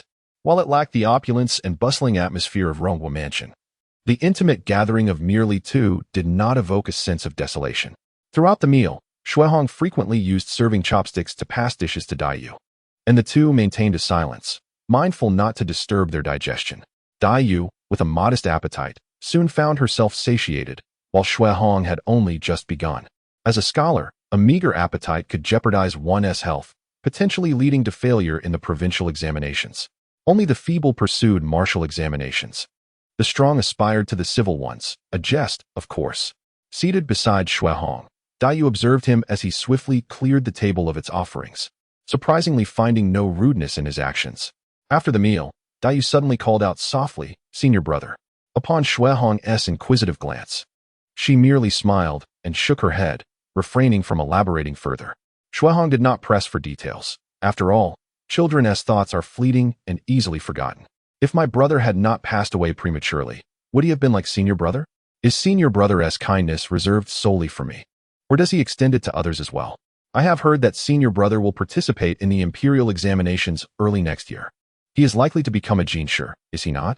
As Dai Yu gazed upon Shuihong's remarkably youthful face amidst the ranks of the Jinshi, memories of her father's experience of being chosen as a son-in-law by her maternal grandfather flooded her mind, leaving her momentarily at a loss.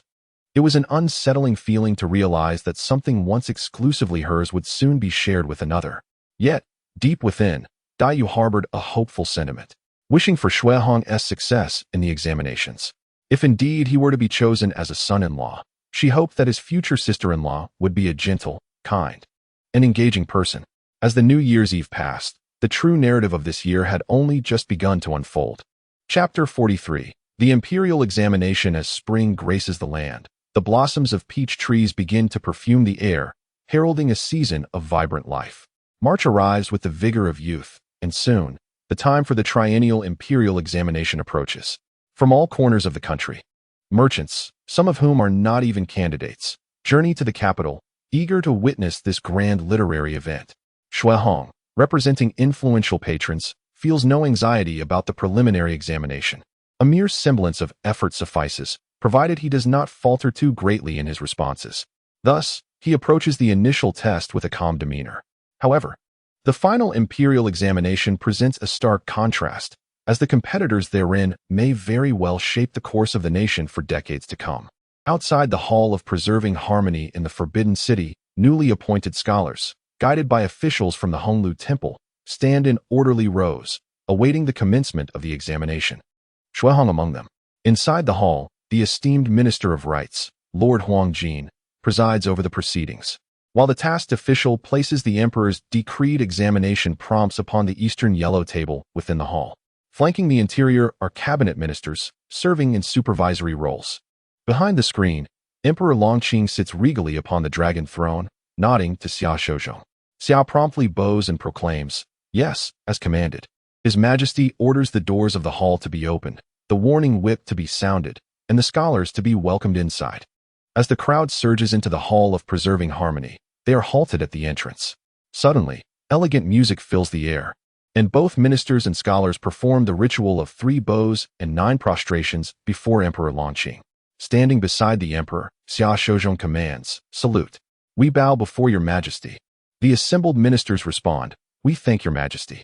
The venerable Minister of Rites, Lord Huang Jin, now in his 70s, rolls up his sleeves and receives the sacred edict from an attendant, first bowing to Emperor Longqing before unfurling the decree to read aloud.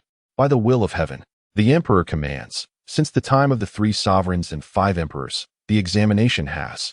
Shuehong, standing below, bows his head and listens intently to the reading of the edict, realizing that the proclamations differ significantly from those depicted in the media. The terms of decree and proclamation hold substantial distinctions.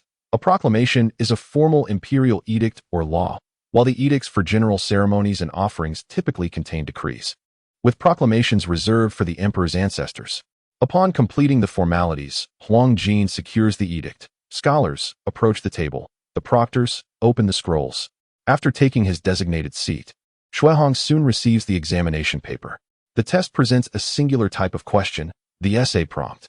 Many harbor misconceptions about the imperial examination, believing it to revolve solely around literary elegance and poetic finesse, devoid of practical significance.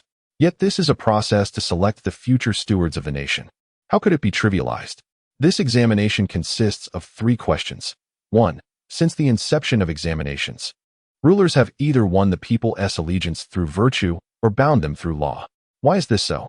2. The Duke of Qin rose from beneath Mount Qishan, navigating the complexities of governance to conquer the Rome. How is this achieved? 3. During the reign of Emperor Zhao of Han, Sang Hongyang posed 3 fundamental questions regarding the state. How should we respond to them today? And what should be the criteria for evaluation? As Shuehong pondered for a moment, preparing to put pen to paper, he was suddenly enveloped by a cacophony reminiscent of a mountain's roar or a tidal wave. "We have seen the Grand Emperor," he heard the others exclaim.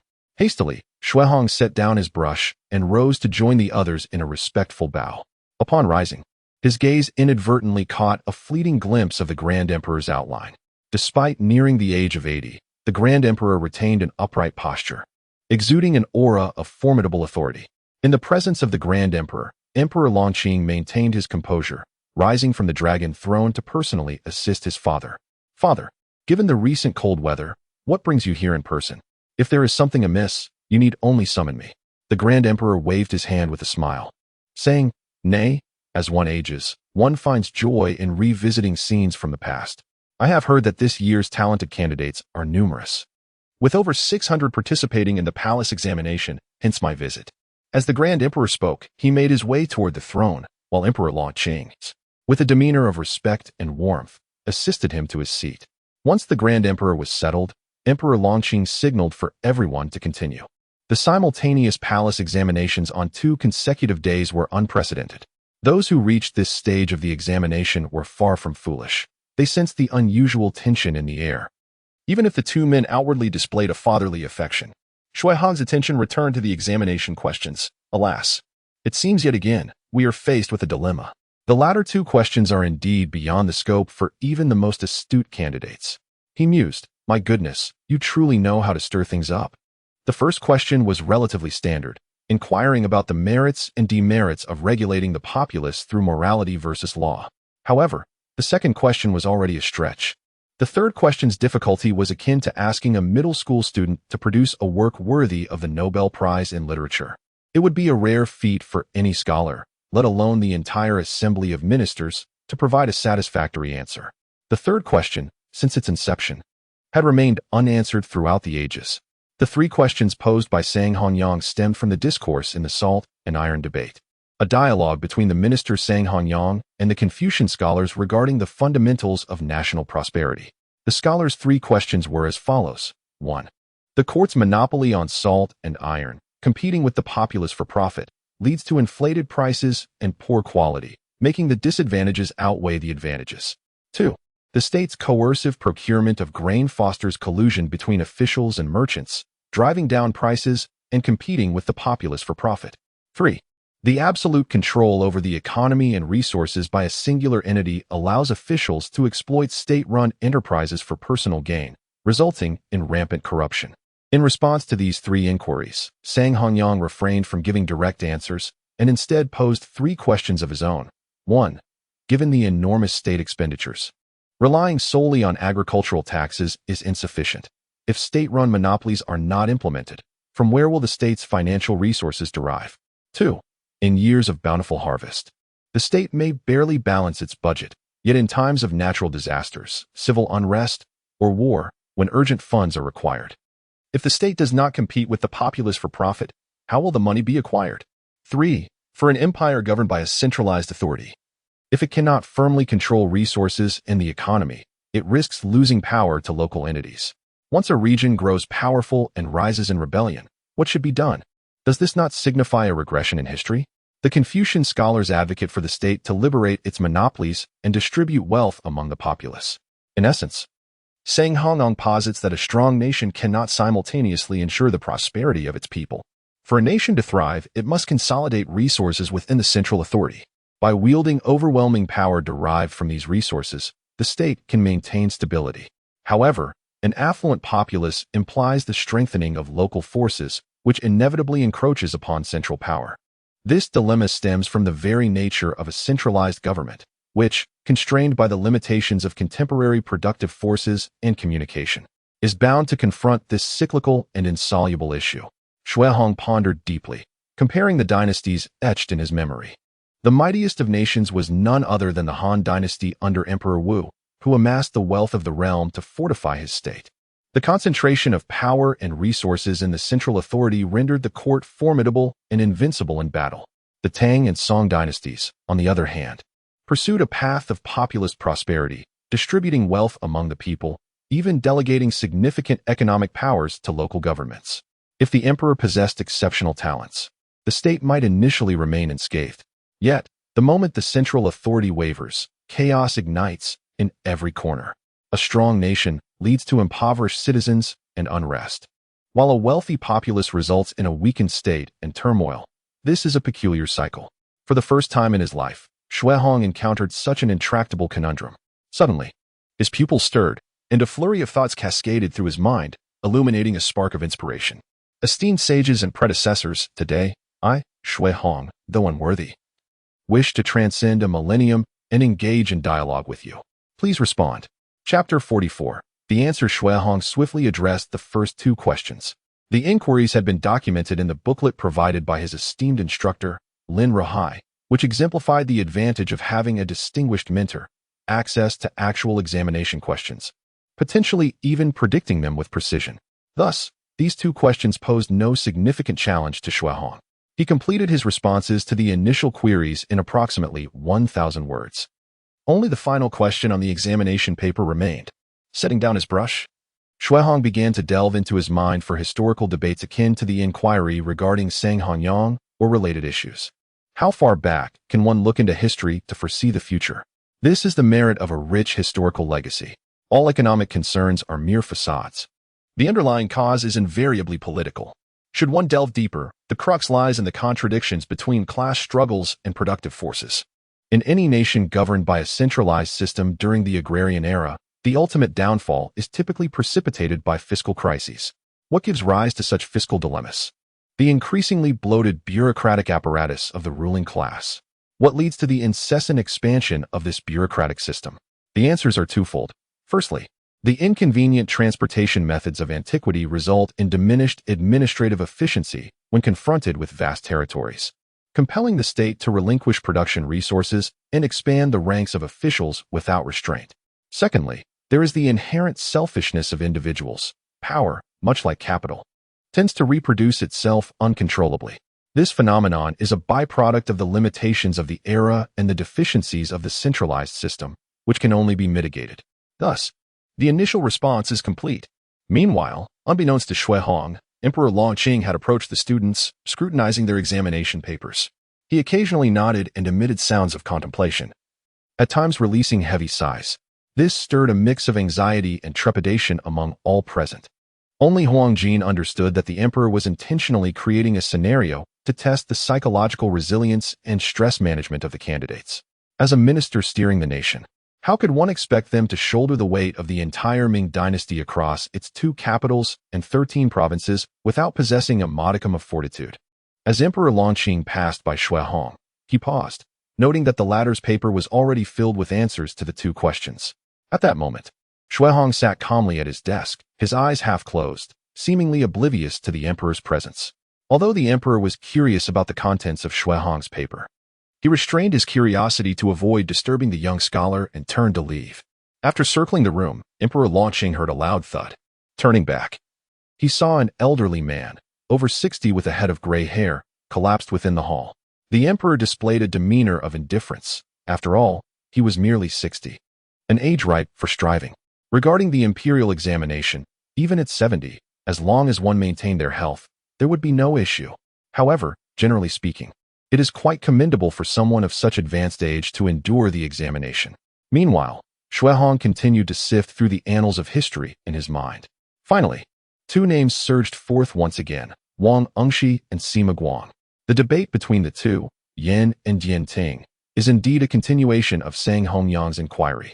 Shui Hong's mind conjured vivid images of the 2 figures. On the left stood a slender man, clad in tattered, filthy garments, with a disheveled appearance yet exuding an air of wit and carefree demeanor.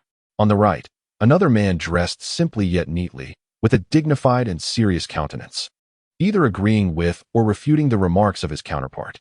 "Ah, young one, your arrival is most fortuitous. Pray tell, do you not think Wang De is excessively naive? You have accounted for everything, yet you have overlooked the human heart. Reforms that contravene the will of the people, systems that defy the laws of nature, no matter how well conceived, cannot be sustained. Am I to grant you face in front of the youth? Let us speak of serious matters and avoid frivolity. I am Sima Guang, not Sima Gang. Wang Haitan, are you being deliberate?" Thus, Shui Hong laid bare his confusions and queries before these 2 venerable sages. "Esteemed predecessors, I have 3 inquiries. First, what is the root of the national financial crisis? Is it amenable to restriction? Second, how might we reconcile the apparent contradiction between a strong nation and a wealthy populace? Third, should future generations embark upon reforms, what cautions must they heed?" Wang Engshi took the lead in responding. "Allow me to address the first question. The fundamental cause of the financial quandary lies in the ruling class's detachment from production, while they incessantly consume resources that rightfully belong to the people and the state. Moreover, the ruling class is not born, nor does it emerge from water or eggs, but is rather a product of transformation. Any individual has the potential to ascend to the ruling class, which is indispensable for the state, albeit requiring limitation. I once endeavored to vie with officials for the people's benefit through measures like the Qingyao law, yet alas, I succumbed to the prevailing sentiments of the populace." Sima Guang, upon hearing this, was filled with sorrow and resignation, and continued, "As for the second question, under the current highly centralized system, a strong nation and a wealthy populace cannot coexist simultaneously, yet they can be adjusted intermittently. However, it is imperative that governmental decrees reach the rural areas. Otherwise, all discussions are but empty rhetoric. There is no perfect system in this world, nor absolute static balance. Thus, we must strive for dynamic balance to approach true equilibrium. Systems and laws must be periodically revised to remain relevant, just as in your mind's eye regarding capitalism and other ideologies. Remember that each has its strengths and weaknesses. Never blindly accept one over the other. You have consistently rejected feudal imperial rule. Yet you must acknowledge that the limits of such a system are largely determined by the emperor, operating within an infinitely high upper limit and an infinitely low lower limit. Shuehong nodded, enlightened. As for the final question, the greatest lesson learned is encapsulated in 2 words: the human heart. Suddenly, Shuehong's eyes widened as clarity washed over his thoughts.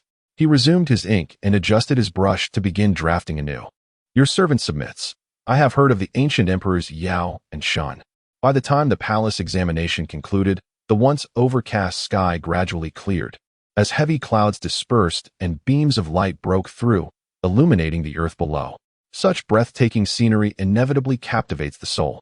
As Shuehong submitted her examination paper and was about to take a step forward, she was suddenly reminded of the fates that befell those reformists striving for strength. The treacherous do not confess, and the loyal do not defend themselves. The treacherous bring calamity to the nation, while the loyal bring misfortune upon themselves. This is destined to be a path without end. Shuehong raised her gaze and beheld the slanting sun at dusk, moved by the moment. The wine flows freely. The wind rustles through the garments, and the once mighty Wang and Xie families now lie in desolation. In the enchanting embrace of the setting sun, one laments the hasty actions that hasten the aging of the spirit. Time, a traveler, should not be rushed. Chapter 45. 2 scholars from one family. A master and his disciple. As the palace examination concluded, a multitude of candidates exited the imperial palace, with Shuehong making his way home to await news. Yet, for the court officials, the true torment was just beginning. Within the hall, Emperor Longqing and the retired emperor sat side by side, seemingly engaged in casual familial banter. However, any discerning observer would recognize the retired emperor's palpable concern regarding the outcome of this year's imperial examination, with the potential for him to intervene in the rankings. Huang Jin stroked his beard, indifferent to the whispered exchanges between the 2 emperors, and proceeded to scrutinize the examination papers. Let me see how the caliber of this year's candidates measures up, he mused. Those who boast excessively? Straight to the bottom tier. As for persuading the uncultured with virtue, splendid rhetoric indeed. I shall discreetly glance at the names. When the time comes to battle the northern foes, I might just recommend your entire family to the forefront. Coughing, he dismissed the thought as nonsense. Huang Jin, after perusing over 30 papers, found none that could escape the fate of the lowest tier. Each paper, without exception, was filled with empty flattery or grandiose claims, devoid of practical substance. Light penalties and heavy ritualistic decorum. You must be joking. With the rampant corruption, if we loosen the reins, what chaos shall ensue? He scoffed, refusing to believe that out of over 600 papers, not one would present a semblance of merit. Amidst his fervent evaluation, he finally encountered a paper with neat, elegant handwriting, though the responses were merely mediocre. A grade of B. I suppose this shall serve as encouragement. Meanwhile, Emperor Longqing and the retired emperor were enjoying their jovial exchange when a sudden commotion drew their attention. They turned to see Huang Jin's hat had mysteriously flown off. His sleeves rolled up, veins bulging on his arms as he slammed paper after paper onto the table. The sound reverberated throughout the hall, and his agitation intensified. It was as if the candidates themselves were present, and he might not hesitate to throw a punch at them. The retired emperor cast a peculiar glance at Emperor Longqing, contemplating, this old man is about my age. Let us hope he does not succumb to apoplexy in the hall. Emperor Longqing wiped the cold sweat from his brow, realizing that while he had remembered Huang Jin's integrity, he had overlooked the man's volatile temperament. Promptly, Emperor Longqing issued a decree, arrange a banquet in the imperial kitchen. All present ministers are the pillars of our nation. There is no need to rush this matter of grading. We shall seal the papers for now and resume after the meal. We thank your majesty, the officials replied. Seeing Huang Jin retrieve his hat and don it once more before settling back into his seat with a satisfied smirk, Emperor Longqing finally breathed a sigh of relief. Goodness, if the Minister of Rights or a cabinet member were to be driven to fits by a candidate's paper, it would indeed mark an unprecedented event in history. I would undoubtedly share infamy with Huang Jin. The retired emperor, equally relieved, remarked, "Is it merely the two of you who would gain notoriety? Our entire Ming dynasty would surely be immortalized in history." At last, after some minor interludes, the 10 highest-rated examination papers were unsealed and presented before Emperor Longqing and the retired emperor. These 10 examination papers are arranged such that the one deemed the finest by the ministers is the top scholar. However, the ultimate authority rests with the emperor. Unless the Emperor Longqing nods in approval, even the most talented individual cannot claim the title. As Emperor Longqing perused the papers, an unexpected glimmer sparked in his eyes when he encountered a familiar name in the upper right corner of the third-to-last paper, Xuehong. To be candid, Emperor Longqing did not harbor high hopes that Xuehong would secure a position among the top 7 of the first or second ranks. Given Xuehong's youth and the fact that he had taken Lin Rohai as his mentor later in life, he might not fully grasp the intricacies and taboos of officialdom, which could lead to significant setbacks. Thus, for Xuehong's paper to appear among the top 10, even if it was in the lower ranks, was, in the emperor's view, a stroke of fortune, suggesting a promising potential for a wild prodigy of governance. The examination was overseen by the renowned obstinate official, Huang Jin, the foremost among civil servants. Ensuring the fairness of the process was beyond doubt. Emperor Longqing likely formulated a plan in his mind and proactively presented the papers to the Grand Emperor. "Father, these are the outstanding candidates from this imperial examination. Please take a look." The Grand Emperor made no objections. After briefly flipping through the papers, he set them down and inquired, "Does the Emperor have candidates for the top 3 in mind?" With a smile, Emperor Longqing extracted 3 papers from the stack and placed them before the Grand Emperor. "In my humble opinion, these 3 should be considered for the top 3 positions." The papers belonged to Gao Gong, Qin Shun, and Xuehong. The first 2 papers, belonging to Gao Gong and Qin Shun, represented a consensus between the emperor and the ministers. Xuehong's paper, however, was championed by Longqing himself, though the literary quality may have been somewhat lacking. The notion that he is capable remains valid. Moreover, given the marginal differences between the top 10 papers, Emperor Longqing's decision was both reasonable and justifiable. The Grand Emperor merely cast a fleeting glance at the papers, pausing momentarily on Chun Chen's work before shifting his attention to Xuehong's. Unbeknownst to him, every minuscule movement was duly noted by Emperor Longqing, who silently etched Chun Chen's name in his memory. Xuehong from Yangzhou, merely 20 years of age, was likely to exhibit youthful arrogance, and in the emperor's view, it would be prudent to temper him. Upon Xuehong's arrival in the capital, he had indeed made quite an impression, and the Grand Emperor was fully aware of which faction Xuehong supported. While the Grand Emperor's sentiment stemmed from a desire to nurture talent, Emperor Longqing felt compelled to adhere to a different perspective. Since the founding of our dynasty, there have been numerous scholars who achieved success before reaching their 20s. Does this not serve as testament to the flourishing of our literary culture? A blessing from heaven for our dynasty? The imperial examination is a matter of great national significance. Should we select a youthful and impetuous candidate, it may not bode well for the state and its people. Were I to reign, this individual would undoubtedly require some restraint and time for reflection. Upon hearing the Grand Emperor's words, Emperor Longqing chuckled. "Father possesses his own considerations, and I too have my own thoughts. Even as father and son, we may not necessarily favor the same style of writing." The moment these words left his lips, all the ministers present narrowed their eyes, keenly analyzing the remaining papers in their hands. "Ah, indeed, this paper is truly remarkable. Moreover, there are these characters. In any case, we have heard nothing." The retired emperor cast a glance at Emperor Longqing, poised to utter something, but was suddenly overtaken by a fit of coughs, ultimately falling into silence for a moment. "You are the emperor. You shall handle it as you see fit." With that, the retired emperor, under the attentive service of the chief eunuch Dai Quan, rose to return to the palace. Emperor Longqing, in an unusual departure from his custom, did not rise to see him off, but instead turned to his ministers, issuing an edict. Immediately draft a ranking and post the imperial decree. Among the top 3, the top scholar Gao Gong hailed from the north, while Qin Shun and Xuehong were from the south. 1 from the north and 2 from the south. With the top scholar being from the north, would likely prevent any discontent among scholars from either region when announced. However, within the top 10, the north was represented solely by Gao Gong, concerned that someone might incite a rivalry between northern and southern scholars.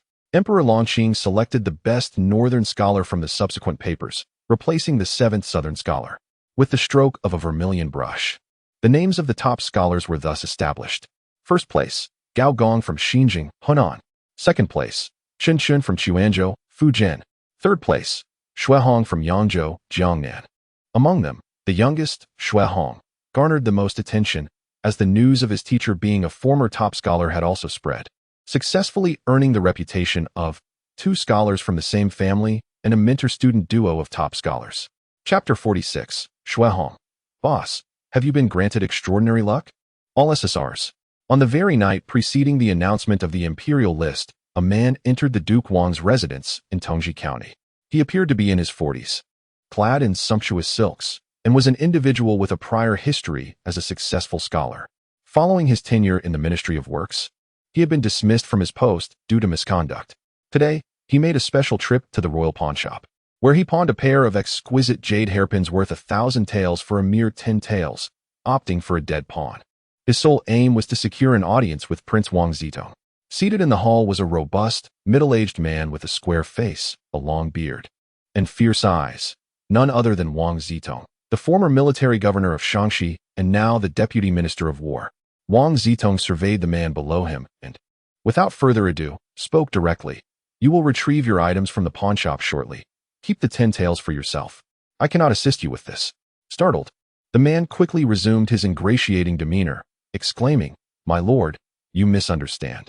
I am well aware of the customs. Should you aid me in clearing my name, I would be most willing to present you with a tribute of 10,000 taels. Wang Zitong remained unmoved, lifting his teacup and signaling 2 attendants to escort the man out. At that moment, Jia Zheng arrived for a visit. The previously stoic expression on Wang Zitong's face transformed into a faint smile as he instructed someone to welcome the guest. How have you been lately, brother? With your return to the capital, I regret not being able to extend my congratulations sooner. Please forgive me. Dear brother-in-law, why such formality? We are family, after all. How is the esteemed matriarch and my elder brother? And what about you? Thanks to the emperor's blessings, all is well.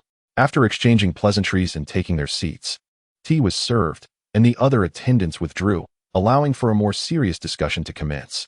Jia Zheng spoke first. To be candid, brother, not long ago, the Prince of Loyalty and Obedience visited Jinling, causing quite a stir within the court. Now that you have returned to the capital, I can finally breathe a sigh of relief. I wonder what has transpired in the capital recently. It seems as though one crisis follows another. Recently, during the preliminary examinations, an astonishing 600 candidates were selected to participate in the palace examination. I cannot fathom the emperor's intentions. Wang Zitong sighed inwardly at Jia Zheng's expression, realizing that his brother-in-law was oblivious to the shifting tides of politics. The actions of Emperor Longqing were evidently a bold declaration against the Grand Emperor, signaling a quest for power. The recent expansion of the imperial examination was a strategic move to expedite the takeover of the 6 ministries, replacing the old officials left by the Grand Emperor. Although the tasks handled by the lower-level officials of the 6 ministries held little weight and were not particularly complex, Emperor Longqing had no reason to fear that the sudden increase in slots would negatively impact the court's efficiency. As for opposition, who would dare oppose? In the imperial examination system, each position corresponds to a designated individual, and with the emperor expanding the available positions, who would be so audacious as to obstruct? Those who did would face dire consequences. The most critical point was that these lower-level officials could be replaced at the emperor's discretion without causing upheaval, thus averting the risk of an unwieldy power structure. In governance, orders from above were tantamount to action from below. In the aftermath of the power struggle instigated by Emperor Longqing, even the 6 ministry officials, loyal to the retired emperor, found themselves powerless. Such complexities were not easily articulated, and Wang Zitong had no intention of elaborating. He understood that both Jia Shi from the Jia family and the Taoist from the mountains would undoubtedly grasp the situation. With the certainty that someone within the Jia household comprehended the nuances, he felt no need to labor over it further. My dear brother-in-law, the esteemed retired emperor has summoned me back with the intention of having me contend for a position within the capital's military. Yet, our Wang family remains of lesser stature within the military compared to your esteemed household. The following day, outside the Hall of Supreme Harmony, Xue Hong and a group of tribute scholars were escorted by officials from the Ministry of Rites, advancing step by step towards the hall. Upon reaching the entrance, elegant music filled the air, with the harmonious sounds of bells and chimes resonating, creating an atmosphere both solemn and refined. Raising their gaze, they beheld a vividly carved red stone platform adorned with a flying dragon, truly lifelike. Within the Hall of Supreme Harmony, civil and military officials stood in formation. Despite any grievances that may have existed, at this moment, all wore expressions of solemnity as they looked outward. On the dragon throne, Emperor Longqing sat, surveying the gathered officials. Behind whom, beneath the red platform, stood the newly appointed scholars. As the ceremonial officer waved the flag, the elegant music came to an abrupt halt. And within the vastness of the Hall of Supreme Harmony in the square beyond, one could hear a pin drop. The imperial examination ceremony commenced. First in the second rank. The announcement goes to Hai Rui from Cheongshan, Hainan. As the proclamation concluded, a young man, approximately 27 or 28 years of age, stepped forward with purpose. Despite the joyous occasion of being named on the Golden List, he remained composed, receiving the Golden List from the ceremonial officer and began to announce the names. His unflappable demeanor caught the attention of the court officials. At this moment, Xue Hong, standing below, was utterly perplexed. Hai Rui? Which Hai Rui? If this is indeed the historical Hai Rui, one can only say that Emperor Longqing has accumulated virtue in a past life. Indeed, he has. This Hai Rui, renowned in history as a capable official of the Qing dynasty, was known for his integrity. Amidst Xue Hong's wandering thoughts, Hai Rui, holding the Golden List, once again recited a name familiar to Xue Hong. First in the first rank, the top scholar, Gao Gong from Xinjiang, Hunan. Xue Hong was now thoroughly bewildered. Gao Gong? Which Gao Gong? Did my elder brother step in something? Has he inadvertently stumbled upon two seemingly illustrious officials? Your Majesty, do tell the truth. Have you gone mad? Second in the first rank, the second scholar, Chen Chun from Chuanzhou, Fujian. Third in the first rank, the third scholar, Xue Hong from Yangzhou, Jiangnan. Before Xue Hong could collect himself from the shock, he heard his name being called. With 3 announcements, he finally confirmed that the title of third scholar indeed belonged to him. While others were announced only once, the top 3 scholars were honored with 3 proclamations. Xue Hong swiftly composed himself, regaining his poise as he awaited the conclusion of the announcements.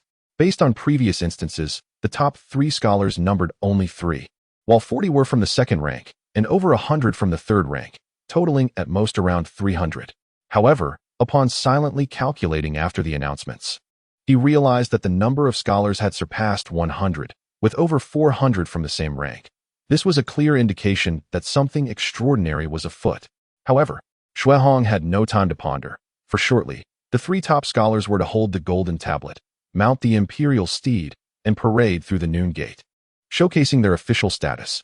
The trio navigated around the Danby Stone and ascended the Hall of Supreme Harmony, bowing respectfully as they passed by the esteemed Hai Rui. This fellow had truly exerted himself, tirelessly calling out over 600 names, and at this moment, his voice was likely rendered mute. Among the 3, Gao Gong was the eldest at 29, followed by the second-place scholar Chen Chun, approximately 26 or 27. Only Xue Hong was the youngest and most conspicuous. Standing upon the stone bricks of the Hall of Supreme Harmony, they allowed all eyes to converge upon them and performed a deep bow towards Emperor Longqing. We humbly thank your Majesty for your grace. The Emperor, gazing at the youthful faces below, clapped his hands and laughed heartily, exclaiming, "Ah, how splendid! All 3 top scholars are so young, a rarity indeed." As soon as he spoke, officials began to offer their congratulations. This is a testament to your Majesty's diligent governance and a reflection of our dynasty's flourishing literary culture. We congratulate your Majesty. We congratulate your Majesty. The ministers bowed repeatedly in congratulations, and the Emperor slightly retracted his smile. All of you, rise. Today, I wish for the citizens of the capital to witness the splendor of our Ming dynasty's top scholars. Bestow official robes, lead the imperial steed, and parade to showcase our officials. Later, we shall proceed to the Qianglin banquet. Meanwhile, in the Jia residence, Grandmother Jia gazed at the exquisite delicacies on the table, but found herself utterly lacking in appetite. She merely sampled a few bites of bear paw and cloud slices before setting down her chopsticks. The ladies-in-waiting, Madame Xing and Madame Wang, inquired, "Old lady, is it that today's dishes do not suit your palate?" Grandmother Jia shook her head. "Enough, do not trouble the cook any further. The dishes are all splendid. It is merely that this old woman has had little appetite these past few days." She continued, with the weather warming. I had intended to bring my Yuer over for a few days of merriment. Yuan Yang, you carry my message. Go personally to the Lin residence to invite her. Yuan Yang softly replied, Old madam, today is the day of the results announcement. It may not be convenient to invite Miss Lin over. Madam Xing interjected with a smile. What inconvenience is there? If she does not place, well, young Hong is still quite young. If by chance she does succeed, we can simply prepare a congratulatory gift. It is only natural for the matriarch to wish to bring her granddaughter back for a visit. Madam Wang feigned a compassionate demeanor, adopting a tone of concern for the younger generation. Yuan Yang, if you go to the Lin residence, do not bring up the matter of her not placing. After all, young Hong is still quite young. Even if he is intelligent, it is not uncommon to not place. We must not let the child feel disheartened. In truth, there was no concept of failing the palace examination, yet this year, the number of candidates had astonishingly doubled to 600. Who could fathom the emperor's thoughts? However, in Madame Wang's eyes, it was evident that adjustments had been made to the examination rules, and Shui Hong, a penniless youth who had only recently taken Lin Rahai as his mentor, seemed unlikely to succeed. Furthermore, had he passed the initial examination, he would have undoubtedly reveled in joy, eager to share the news with the world. As of now, Shui Hong had shown not a whisper of activity. Was it not clear that he had not succeeded? Yuan Yang, being grandmother Jia's most trusted maid, was well aware of these social intricacies. Was it not an intentional utterance to provoke Shui Hong's displeasure? Just as the pair of mandarin ducks were preparing to depart, Wang Shifeng, with a countenance replete with complexity, lifted the curtain and entered, bearing news. Lin Gu's nephew, Shui Hong, has been specially appointed by the emperor as the top scholar and is currently parading through the streets on the imperial steed, extolling his official accolades. Chapter 47. Are you truly scholars? In the past, those who passed the rigorous examinations were typically in their 30s, with the most celebrated candidates, such as the top scholar, the second place, and the third place, often being around 30 to 40 years of age. For instance, Lin Rahai, the mentor of Shui Hong, achieved the esteemed position of third place at the tender age of 27, which was considered remarkably young. However, this year, the three accomplished individuals, the eldest among them barely nearing 30, included Shui Hong, who was a mere 20 years of age. Consequently, Shui Hong and his companions became acutely aware of the enthusiasm exhibited by the citizens of the capital, especially for Shui Hong. Adorned in his ceremonial attire and riding a chestnut-colored imperial steed, with one hand gripping the reins and the other holding a golden tablet, his bright eyes and refined demeanor captivated the majority of onlookers. Eventually, following the parade on horseback, the trio, under the guidance of a eunuch, made their way to the Qianglin banquet, also known as the Enrong banquet. The term Qianglin originates from the Song dynasty, where newly minted scholars were invited to feast within the royal gardens south of Qianglin, hence the name. In the current dynasty, the banquet is hosted at the Ministry of Rites, which is why it is also referred to as the Enrong banquet. Nevertheless, the populace continues to refer to it as Qianglin. Upon arrival at the ministry, the three dismounted from their steeds, relinquished their golden tablets, and stepped forward in unison to enter the banquet hall. Shui Hong gazed around and beheld a hall filled with nobles and dignitaries, all adorned in exquisite garments embellished with rare birds. Anyone present at the banquet was undoubtedly a high-ranking official or a member of the aristocracy. The 6 ministers and the cabinet officials were all gathered there. How could they resist attending? The event, ostensibly a Qianglin banquet, was in reality a gathering akin to a corporate welcome party for new recruits, a selection event for promising young talents, and an opportunity for matchmaking. Individuals of the 5th rank and below, along with certain minor officials, were entirely unqualified to participate. For instance, Jia Shi and Jia Zheng from the Jia family, though they held titles and ranked highly, possessed no real power, making them ineligible for such gatherings. The elderly officials of the 6 ministries, observing the group of youthful scholars, had their eyes gleaming with anticipation. The many newly minted scholars had already taken their seats, awaiting the arrival of the 3. The Qianglin banquet was also organized hierarchically. The emperor and his ministers occupied the main hall, while the 3 first-prize scholars were granted the honor of dining at the same table. As soon as Shui Hong entered the hall, he felt a multitude of gazes fixated upon him. It was inevitable. His youthfulness and vitality, coupled with his intelligence, marked him as a prime candidate for future endeavors. If he were to be nurtured under one's guidance, it would undoubtedly save a great deal of effort. Talent is a prized possession in any era. Hong and his companions once more expressed their gratitude to the emperor before formally taking their seats. The eunuchs began to serve the sumptuous dishes, yet no one dared to touch their chopsticks. For them, there were far more entertaining matters at hand. A dozen or so dignitaries, wearing benevolent smiles, clustered together, holding wine jugs and cups, making their way towards Hong and his companions. Even Emperor Longqing, seated upon the throne, paused in his dining, eagerly anticipating the unfolding spectacle. This was a triennial tradition, where senior officials playfully teased the new recruits. Hong cast a glance at the cups in their hands, feeling a sense of relief. Thankfully, it appeared to be harmless. Suddenly, two hands emerged from nowhere, pressing down firmly on Hong's shoulders. Hong turned his head and beheld the venerable Minister of Rights, Huang Jin, alongside the Minister of Revenue, Shan Shoucai, both of whom wore benevolent smiles as they regarded him with warmth. Shan Shoucai was the first to speak, exclaiming, "Come, come. Young Hong, allow me to raise a toast to you. I have great admiration for your talents. Would you consider assisting me in the Ministry of Revenue?" Do not be swayed by his words. Since he took charge, the ministry has gained a notorious reputation for its arduous labor, with endless accounts to tally. It would be far better to join me, for I have a great-granddaughter. Under normal circumstances, Hong would be directly appointed to the position of editor at the Hanlin Academy. However, there exists a term known as temporary assignment, which translates to increased workload without a corresponding increase in remuneration. At that moment, Hong found himself preempted by the two esteemed gentlemen. Out of respect for Huang Jin, a prominent figure in the cabinet and a distinguished scholar, the rest of the attendees shifted their gaze to the other two. Even Wang Ziding, who had initially focused on Hong, redirected his attention to the two elders. Hong watched in awe as a seemingly frail gentleman effortlessly lifted a jar of wine weighing over 30 pounds and placed it upon the table, subsequently producing an enormous bowl from seemingly nowhere. Before he could mourn for his two colleagues, a resounding thud echoed in his ears. Huang Jin too brought forth a jar of wine, placing it with a flourish upon the table. Hong gazed at the hefty wine jars, then at Huang Jin, who, despite his ethereal demeanor and esteemed reputation, appeared physically slight. Were they truly civil officials? In truth, this was a deliberate act by the seasoned officials, tacitly approved by the emperor. For today might be the sole, perhaps final opportunity for these young men to revel freely, to indulge in the carefree exuberance of youth. The political arena is a murky dive at. No one can enter unscathed.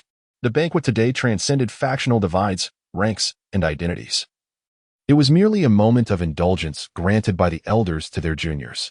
Such an opportunity would not arise again. As night fell, Dayu awaited Hong's return home. Granny Ai wore a joyful expression, proclaiming, "Indeed, the master's judgment has proven sound. Who would have thought our young master would succeed splendidly in the imperial examinations, achieving the rank of 3rd place? Oh, my dear girl." A dual triumph of mentor and disciple, a feat only seen in operatic tales, has unexpectedly materialized within our household. Dayu's countenance radiated delight, and she turned to inquire, "Shui Yan, is the detoxifying soup ready in the kitchen? My senior brother is likely to have indulged excessively in drink, and if he does not recover, he may awaken with a splitting headache tomorrow." Shui Yan promptly replied, "Rest assured, young lady, as per your instructions, it has been prepared in advance. Moreover, your maternal relatives have sent congratulatory gifts, which I have instructed the steward to set aside, awaiting your decision. Since these gifts are for your brother, it is best to wait for his return before making a choice. Miss, the young master has returned." Upon hearing this, Dayu swiftly led her companions to the entrance to greet Hong. At this moment, Hong's body felt somewhat weakened. Fortunately, although he had consumed a considerable amount of alcohol and was struggling to maintain control of his body, his mind remained clear, thus avoiding any embarrassing incidents. This marks the first occasion on which Hong returns home by carriage. With the assistance of the servants, Hong gradually disembarks from the carriage and makes her way into the residence. Senior brother. At this moment, Hong, shedding her usual stoic demeanor akin to a mountain unyielding to the tempest, reveals a blush upon her cheeks. Her eyes, once as tranquil as a deep well, now sparkle with a hint of mirth, enhancing her allure and exuding a beguiling nonchalance. Strands of her meticulously arranged long hair have playfully escaped from her headdress, cascading down her chest. Adorned in a resplendent crimson attire, she appears as a paragon of youthful elegance and vitality. In an instant, The several maidservants trailing Dayu discreetly averted their gazes, fearful of harboring inappropriate thoughts. Although Shui Hong's vision may be clouded, upon hearing the soft and melodious call of senior brother, she realizes she has arrived home, with Dayu standing before her. Dayu, do not come closer. Ahem. I fear my inebriated state may overwhelm you. Shui Hong strives to maintain her composure, desperate not to lose her poise in front of Dayu. However, as the effects of the wine intensify, it becomes increasingly challenging to control her body. Shui Hong considers herself fortunate, having been imbibed by only two individuals whose singular intent was to secure the preferential right to utilize her as a fine steed in the future. In contrast, Gao Gong and Chen Shen faced a far more dire predicament, having been rendered insensible halfway through the affair and carried away. With one hand pressed against her mouth, Shui Hong's dazed expression provokes an involuntary laugh from Dayu, who finds this side of her senior brother quite novel. Steward, summon a few agile hands to assist my brother back to his chamber. After such copious libations, he must not be allowed to catch a chill. Yes, Mississippi Shui Yen. Please fetch the detoxifying soup for my brother. And AI, take this 2 taels of silver and compensate the coachman who brought my brother home, expressing gratitude for their efforts. Steward, my brother is intoxicated and will soon assume his duties. He shall not receive guests tomorrow. Let him rest for a day. All congratulatory gifts and invitations should be noted, and once he awakens, we shall address them accordingly. The small figure, composed and unhurried, meticulously arranged all matters before finally retreating to the rear courtyard. Chapter 48. Is Lin Rahai engaging in nurturing? Come, take it slow. Do not harm the young master. Shui Hong, already of considerable stature, was rendered nearly as limp as a puddle of clay by intoxication. Although he retained some consciousness, he could not command his own body. This was Dayu's first visit to Shui Hong's chamber, which maintained its trademark simplicity. Apart from a table, a chair, and a few books, there was scarcely anything else. Even the landscape painting adorning the wall was a creation of Shui Hong himself. Clutching her handkerchief, Dayu adjusted the quilt to envelop him more snugly and instructed the servants to maintain a gentle fire, for drunken individuals often become sensitive to heat. At that moment, Shui Hong was drifting into a semi-conscious state, caught between dreams and wakefulness, yet still able to perceive sounds from the outside world. Dayu sat at the bedside, propping her chin on her hand, gazing at Shui Hong, her mind adrift in thought. Miss, the hangover soup has arrived. Shui Yin brought forth the restorative broth, while Ziwan entered with a basin of warm water, poised to wipe the sweat from Shui Hong's brow. However, Dayu halted her approach. Leave it be. Rising, she soaked her cloth in warm water and gently wiped Shui Hong's face and hands. After assisting him to sit up, she administered a few sips of the hangover soup and checked that the windows were securely closed before departing, leaving someone behind to watch over him. The following morning, soft sunlight filtered through the papered windows and onto the bed, and as Shui Hong's consciousness gradually returned, an intense headache assailed him. Young master, you are awake. A servant rushed to support Shui Hong, but he waved his hand dismissively to indicate he was fine. He sat at the edge of the bed for a while, feeling the throbbing pain in his head begin to subside. His mouth felt parched, and when he spoke, his voice was slightly hoarse. Pour me some tea. Certainly. Please wait a moment. Shui Hong cradled his head, reflecting on the events of the previous day. He vividly recalled how the 2 elderly gentlemen had sought to deceive him, a fine steed of a man, by pouring drink after drink down his throat, all the way to Dayu wiping his face and feeding him soup. This was something he had long confirmed. Even when intoxicated, he seldom lost his memory and never descended into drunken folly. His body simply lost its autonomy.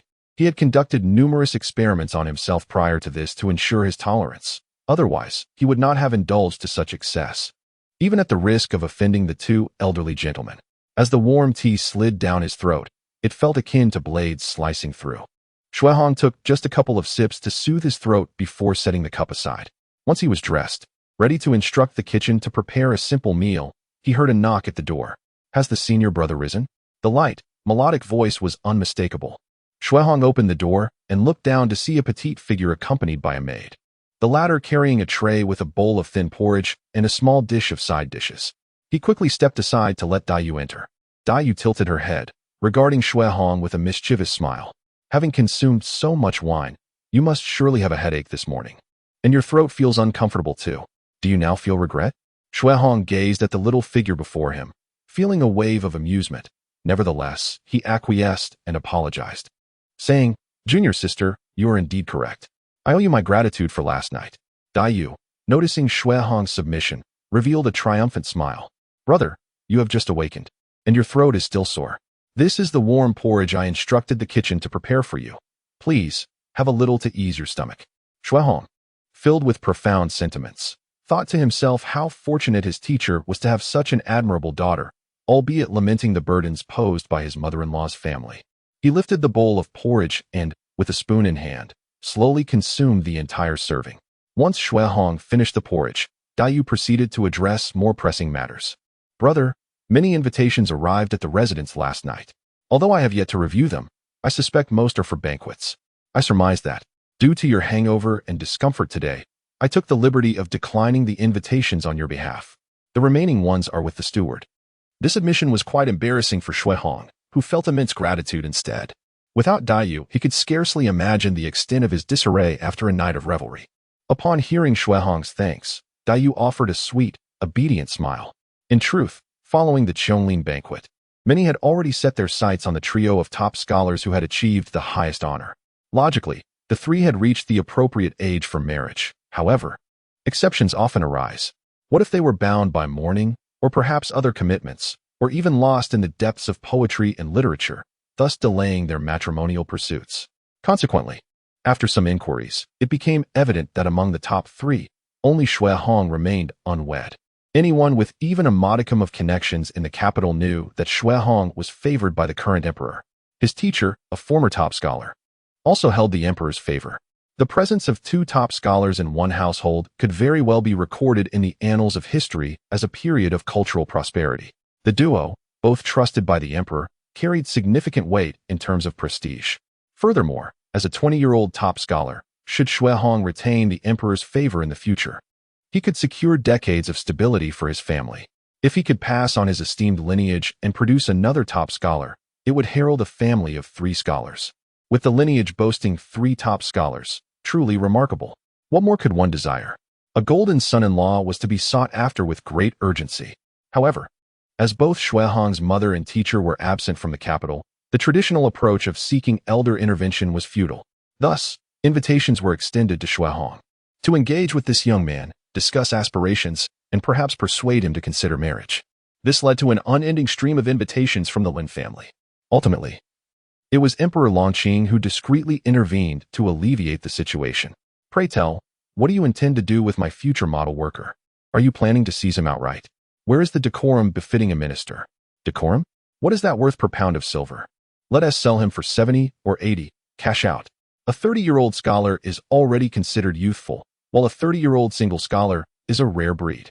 A 20-year-old top scholar, unwed and favored by the emperor, is akin to the revival of a mythical rare beast, a veritable limited edition. Had it not been for Emperor Longqing's intervention, one could well have imagined sacks, bludgeons, and even sedatives being employed against Shui Hong. Yet, a few astute and seasoned individuals remained cautious, sensing that something was amiss. Lin Rohai, that old rascal, wouldn't he be toying with them in a nurturing game, ultimately intending to stew himself in his own pot? In this day and age, the disparity between men and women is merely a trivial matter. Lin Rohai himself is certainly older than his wife, Jia Min, by more than a decade, and Jia Min is a direct descendant of the Rongwa mansion. Thus, they have decided to remain observant, lest they find themselves in a farcical situation without having savored the meat. Within the study of Jia Zheng in the Rongwa mansion, Jia Baoyu stood to the side, scarcely daring to breathe, fearful that a mere glance from his father might lead to a punishment. Although Jia Zheng was not qualified to attend the Qianglin banquet, he had witnessed the splendid spectacle of Shui Hong at the Donghua Gate, riding horses along the imperial path and parading through the streets to flaunt his official rank. What does it mean to be the child of another family? How bitterly sour it is, especially upon learning that a year ago, Shui Hong was still in a wild state, only later to be taken under the wing of his own sister's husband. The pain is excruciating. Truly, one cannot buy foresight with wealth. Just as Jia Zheng lamented this misfortune, he lifted his gaze to see Jia Baoyu standing before him, quaking like a quail. He immediately scolded, "What a cowardly display! How can a man of the Jia family present himself in such a manner?" Jia Baoyu promptly straightened his posture, adopting a more dignified stance.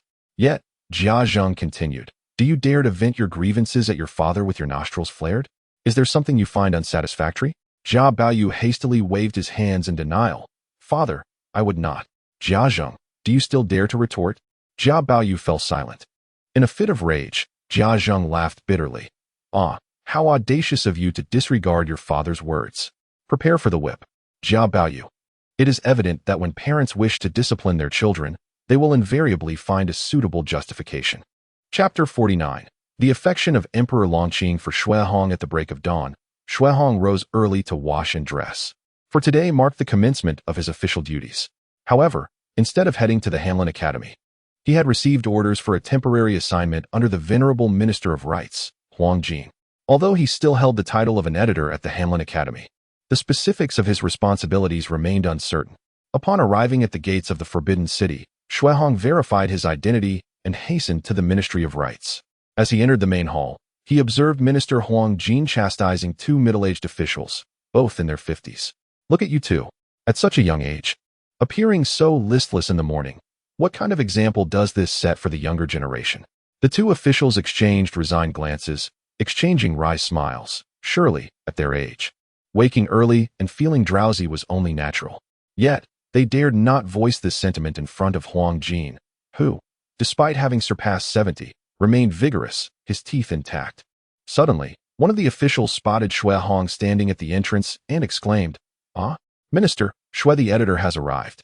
As all eyes turned toward him, Xuehong quickly approached and bowed. "I respectfully greet the minister and esteemed officials." With a wave of his hand, Huang Jin dismissed the two officials and ushered Xuehong toward the inner chambers. "Jingyu, do you know why I was able to transfer you directly from His Majesty's side?" Xuehong, unwilling to engage in idle speculation, shook his head and replied, "I am unaware, and I humbly seek your guidance." Huang Jin, being Xuehong's mentor, allowed for a more intimate address, permitting him to refer to himself as a student in private. "Though the position of editor is esteemed, it is dispensable for you. I have perused the memorials you submitted to His Majesty. They are insightful. However, articulating ideas is one thing, while executing them is fraught with challenges. The reason for bringing you here is to provide you with a profound understanding of our dynasty and foreign states." Under Huang Jin's guidance, Xuehong arrived at a small courtyard, from within which the sound of fervent debate could be faintly heard, punctuated by mutual inquiries regarding each other's families. This phrase cannot be translated as such. Our culture lacks an equivalent term. We must create a new one. Stop your nonsense. When the Buddhist scriptures were transmitted eastward, did they not adapt existing vocabulary to encompass the unfamiliar? But their context differs. I am a Frankish person. In any case, heed my words. We must innovate new terminology. Today, even if you were in Yodler, it would be of no consequence. Listen to me. Simply adapt the old terms with new meanings. Cease your bickering. I am the elder here. Listen to my counsel. What of being older? Does that mean you will perish before us? We are all fifth-rank officials. Do you wish to elevate yourself above us? I have tolerated you for long enough. If you are dissatisfied, let us settle this. Let us fight then, damn it. I have endured your insolence for far too long. After the venerable Lord Huang Jin opened the courtyard gate, Xuehong was fortunate enough to witness the unrestrained spectacle of combat among officials of the Ming dynasty for the very first time, though it would not be the last. Within the courtyard, several officials, including foreigners, were engaged in a fray, indistinguishable from one another, embroiled in a cacophony of blows. It was quite an exuberant display. Xuehong exclaimed, "Such enthusiasm! On my first day at work, I witnessed my colleagues in a brawl." Lord Huang, accustomed to such chaos, inhaled slightly and admonished, "Cease this at once." "Oh dear, the minister has arrived. Where are my shoes? That is my hat." Paying no further heed to the tumultuous crowd, Lord Huang led Xuehong into the interior of the building. Upon entering, Xuehong beheld an impressive array of books lining the shelves, while in a corner, there lay a substantial collection of tomes inscribed in foreign languages. Lord Huang seated Xuehong and began to elucidate. The Ministry of Rites is not as leisurely as the outside world might speculate. Beyond our responsibilities concerning the imperial examinations, the registration of officials, sacrificial rites, and banquets, we also bear the significant duty of translating foreign literature. He continued, the ministry encompasses several divisions: the Department of Personnel, the Office of Administration, and the Department of Personnel itself is further divided into 4 sections: rituals, sacrifices, guests, and fine cuisine. Additionally, 5 institutions fall under the aegis of the ministry: the Bureau of Seals, the Hall of Meetings, the Institute of Education, the Music Bureau, and the Bureau of Foreign Affairs. This is the Bureau of Foreign Affairs, responsible for translating foreign literary works, including but not limited to philosophy, mythology, maps, and intricate crafts, to enable the Ming to comprehend the outside world. Honestly, gazing upon the mountainous heap of books, Xuehong felt a wave of astonishment. It was his first realization that the Ming dynasty possessed a dedicated institution for the translation of foreign texts, and the volume of translated works was nothing short of staggering. Lord Huang casually picked up a scroll of translated texts and tossed it to Xuehong, who observed the title emblazoned upon it: Illustration of the Frankie Sea, compiled by Robert Skuld, revised in the 9th year of Guangping. As Xuehong unfurled the scroll, he noted the meticulous standard script detailing the information of the waters, with each chapter thoughtfully annotated with the corresponding maps for reference. Looking around the room filled with books, Lord Huang, imbued with a sense of accomplishment, remarked, "These are the accumulations of our Ming dynasty, inherited since the reign of our founding emperor." He continued, "Jingyu, both His Majesty and I have deliberated over the feasibility of your proposal. To realize all that you have described, 2 prerequisites must be met. The first is to ensure the stability of the court. You need not concern yourself with this, as His Majesty, I, and several colleagues are diligently working towards it. The second is to demonstrate that the outside world harbors greater interests, ensuring a continuous influx of silver into our Ming dynasty." After a brief pause, Lord Huang resumed, "Historically, those who sought to alter the map have faltered due to the fickleness of human sentiment, succumbing to the temptation of immediate gains and hasty results. Your proposal is commendable, yet it exhibits several flaws stemming from an insufficient grasp of the current circumstances. Your assignment to the Bureau of Foreign Affairs was also the command of His Majesty. Once you have acquired a comprehensive understanding of this realm, you will need to rewrite your proposal, filling in the gaps. The regard His Majesty holds for you is unparalleled. Jingyu, do not betray His Majesty's trust in you." Apart from Xuehong, Gao Gong and Qin Shun are still stationed in the Hanlin Academy. Furthermore, Xuehong's recent entry is from the Ministry of Rights among the 6 ministries. Although it has long been universally acknowledged that the Ministry of Personnel wields the greatest power, overseeing the promotion of officials below the 4th rank, and that the Minister of Personnel is a highly coveted position, the Ministry of Rights holds dominion over the imperial examinations and the nation's sacrificial rites. Moreover, a crucial point lies in Xuehong's status as the 3rd place in the examination. The Minister of Rights often serves as a stepping stone to the cabinet, with one of the prerequisites for entering the cabinet being the top performers in the imperial examinations, namely, the top scholar, runner-up, 3rd place, and the scholars of the Hanlin Academy. The positions these individuals hold upon entering the Hanlin Academy include editor and compiler.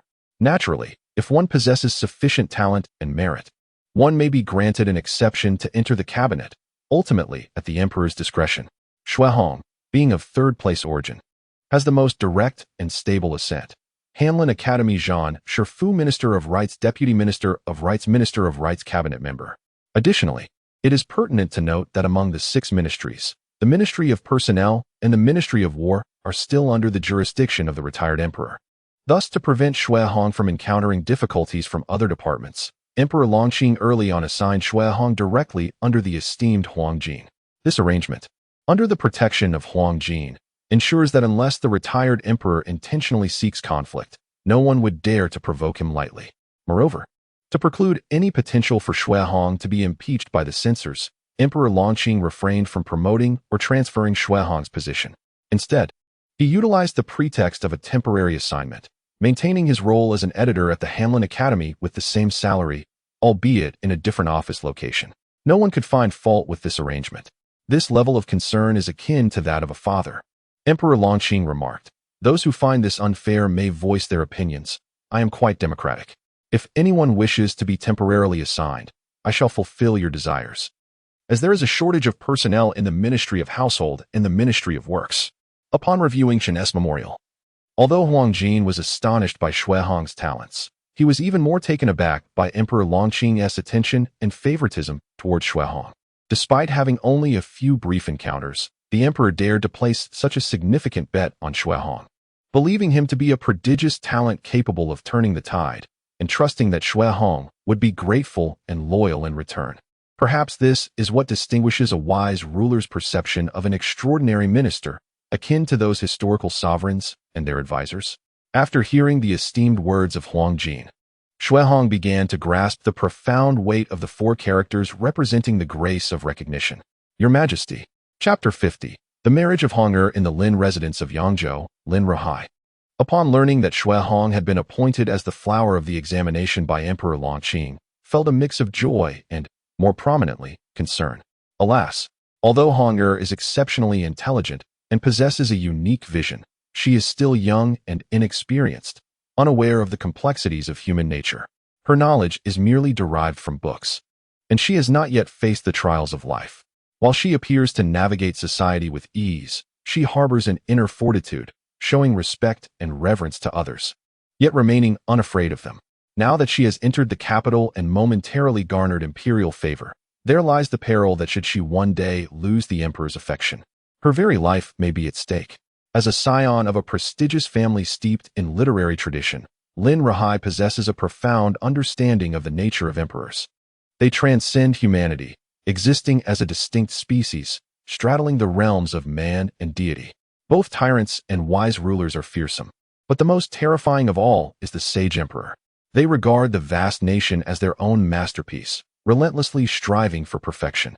In this pursuit, all individuals and matters are merely instruments for the emperor to refine his creation, readily expendable for the grand tapestry of the empire. Even their wives, children, and indeed, the emperor himself must be willing to sacrifice their lives for this imperial endeavor. This is why, throughout history, so many scholars have placed great importance on reputation, employing various means to enhance their prestige. The higher one's esteem, the greater the cost for an emperor to discard or even eliminate them. Lin Ruhai does not fear that Shuai will become arrogant. He knows his disciple well. The young man is not one to be swayed by success. He is loyal and principled, appearing cold on the outside but warm-hearted beneath. Yet it is precisely such individuals who are most easily moved by emperors, often unwittingly pledging their lives in servitude. Although Lin Ruhai does not perceive Emperor Longqing as a man of this ilk, one must never solely speculate on the benevolence of an emperor. Otherwise, one may find themselves facing an untimely demise without forewarning. Lin Ruhai rubbed his brow, originally intending to send Shuai to the capital to attend to certain matters, to make an impression on the emperor, and perhaps to catch a glimpse of Daiyu. But what was the outcome? It became a fruitless endeavor, akin to a meat bun thrown to a dog, vanishing without a trace. The emperor, upon hearing of his student, simply smirked and claimed him for himself. First, there had been issues with Daiyu, who had nearly faced life-threatening danger at her mother-in-law's home. Had it not been for Shuai's timely intervention, Daiyu's life would have been irrevocably altered. Fortunately, with Shuai's presence, the signs were detected early, and after a period of recuperation, Daiyu was now safe. Yet before Lin Ruhai could even relax, he was informed that his disciple had been seized by the emperor, swiftly thrust into service. With no foundation, no one in the capital to provide guidance, and lacking the support of influential allies, any misstep could result in his immediate downfall. Lin Ruhai stroked his beard and sighed quietly. Truly, children are but a burden. Not to mention that Shuai had saved Daiyu and helped him extricate himself from the quagmire of the Salt administration, thus averting danger. Simply considering him as his sole disciple and successor, Lin Ruhai could not simply turn a blind eye. Upon reflecting on this, Lin Ruhai's demeanor transformed, his previously gentle and refined aura giving way to an imposing presence. His eyes gradually igniting with a spark. It was indeed time to reconnect with old classmates and friends from the past. Was it not merely a matter of reputation? Since Hong lacked the opportunity to garner it, I shall assist him in this endeavor. Achieving dual honors is already a portent of good fortune for the Sure Lin. With a bit of maneuvering on my part, I can help Hong gain some recognition, not a daunting task at all. Moreover, as Lin Ruhai serves as a salt inspector, and given that many salt merchants have fallen under his influence due to the ongoing fragmentation, the Emperor Longqing would certainly not forsake such a loyal and devoted minister. Thus, Lin Ruhai understood clearly that as long as he was alive, and as long as Shuai did not genuinely rebel, any mistakes would likely result in nothing more than a demotion. Having neglected his health for quite some time, it was indeed time to practice some self-care. That rascal better not have set his sights on any young ladies in the capital. Initially, Lin Rahai's intention was merely to find an heir to pass on his teachings, someone to care for Daiyu. However, since Xue Hong had gone to the capital, Lin Rahai had been receiving letters from the steward, informing him of Xue Hong's attentiveness towards Daiyu, which had sparked some thoughts. Yet, he wondered what the eldest Xue sister-in-law thought about this, as Hong was no longer a young boy. Lin Rahai was not particularly concerned about the age difference between Xue Hong and Daiyu, but he did worry that Mother Xue might be impatient for grandchildren. If it were not for the mourning period and the imperial examination, Xue Hong might have been married by the age of 16. With this thought in mind, Lin Rahai immediately rose and commanded, "Prepare the carriage." In the small courtyard of the Xue family, Mother Xue was seated, deftly weaving fabric, while two young maids, around 11 or 12 years old, busied themselves around the yard. "Grandmother, you ought to take a break," one of the maids urged. "The young master has instructed us to ensure you do not overexert yourself. If he finds out, we shall be punished." Reluctantly, Mother Xue set aside her work and moved to sit beneath the banyan tree in the courtyard, watching the maids diligently handle her previous tasks. She found herself at a loss for what to do next. She touched the silk fabric she wore, recalling that it was a gift from her son. And her heart swelled with warmth, reflecting on her good fortune to have such a wonderful child. Regrettably, the child's father was unable to enjoy this blessing, and his absence had cost their son several years. She had heard from neighbors in the countryside that if one's parents passed away, even officials must return home to observe mourning. Hence, it was imperative for her to maintain her health. Her son was exceptionally bright, having finally attained fame and status, and she could not afford to hinder his progress. Since weaving was no longer an option, she resolved to purchase some meat and prepare dried meat, and perhaps make some hemp ropes, with plans to boil oil the following day. The older generation, accustomed to the rhythm of life, could never truly pause. Knock, knock, knock. Is the old lady at home? A maid went to open the door. "May I ask who you are?" "Oh, I am a servant from the estate of Lord Lin, the salt inspector." Upon hearing the exchange at the door, Mother Xue hurried over. "From Lord Lin's estate? Please, come in. Eldest sister-in-law, how have you been?" Lin Rahai greeted her personally, carrying two chickens, as if they were long-time acquaintances. "Lord Lin, please come in," said Xuemu. Lin Rahai entered the courtyard, handing two chickens to a young maid, and then sat down at the stone table with Xuemu. Xuemu felt somewhat apprehensive in the presence of Lin Rahai, for he was the highest official she had ever encountered, far surpassing even the county magistrate. Observing her unease, Lin Rahai lightened the mood with a jest. "Sister-in-law, I have been so occupied with official duties that I have yet to dine. Might there be something to eat at your residence to satisfy my hunger?" Xuemu felt a tinge of embarrassment. "Lord Lin, we only have some coarse cornbread and pickled vegetables at home." Although Xue Hong had left behind a considerable sum, Xuemu adhered to her frugal habits, subsisting on simple fare, with meat being a rare indulgence. Lin Rahai, witnessing her modesty, felt reassured about the future of Daiyu marrying into the Xue family, knowing that a mother-in-law as humble and diligent as Xuemu would not impose undue burdens. "Ha ha ha. Sister-in-law, what is there to worry about? In my youth, it was common to eat cornbread while traveling. In the mountains, one might not even find cornbread at times. Are you truly distressed over this cornbread?" Xuemu had no choice but to have the maid warm the cornbread and bring it along with the pickles. Lin Rahai, eschewing chopsticks, bit into a piece, resembling a peasant in his demeanor, despite the stark contrast in his appearance and grace. This small incident visibly eased Xuemu's tension. For the first time in many years, Lin Rahai broke his habit of silence while eating, engaging in casual conversation with Xuemu. What could people of their age discuss? Primarily their children. And soon the conversation shifted to Xue Hong. "Alas, to be candid, I have only one daughter whom I cherish deeply. Yet my late wife has left me with a profound sense of longing for our children. For us parents, it is our offspring that occupy our hearts." With a shared topic, Xuemu gradually shed her reservations, opening up about Xue Hong's childhood, recounting how she was unlike the other children, mischievous yet the source of her parents' greatest ease. Lin Rahai listened patiently. "Sister-in-law, I see that Honger is no longer a child. Had it not been for the passing of my elder brother, she might have already been married at this age. I wonder if she has any engagement? As a teacher, I could assist in arranging matters." At this, Xuemu merely sighed. "There has been none. My husband often remarked that our ancestral grave must be blessed for us to have produced such a scholarly child. Being the only educated individual in the family, she possesses more understanding than a farmer and better discernment as well, so we allow Honger to decide her own marriage. Many suitors in the village have expressed interest, but she has declined them all. Hearing this, Lin Rahai's lips curled slightly in amusement. After a moment of contemplation, he continued, This cannot do. A young man must marry, and a young woman must wed. Now that Honger has established her academic credentials, it is time to consider her marriage. However, if she were to marry at this moment, she might not find a suitable match. If you are eager for grandchildren, perhaps, it would be wise to first arrange for her to take a concubine. Madame Shui shook her head and spoke candidly. Alas, for a family of our humble origins, it is already a great fortune to have a distinguished young lady take an interest in us. How could we ever entertain the notion of taking a concubine and creating discord within our household? Clearly, Madame Shui had yet to acclimate to the changes in her family's status and identity. Lin Rahai immediately burst into hearty laughter. Ha ha ha, my dear sister-in-law. With Honger being a top scholar, there are countless who would yearn to wed him. Madame Shui fell silent for a moment, but suddenly her eyes sparkled. Lord Lin, as Honger's esteemed mentor and a man of high office, you must possess far greater insight than us simple folk. What do you think should be done regarding Honger's marriage?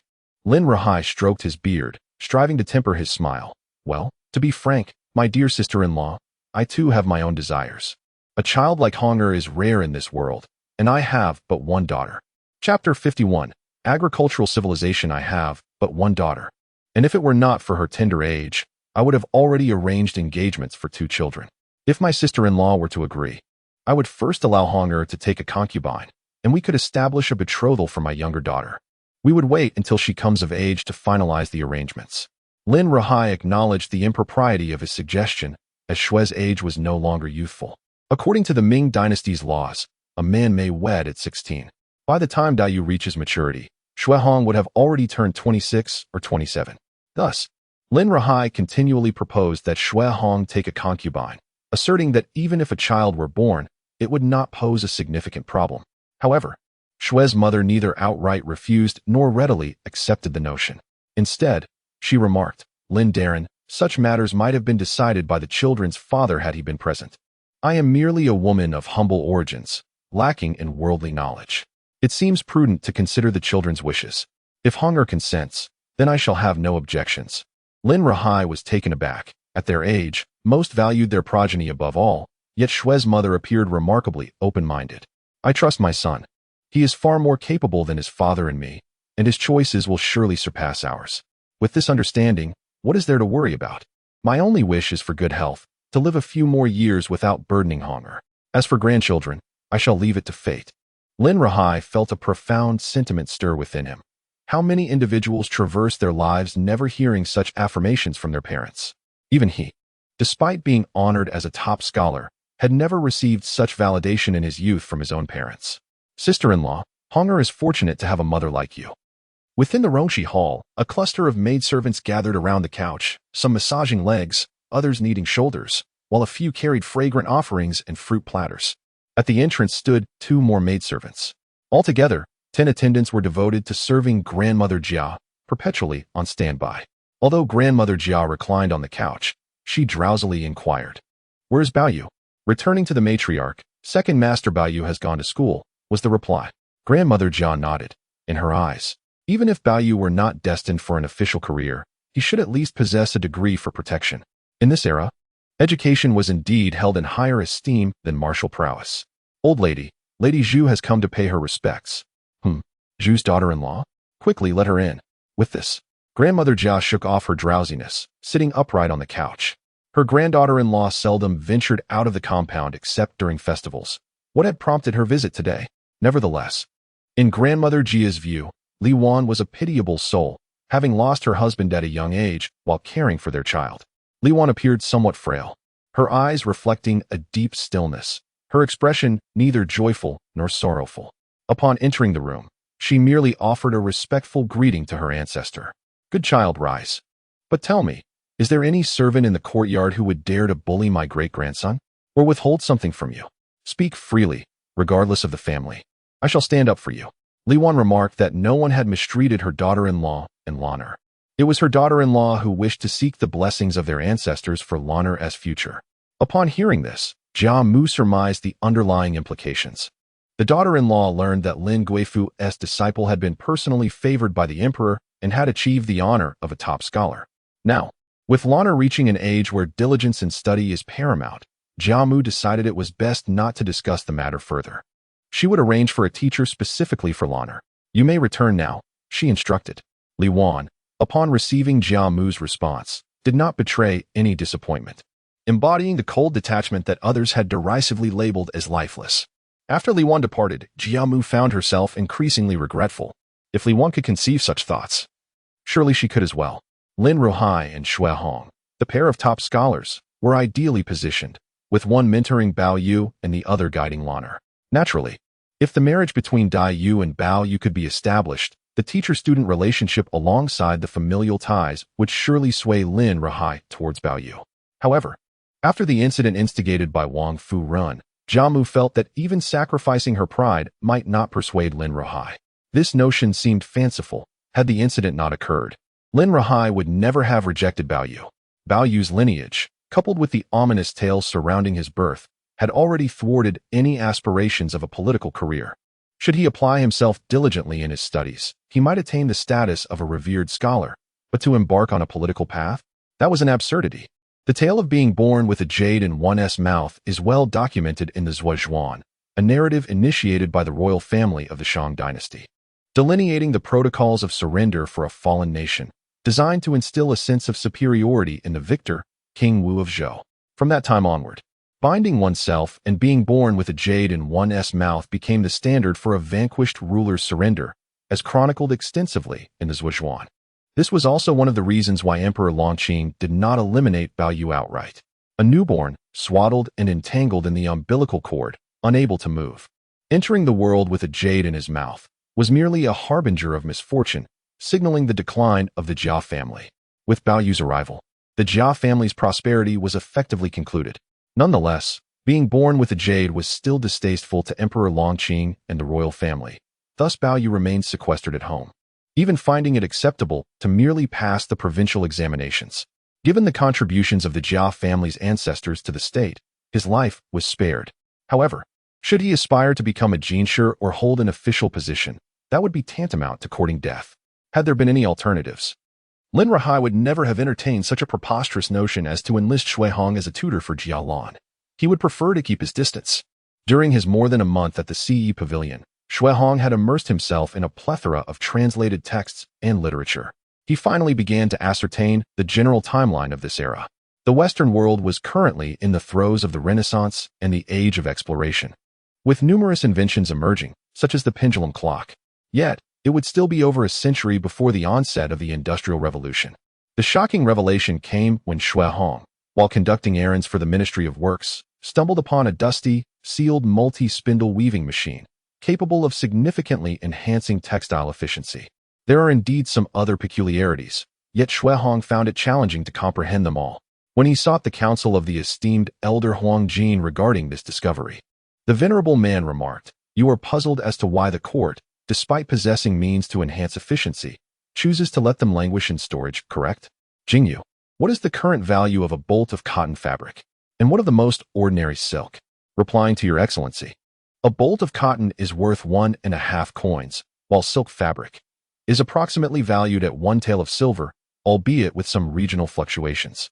Elder Huang Jin stroked his beard thoughtfully. "That's about right. But consider, should the machinery from the Ministry of Works circulate, what might ensue? The production of cotton and silk would soar, artisans could be concentrated for large-scale production, supplanting the inefficient household methods employed by individual women, thereby driving prices down. Do you deem this a positive development? If such were the case, I foresee that merchants would monopolize the weaving industry on a grand scale. And what of those common folk who rely on this trade for their livelihood? They would be deprived of their means of survival. Previously, the inefficiency of weaving left them with no choice but to engage in this craft. Yet should efficiency improve?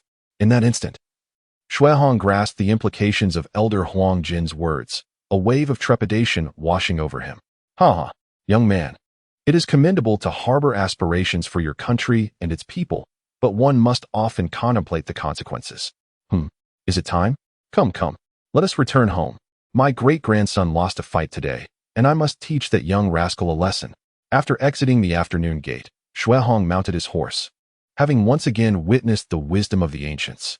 The ancients, constrained by the limitations of their era, could not perceive many truths. Xuehong understood that Elder Huang Jin had withheld part of his insight, yet he deduced it nonetheless. The stability of the smallholder economy is remarkably high, yet simultaneously exceedingly fragile. In the absence of external expansion, the reckless and unrestrained increase of productivity could spell disaster for the populace at large. It is not that the ancient elite shunned the development of productivity to solidify their rule, but rather that to ensure the stability of the dynasty and the survival of the people, it became imperative to restrict the growth of productivity. For the inhabitants of this land, all cultivable territories have already been claimed. What remains is deemed worthless. The nomadic tribes in the north occupy the grasslands not out of strength, but rather due to their own limitations. Had that land been arable, it would not be theirs to possess. As a northeasterner, with relatives of Manchu heritage, I harbor no prejudice. The 56 ethnic groups are one family. And this discourse solely serves to illustrate the merits and demerits of civilizational productivity. With no further prospects for external expansion, the only recourse is to impose internal constraints. History texts speak solely of the significance of the spinning jenny, neglecting to address the pain and ramifications brought forth by this era. The minutiae of time, an inconsequential speck, when it falls upon any individual, becomes an insurmountable mountain. Sitting atop his horse, Xuehong remained silent for a considerable time. His previously inflated sense of self-importance, at that moment, was utterly subdued. The journey stretches endlessly before me. I shall seek and explore in every direction. Thus, Xuehong leisurely rode towards home. In Dai Yu's chamber, several large trunks were arranged, alongside 2 letters sealed with wax. With her delicate hands, Dai Yu held one of the letters, poised to open it. "Nai, has my elder brother returned?" In response to the young lady, "The young master has not yet returned." Dai Yu's movements froze. What could be the matter today? In the past, if my brother had any business, he would send someone to inform me. Could it be? "Nai, please instruct 2 servants to go along the road and await my brother's arrival." Chapter 52. The Cult of Deities in Shilin, Oracle Bone Script. "My lady, the young master has returned. Shall I summon him?" Dai Yu nodded gently. "Yes, please bring my elder brother here and mention that there is a letter from my father." Shortly thereafter, Xuehong, having changed his attire, approached Dai Yu's courtyard. Upon entering the room, he was greeted by the sight of a large chest filled with pristine dragon bones. The quality unmistakably superior and the pieces remarkably intact. However, Xuehong paid little mind to it.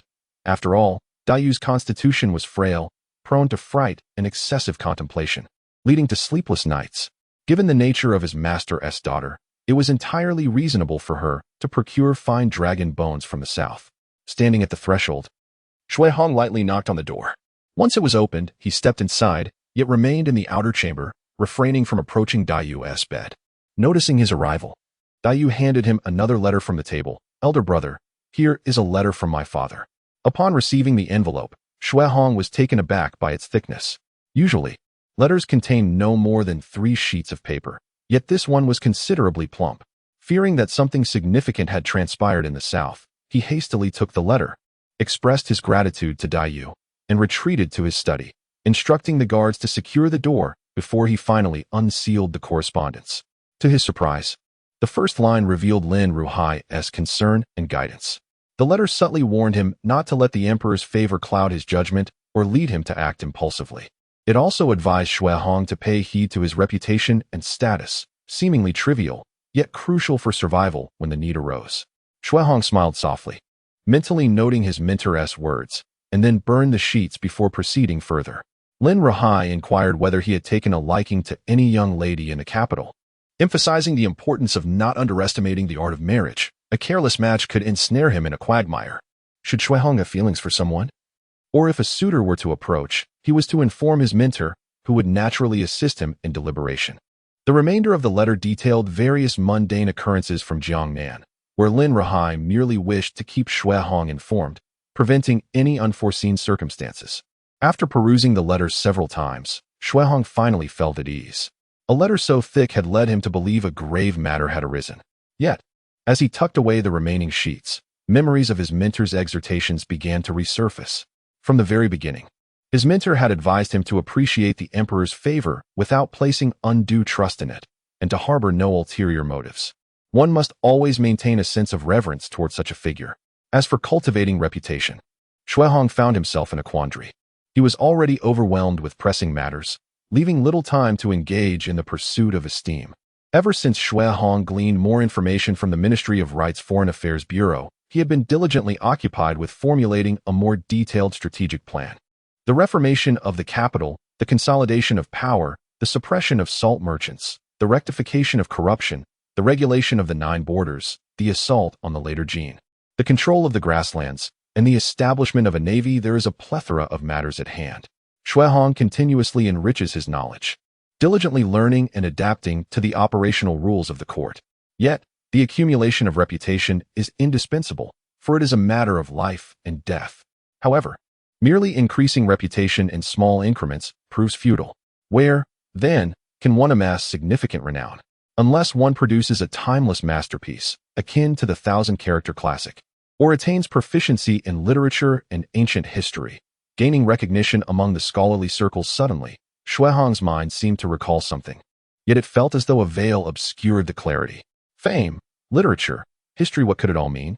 The more anxious he grew, the more elusive the essential key became.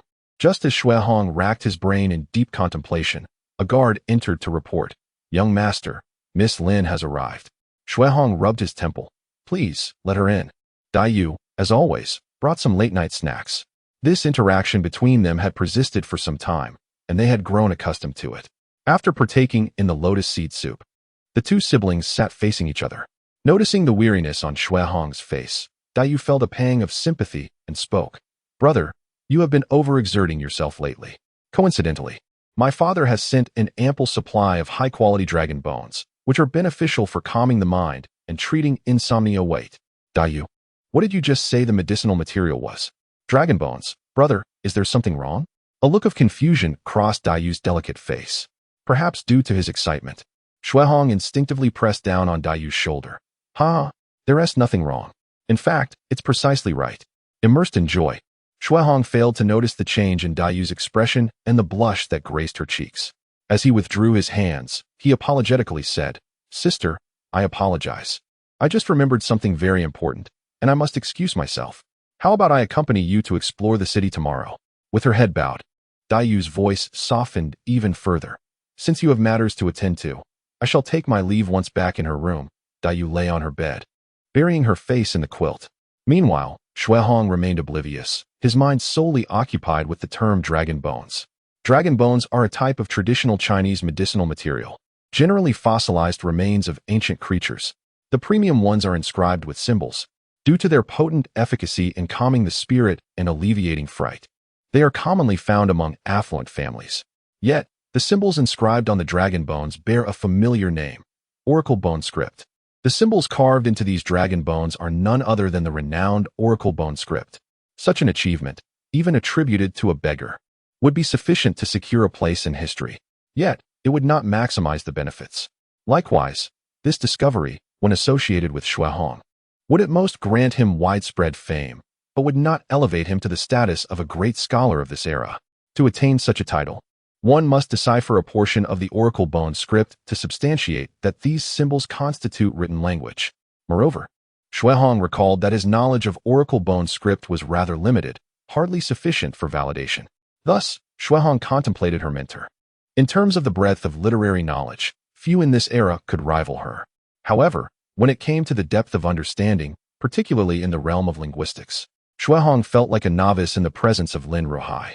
Coming from a family of scholarly renown, Lin Ruhai had a long-standing tradition of collecting and studying epigraphy.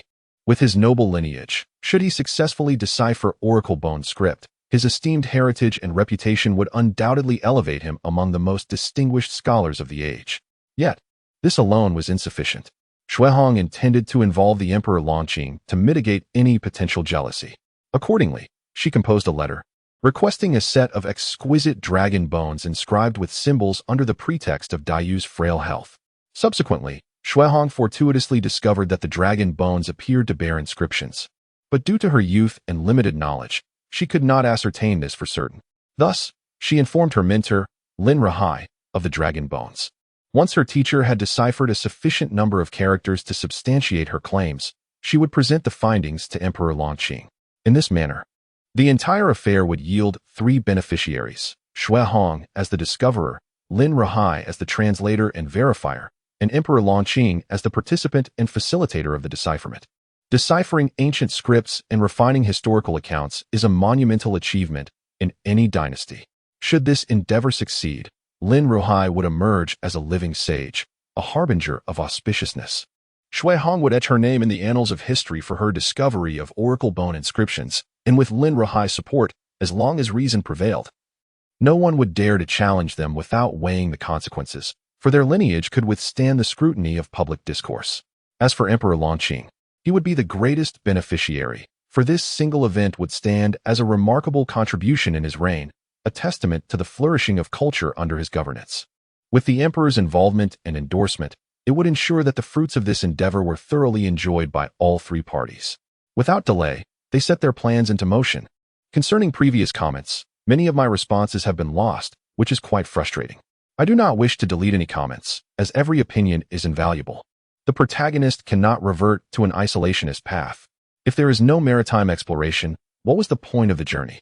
However, developing productive forces and embarking on grand voyages is not a matter of mere whim. Practical considerations must be taken into account.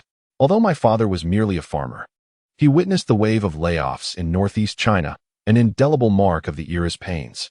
He recounted that during that time, some struggling families in northeast China had a saying, "Open your wife's legs, and life will open its mouth." The implications of this are left to one's imagination.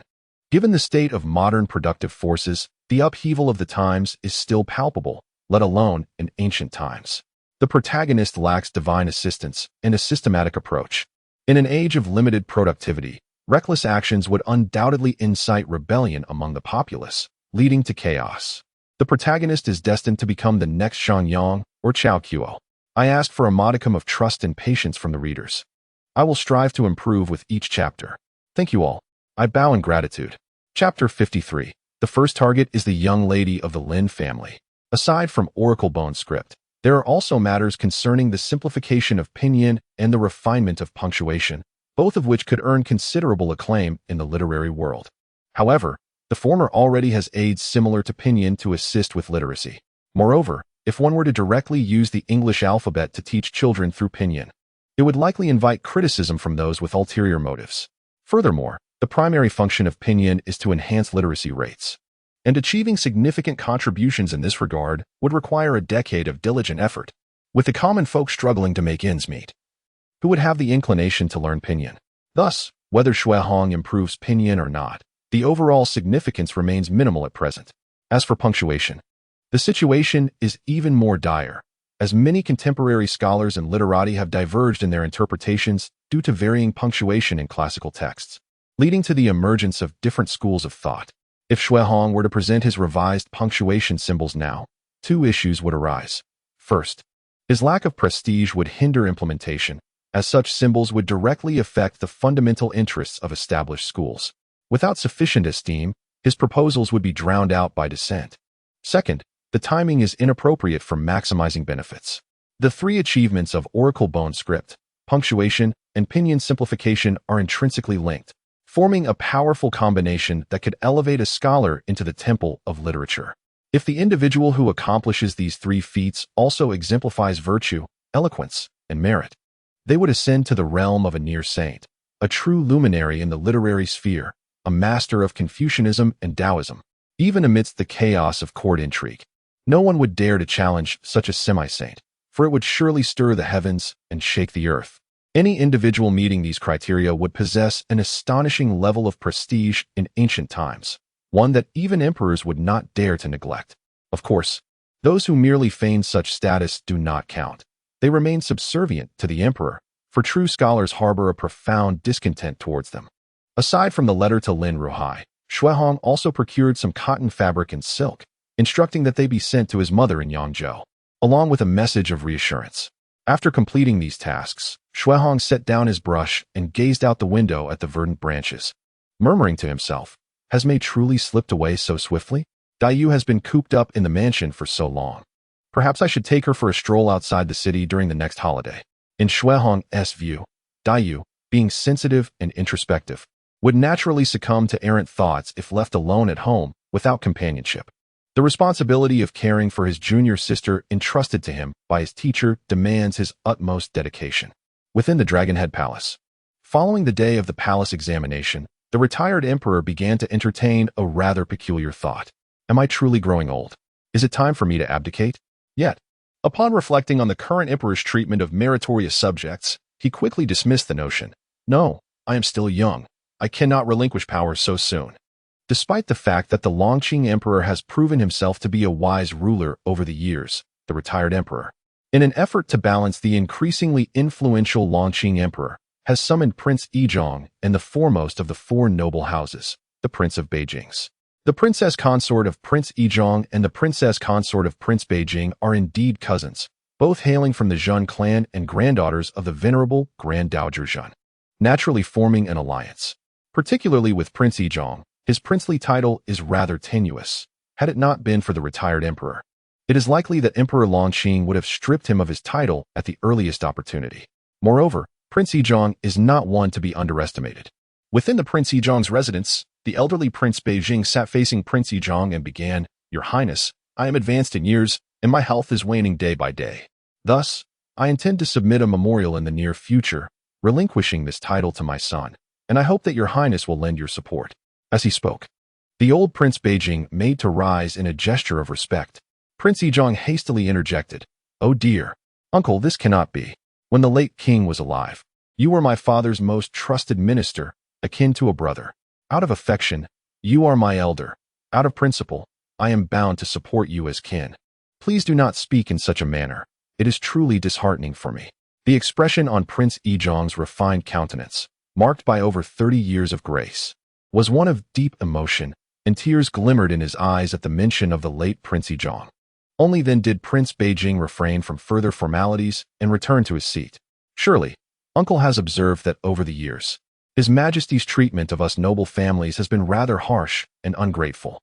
If we were to simply acquiesce, it would not only be Prince Yizhong who suffers, but even your esteemed households, along with those of your peers, would likely face dire consequences. It is no longer a matter of desire for conflict. It has become a necessity. After a brief pause, Prince Yizhong noted the weariness on Prince Beijing's face, uncertain if his words had resonated, and continued, as it stands. The Ministry of Personnel and the Ministry of War are our last bastions. We must not allow them to be taken from us. Alas, Your Highness, in comparison to these ministries, the issue of the Imperial Guard is of paramount importance. Should His Majesty reorganize the Imperial Guard, he would gain complete control over the capital, rendering the Ministry of Personnel and the Ministry of War easily accessible to him. Furthermore, the currents from Jiangnan seem rather troubling. Lin Ruhai seeks to employ the strategy of 2 peaches for 3 warriors under the guise of imperial edict, and with Prince Zhongshuan stationed in Jinling, he is poised to suppress dissent with force. I fear that in a few years, our foundations will be shaken by Lin Ruhai. The wisdom of experience is undeniable. While Prince Yizhong is still focused on immediate issues, the elderly Prince Beijing has already discerned the crux of the matter. Currently, the struggle between Emperor Longqing and the retired emperor on the court is nothing but a storm with little rain. For his fundamental objective is not to triumph, but to delay. Once the Imperial Guard is restructured to secure the capital, Emperor Longqing would have absolute sway. As someone who once accompanied the retired emperor across the steppes, the elderly Prince Beijing understands the significance of military power all too well. Moreover, Jiangnan serves as the purse of the retired emperor and those among us noble families. Otherwise, should a few salt merchants lack formidable protection, Emperor Longqing could easily mobilize forces, brand them with a label, and execute them without hesitation, confiscating their assets. It is unnecessary to exert such great effort, nearly putting Lin Ruhai in jeopardy. Upon noticing that the old Prince of Beijing was no longer pretending to be oblivious, Prince Yizhong inquired further, What, in your esteemed opinion, should I do? Should I reach out to various families and collectively elevate Prince Teng to the position of the capital's military governor? Prince Yizhong, lacking a military background, harbored somewhat naive notions. Ultimately, decisions are made at the highest level, yet what is said may not necessarily be acted upon by those below. The deputy generals of the 5 armies under the capital's command were all promoted from the grassroots by Emperor Longqing himself. What difference would it make if Prince Teng were to become the military governor? He could easily be sidelined with a mere word. My lord, in my humble opinion, the key to breaking this deadlock lies with Lin Ruhai and his disciple. As His Majesty establishes the capital's military, he is undoubtedly reliant on finances. Had Lin Ruhai not timely extracted funds from our coffers, His Majesty might not have been able to establish the framework for this new military. If any issues arise from Lin Ruhai's side, His Majesty will inevitably lack the energy to continue contending with us. At the mere mention of this, Prince Yizhong's anger flared. That wretched widower. His family lineage also springs from our noble heritage, being the son-in-law of the Duke of Ronghua. Now, having gained some literary acclaim, he boasts insufferably and turns his back on us. Worse still, he willingly wields the knife against our very lifeblood. It is simply intolerable. With a heavy hand, Prince Yizhong slammed the table, his chest heaving with agitation. Moreover, what infuriated him further was that he currently had no effective means to deal with Lin Ruhai. The man was far away in Yangzhou, and the entire Jiangnan region was under the watchful eye of the Prince of Zhongshuan, making a forceful approach utterly unfeasible. As for a softer approach, the old Prince of Beijing, observing Prince Yizhong's silence, interjected, "Have you forgotten, my lord? Though Lin Ruhai is far away, his disciple and daughter are currently in the capital. For someone as self-important as Lin Ruhai, direct confrontation may not yield results. Only by striking at his vulnerable points can he truly comprehend fear." Xue Hong, having just attained his academic title and currently favored by His Majesty, is likely well protected by Lord Huang Jin, making him difficult to touch. However, that young lady from the Lin family, well, the Jia family is her maternal side. If we could craft something around that. Chapter 54. Do you know how to wipe away the snot? As dusk descended, the venerable Prince of Beijing Shang emerged from the residence of the Prince of Yizhong, stepping into his carriage while reflecting on the conversations of the day. He could not help but lament, the apple does not fall far from the tree. In comparison to the late Prince of Yizhong, the current one pales significantly. The former's fortitude and keen discernment of right and wrong are sorely lacking in the present heir. Could it be the consequence of his illegitimate lineage? His perspective seems rather parochial, confined to the narrow confines of the capital. Moreover, when juxtaposed with their ruthless contemporaries, the Prince of Yizhong appears excessively naive, so much so that he struggles for far too long to confront a single adversary. He is indeed too young to tackle an opponent who possesses strength yet lacks support. One need not employ elaborate stratagems. Simply offering financial incentives to isolate and oppose him suffices. When dealing with those who pride themselves on their moral clarity, one must resort to insidious gossip to undermine their reputation. Sowing discord is far more effective than outright confrontation. For the incorruptible, one can resort to subtle sabotage, employing cunning tricks to manipulate the populace against him. Even those who emulate recluses, seemingly unyielding in their aspirations, can be ensnared through fabricated accusations and literary persecution, conjuring falsehoods from thin air. Mastery of the arts of slander, exclusion, framing, and misdirection is all that is required to navigate the treacherous waters of governance effectively. This wisdom has been distilled from the years of experience amassed by the Prince of Beijing Shang in the realm of politics. Yet, regardless of the shortcomings of the Prince of Yizhong, the aristocracy finds itself with no alternatives. The current Emperor Longqing is resolute in his determination to extract benefits from the noble families. While he may not seek total annihilation, he will not permit them to continue their unabated exploitation of the realm's subjects. The nation desires a rebirth from its ashes, and the decaying noble houses are destined to serve as kindling in this transformative fire. However, having tasted the fruits of power, relinquishing them is an unthinkable prospect. The entire aristocratic faction wields immense influence, naturally reluctant to descend from their privileged perch. Ignoring the law, they bask in opulence and authority, a lifestyle no one would willingly abandon. Presently, both sides find themselves at an impasse, unable to coexist. Either Emperor Longqing triumphs, incapacitating the nobility and sparing only a few to demonstrate his clemency, or the aristocrats rally behind the Prince of Yizhong in an attempt to undermine the emperor. Even in summary, there exists no alternative but to tread a singular path toward oblivion. The Emperor Longqing, aspiring to enact reforms and emulate the virtuous Emperor One, is fated to find himself at odds with the aristocracy when news of Shui Hong's intent to take a well-deserved respite spread. His colleagues at the Four Barbarians Pavilion were utterly astonished. The reason was simple. This young man was exceedingly diligent. In the span of just over a month, he had perused an entire room's worth of literature, not only memorizing its contents, but also identifying numerous translation errors in English texts from the past few decades. This revelation spoke volumes. Shui Hong could comprehend the English language without the necessity of translation into Chinese. Of course, the present-day English and many words of the future bear considerable semantic differences. Thus, Shui Hong's ability to discern inaccuracies stems from glaring errors that are simply outrageous. Nevertheless, Shui Hong's talents have indeed garnered the admiration of the Ministry of Rites. Furthermore, Shui Hong enjoys considerable popularity among the officials at the Four Barbarians Pavilion, most of whom hail from foreign lands. Although they have served in the Ming Dynasty for an extended period, they find joy in encountering someone who possesses genuine knowledge of their homeland, particularly when Shui Hong eloquently discusses the mythologies of the West. The fondness for this young man escalates rapidly among the assembly. Crucially, Shui Hong's dedication to his work does not impede the regular duties of others. He is solely engrossed in his own pursuits, thereby avoiding the ire of his peers, as Shui Hong is merely reporting his regular time off rather than requesting leave. No approval is necessary, and everything proceeds smoothly. Upon stepping out of the palace, he turns back and still senses the simmering resentment within, and exasperation felt by the duty officers. Toiling like beasts of burden, a sentiment potent enough to nourish the evil sword immortal. Fortunately, this is not the historical Ming Dynasty under the reign of Zhu Yuanzhang, where officials truly toiled like oxen. In this world, officials of the Ming court enjoy a schedule of 5 days of work followed by 1 day of rest, with rotations to ensure the normal function of the court.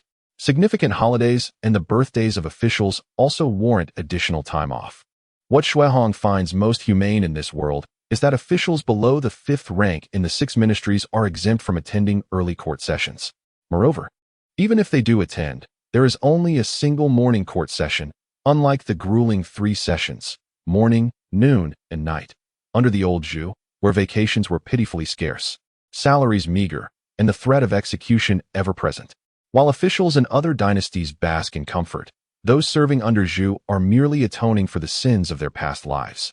As the saying goes, those who neglected their studies in a previous life must now serve the surname Zhu in this one. Shui Hong dusts off the residue from his sleeves and mounts his horse, dismissing further thoughts. It is time to return home and plan for tomorrow's excursion. Within Daiyu's courtyard, the upright Zhou Rui stands before her, a smile adorning his face, not daring to display even the slightest hint of audacity. Ever since Shui Hong had dispatched the matron under Lady Wang to the authorities, everyone has come to recognize that this gentleman possesses both a kind visage and a ruthless heart, one who speaks and acts with conviction. Ironically, their proud status does not intimidate him, leaving them with no recourse. Thus, they choose to tread cautiously, for it is far better to maintain humility than to perish for the sake of pride within the Lin household. Miss Lin, he begins. Our lady has expressed that the young ladies have not seen you for quite some time and are genuinely concerned for your well-being. The matriarch has also been thinking of you, having been unable to eat or sleep well these days. She has entrusted me with some gifts to come and visit you. Additionally, she inquires when you might have the opportunity to return to our residence to see the matriarch and spend some time with the young ladies. The lady also mentioned that previous oversights by the servants nearly caused you harm, which led to the matriarch and master expressing their fury, resulting in the dismissal of several servants. All the blame lies with the lady. Please do not hold the matriarch accountable. Oh, it seems your lady truly cares for my junior sister, Shui Hong replies. A clear voice resonated, and the originally sullen-faced Daiyu, who had been gazing down in silence, immediately lit up with a glimmer in her eyes. She lifted her face and spoke softly, "Senior brother." Shui Hong handed the delicacies he had purchased to Anai, then turned to glance at the household of Zhou Rui. The old woman exclaimed, "I have seen the young master." Zhou Rui's wife forced a composed expression, hastily bowing to Shui Hong, fearful that any delay might result in her being unable to return. Shui Hong found this amusing. He could not fathom how Lady Wang had so demonized him in the household that these sycophantic servants were rendered so intimidated.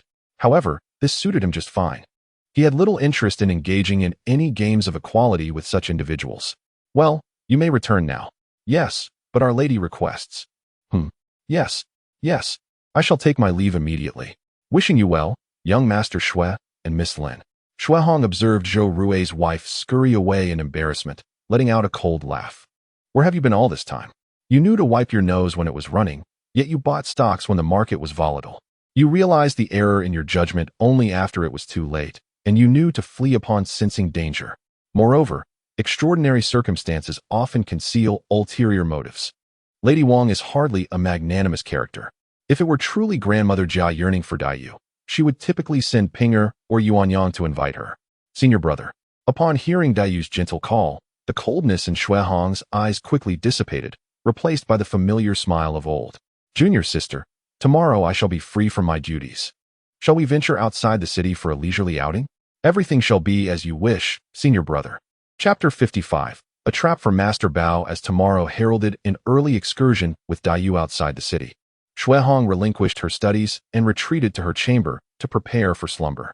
After securing the doors and windows, she removed the netting from her head, allowing her long hair, styled into an elegant bun, to cascade down like a waterfall, reaching just below her shoulders.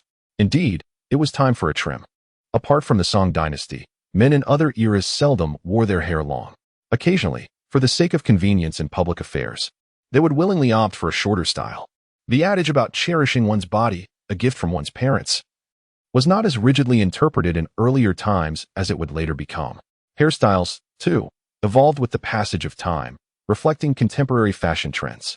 For instance, during the flourishing of Chengzhou Neo-Confucianism in the Song dynasty, men typically donned longer hair, often styled half up, half down. In contrast, the Tang dynasty exhibited a blend of Han's subtlety and the exuberance of minority cultures, resulting in a diverse array of hairstyles with fewer restrictions. Attention to hair was merely a matter of decorum in public settings. Looking further back to the Wei, Jin, and Northern and Southern dynasties, as well as the 5 dynasties and 10 kingdoms, the common style was one of loose, flowing locks. By the time of the Qin and Han dynasties, and even in more ancient epochs, different social classes and statuses sported distinct hairstyles and headgear. As Shui Hong discarded her outer garments and prepared to extinguish the candle, a knock resounded at her door. Knock, knock, knock. Young master, came the voice. Instantly recognizing the visitor, Shui Hong rose from her bed and retrieved a fire striker to relight the candle. It must be Captain Ma. Please enter. Captain Ma, a constant presence at the Lin estate, was charged with the protection of both Shui Hong and Daiyu, as well as being accountable to the emperor. Shui Hong's sentiments towards Captain Ma were straightforward. There is nothing we conceal from His Majesty. Feel free to observe and speak as you wish. But do exercise caution to ensure that no harm befalls Daiyu. This request stemmed from an incident where Daiyu had narrowly escaped danger, prompting Lin Ruhai to petition Emperor Longqing for additional vigilance. My younger brother no longer wavers in his loyalties. He is wholly devoted and laboring diligently for you, dear brother. Yet, under your very watch, my daughter nearly faced peril? Is this not a direct affront to Lin Ruhai? Is it not an affront to your majesty? In Lin Ruhai's correspondence with Emperor Longqing, though no accusations were explicitly made, the letter stirred the emperor's feelings of guilt to their utmost. Alas, the Lin family, founding heroes of the nation, lamented that Lin Ruhai, despite his stature, had failed to expand his lineage, leaving only a solitary daughter as his sole legitimate heir. Residing in the tumultuous Jiangnan region, he felt fortunate not to have betrayed the emperor's trust or dishonored his ancestors. Yet, he implored the emperor to extend his benevolence towards his daughter and disciple. This evoked a sense of embarrassment in Emperor Longqing, who promptly acquiesced and turned to his ledger of grievances, marking down a stern note against the Jia family. He assured Lin Ruhai in his response that he need not worry. The Lin family's prot-gs were deemed his most trusted ministers, particularly Shui Hong, who was being groomed for significant responsibilities. Should any misfortune befall Daiyu, it could sow discord between the sovereign and his subjects, leading to dire consequences for Emperor Longqing. Thus, the Emperor Longqing issued a decree to intensify surveillance over the Jia family, simultaneously dispatching 2 members of the Jinyue to Lin's residence for protective duties, all under the command of Captain Ma. This is precisely why Shui Hong could permit Daiyu to occasionally visit the Jia estate with peace of mind. The presence of the Jinyue outside ensured safety, despite the Jia family's numerous vulnerabilities. Should the emperor desire it, He could ascertain the color of undergarments worn by every female member of the Jia household. Furthermore, in this era that reveres the hierarchy of heaven, earth, sovereign, parents, and teachers, it is exceptionally challenging for Dayu to completely sever ties with the Jia family unless a total rift occurs. However, to do so would tarnish Dayu's reputation. Unless absolutely necessary, it would be prudent to regard them as distant relatives, maintaining a semblance of decorum. Young master, not long ago, our informant spotted someone from the Wang family of Tongji County delivering a letter to Madame Wang at the Jia estate. Following this, Madame Wang sent her maid to invite Miss Lin. Please exercise caution, young master and miss, reported the informant.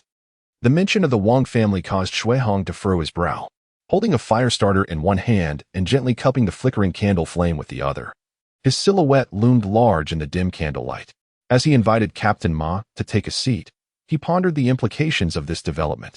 The alliance between the Wang family and the Jia family meant that their fortunes were intertwined, with the Jia family currently in decline. The only significant figure remaining was Prince Teng. Could it be that Prince Teng intended to leverage Dayu to influence Madame Wang and thereby curry favor with the teacher? No. That seemed unlikely. The paths of the teacher and the noble elite diverged the moment he became a top scholar. Therefore, it could be that they sought to use Dayu to restrain the teacher who was far away in Yangzhou, thereby influencing the emperor's strategies and perhaps even aiming to usurp power from the capital's military.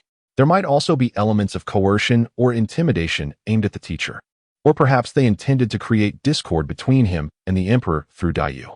Shuihong's insights were not born from any mystical foresight. Rather, it was a matter of tracing events back to their origins and unraveling the threads of intrigue. Even if he could not predict the outcome with certainty, he knew the general direction of events would not stray far from the truth. The political landscape of the capital may appear intricate, yet it fundamentally boils down to two competing forces: the struggle for imperial power and the rivalry between civil officials and the nobility. Currently, for Emperor Lao Qing to achieve his ambitions, stability in the Jiangnan region, particularly with Lin Ruhai, was paramount. The pressures must be managed to avoid any disarray. Otherwise, should financial support wane, even the most meticulously laid plans would collapse. This vulnerability was glaringly apparent, and as long as the opposing faction retained their wits, they would undoubtedly seek to exploit it. Whether they could succeed was one matter, but their intent to act was another. Even if their efforts were futile, they could still seek to unsettle and intimidate Lin Ruhai. Seated on the edge of the bed, Shuihong pressed his fingers against the wooden frame, tapping thoughtfully. Dayu rarely ventured outside, and when she did, it was always under the protection of the Jinhui, leaving little room for maneuver. The only opportunity for their plans would likely arise within the confines of the Jia estate. Yet, it remained uncertain whether this was a consensus among Jia Mu, Jia Shi, and the rest, or simply an initiative taken by Madame Wang. Regardless, one thing was certain: as the son of Madame Wang, Jia Baoyu was bound by maternal obligations. If they sought to harm Dayu, he would ensure that their household would find itself overwhelmed with troubles of its own. As Shuihong contemplated this, he promptly turned and retrieved a 100-tael silver note from the bedside. Might I inquire if Captain Ma is acquainted with any friends from the Greenwoods? May I ask what you mean, young master? I would be most obliged if you could arrange for a few friends to join us, to assist the noble scion of the Ronghua mansion in enhancing his reputation. The gentlemen of the Ningguo residence are rather fond of indulging in some game, are they not? Thus, I shall procure some delectable delicacies for them, and subsequently invite Jia Baoyu to join us. We shall then orchestrate a little trap, catching the three of them in a compromising position. Although Jia Baoyu is still quite young and has little interest in worldly women, there are moments when even the purest can find themselves ensnared in mischief. Such matters are often beyond explanation. At barely 10 years of age, he is already entangled with his cousin, Jia Zhan, leading to a tarnished reputation that is all too predictable. Any respectable young lady would shun the thought of him. As for the imperial examinations, with such a sullied reputation, which examiner would dare to grant him passage? Does he no longer wish to mingle in literary circles? Furthermore, regarding Jiazhen and Jiarong, even though their misfortune has no direct relation to Jia Baoyu, one cannot discern Lady Wang's sentiments on the matter. Let the chaos ensue. The more discord within the Jia family, the greater my delight. Enjoying the spoils of mischief? Spreading slander? I have never been one to play with clean hands. Chapter 56. The Royal Treasures? The Grand Ancestor's Long Fist. Master Bao, please hold on. A portly merchant-like man hurriedly approached, his face adorned with a sycophantic smile.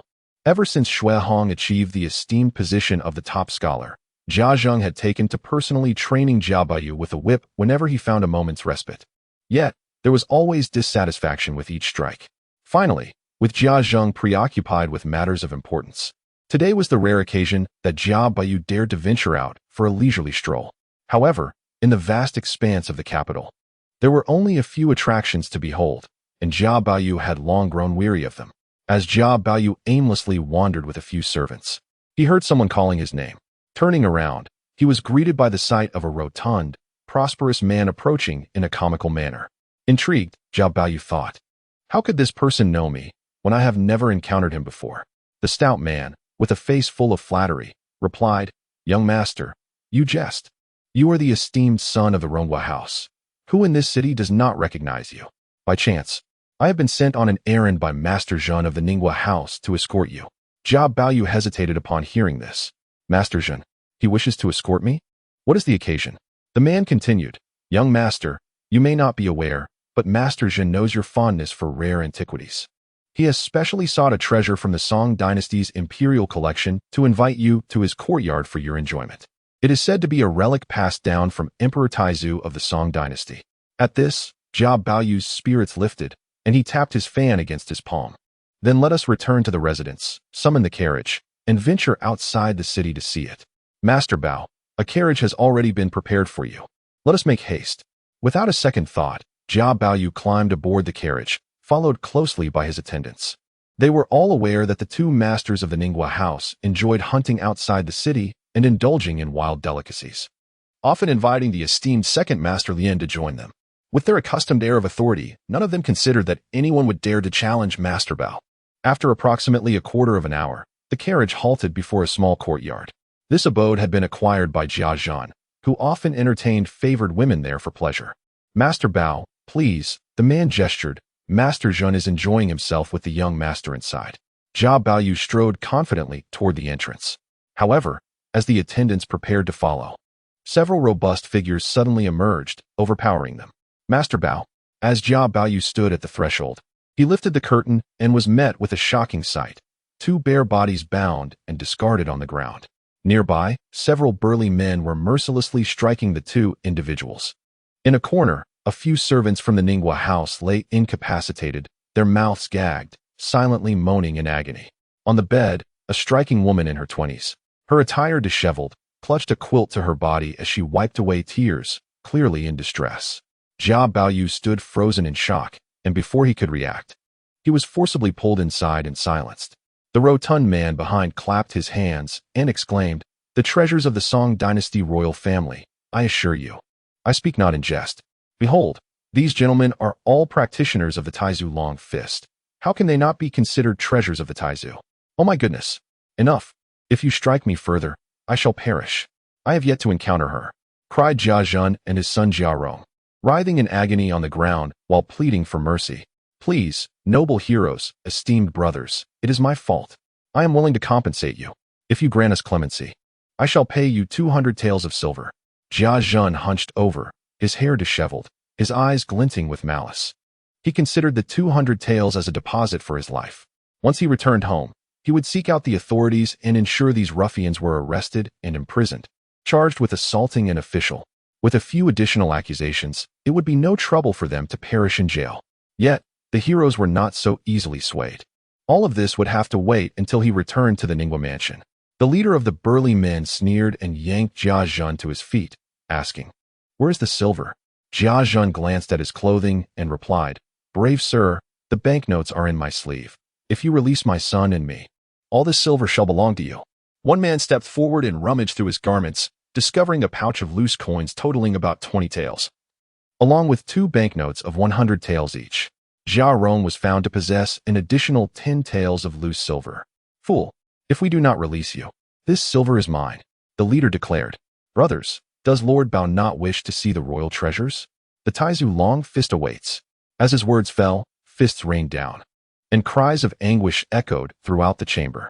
At that moment, one man leaned closer to the burly leader and whispered, "We have had our fun.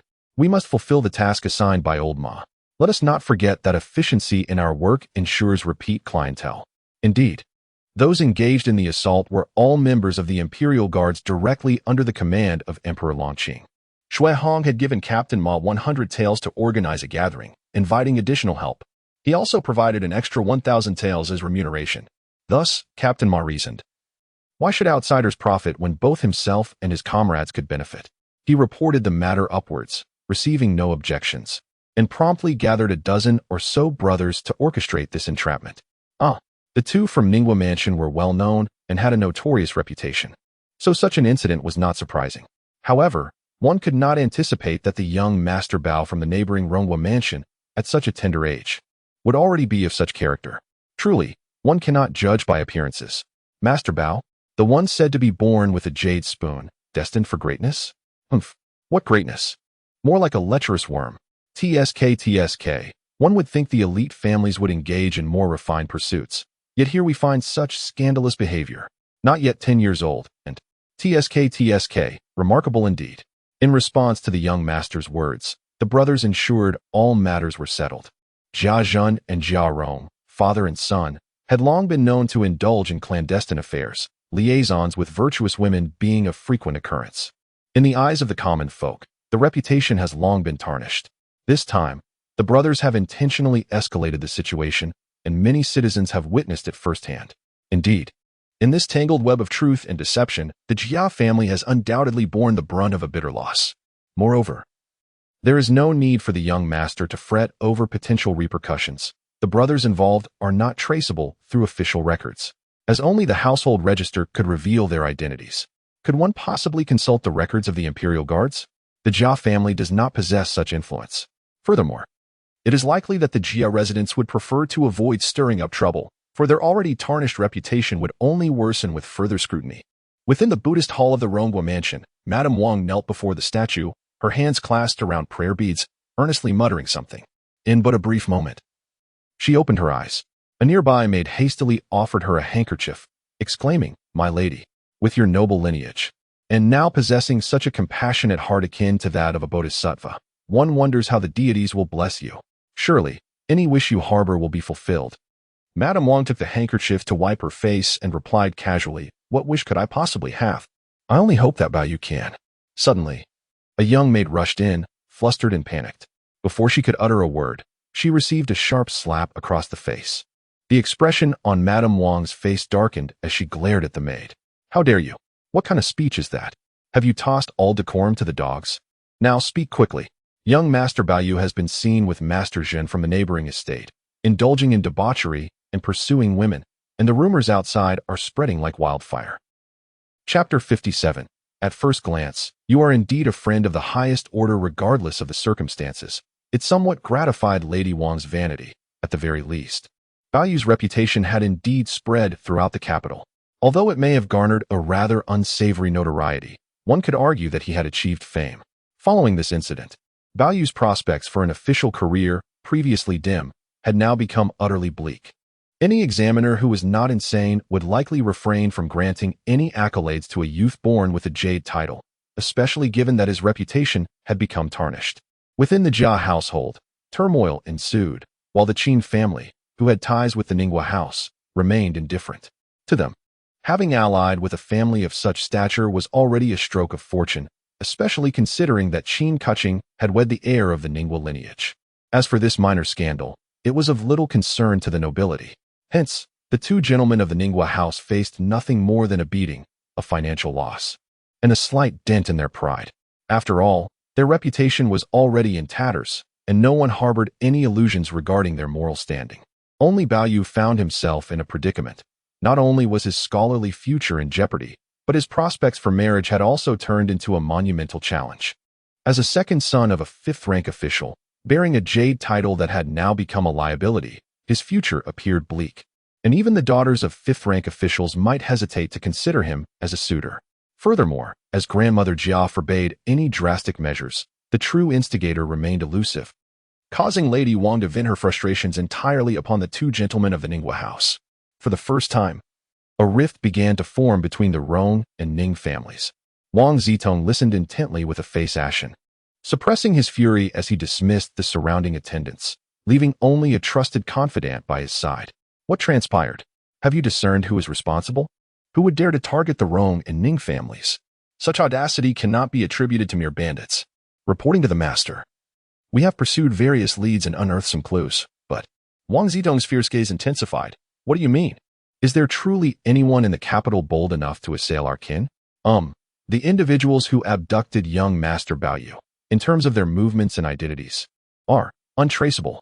Wang Zitong's expression shifted from fury to clarity, followed by a prolonged silence. The fact that even the authorities could not uncover the truth in this city indicated a significant issue. If there is nothing to uncover, so be it. They are likely just some desperate rogues seeking silver. Go and bring some gifts to the Ronghua house to check on my nephew. Additionally, inform her to cease her inquiries. She should pay more attention to the affairs within her own household, which are already rife with leaks. Knowing who is behind this is one matter, but allowing the Jia family to remain in such a state of ignorance is another. If this continues, one might find oneself ensnared in their troubles. Meanwhile, Shui Hong, having merely accompanied Daiyu for a day of leisure, was compelled to return to her duties. This time, rather than being assigned to the Bureau of Returns, I was temporarily appointed to the Huaidong Pavilion, tasked with receiving the envoy of the later Jin, Sukaralzi. Sukaralzi, a descendant of the illustrious lineage of Genghis Khan and a scion of the Lindan Khan, was one of the notable leaders among the 8 banners of the later Jin. He possessed a robust physique and a boisterous demeanor, yet his mind was astutely perceptive. Despite the modest rank and position of Shui Hong, Sukaralzi did not exhibit any disdain. On the contrary, he conducted himself with utmost courtesy, exuding both warmth and charm without veering into the realm of unpleasantness. Over the course of several days of interaction, Shui Hong gradually discerned the nuances of Sukaralzi's character. The purpose of Sukaralzi's visit to the capital was to formally submit a tribute of fealty and to request assistance from the Longqing Emperor in the form of grain supplies. For the past decade, the weather had been growing increasingly harsh, with last year's winter culminating in a devastating snowstorm that blanketed the northern grasslands, accompanied by several hailstorms that wreaked havoc, resulting in the loss of countless livestock. The later Jin, being a society that relied equally on agriculture, pastoralism, and hunting, found themselves utterly defenseless against the caprices of nature. Initially, the later Jin had contemplated establishing communication with the Mongolian tribes of the grasslands to launch raids southward. However, the heavy snows did not fully dissipate until April, rendering even the swiftest cavalry unable to navigate the treacherous terrain. By the time the snow melted, it was far too late to mount an offensive. Thus, the later Jin devised a plan, banking on the Han people's penchant for face-saving gestures. By submitting a tribute and acknowledging their vassal status, they hoped to gain favor and tangible benefits in return. Were the Grand Emperor still in power? He would likely have acquiesced to such a request, as the short-term benefits of providing material aid in exchange for peace and vassalage from the North would have seemed worthwhile. After all, engaging in warfare with the North would incur costs far exceeding the value of the supplies offered. Furthermore, the Grand Emperor was acutely aware of his dwindling time and was likely considering his legacy.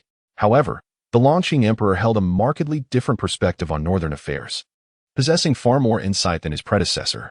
This understanding stemmed from his strategic decision to periodically sell weapons to various tribes, thereby stoking the fires of conflict. Indeed, there were infiltrators among the Jin merchants operating under the Longqing Emperor's directives, and he was largely aware of their activities, though he had yet to find the opportunity to address them directly. Importantly, the matter at hand was not merely the exchange of a few weapons, but rather the metallurgy and forging techniques that remained crucial. As long as the northern tribes did not advance their metallurgical capabilities, the consumption of weapons, provided they were not sold in bulk to a single tribe, would pose little concern. Yet, under such circumstances, the ruler of the later Jin, Qi, managed to aggressively expand his dominion by assimilating numerous surrounding tribes and claiming a significant portion of Liaodong territory. Furthermore, his son, Ji, exhibited capabilities that far surpassed those of his father. Should this formidable duo navigate through their most challenging times, it would be akin to nurturing a tiger at one's doorstep. However, outright refusal posed the risk of provoking a destructive retaliation, wherein both parties could suffer catastrophic losses. The presence of hundreds of thousands of border troops may appear intimidating, yet the Longqing Emperor was acutely aware of their true capabilities. As the conflict loomed, rather than surrendering directly, He believed that this group of border troops had sufficiently justified themselves in the eyes of the court. Hence, the cabinet was deliberating on the matter. While Xuehong's task was to accompany and monitor Su Chaharzi, Xuehong brought Su Chaharzi to a tavern in the capital, where the two engaged in spirited conversation against the backdrop of the northern grasslands, discussing the intricacies of raising sheep and cattle. This was made possible by the later advancements in big data, allowing Xuehong to be well-versed in various subjects, even if only superficially, enabling him to maintain amiable discourse.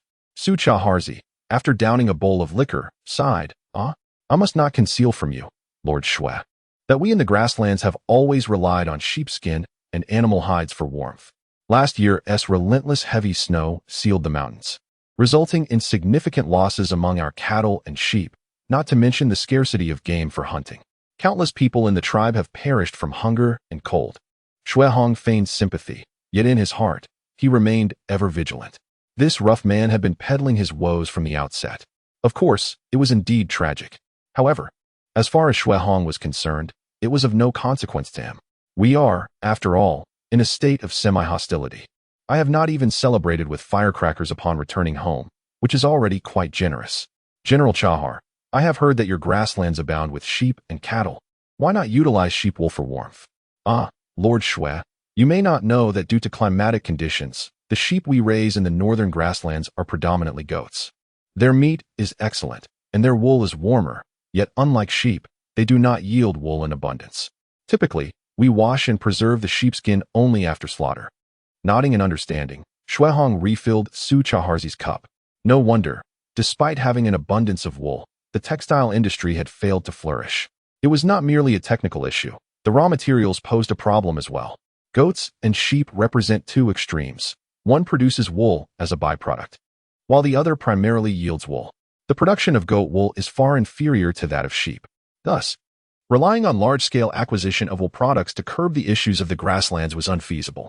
Xuehong raised his cup and clinked it with Su Chaharzi's before taking a hearty drink, which greatly enhanced Su Chaharzi's regard for him.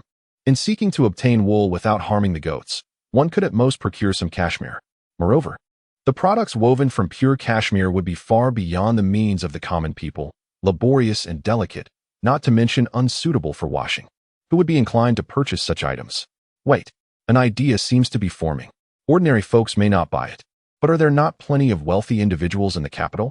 Xuehong's eyes sparkled with newfound insight, his gaze towards Su Chaharzi transformed, filled with genuine camaraderie. I see you are a true friend of the highest caliber. I am resolved to befriend you, Xuehong. Chapter 58. The ominous clouds over the north upon returning home. Xuehong's first task was to prepare a memorial for Emperor Longqing.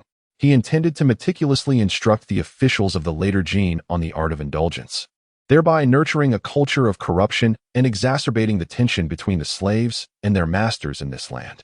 Simultaneously, he aimed to capitalize on the surplus of wealth among the noblemen, who had no other outlets for their riches, by acquiring some funding through cashmere ventures.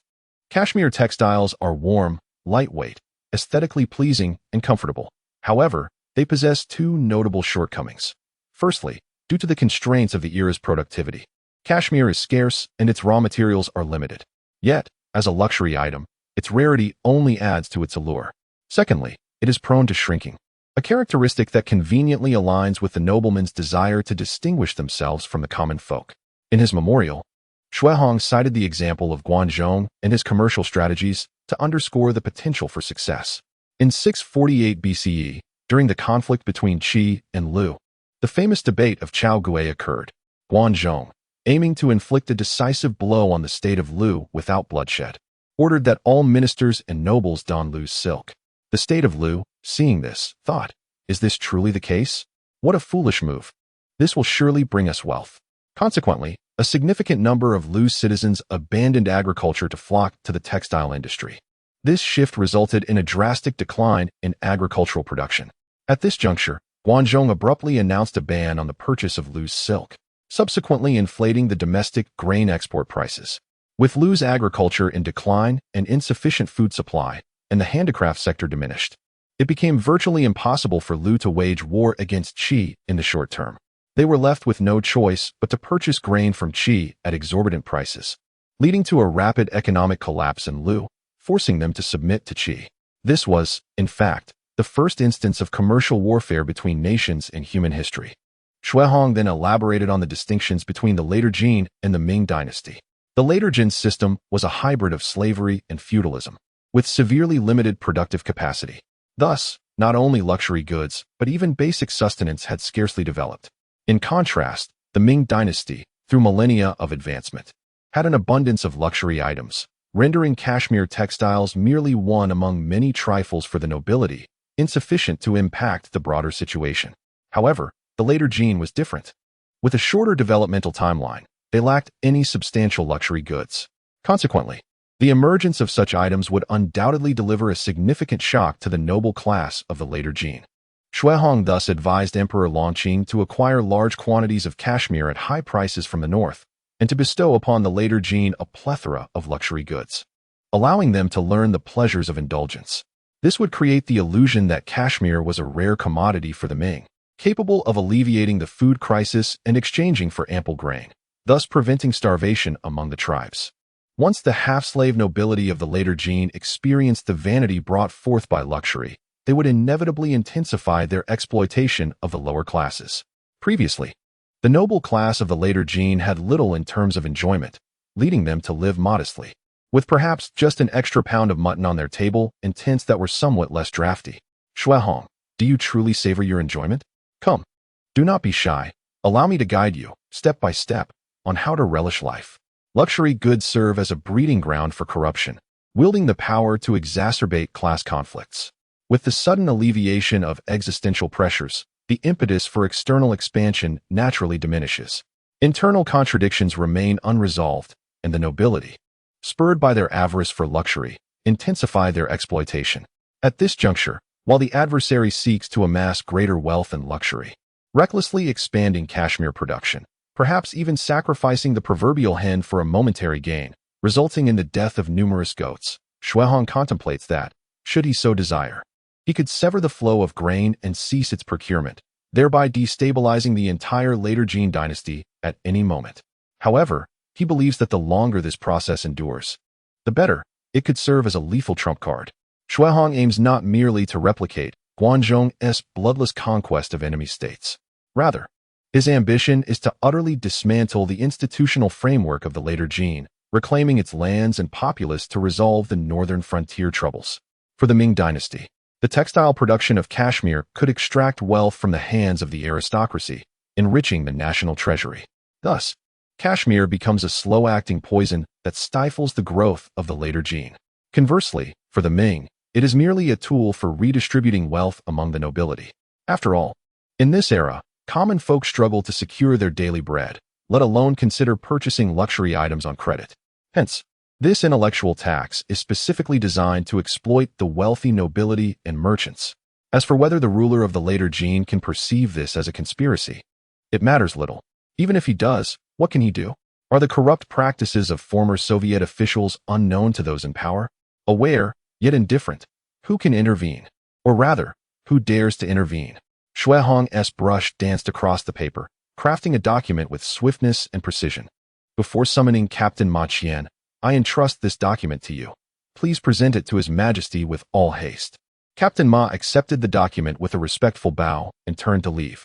In the imperial study, Emperor Longqing perused the document, and his first reaction was, this young man, despite his youth, is quite audacious. Yet, is it not fortuitous? I too am not a paragon of virtue. For the stability of the Ming, I must endure the suffering of the later Jin's populace. To wage a commercial war effectively, one must not only ensure military superiority over the adversary, but also achieve an absolute economic domination. Otherwise, before the enemy's economy falters, one might inadvertently bring about their own downfall. Militarily, while Emperor Longqing perceives the combat effectiveness of the Nine Borders garrisons as pitiably weak, he views them in the context of the entire northern grasslands. At this juncture, the later Jin, when considered in isolation, is indeed lacking. As for economic strength, the comparison is even more stark. When has a society based on slavery dared to compare its productivity and economic prowess with a feudal society? It is not that Emperor Longqing looks down upon the wild men of the forests. Any province from the Ming's two capitals could easily overwhelm them economically. Indeed, Jing Yu is truly worthy of being my disciple. His keen intellect resonates deeply with my own teachings. Lin Rahai, Your Majesty, regarding Hong. Emperor Longqing. Rahai, do you have any objections to my statement? Lin Rahai. Once composed, Emperor Longqing promptly summoned his trusted ministers to deliberate the feasibility of the matter at hand, along with the myriad subsequent operational issues. He glanced at the memorials on the table, pondered for a moment, silently noted Shui Hong's contributions, and then spoke. Bring forth a brazier. 2 young eunuchs entered. Carrying a brazier, and Emperor Longqing unceremoniously tossed the memorial into the flames. After all, youth often lacks the enlightenment that I possess. Excessive wisdom can lead to pitfalls, and those who plot for the country may inadvertently cause harm. The bow is drawn for the first time, and you possess such prowess. This imperial bow shall be mine. However, it is not yet the appropriate moment to fully unleash its power. If the name of statecraft is disseminated too early, it may not bode well for Shui Hong. Xia Shouzhong gazed at the roaring flames of the brazier and the memorial that quickly turned to ash within it, silently elevating Shui Hong's status in his mind several notches. Summon someone to draft an edict. The Hanlin Academy editor Shui Hong, for his merits in translating foreign texts and correcting past literary errors, is to be promoted to Hanlin Academy compiler, with a reward of 100 taels of silver and 10 bolts of silk. The ministers of rights, works, and revenue are to assemble at the Taiha Hall. Emperor Longqing, exuding an aura of authority, stood before the map, extending his hand to caress the depiction of Liaodong. Under the flickering candlelight, his palm cast a vast shadow, gradually enveloping Liaodong and extending into the Mongolian steppe. It resembled a dark cloud, ominously threatening to eclipse the entirety of the northern grasslands. Chapter 59. The Ming Dynasty. Your poverty is quite justifiable within the grand confines of the Taiha Hall. The Emperor Longqing reclined against the armrest of his dragon throne, one hand resting upon his knee. Before him stood 3 esteemed officials, the Prime Minister of the Cabinet, the Minister of Rights, and the Minister of Revenue, Shan Shouzai and Li Ruzhai flanking their senior. We bow before your majesty. The trio raised their hands slightly to adjust their robes in preparation for a formal greeting, only to be brusquely interrupted by the emperor's impatient gesture. Enough, enough. I have summoned only the 3 of you tonight, so let us dispense with these formalities. Bring forth the seats. Once they were seated, Huang Jin, the most senior and respected among them, spoke first. May I inquire, your majesty, what urgent matter necessitates our presence at this hour? It pertains to the request for aid from the later Jin, the emperor replied. In your esteemed opinions, should we provide them with grain or not? The 3 men exchanged glances, each weighing the gravity of the situation. Conscience dictated that they were all staunch proponents of war, yet reality demanded a pragmatic approach. Given the current state of the Ming military's combat readiness and the meager reserves in the treasury. After a moment's contemplation, Shan Shouzai addressed the emperor. Your majesty, the capital's forces are still being organized, and the situation at the borders remains unassessed. Most critically, the treasury may not withstand the strain of a full-scale conflict. Regardless of the emperor's intentions, Shan felt compelled to present the harsh truths of their circumstances, though he did not endorse the notion of fostering a future threat. The financial plight of the Ming was undeniable. Moreover, engaging in war with the later Jin would yield little benefit. Should they emerge victorious, the land reclaimed would hold no value to the Ming, and the immediate returns from such an endeavor would be negligible, resulting in a futile mobilization of forces. The later Jin seemed to declare, "It is not about what you desire from me, but rather what I possess." The Ming retorted, "Your poverty grants you a most audacious confidence." In truth, the nomadic tribes to the north had repeatedly demonstrated that poverty can serve as a form of justification. Their destitution rendered them impervious to threats. For those with bare feet fear not those who wear shoes. Indeed, the later Jin's impoverishment was so profound that it inspired little desire for retaliation. They stood before the Ming in utter vulnerability, compelling the Ming to reconsider their stance. Even if the border troops were to suddenly flourish and capture Liaodong for agricultural development, such aspirations were easier spoken than realized. How many years had it taken for Jiangnan to reach its current state of cultivation? Moreover, the observations from the Imperial Astronomical Bureau forecasted an impending decline in temperature, suggesting that even if Liaodong were seized, it might not be suitable for crop production, necessitating continued financial support from the court for disaster relief. A defeat would be disastrous. With the dual sun shining in the sky, the power struggle was at its zenith. A loss at this juncture would severely undermine Longqing's authority. Most critically, the power within the Ming had been fragmented. Only 2 command posts among the 9 border strongholds remained under Longqing's direct control. The rest were still governed by the noble factions loyal to the retired emperor. Should conflict arise, and should orders be disobeyed or misinterpreted, the consequences of defeat would be dire. Ultimately, the venerable Huang Jin resolved to step forth, prepared to shoulder the burden of this perilous course of action. Should the later Jin indeed grow powerful and pose a threat to the safety of the Ming dynasty, it would merely be the result of the foolish decisions made by the old man Huang Jin. His Majesty remains the wise and formidable ruler he has always been. As long as the court remains stable, external turmoil is but a minor ailment. As for the legacy behind him, the venerable Huang Jin has long seen through it. One cannot bring possessions into this world, nor take them out. Let them speak ill of him. If bearing the weight of infamy can ensure the stability of the Ming and the prosperity of its people, then it is worth it. Your Majesty, in my humble opinion, we must prioritize peace and refrain from rash actions. The actions of the venerable old man Huang have been anticipated by all. This elder has always placed the greater good above all else, which is why he has enjoyed the favor of 2 emperors and has served as the prime minister. Emperor Longqing gazed down at the elder, his eyes filled with respect. If all ministers of the Ming were like him, what concern would there be for the stability of the realm and the well-being of the people? Gentlemen, please remain calm. Let the venerable old man, Huang, take his seat first. Given the current state of the national treasury, it is indeed unwise to engage in conflict. However, my grain is not easily acquired. If they are raising cattle and sheep, let them offer their livestock, or even wool, in exchange. Minister of Works Li Rugi, perplexed, inquired, while I can comprehend the exchange for cattle and sheep, wool. As the Minister of Works, he was well aware that goods woven from goat's wool are typically one-time use. In the past, someone in the ministry had attempted to weave a piece of silk from goat's wool, only for it to shrink 2 sizes upon being dyed. If such material were to be fashioned into garments, it would indeed be purely disposable, or perhaps passed down through 3 generations, remaining even as the original owner's son wears it after it has been washed and shrunk. Indeed, I intend not only to procure this material with grain, but also to incrementally raise its price. Moreover, the items obtained will be woven into official fabric. In the future, I will decree that carpets in officials' homes, as well as kneeling mats for court sessions, must be made from this fabric. The Ministry of Rights will need to find some historical anecdotes to attach to these processed remnants, lest they fail to fetch a decent price.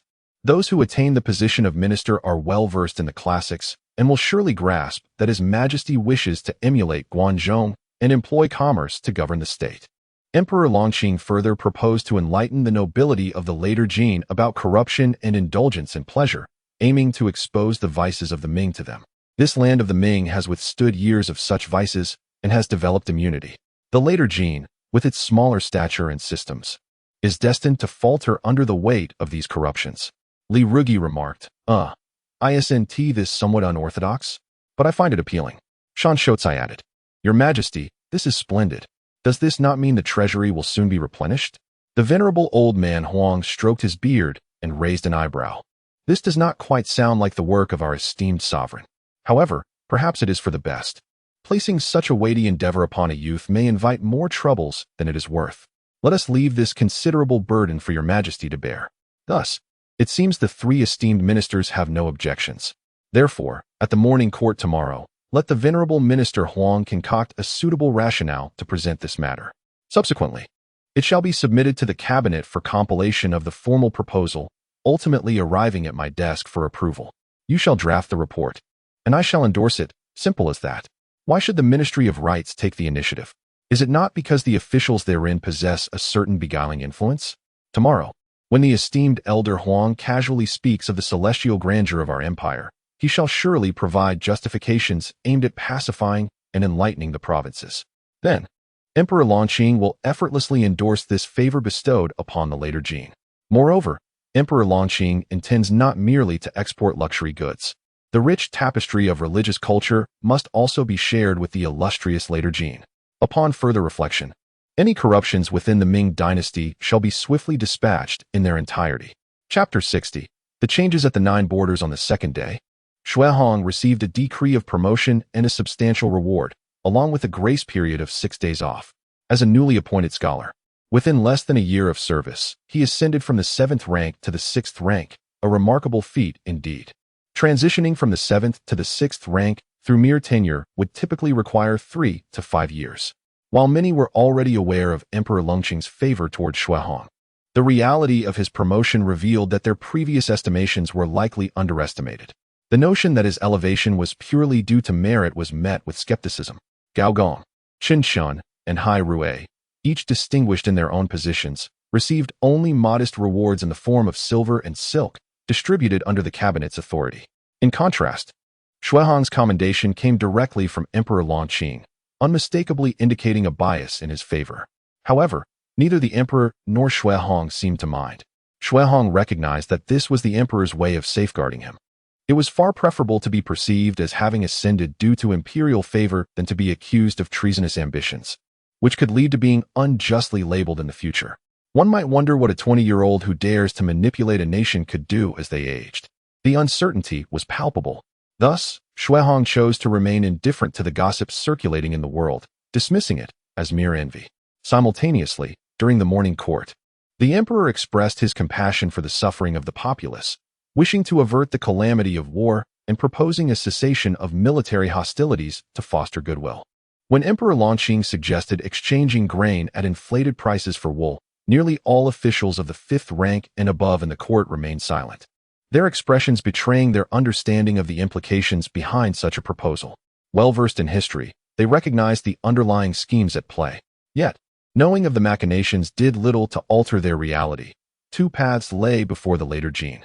One involved gathering troops to engage in a feudal battle against the Ming, likely failing to even breach the Great Wall.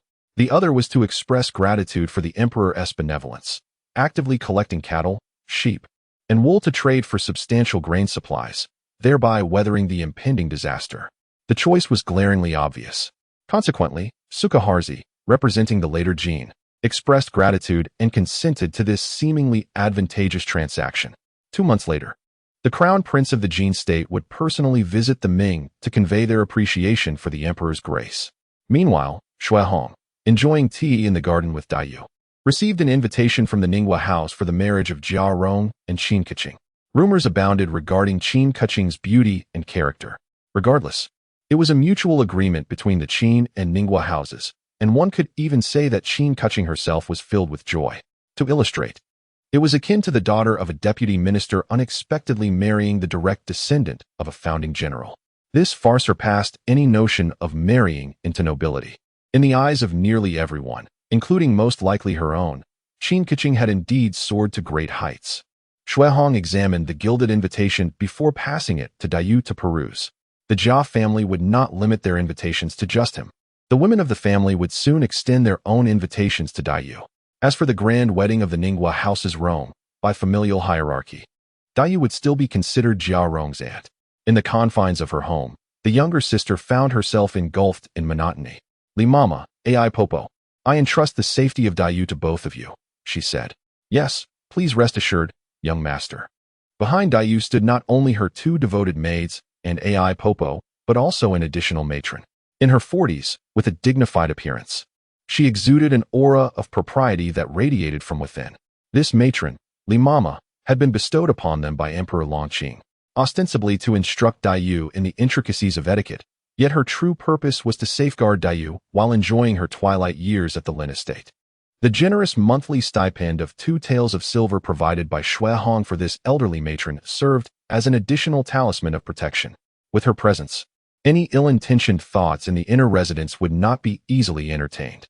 Outside Rongshi Hall, in Jiaxi's study, 2 individuals engaged in earnest conversation.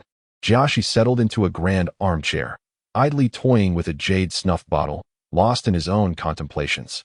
Jia Zheng, on the other hand, paced anxiously on the floor, occasionally letting out sighs of frustration. "Second brother, cease your pacing. It's making my head spin," Jiaxi remarked, glancing up to signal him to take a seat. In the presence of his elder brother, Jia Zheng seemed to shed any semblance of the composed demeanor he exhibited to outsiders and hastened forward, exclaiming, "Elder brother, what is Wang Ziding truly contemplating?" Does he expect our family to relinquish control over the two border towns in exchange for a bargaining chip to become the military governor of the capital? Such opportunities are too good to be true. Not only are we unwilling to trade, but even if we were to concede, he might not be capable of managing the capital's military affairs. It would be akin to throwing a meat bun to a dog, gone without a trace. The establishment of the capital's military had taken a year, and the prolonged vacancy of the governor's position was not a trivial matter. Meanwhile, the aristocratic faction had finally resolved to pay a price to exchange for the military governorship from Emperor Longqing. Indeed, the two towns under Jia's control had become the currency of this transaction. This was the crux of Jia Zheng's indignation. After a lifetime of toil, they were now being offered up as mere side dishes, and it was his own maternal uncle who had orchestrated this betrayal. With the approval of the former emperor as well, Jiaxi remained silent, his disappointment in the aristocratic faction only deepening. Second brother, it is only natural for people to push a crumbling wall. Given our family's circumstances, we cannot hold on to these two towns for long. What ensures the loyalty of an army? It must be cold, hard silver. Otherwise, shall we rely on loyalty and gratitude? But how many years has the aristocracy failed to reward the military leaders and soldiers? They even drew blood from their own ranks. Even without this predicament, it is likely that within 3 to 5 years, the troops would seek new allegiances. If they desire it, let them have it. It is merely something our family can no longer afford. As he spoke these words, even Jiaxi could not conceal the sorrow etched on his face. How glorious was the Jia family in the days of their father. Yet, one must acknowledge that with each new emperor comes a new court. Jia Zheng, however, reacted with stark contrast to Jiaxi's demeanor. Exasperated, he slammed his palm onto the table. Alas, does even you, elder brother, have no other recourse? Jiaxi tucked away the snuff bottle, remaining silent for a prolonged moment, ultimately letting out a sigh before rising and making his way outside. As he approached the threshold, the clarity of thought that had previously shone in his eyes faded away, leaving behind a murky demeanor reminiscent of an elderly man in the marketplace. A smile adorned his face, and he hummed a tune from an opera. Jia Zheng, filled with frustration, stamped his foot. Yet he understood that if even his elder brother was powerless, it signified that the forces of the two towns could not be preserved. In the end, Jia Zheng could only adjust his attire, restoring the composed and refined image of the second master before outsiders, and then he too stepped outside. Thus, the intricate web of power between the old and the new saw Emperor Longqing reclaiming a significant position. The crucial strongholds of the Nine Borders had largely fallen into the hands of Emperor Longqing. Meanwhile, Prince Teng realized his aspirations, being appointed as the military governor of the capital garrison and taking on the role of General Huayuan. For a time, the power of the aristocracy appeared to thrive, akin to a centipede that, though seemingly lifeless, continues to move, once again reaching the pinnacle of influence. Yet, in this world, it remains true that as one act concludes, another takes the stage, the old donned by the new. Externally adorned with splendor, internally it is decrepit and wretched. How long can this superficial brilliance endure? Chapter 61. Congratulations on your prosperity, Old 13, within the Lin residence in Yangzhou, Jiangnan, Lin Ruhai, who had long been silent in the scholarly circles, suddenly extended invitations to his former classmates, contemporaries, and old friends. The occasion was to celebrate the discovery made by his disciple in the capital, who had obtained a dragon bone bestowed by the emperor. This dragon bone bore markings resembling ancient script, based on historical records. It was speculated that these symbols inscribed upon the bone might indeed represent archaic characters. Due to Xue Hong's lack of expertise in the field of inscriptions, he decided to transport the dragon bone back to Yangzhou and share his findings with Lin Ruhai. Through Lin Ruhai's diligent deciphering and examination, it was nearly confirmed that the inscriptions on the dragon bone were indeed textual in nature. However, given the limitations of a single individual's capacity, Lin Ruhai sought to gather his old friends, hoping to jointly decode the ancient script. The news spread like wildfire, igniting a fervor among scholars, learned men, and even recluses throughout Jiangnan.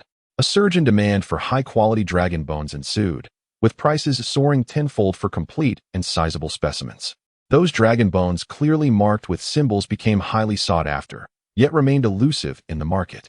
In this manner, the previously tumultuous waters of Jiangnan were momentarily calmed by this revelation, affording the loyal Prince Chunshun a reprieve from mounting pressures. In the courtyard of the Lin residence, Lin Rahai paced restlessly, consumed by anxiety. Though I have always been skeptical of the supernatural, could it be that the current emperor is indeed favored by destiny? The timing is uncanny. Just as the loyal Prince Chunshun faced insurmountable challenges, Shuehong's letter appeared to provide a solution.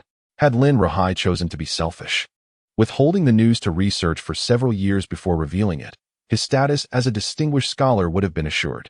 Yet, Lin Rahai opted to publicly announce the discovery, inviting friends and intellectuals across the realm to collaborate in the deciphering and verification process. While this decision would still yield him considerable renown, it ultimately minimized his personal gain.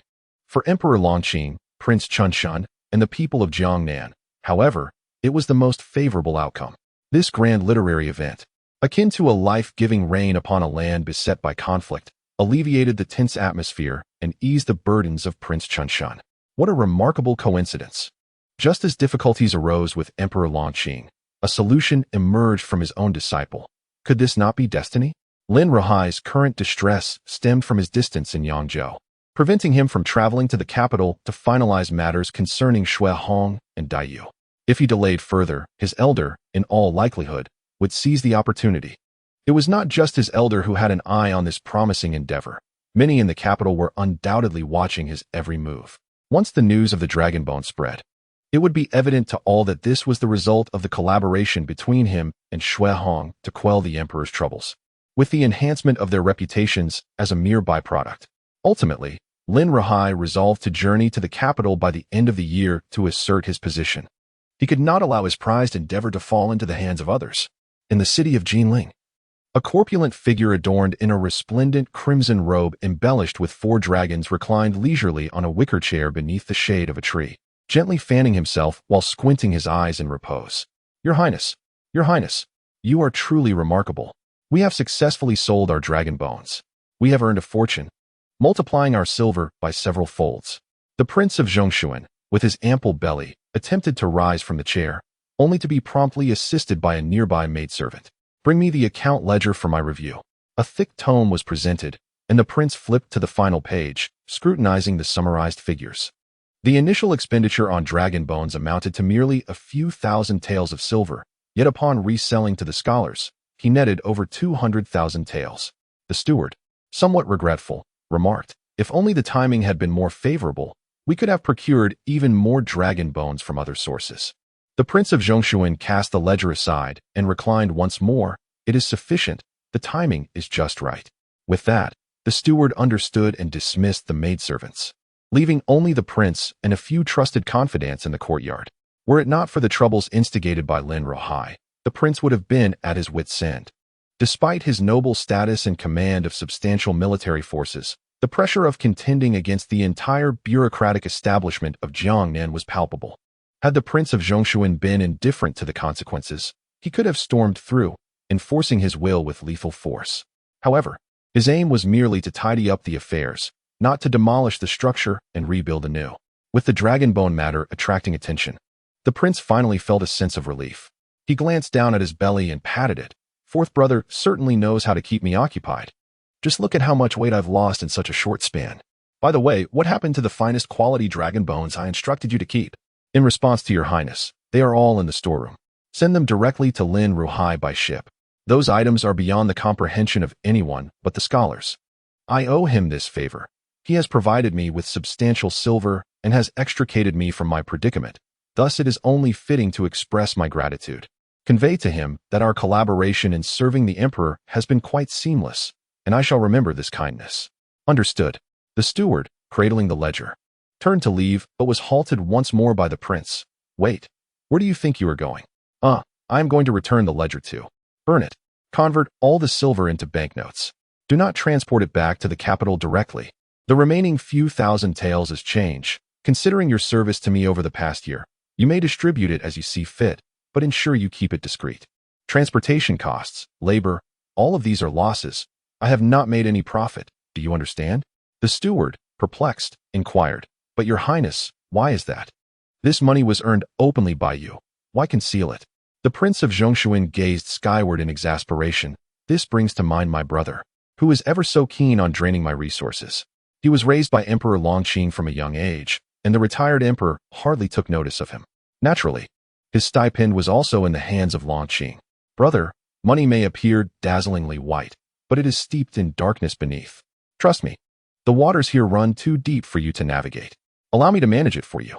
Prince Zhongshuan wiped his face, reflecting on how, even before ascending to the throne, the fourth brother was not a virtuous man. Now that he is emperor, especially driven mad by poverty, he is even less so. If his fourth brother were to discover that he had made a profit. Old 13, I congratulate you on your newfound wealth. I shall not take from you without return. When time permits, let your sister-in-law prepare some dishes, and we shall share a couple of drinks together. Just the thought of that scene brings a pang of heartache to Prince Zhongshuan. Chapter 62. Daily life of siblings as the clouds disperse and the rain subsides. The years add their gentle touches. I lay my head upon the wind, listening to the thunder as I drift into slumber. The verdant grass, dappled with hues, paints a picturesque scene, while in the pavilion, we savor wine that flows like a babbling brook. A young child fans lightly, slightly tipsy after 3 small cups. I steal a moment of leisure, refraining from discussing state affairs. Xuehong sits in the pavilion, a pot of warm yellow wine on the stone table, accompanied by an array of fruits and snacks, including a plate of fragrant melons bestowed from the palace. Beside Xuehong, Dayu pouts slightly, holding her fan, her large eyes sparkling as she gazes at him. Is the young child spoken of in my brother's idle words referring to me? A smile glimmers in Xuehong's eyes. Yet he solemnly replies, No, it refers to you, my dear brother. How could our clever and understanding Dayu be deemed a child? Dayu rolls her eyes at Xuehong and, with a glint of mischief, devises a retort. Since my elder brother has composed a poem, it is only fitting that I, as his younger sister, should not fall behind. Listen closely. Dayu lifts her small cup, used for holding juice, and begins. In early autumn, the wine is rich, the gentle breeze and warm sun approach dusk. Lost in intoxication, I wander the path home, resting upon the clouds beneath the bright moon. How do you find my humble verse, elder brother? If Xuehong dares to call her a child, she is bold enough to tease him as a drunkard.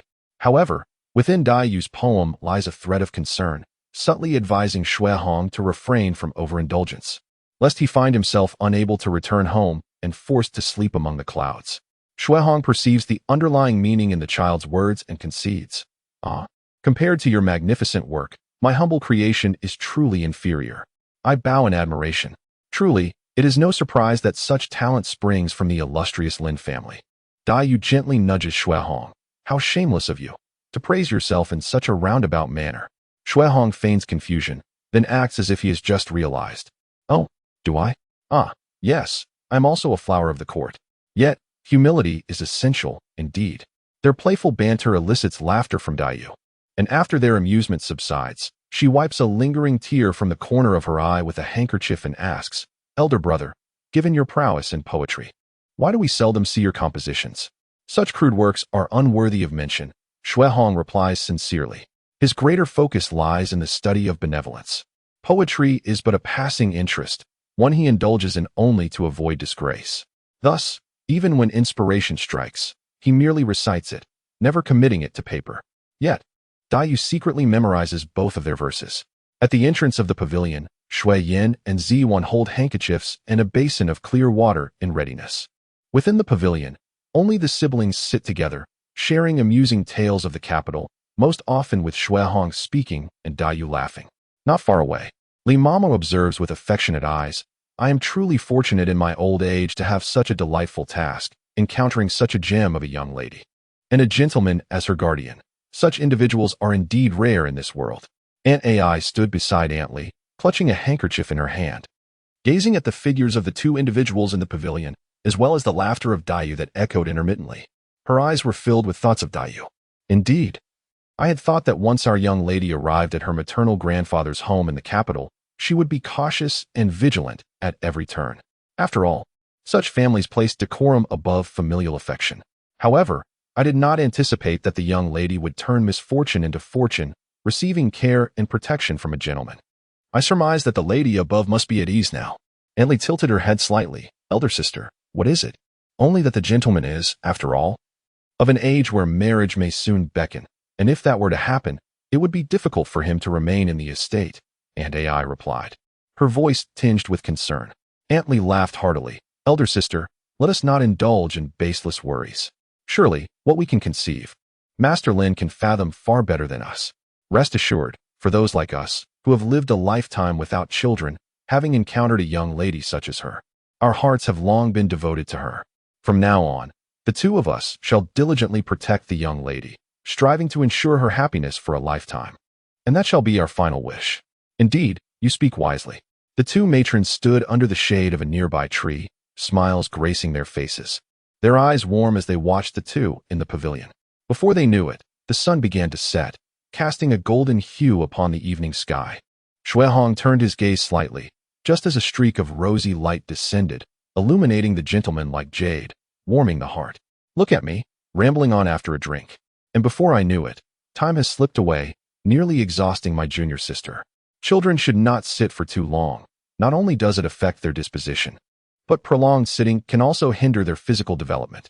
Xuehong, with an apologetic expression, rose swiftly and extended his sleeve to support Dayu. Upon seeing her hand rest upon his, and her rising gracefully from the stone bench, he finally breathed a sigh of relief. Dayu, noticing Xuehong's concern for her, felt a surge of joy in her heart. She shook her head and said, "It is merely that I sat a little longer with my senior brother. It matters not. What you shared today opened my eyes, and I have never felt such joy before. Haha, if my junior sister does not mind my loquacity, I shall invite you over during leisure hours to indulge in my tales from distant lands. You too, please assist the young lady back to her chamber for some rest. Others will take care of this place." "Yes, sir." As Xuehong was about to turn and leave, he was halted by Dayu's call. "Senior brother, wait." Dayu beckoned, signaling for him to lean down. Xuehong complied, only to see a small hand dabbing at the corner of his mouth with a handkerchief. "All right, senior brother. You may go now." Once back in her room, Dayu, though feeling a touch of fatigue, took out paper and pen to record the poetry they had composed earlier that day. She inscribed the phrase "Pavilion Heart," elegantly intoxicated before her own poem. While leaving Xuehong's title blank for the moment, she placed the two sheets together and tucked them into her drawer. Recalling some of the amusing anecdotes Xuehong had shared, a smile blossomed on her face, her willow-like brows curving in delight, warming her delicate heart as if drinking from a sweet spring, soothing to the soul. Suddenly, Dayu felt a warm stream welling up at the corners of her eyes. As she touched it with her hand, she realized it was a few drops of tears, having not cried for a long time. The sight of her tears evoked a fleeting sense of disconnection, as if she were in a different world. Just as she was about to wipe her tears with a handkerchief, she noticed her small face had turned 3 shades of red. Hastily, she tucked the handkerchief away and instructed Shuiyin to fetch a new one. Dayu also directed Ziju to prepare hot water for her feet. Once she had finished washing up, Dayu climbed into bed, pulled up the covers, and with a smile upon her face, drifted into the realm of dreams. Chapter 63. Reform must be initiated by the emperor himself. Within the confines of the imperial study, Emperor Longqing gazed intently at the map of the 9 strategic border towns, marking the locations of the Pianhe Pass and Ningxia with a vermilion pen. After years of diligent governance, 6 out of the 9 crucial border fortresses had seen their military authority returned to him. The remaining 3, Liaodong, Xuanfu, and Datong, positioned close to the capital, were of utmost significance. This was why, despite the apparent ease with which he could seize control of 2 additional border strongholds, Emperor Longqing bore little joy. The most critical fortresses remained in the hands of the Grand Emperor and the powerful nobles. Unexpectedly, Emperor Longqing had managed to exchange the control of 2 strongholds for the nominal positions of the governor of the capital military and the deputy minister of war. Naturally, the nobles would not relinquish their towns without resistance. However, as the reigning emperor, Longqing held the moral high ground, with a mere change in the upper echelons. And by co-opting a couple of mid-level officials, he could gradually reclaim that power. One ought not to underestimate the loyalty of the border soldiers to the nobles. They were the ones who had tasted the blood of their brethren the most. If Emperor Longqing could provide sufficient military salaries, their loyalty would surpass all expectations. Thus, while the prince might appear to be making progress, in reality, he was unwittingly handing over the foundational power to Emperor Longqing. This success was almost too seamless, raising suspicions. Longqing had initially expected his ambitious nephew to devise some strategy against him, yet this was all he could muster. He had seen many instances of the proverbial pig playing the tiger, but witnessing his nephew as a mere pig waiting for feed was a first. Without the backing of the Grand Emperor, Longqing believed he could easily outmaneuver his nephew within a year. Your Majesty, the Crown Prince has arrived. Yes, let him enter. As the words left his lips, a young man, around 30 years of age, adorned with a winged crown and draped in a golden dragon cloak, strode confidently into the room. It seemed he was not about to meet a sovereign with the power of life and death, but rather an ordinary father. Your son pays his respects to father. Rise, and have the others leave. Emperor Longqing turned to face his eldest son, whose face bore a striking resemblance to his own, yet visibly appeared more gaunt. A wave of guilt washed over him. My dear son, you have truly endured much during this border inspection.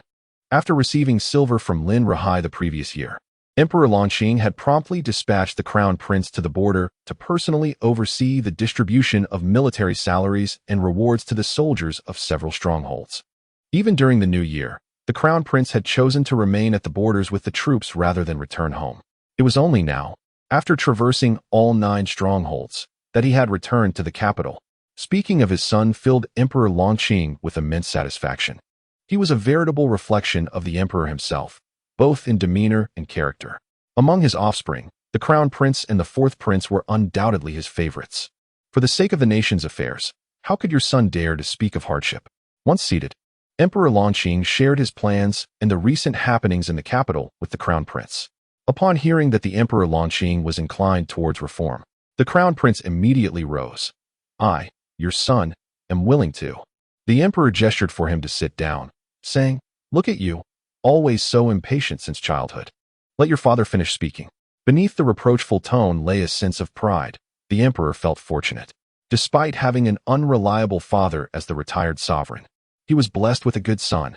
Emperor Longqing pulled the Crown Prince to the steps, where they sat side by side, reminiscent of their casual conversations in the royal residence.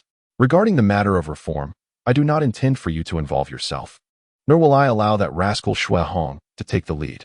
I am acutely aware that should this blade be drawn, it could incite rebellion across the realm. Besides myself, I doubt anyone else would meet a favorable end in this endeavor. The entire court of ministers cannot, Shui Hong cannot, and you too are incapable. Father, how can I stand by and watch? The Emperor struck the back of the Crown Prince's head. Have you grown wiser? Let your father finish. Turning to face the Crown Prince, his eyes gleamed with mirth and pride. My eldest son, I know your character. You are too principled. Once you ascend the throne, it is certain you will become a sage ruler, if not an illustrious monarch. However, our great Ming dynasty is on the brink of irreparable decay. Without change, we may endure for merely another century at best. I cannot resign myself to such a fate. Therefore, even if I were to earn eternal infamy and be scorned by scholars after my death, I must make an attempt. If I succeed, you shall carry forth the foundation I leave behind. If I fail, this matter shall bear no relation to you. The blame and infamy will rest solely upon my shoulders. Though the emperor often jested about his lack of scholarly prowess, he was indeed the most distinguished among his brothers in intellect and wisdom. Historically, has any reformer ever met with a favorable outcome? If one cannot withstand pressure, success is unattainable. Thus, as early as the beginning of the year, Emperor Longqing had resolved that once the court stabilized, he would personally take up the banner of reform. Such endeavors require the emperor's unwavering resolve. Without the courage to risk everything, success is impossible. Moreover, he had prepared for the worst. Should the reforms fail, he would immediately issue a self-reproaching edict and then pass the throne to the Crown Prince before succumbing to illness as a means of atoning for the nation. He would neither linger in despair nor evade responsibility. This was his pride as emperor. An emperor may be cruel, foolish, or incompetent, but he must never be a coward. If the reforms prove successful, he would secure a prosperous realm for his son, uniting the northern steppes, swallowing the western territories, and advancing south to Annan. He aspired to surpass his ancestors and earn the title of a cultured emperor. Upon hearing the emperor's words, the Crown Prince felt his eyes grow moist, a defiant expression crossing his face. How could I be so cowardly? Must this vast empire rest solely upon my father's shoulders? The emperor, fearing the Crown Prince's stubbornness, quickly lightened the mood. It is not solely upon me. Your 13th uncle has also contributed a considerable sum. Just the other day, we secured a loan from his household, bringing forth a significant amount of silver. The Crown Prince responded with surprise. But it seems that my 13th uncle is not at home? Emperor Longqing furrowed his brows and glared. Your father has used your 13th uncle's silver, and he dares to voice objections? Be cautious, or I shall punish him. From the moment you were born, it was I who raised you. How dare he complain about a mere sum of silver? I can write you an IOU. But if you come to me demanding it, then you would be in the wrong. By the way, take this roster. It contains the names of several ministers I have high hopes for, who may serve as your future foundation. The Crown Prince accepted it and opened the first page, where the first name listed was Shui Hong, followed by Gao Gong, Hai Rui, Song Yingxing, and others, each a talented individual of the younger generation. The roster detailed the character and background of each person. Father, this name that has been outlined is at the end of the roster. A name appeared, Chen Chun. Though this individual is gifted, his background is complicated, and he is connected to your imperial grandfather. The specifics remain to be verified. The Crown Prince nodded and shifted his gaze back to the page with Shui Hong's name, a bow of the emperor, quick-witted, and a capable assistant to the nation. Appearing cultured and refined, yet possessing a proud spirit, a man of humility and respect, unafraid to challenge authority. Emperor Longqing spoke up to elaborate. This fellow is quite peculiar. Who knows how he developed such a strange disposition? He sees things more clearly than anyone else, seemingly more rational than all, yet in truth, he is the most naive. Once he sets his mind on something, he will pursue it even against all odds. I shall take the time to cultivate him, and you should pay him heed as well. The Crown Prince tucked the roster into his bosom, saying, I am grateful to Father for his thoughtful considerations. By the way, Father, the fourth brother is still under house arrest, and it has nearly been a year. Do you think the mere mention of the fourth brother filled Emperor Longqing with ire? He deserves it. How dare he set fire to the examination hall? Were it not for his understanding of the gravity of the situation, preventing the flames from spreading further, and finding a scapegoat, how many heads would suffice for me to behead him? The truth cannot be hidden. No one is a fool. Even if the fourth prince, Zhu Hui, merely used this incident as an excuse to breach Jin Ling, he has gravely offended the literati. Out of deference to my position, they have reluctantly accepted the situation, fabricating lies and laying the blame on two deceased individuals. For this reason, Emperor Longqing had originally paraded Zhu Hui through the streets, not only for beating the censors, but also for this purpose. This alone effectively severed Zhu Hui's claim to succession, yet this little rascal seems not to care much. A year of house arrest is exceedingly lenient given his transgressions. Enough of that scoundrel. Do not concern yourself with him. Now that you have returned, rest well for a while. The day is drawing to a close. Return and take care of yourself. Please also take good care of your health, Father. Chapter 64. The Northern Tranquility Prince's residence. During the morning court session, the officials engaged in a fierce debate, their differing political views leading to a verbal skirmish that resembled the cacophony of a marketplace. It was difficult for outsiders to imagine the scene, where dignitaries argued with fervor akin to the bickering of common folk. Emperor Longqing, seated upon the dragon throne, found amusement in their exchanges, though he restrained his laughter out of respect for his position, planning to share his mirth with the Empress later. As the court was about to dismiss, the elderly Northern Tranquility Prince, trembling, rose from the assembly and proclaimed, I have a decree to present. Having reached the age of wisdom, my body has grown frail, and my vision and hearing have dimmed. Thus, I humbly request your permission to abdicate this title in favor of my son. The emperor was not taken aback. He was aware that the older generation of nobles bore the scars of their youthful battles. It was therefore only logical for the Northern Tranquility Prince to pass on the mantle to his progeny. You have served the nation well and in good health. How can you claim to be frail? The emperor knew the customary process of coaxing a minister to reconsider their resignation required polite exchanges, typically involving a series of refusals and concessions. Once the court adjourned, news of the Northern Tranquility Prince's abdication and his son's ascension spread rapidly through the capital. The newly appointed prince, Shuilong, a mere 16 years of age and still in his youth, had suddenly attained the esteemed rank of a royal. Within the Rongshi Hall, the women of the inner quarters began to discuss the matters concerning the Northern Tranquility Prince. Have the congratulatory gifts for the prince's residence been prepared? Grandmother Jia, reclining on her couch while savoring a bowl of congee, suddenly recalled this matter and inquired. Lady Xing responded, in answer to your question, Elder Madam, the gifts were arranged by Second Madam, and they are surely of respectable quality. After speaking, Lady Xing cast a glance at Lady Wang. Unmoved, Lady Wang replied, the gifts consist of 10 exquisite bolts of Suzhou silk, crafted into crescent satin, accompanied by a pair of jade plaques and a night pearl the size of a dragon's eye. The majority of the silk is tinged with yellow, making the quest for pure white silk exceedingly rare, not to mention the challenge of gathering enough for weaving. Just these 10 bolts of satin alone would cost no less than 1,000 taels. Upon hearing this, Grandmother Jia nodded in satisfaction. Our family shares a long-standing friendship with the Northern Tranquility Prince's household, and our bonds with Duke Gua and the old Northern Tranquility Prince are profound. We cannot afford to be remiss in our etiquette, lest we become the subject of ridicule. Both Lady Xing and Lady Wang concurred. Lady Wang then recited a phrase of reverence, Ba, and added, "The fates of individuals are indeed disparate. At such a tender age, he has already attained princely status. Such honor is a privilege that others may strive for a lifetime and never achieve. One can only wonder how much fortune his ancestors have cultivated." Her words were laced with envy. Yet, Lady Wang remained unaware that in times past, the glory of the Rong and Ning households had surpassed that of princes. Even now, the legacy of these illustrious families was ample enough to elevate one to high office. Within the Hanlin Academy, Shuehong, Gao Gong, and Chun Chun, sitting together, took a moment to rest as they listened to a senior member share amusing anecdotes from the capital, one of which pertained to the young Northern Tranquility Prince. It is said that the appearance of Prince Beijingsheng is remarkably handsome, yet he is a connoisseur of men rather than women. Shuehong can surmise that the prince likely embodies the lingering spirit of the Weijin era. After all, the relationship between him and Jia Baoyu appears rather ambiguous in the literature. Jia Baoyu has always held a disdain for serious literature, preferring instead the company of young ladies, believing that men are made of clay while women are composed of water.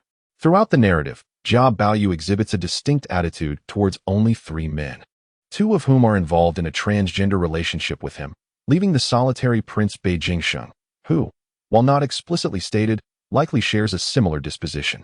Furthermore, the prince has extended an invitation to Jia Baoyu to study in his residence, though the nature of the text they would engage with remains uncertain, as they are unlikely to be of a serious nature. Many nobles in the capital have taken to emulating the flamboyance of the Weijin period.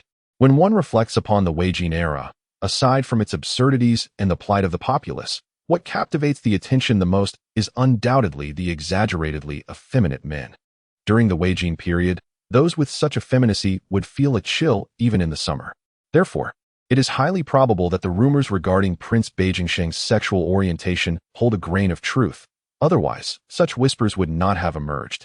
After all, whether one is heterosexual or homosexual is often discernible at a glance, and attempts to obscure the truth are nearly impossible. It is likely that the prince's residence is now a veritable display of such inclinations. In the future, Jia Baoyu may very well become a participant in this play. The public may not always discern accurately, but when it comes to gossip, their insights are undoubtedly sharp. Of course, for most, such gossip is merely a source of amusement, with its veracity holding little significance for them. Brother Jingyu, Chun Chun said, plopping down beside Shuehong with a stack of documents, inadvertently pushing aside the desk with a loud thud, prompting an irritated glare from the latter. However, Chun Chun remained unfazed, brazenly continuing, "Brother Jingyu, I see you are already 20 and still unmarried. Might you have some unspoken troubles?" Shuehong did not lift his gaze, grinding ink as he casually replied, "Brother Gong, has no one ever told you that speaking thus invites trouble? That is of little consequence. Primarily, I have a cousin, the legitimate daughter of my second uncle. If you do not mind." Just then, the door was thrust open with a resounding bang, revealing an exceedingly audacious figure. Zhu Hui, having just pushed the door, immediately regretted it and instinctively shrank his neck. Oh no, if I were to run into old Huang, it would be disastrous. I could neither outtalk him nor outrun him, nor could I withstand a confrontation. Moreover, if my father were to find out, a beating would surely follow. Aside from his position in the cabinet, Huang Jin also held the title of Minister of Rights, as well as the rank of a 4th-grade academic scholar. Although he often lacked the time to visit the Hanlin Academy, one could never be too certain. However, Zhu Hui bent slightly, cautiously peeking his head around the doorframe, his gaze sweeping across the hall, and upon discovering that Huang Jin was not present, he regained his confidence. He boldly stepped inside, hands on his hips, and sat down at a table. "The subjects pay their respects to your highness." The gathered individuals rose in unison to bow. "Where's the steward? Step forward." His Majesty requests the use of 2 individuals, assuring their safe return in full condition. Without waiting for a response, Zhu Hui surveyed the surroundings, selecting his companions. His gaze landed upon Xue Hong, and a subtle smile graced his lips, an acquaintance indeed. He pointed decisively. You, Xue Hong, and the individual beside you, accompany me. Xue Hong, somewhat perplexed, inquired, Your Highness, do you recognize me? Zhu Hui chuckled mischievously. Of course I do. How could I forget? You were nearly taken as a son-in-law, were you not? One must admit, your stamina is impressive. The carriage almost failed to catch up with you. At this remark, all eyes in the courtyard turned toward Xue Hong, brimming with curiosity and a thirst for gossip about their colleague. Even Gao Gong and Hai Rui raised their eyebrows, as if to say, Xue, you with your striking features have quite the illustrious past. Xue Hong replied, Your Highness, I am grateful. Zhu Hui responded, No need for thanks. Let us be on our way. With that, Zhu Hui, along with Xue Hong and Qin Shen, exited the premises. Your Highness, where are we headed? Oh, it's nothing of great import. I merely wish to present a congratulatory gift to my newly crowned brother-in-law. I would appreciate your scholarly assistance in selecting something fitting. Chapter 65. The Yellow River Breaches. A landscape of starvation. The news of the ascension of the Prince of Beijingshan reverberated throughout the capital, stirring the hearts of its inhabitants. As the most powerful among the four great princes, with military authority unparalleled, and connected by marriage to the esteemed Jin family of Jiangnan, he is also the brother-in-law of the fourth prince, making his status and influence abundantly clear. The Minister of War and the Minister of Personnel personally visited to extend their congratulations. Moreover, dignitaries from the Ningguo, Ronggua, Zhenggua, Ligua, Qigua, Zhigua, Xiugua, and Jiangua houses, along with the 12 marquises, all made their way to the festivities. Even the reclusive Prince Yizhong graced the banquet with his presence. If one were to assess rank by titles, the commanding Duke of County would not even be permitted entry into the innermost courtyard. The gathering consisted mainly of the descendants of the founding nobility or the trusted confidants of the retired emperor. Prince Beijingshan, Xue Rong, possessed a countenance akin to a polished jade. Adorned with a pristine white crown and silver-winged hat, he wore a five-clawed dragon robe of sea blue and white, cinched with a red belt of jade. Rising from his seat, he bowed respectfully to the assembly. Today, I, the young prince, am blessed by the compassion of my father and the celestial grace of the retired emperor. Despite my limited talents and youth, I have been granted the esteemed title of prince. Henceforth, I shall rely on the guidance and support of all esteemed uncles here, for which I am profoundly grateful. Though young, Xue Rong was astutely aware of the reasons behind the endurance of his family's status. While he commanded the military forces of Liaodong, he understood that the depth of military heritage in the Rong and Ning households far surpassed his own. Thus, he adopted a humble demeanor, referring to the attendees as esteemed uncles to win their favor. Initially, the noble families harbored concerns regarding the youthful Prince Beijingshan's rise, fearing he might harbor arrogance and disregard for his elder friends. However, upon witnessing his demeanor, they recognized his potential for wisdom and virtue. Seated at the forefront, Jiaxi, after offering a few compliments at the beginning, spent the rest of the time either sipping tea or dozing with half-closed eyes, while his mind was intricately calculating. The current emperor harbored grand ambitions, and we, in his eyes, are of little worth. The aspirations of Prince Yizhong are grand, yet lacking in substance, far from those of the late lord. Now, with the title of a garrison commander, he relinquishes control over 2 territories.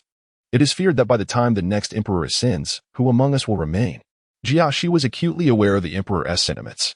Indeed, the attitude of any future emperor towards the founding heroes would mirror that of Lady Xing towards Jiaoda.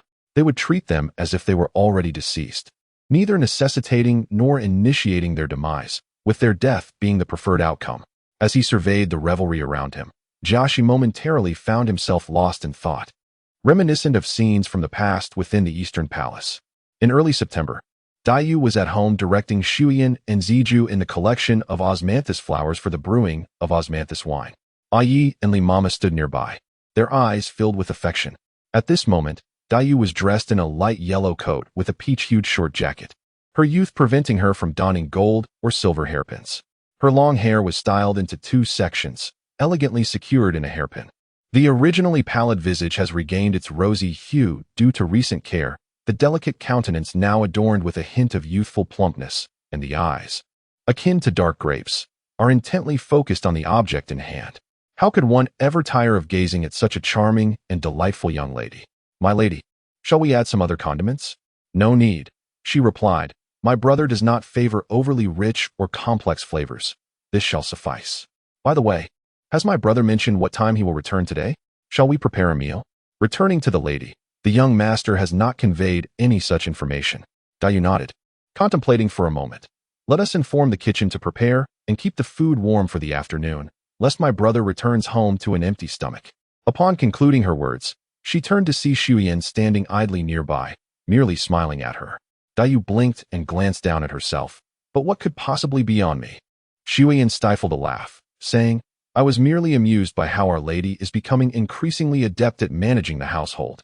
You now resemble a genuine housekeeper. A housekeeper? Whose household?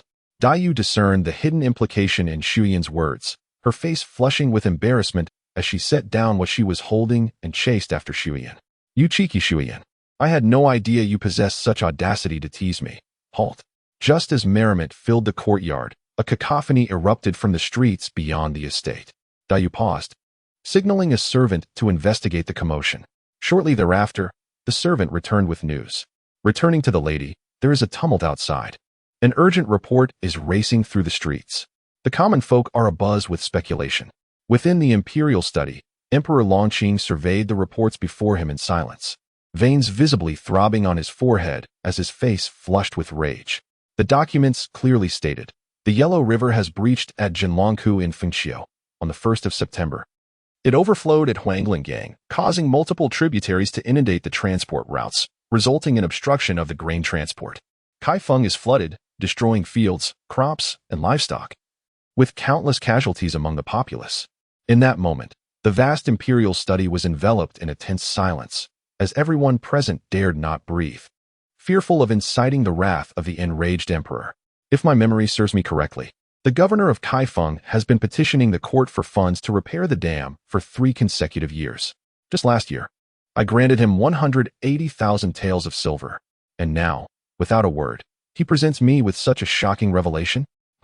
Recently, Longqing had been enjoying a modicum of peace, only for matters below to present him with such a formidable challenge.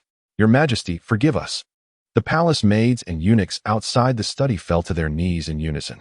At this moment, although Emperor Longqing was seething with rage, his reason prevailed. He understood that this situation bore no connection to the eunuchs and maids before him, and thus refrained from venting his fury upon them. With a sweep of his sleeve, Emperor Longqing departed, issuing a command, Xia Dabin, ring the bell for court, summon the ministers. Even if they must crawl, I demand they arrive within the hour. Should anyone be absent, they need not return henceforth. Though his tone betrayed no emotion, Xia Shouzhong felt a chill of sweat cascade down his brow. It had been quite some time since he had witnessed the emperor in such a fury. Emperor Longqing seldom displayed anger overtly. Often, his calm demeanor masked the depths of his fury. With a single command, all officials of the 5th rank and above in the capital, regardless of their current engagements, immediately abandoned their tasks. Those who typically traveled by palanquin swiftly opted for carriages, and those who could ride horses did so without hesitation. In an instant, numerous swift figures darted through the capital towards the Hall of Supreme Harmony. Even Xue Hong, who was poised to clock out from the Hanlin Academy, was compelled to remain. The entire city was enveloped in an atmosphere of trepidation, with every rustle of leaves stirring anxiety. Even the ostentatious Rongbo mansion secured its doors tightly. After all, no one could predict what the wrath of the dragon might unleash. Concerned for Dayu, who awaited anxiously at home, Xue Hong dispatched a messenger to inform her, advising that she remain indoors and keep the gates closed. Chapter 66, Little Shoes Tailored Just for You. Upon the dragon throne, Emperor Longqing rested one hand upon his knee while propping his head with the other, casting a cold gaze upon the actions of his ministers below. Prior to entering the Hall of Supreme Harmony, he had tacitly permitted the eunuchs to disclose the letter to the officials. Eager to observe the demeanor of these officials who feasted upon the state as treasury, sustained by the labor of the common folk, most of the ministers bowed their heads in silence, adopting a posture of indifference, embodying the adage that excessive action leads to errors while inaction minimizes risk. This only fueled Emperor Longqing's growing ire. Many of those who had ascended from humble beginnings had become seasoned players in the political arena, content with avoiding blame rather than striving for merit. My esteemed officials, he intoned, the Yellow River has breached its banks, resulting in extensive damage to farmland. With countless citizens harmed or perished, even the city of Kaifeng has been inundated. Do you have any sound strategies to propose? As his words echoed, Minister of Revenue Shan Shotsai was the first to step forward. Your Majesty, the pressing matter at hand is to dispatch officials to the affected regions immediately. We must assess the extent of the disaster and transport provisions to aid the victims. The winters have grown increasingly harsh in recent years, arriving earlier each season. It is now September. If we do not act swiftly, a heavy snowfall could lead to widespread starvation. Minister of Works, Li Ruzhai, also took a stand. In addition to disaster relief, we must gather information on the extent of the flooding and subsequently construct channels and levees to redirect the overflowing Yellow River back into its main course, preventing further calamity. I beseech you to grant me permission to travel to Jinlongkou. Permission granted. Immediately requisition grain from Shandong, Jiangnan, and Huguang to be transported to Hunan. Officials from the Hanlin Academy shall be dispatched to supervise the procurement and transport of these supplies. Should any merchant demand 3 times the market price for grain, their household shall be confiscated and their families exterminated. Minister Li, I appoint you as the governor of Hunan, fully empowered to manage the relief efforts. All officials and troops in Hunan are to cooperate with your directives in combating the flood. Any defiance will be met with execution before reporting. The Right Deputy Minister of Rights and the Right Deputy Minister of Revenue were appointed as assistants. Unite in our efforts to withstand this natural disaster. We shall obey your command. The ministers responded in unison. The Crown Prince, appropriately, then stepped forward. Father, I beseech you. The citizens near Kaifeng have suffered greatly from this calamity. As the Crown Prince, it is my duty to assist our subjects in overcoming this adversity. Emperor Longqing understood that the Crown Prince was concerned that local officials might feign loyalty while obstructing relief efforts, not wishing to let Minister Li bear the brunt of the blame. Should he encounter obstinacy, the Crown Prince was prepared to intervene directly, rendering Li's extreme measures unnecessary. Permission granted. Old Minister Huang Jin, standing nearby, exchanged a knowing glance with Minister Shan, who immediately grasped the unspoken understanding. Huang Jin then stepped forth. Your Majesty, while natural disasters are commonplace and thus expected, the populace remains ignorant. Given the frequency of calamities in recent years, there may arise unrest among the people. I request permission to offer sacrifices to heaven, praying for the swift retreat of the flood and the comfort of the masses. Alas, since the years leading up to the abdication of the former emperor, natural disasters had plagued the realm, with no improvement seen since Emperor Longqing took the throne. Were it not for his formidable strength in the presence of a capable cadre, the fate of the Ming dynasty might have long since been sealed.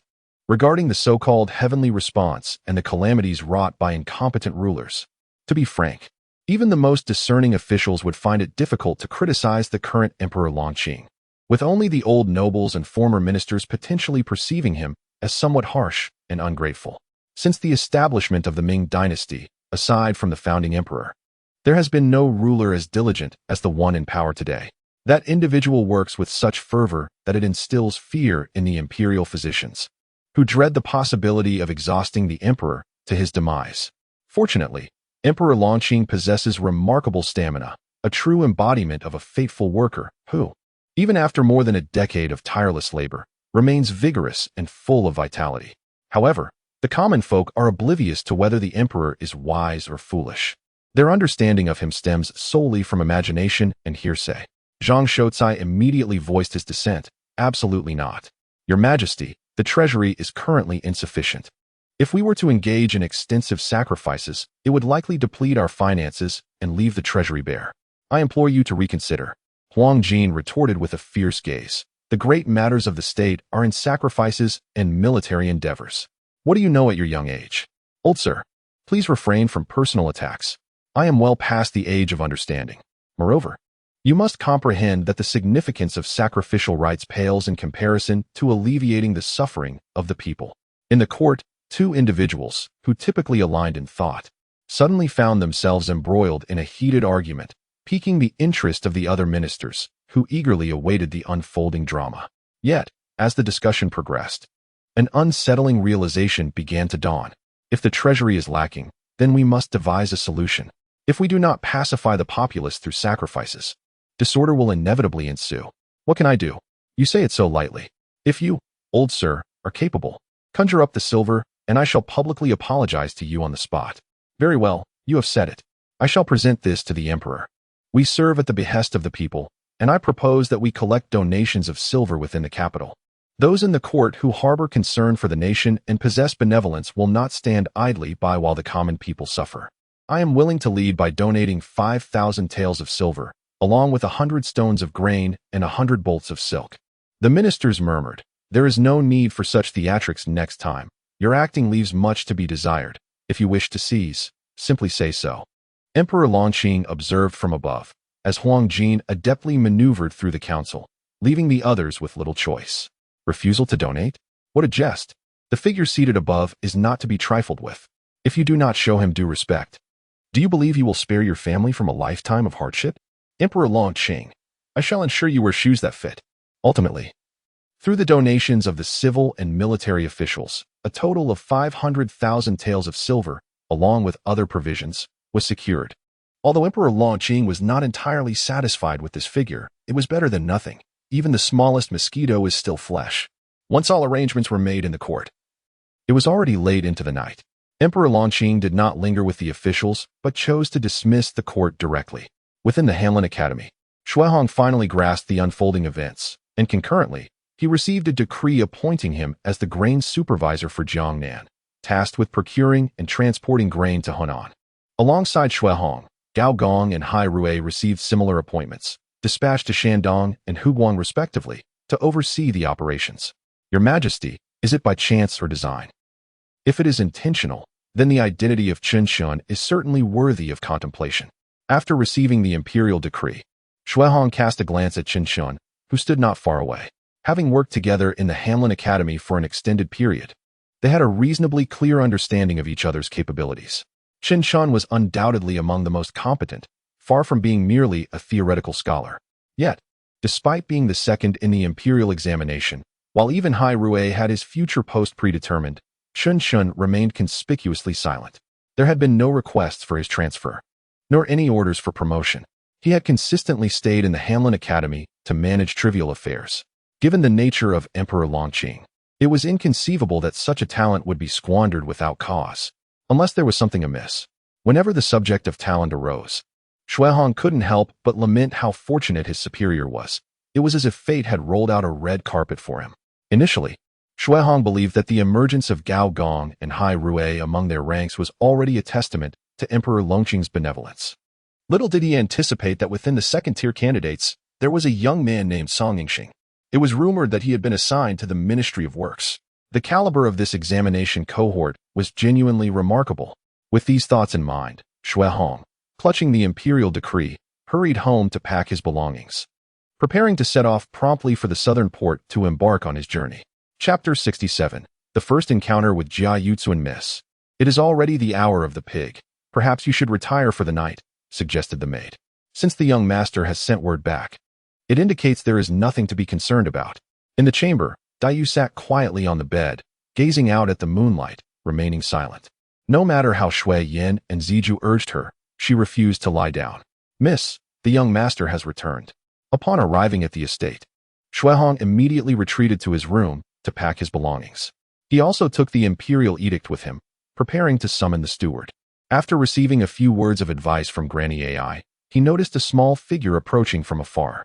Senior brother. Shuehong was somewhat taken aback, but soon spoke. Junior sister need not worry. I have merely been summoned by the court for some official business, and His Majesty has dispatched me to Jiangnan. It is also an opportune moment for me to visit mother and my esteemed teacher. Do you have any message for me to convey to our master? Although Daiyu longed for her father and had countless words to share, upon observing the urgency in Shuehong's movements, as well as the late hour of his departure, she understood the significance of his journey. She shook her head in response, saying, "There is nothing to convey. Please tell father that I am well in the capital and he need not fret. I hope he takes good care of himself." Shuehong watched Daiyu's slender figure standing in the moonlight, and he reached out to tighten her cloak. After giving a few instructions to the steward and Granny AI, he mounted his horse and, accompanied by several guards, departed swiftly. The next morning, Wang Shifeng, supported by Pinger, emerged from her room. "Is everything accounted for? Is it 3,000 taels of silver?" Pinger replied, Rest assured, my lady. I oversaw the counting of the silver before locking the storeroom. There can be no mistakes. Last night, the long-absent Jia Shi unexpectedly returned and ordered that Wang Shifeng be summoned to withdraw 3,000 taels of silver to send to the Ministry of Revenue. Officially, Jia Shi was the heir to the Ronghua house. Personally, he was Wang Shifeng's father-in-law. Yet, the authority in the household ultimately rested with grandmother Jia, and the second branch was favored. With a smile, Wang Shifeng agreed but stalled, saying, "How could a wife not fulfill her husband's orders? However, it is quite late now, and 3,000 taels is no trivial amount. It is rather inconvenient. Since a little time makes no difference. I shall personally go to the storeroom tomorrow morning to collect it and send it to the ministry." Jia Shi merely glanced at Wang Shifeng before nodding in agreement, saying no more. The following morning, Wang Shifeng sent Ping to inform grandmother Jia of the situation. After receiving her tacit approval, she opened the storeroom, counted out 3,000 taels in cash, and sent it to the ministry. Wang Shifeng adjusted the gold hairpin atop her head and suddenly looked up. "Ping, tell me, why on earth is the old master sending our family's silver to the ministry? It is neither a gift of gratitude nor a matter of social obligation. Rather, it is being deposited into the national treasury." Ping furrowed her brows in thought for a moment. Perhaps it is to repay the ministry's debts? Wang Shifeng scoffed lightly. "You foolish girl. Our family owes the ministry over 100,000 taels. How could this mere 3,000 suffice? Indeed, it must be said that not only does my family owe considerable sums, but my maternal family, as well as the Zhun family in Jiangnan, are indebted to the treasury for more than 1 million. Among us affluent families, who is not in debt to the national coffers? Yet, have you seen anyone settle their accounts? I surmise that there must be some matter of import within the court. Once Lian heir returns, we shall inquire and soon learn the truth." As they conversed, they happened upon Jia Lian returning from outside. "Fengjie, instruct Ping to tidy up the house. I shall remain here for the next few days." Upon hearing these words, both Wang Shifeng and Ping felt as though the sun had risen from the west. Wang Shifeng, with a sharp tongue, retorted, "Oh, our esteemed master is indeed aware he has a home. What, do you no longer visit those other households?" At that moment, Jia Lian felt somewhat unsettled and, unwilling to engage in a quarrel, replied coolly, "Do not speak foolishness. What other home could I possibly have? The capital is likely in turmoil these days. Ensure that the household staff exercises discretion. We must avoid incurring the wrath of the emperor." The gravity of his words silenced Wang Shifeng, prompting her to inquire further. Jia Lian recounted the recent flooding of the Yellow River in Hunan, causing Ping to blanch in fear, while Wang Shifeng merely sighed. What a trivial matter. Such natural disasters have occurred throughout history. It merely results in the loss of a few lives. Since our master has returned, let him rest well at home for a couple of days. Jia Lian, noting her dismissive attitude, quickly cautioned, "Fengjie, I am not jesting. This morning, news spread like wildfire. Last night, His Majesty convened the ministers with a grave countenance. Even other households have shuttered their doors, fearing to provoke his displeasure. You must not act impulsively. We cannot afford to give others a reason to speak against us." Seeing Jia Lian's serious demeanor, Wang Shifeng stifled her thoughts and nodded. "I shall issue orders shortly to ensure the servants remain vigilant." With her acquiescence, Jia Lian felt reassured and prepared to retire to his quarters. Unbeknownst to him, Wang Shifeng harbored the belief that a throng of commoners could hardly be compared to their esteemed lineage. Could it be that the demise of a few commoners would lead to scrutiny upon their family? Although she entertained such thoughts, her innate fear of the emperor compelled her to issue directives, albeit without much conviction. "My lord, the individuals sent to meet you at the post station have arrived." Shuahong, having gathered his documents and extinguished the candle in the cabin, rose and made his way outside. Upon exiting the cabin, he found that the dock had already been cleared of pedestrians by the officials. Although Shuahong currently held the rank of a sixth-grade official, as an envoy dispatched by the emperor, he was typically accompanied by an elaborate retinue, including a small red pavilion, red and green umbrellas, gong bearers, sign holders, and accompanying officials. Yet, due to his modest rank, his entourage comprised only a score of individuals. However, as a special envoy, Shuahong had already reached the highest rank, surpassing local officials, to demonstrate his reverence for imperial authority. Upon disembarking, Shuahong spotted a tall figure clad in a striking red official robe waiting not far away. "I am the governor of Jinling, Jiahua, and I have the honor of meeting the esteemed envoy." Upon hearing this, a name suddenly flashed through Shuahong's mind. Could it be Jia Shifei, the renowned Jia Yutsuan? Jia Hua, whose courtesy name was Shifei and style name was Yutsuan, was taken aback. How could this young envoy know his name and his literary sobriquet? Was he perhaps the son of some nobleman in the capital with whom he had previously had dealings? Surely not from the Jia household. No. The sons of the Jia family would either be well into their 30s or merely around 10 years old. Regardless, one who attained the rank of special envoy at such a young age must either be the offspring of a prominent minister or a favored individual of His Majesty. Thus, he must be treated with utmost respect. As Jia Yutsuan pondered this, a voice interrupted his thoughts. Governor, let us converse further at the yamen. Jia Yutsuan smacked his forehead and quickly replied, Ah, indeed, esteemed envoy, you speak wisely. My apologies for my oversight. Please, allow me to escort you to the sedan. Shuihong graciously acknowledged, I appreciate your kindness, Governor. Once Shuihong had entered the sedan, Jia Yutsuan followed suit, and they proceeded towards the yamen together. Is this truly Jia Yutsuan? He appears entirely different from the portrayal given by my mentor. While Lin Ruhai spoke of Jia Yutsuan as someone with numerous flaws, he nonetheless possessed the pride of a scholar and remarkable talents. Before teaching at the Lin residence, Jia Yutsuan had instructed Zhen Baoyu. However, due to the matriarch's excessive favoritism towards her grandson, she frequently interfered with Jia's methods, ultimately leading him to resign in frustration. Where one is not welcome, another will surely take them in. This indicates that Jia Yutsuan still retained a scholar's pride at that time. Yet now, as a fourth-rank official adorned in red, he was excessively flattering a mere sixth-rank officer. Indeed, while Shuihong bore the title of special envoy, it hardly warranted such deference from a local dignitary. It seemed he had been somewhat disheartened upon arriving in the capital. Consider this. After 2 decades of diligent study, Jia Yutsuan finally succeeded in the imperial examinations, earning the position of a county magistrate through his talents. But shortly thereafter, he was dismissed. What was the outcome? Upon arriving in the capital, he ascended the ranks of the Jia family, directly securing the position of governor of Jinling. The leap was equivalent to a county head being appointed as the secretary of the Nanjing Municipal Committee, a direct promotion from a lower-level position to a ministerial rank. What others toil a lifetime for was granted to him in a mere moment. That Jia Yutsuan had not succumbed to despair was a testament to his resilience. After decades of effort, to look back and see it all for naught. At this juncture, Shuihong surmised Jia Yutsuan's thoughts. Could it be that Jia Yutsuan perceives me as the son of some noble family in the capital? Chapter 68. The Imperial Edict arrives in Jiangnan. Reuniting with an old friend upon arriving at the government office, Jia Yutsuan promptly instructed his servants to prepare a banquet to welcome Shuihong. However, Shuihong waved his hand dismissively, saying, My lord, let us forego the welcoming feast. Please send someone to notify the provincial administration office to prepare for the imperial edict. This dynasty adopted a tripartite system of governance, military, and judicial authority, establishing the provincial administration office, the commandant's office, and the judicial inspection office. Officials such as county magistrates, prefects, and governors all fall under the jurisdiction of the provincial administration office. Above these 3 offices, there exists the inspectorate, which is not part of the local official hierarchy but consists of inspectors dispatched directly by the emperor, accountable solely to him. Jia Yutsuan hastily sent someone to report to the provincial administration office while cautiously attempting to glean information from Shuihong. Yet, despite his youthful appearance, Shuihong proved to be as shrewd as seasoned officials, revealing nothing of substance. With a sudden imperial envoy's arrival, the atmosphere was thick with uncertainty. Whether this was a boon or a bane remained to be seen.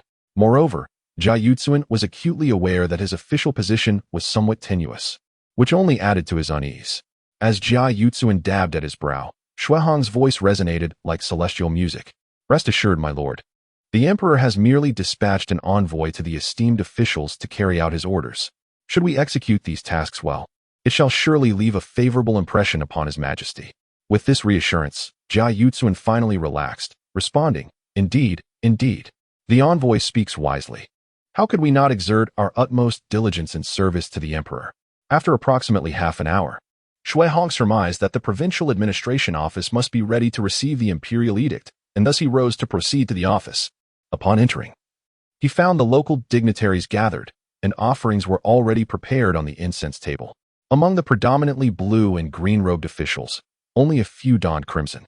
and Xuehong quickly discerned that one portly gentleman in a robe adorned with 4 dragon motifs was none other than Prince Zhongshuan. Holding the imperial edict, Xuehong stood before the assembly and proclaimed loudly, "Officials of the Jiang and Provincial Administration Office, prepare to receive the edict." Instantly, a chorus of officials knelt in unison. "By the grace of heaven, the emperor decrees. The Yellow River in Hunan has breached its banks, causing disaster among the populace, and the fields have been submerged in floodwaters. Therefore, the provinces of Jiangnan are to mobilize and procure grain and cloth to assist Hunan. All governors are hereby ordered to cooperate fully. Any dereliction of duty will be met with severe punishment. Thus it is decreed." The officials responded with fervor, "We accept the edict. Long live the emperor." Once the edict was out of his hands, Xuehong bowed respectfully to Prince Zhongshuan, saying, "I am Xuehong, a compiler from the Hanlin Academy, and I pay my respects to your highness." To his surprise, the prince's eyes lit up, and he stepped forward, grasping Xuehong's sleeve. "Xuehong, are you the one from the family of dual flower champions? Your mentor is the Salt Commissioner Lin Rohai of Yangzhou." Though somewhat taken aback, Xuehong maintained a composed smile and replied, "Indeed, he is my esteemed teacher." Prince Zhongshuan clapped Xuehong on the shoulder, exclaiming, "Ha ha ha! Then we are indeed kin. We shall discuss the welcoming feast and a tour of the pleasure quarters later. First, let us address the pressing matters at hand. What has transpired in Hunan? Would it be my elder brother who would dispatch you to gather provisions? A decree is but a piece of cloth, inherently incapable of encapsulating every detail.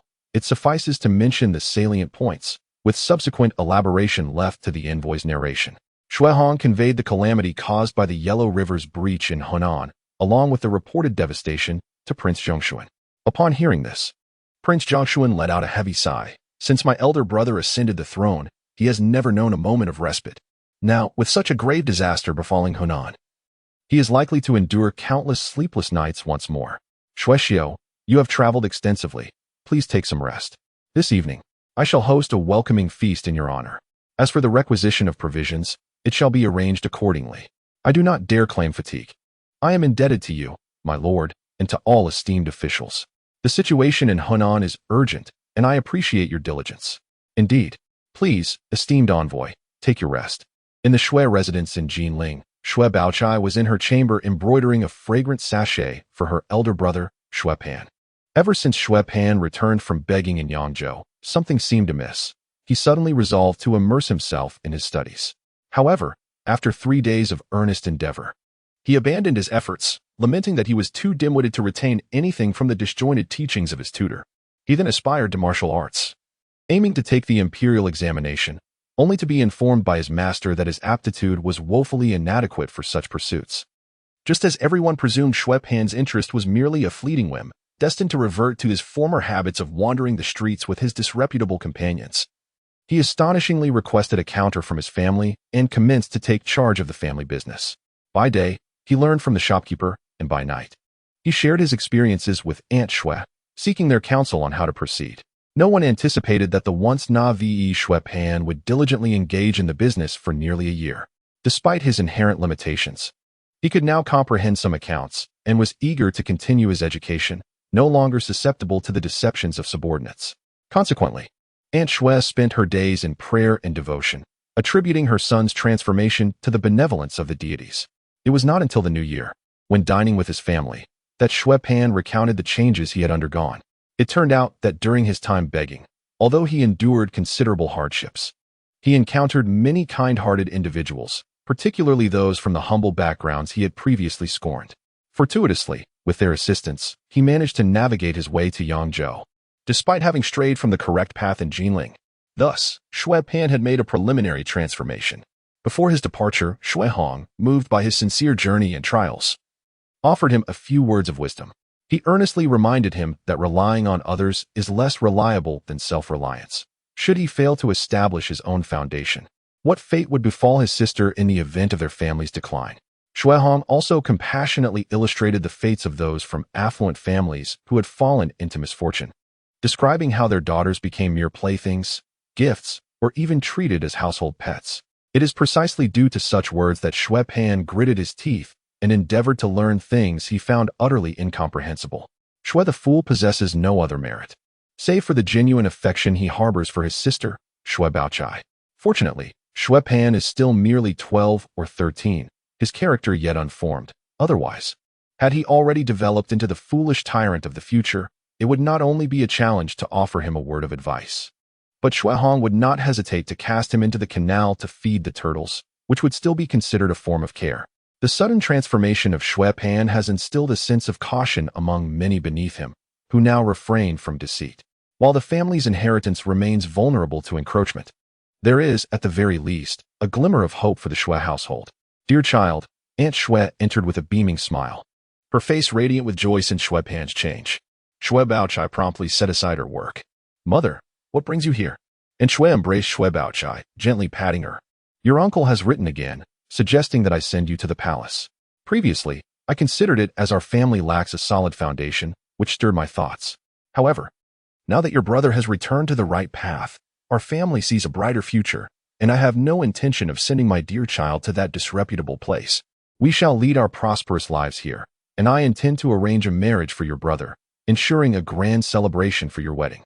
That would fulfill my lifelong wish. Shui Baochai quietly nestled in her mother's embrace, her face radiating satisfaction and obedience. Just as the mother and daughter relished this tranquil moment, a raucous voice broke through. Mother, sister, guess what I heard on the street today? Shui Pan rushed in, brimming with excitement. While I was at the shop, I heard someone banging a gong, proclaiming that an imperial envoy has arrived from the capital. I inquired further, and can you guess who this envoy is? Shui Pan's animated gestures resembled those of a large monkey, and upon seeing Shui Baochai, he could not help but laugh. Nevertheless, he maintained his composure and asked, What? Do you perhaps know him? Hee. Not only do I know him, but you do as well. It is none other than our very own Shui Hong. Aunt Shui and Shui Baochai exchanged incredulous glances, struggling to believe it. Last year, he was merely a scholar, and in just a year, he has become an envoy? Mother, sister, I have confirmed it. The people at the post station said this esteemed envoy is indeed named Shui Hong. He is this year's top scholar, merely 20 years old. And he hails from our Yangzhou prefecture in Jiangnan. It cannot be mistaken. Chapter 69. The Gamble of Shui Baochai Ba, my Buddha? How remarkable is this child? Endowed with such capabilities and fortune. At merely 19, he is a flower of the examination and now appointed as a special envoy by the emperor. Aunt Shui recited Ba, her eyes and face brimming with envy, occasionally glancing at Baochai beside her. At that moment, Shui Baochai seemed to suddenly recollect something. A special envoy. But what decree has the emperor issued? Brother, perhaps you might send someone to inquire further.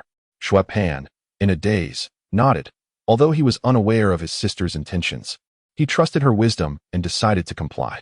After a brief interlude, Shui Pan hurried back, strides full of urgency.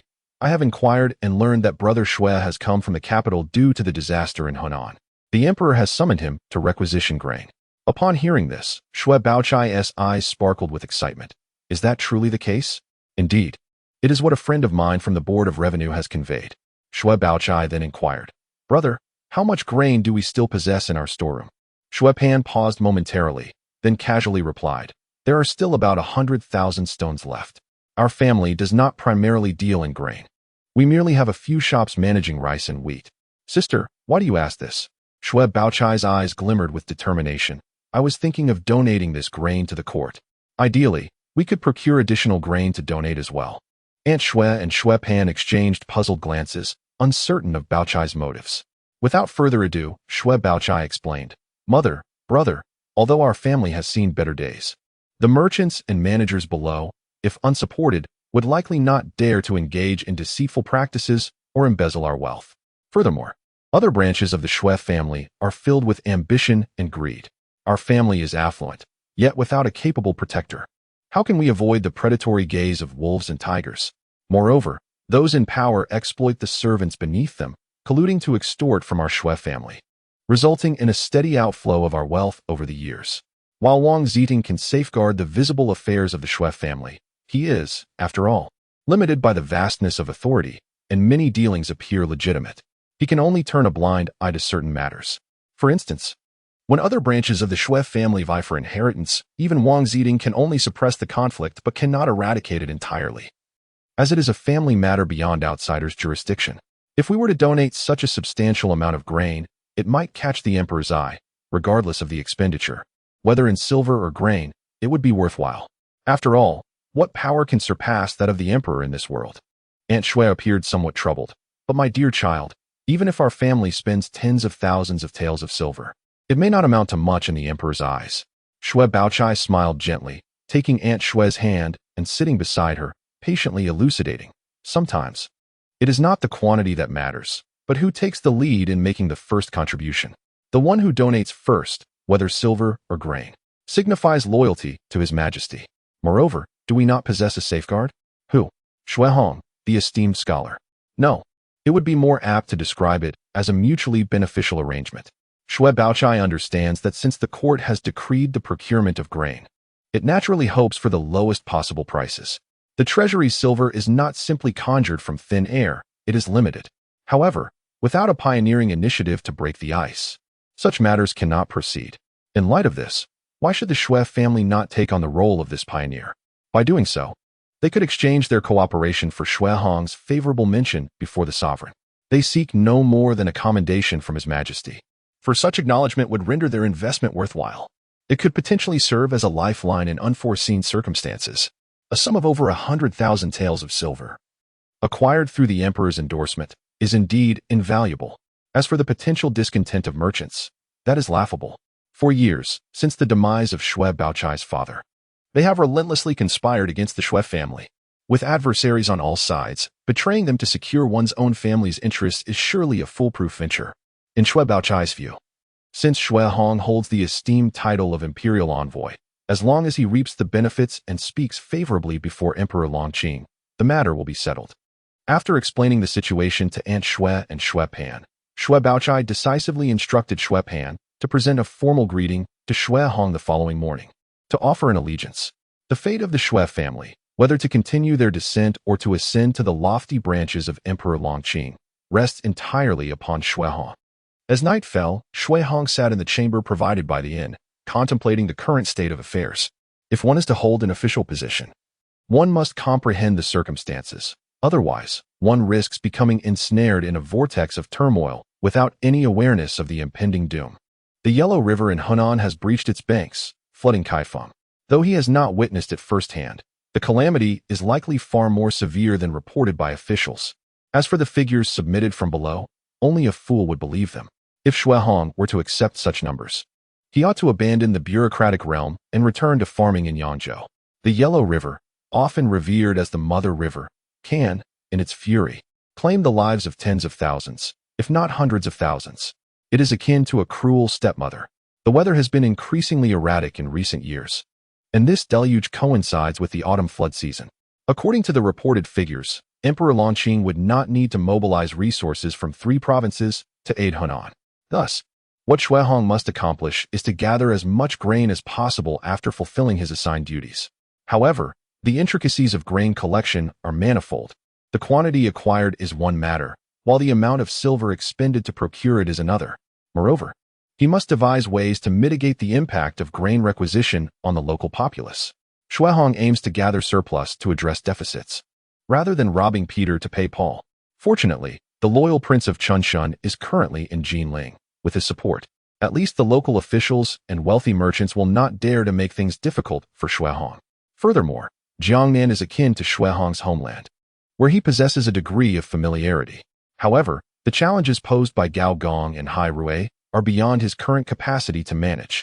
Shui Hong rose from her chair and reclined on her bed, quietly gazing at the luminous moon outside her window.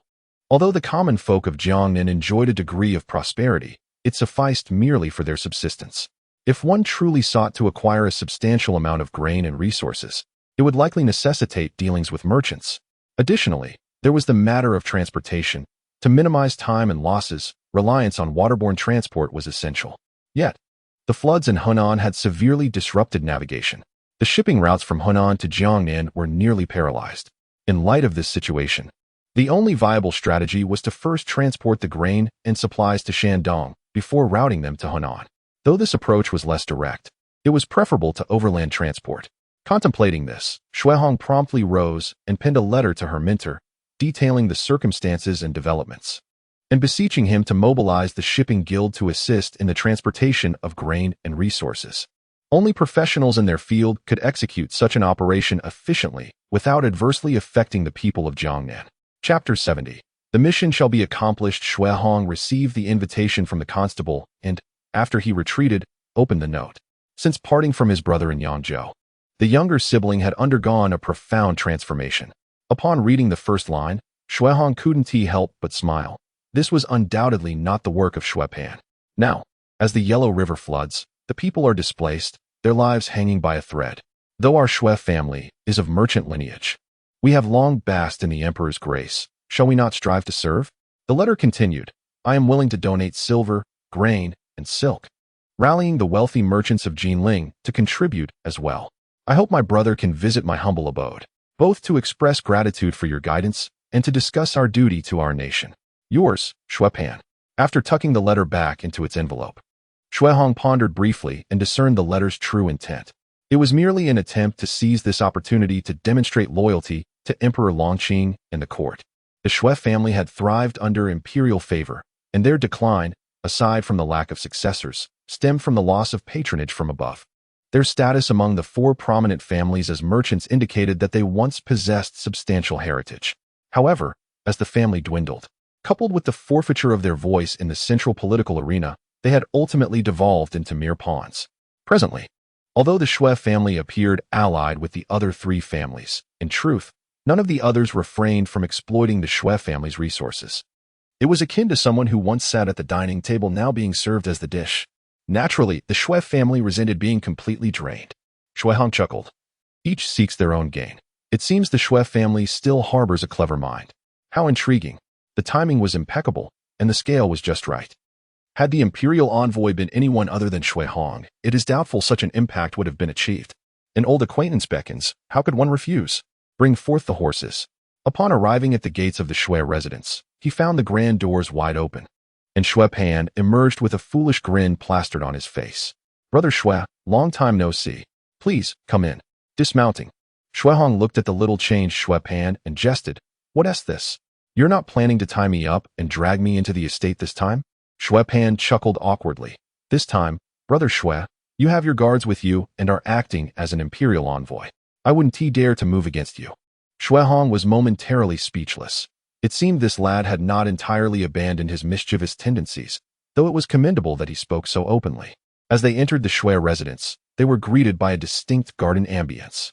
Compared to the elegance of the Lin residence and the grandeur of the Jia family, the Xue estate, constrained by its regulations and status, could not rival the former two. Yet, the opulence displayed was beyond that of ordinary officials and merchants.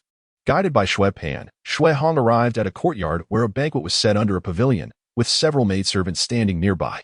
At the table were two figures, easily identifiable as Aunt Xue and Xue Baochai. The ancient custom of separating men and women at public gatherings, though remnants of feudal thought, primarily stemmed from differences in habits. The men would indulge in wine and boast, often neglecting the dishes entirely. The interaction between women and men is indeed context-dependent. The primary prohibition is against women meeting men privately without supervision. However, in the presence of parents or in the company of longtime acquaintances, particularly in transparent and respectable settings, such encounters are generally deemed acceptable. In this regard, Xue Hong, by virtue of his long-standing association with the Xue family, finds himself in a favorable position.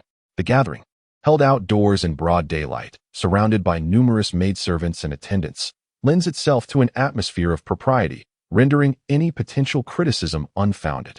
Even if whispers circulate behind his back, Xue Hong remains indifferent, as such rumors lack substance. If anyone harbors fear, it should be Xue Baochai. After all, what concern does Xue Hong have for reputation? The notion that one might resort to slander for coercion is far-fetched, unless Xue Baochai harbors ambitions of becoming a concubine. Brother Xue, this is my mother. And this is my dear sister, Xue Hong said, his demeanor calm as he approached respectfully, bowing slightly while averting his gaze from the two ladies. I have the honor of meeting you, Madam and Mississippi. His courteous behavior successfully garnered the approval of Aunt Xue and Xue Baochai. After all, in any era, few appreciate a lascivious gaze, unless one possesses considerable wealth or power. Please, take a seat, Sir Xue, invited Xue Pan. Once everyone was seated, Shui Pan animatedly recounted his experiences since returning from Yangzhou. Shui Hong, ever gracious, offered compliments, prompting Shui Pan to inquire about the purpose of Shui Hong's journey to the south. At this, Shui Hong's smile faded, replaced by a more serious demeanor. The Yellow River has breached its banks unexpectedly, and His Majesty has summoned me to Jiangnan to issue orders for grain procurement. However, despite Jiangnan's affluence, the hasty nature of this task makes it challenging to gather the required supplies promptly. Thus, His Majesty has entrusted me to procure grain, silk, and other materials locally to alleviate the plight of the citizens of Hunan. Shui Hong's statement was already quite considerate toward the local officials in Jiangnan. Was it truly a matter of insufficient time to gather supplies? One might fear that the granaries were altogether empty. As Shui Pan poured wine for Shui Hong, he suddenly found himself at a loss for words, staring blankly at the wine jug, instinctively glancing at Shui Baochai for assistance. Aunt Shui, feeling a twinge of embarrassment, bowed her head, sensing her son's awkwardness. Shui Hong, placing a hand over his cup, chuckled, "I have limited time, so I hope for your understanding.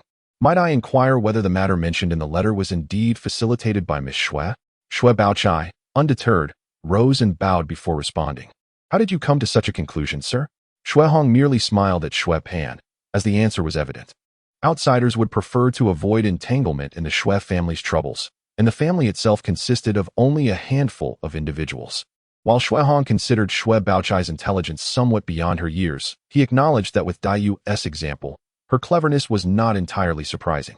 Regardless, the loyalty of the Shui family would surely be remembered by His Majesty, and the people of Hunan would also acknowledge their contributions. However, the quantity of resources required for disaster relief was no small matter. Even with the Shui family's long-standing affluence, it might be insufficient to bear the burden alone. Therefore, Shui Hong sought to invite the wealthy merchants of Jinling to discuss potential contributions. After a moment of contemplation, Shui Baochai nodded in agreement, stating that it was merely a trivial matter and expressing hope that the esteemed official might speak favorably on behalf of the Shui family before His Majesty. "That is assured," came the reply. "The Shui family is unwavering in loyalty. Even without my words, their devotion will surely capture the Emperor's attention. The sovereign's enlightenment spans vast distances, and he places great importance on loyalty and obedience. With the Shui family aligning with the will of the people and performing their duties with fidelity, how could it fail to please the Dragon Countenance?" Upon departing from the Shui residence, Shui Hong felt a twinge of regret, pondering that had Shui Baochai been a man, she might have emerged as a pillar in the forthcoming reforms. Shui Hong and Emperor Longqing aimed to unite the strengths of various classes to advance productivity, rather than engage in internal strife. The merchant class, too, must be part of this unifying force. Thus, a leader is essential for guidance, and Shui Baochai's innate talents were well suited for such a role. Yet, alas, she was born in an era that did not favor her. As for the notion of producing literary works to elevate the status of women, Shui Hong harbored no such aspirations at present. He believed that with the enhancement of productivity, the status of women would naturally rise, without the need for deliberate advocacy. This is the inevitable tide of history. In this world, there has never been a distinction between male and female rights. There exists only the dominance of power. It is not the creation of literature extolling women that uplifts their status, but rather a societal demand for the elevation of women that gives rise to such literary works. Ultimately, the crux of all human issues lies in the realm of productivity, and all societal conflicts fundamentally stem from class struggles. Serendipitous alliances yield fruitful outcomes. With the Shui family as a breakthrough, concerns regarding grain and resources are alleviated, whether one plays the role of the good cop or the bad cop. What remains is to patiently await further developments. Chapter 71. What Jade? Stay away. In the study of the Jia residents, Jia Shi and Jia Zheng sat in their chairs, both sighing heavily. Jia Shi wore a pensive expression, while Jia Zheng clenched a piece of letter paper, filled with righteous indignation and speaking incoherently. "Elder brother, what on earth do these people intend to do? Yuer is our own niece. Just because her husband has differing political views, they wish to tarnish her reputation to manipulate him? Is this the behavior of a gentleman? A gentleman hears no evil, sees no lewdness, and speaks no vile words. It seems gentlemen are becoming increasingly rare. Since childhood, Jia Zheng had been groomed to uphold the family's honor. Thus his immediate reaction to such affairs was one of outrage. Conversely, Jia Shi's first instinct was that it was too late to act. Any attempt at intervention would be futile. If there had been a genuine opportunity to bind Lin Ruhai to their shattered vessel, she would have acted long ago, without the need for further discussion. Previously, when Lady Wang of the Jia family received a signal from Prince Tang, she did not communicate with the Jia family before taking action. What was the result? They startled the snake in the grass and fell into a trap, tarnishing Bao Yu's reputation and subsequently placing the blame on the two masters of Ningguo. Were it not for Grandmother Jia's intervention, this foolishness, worthy of being included in the classic of mountains and seas, would have surely caused a rift between the Rong and Ning families that would not easily be mended. In Jiaxi's eyes, whether a niece or a biological daughter, they were merely tools of the family, mere firewood. To Jiaxi, his biological daughter might even be less cherished than his nephew Bao Yu. To him, Bao Yu was his beloved grandnephew, a part of the Jia family, capable of continuing the family line and contributing to its strength. In contrast, his daughter Yingchun would at best serve as a political bargaining chip for the family. Jiaxi had long discerned the current state of affairs. The reign of Emperor Longqing was firmly established, and the art of political maneuvering was beyond what the former emperor could comprehend. As for Prince Yizhong, in Jiaxi's perspective, this little brat lacked the acumen to even sit at the table.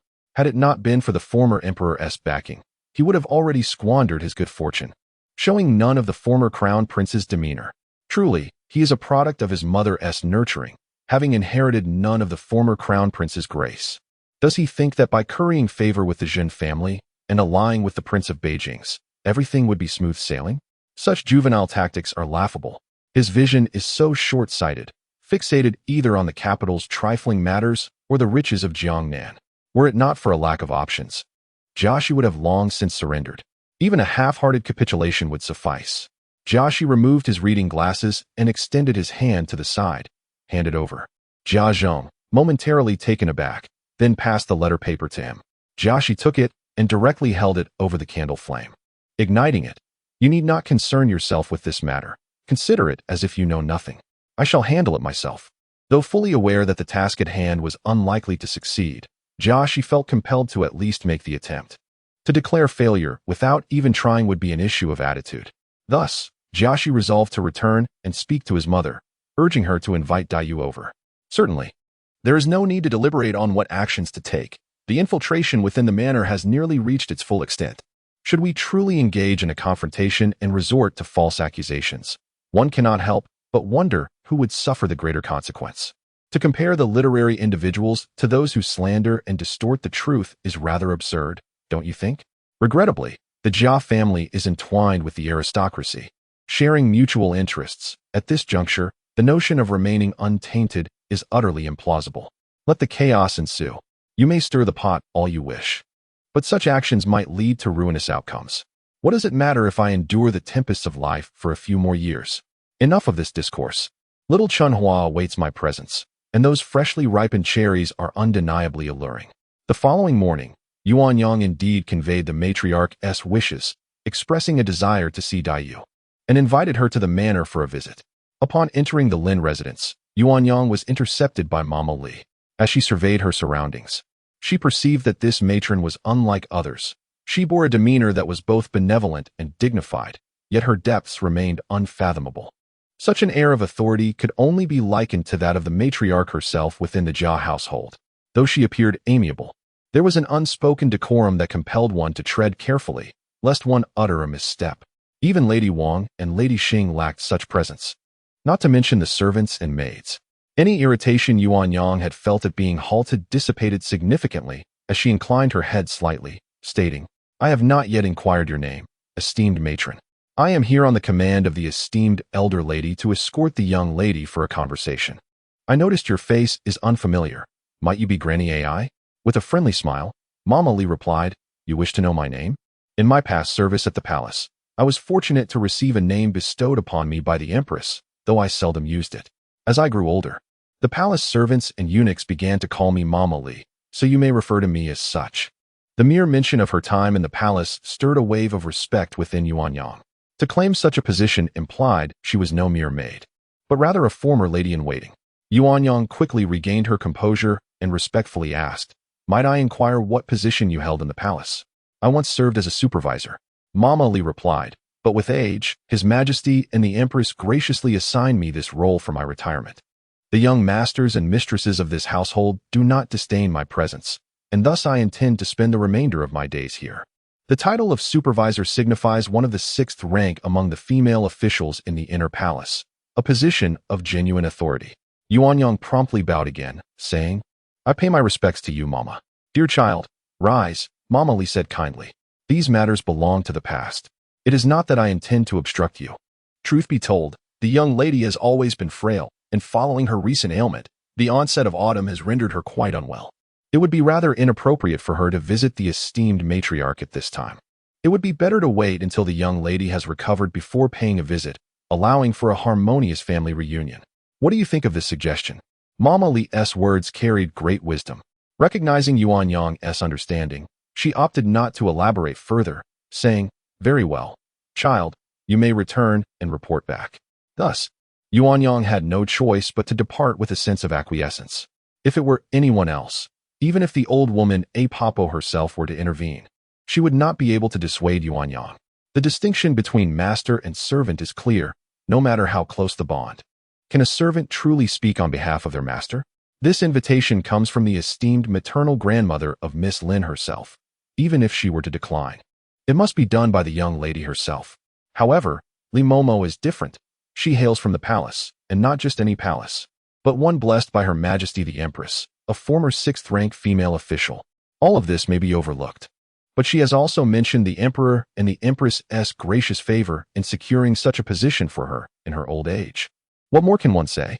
This accumulation of advantages is formidable, unless Grandmother Jia is prepared to cast aside her dignity and confront the matter directly. No one from the household can make a difference. Upon returning to the Jia residence, Yuanyang promptly informed Grandmother Jia of the situation. Upon learning of it, Grandmother Jia was filled with both astonishment and regret. She was astonished by the immense favor shown to her son-in-law and regretted not being able to stop the foolish Wang Shifeng, who had jeopardized the bright future of her two beloved children. A sixth-rank female official, such a title carries immense weight, and many families would vie for the opportunity to support this old woman in her retirement. The more Grandmother Jia thought about it, the angrier she became. Slapping her thigh in frustration, "Yuanyang, go tell the second daughter-in-law that I am feeling out of sorts. Let her transcribe the Heart Sutra for me 100 times to pray for blessings." After sending Yuanyang off, Apapo approached from behind a low wall. "We owe much to your presence." Li Momo smiled. "Let us not linger on such matters. We should hasten back to see the young lady." Both of them, though advanced in years, possessed minds as clear as crystal. They were well aware of Grandmother Jia's hidden concerns. However, Jia Baoyu's character is far from that of a suitable match. Not only is his reputation tarnished, but the Jia family's notorious penchant for indulgence in romantic escapades is quite enough to deter anyone. Jia Baoyu's nature guarantees that he will never be a faithful partner. He is drawn to the allure of unattainable beauty. He wishes for all the world's beauties to revolve around him, a temperament that makes it impossible for him to remain devoted to a single woman. Jia Yin and Wang Shifeng, having grown up together, initially shared a bond as sweet as honey. Yet what is their current state? How do Jia Yin and Wang Shifeng fare now? If Daiyu, with her solitary and aloof disposition, were to find herself with a partner like Jia Baoyu, akin to Jia Yin's fate, what would her outcome be? Thus, the two elderly ladies resolved firmly to safeguard the household. As for Baoyu and his affairs, let him keep his distance. Chapter 72. Lin Rahai. Even if I raise them for a day, they are still the pigs of the Lin family. After Shui Hong engaged in amicable discussions with over 20 affluent merchants, everyone earnestly embraced the ideals of loyalty to the monarchy and patriotism. Following the example set by the Shui family of Jinling by donating substantial quantities of grain, silver, and supplies. During this period, in order to maintain order at the scene, Shui Xiuzhuan, appointed by the central government, requested that Prince Zhongshuan dispatch over 1,000 troops from the capital to ensure the safety of the patriotic merchants. The exchanges between both parties were harmonious, allowing for the thorough sharing of invaluable opinions and candid conversations. Naturally, in instances where opinions diverged, all decisions were made in accordance with Shui Xiuzhuan's wishes. Shui Hong remarked, "Oh, there's no need to be overly insistent. The loyalty you exhibit towards the court and His Majesty will certainly be recognized. Is this perhaps too much?"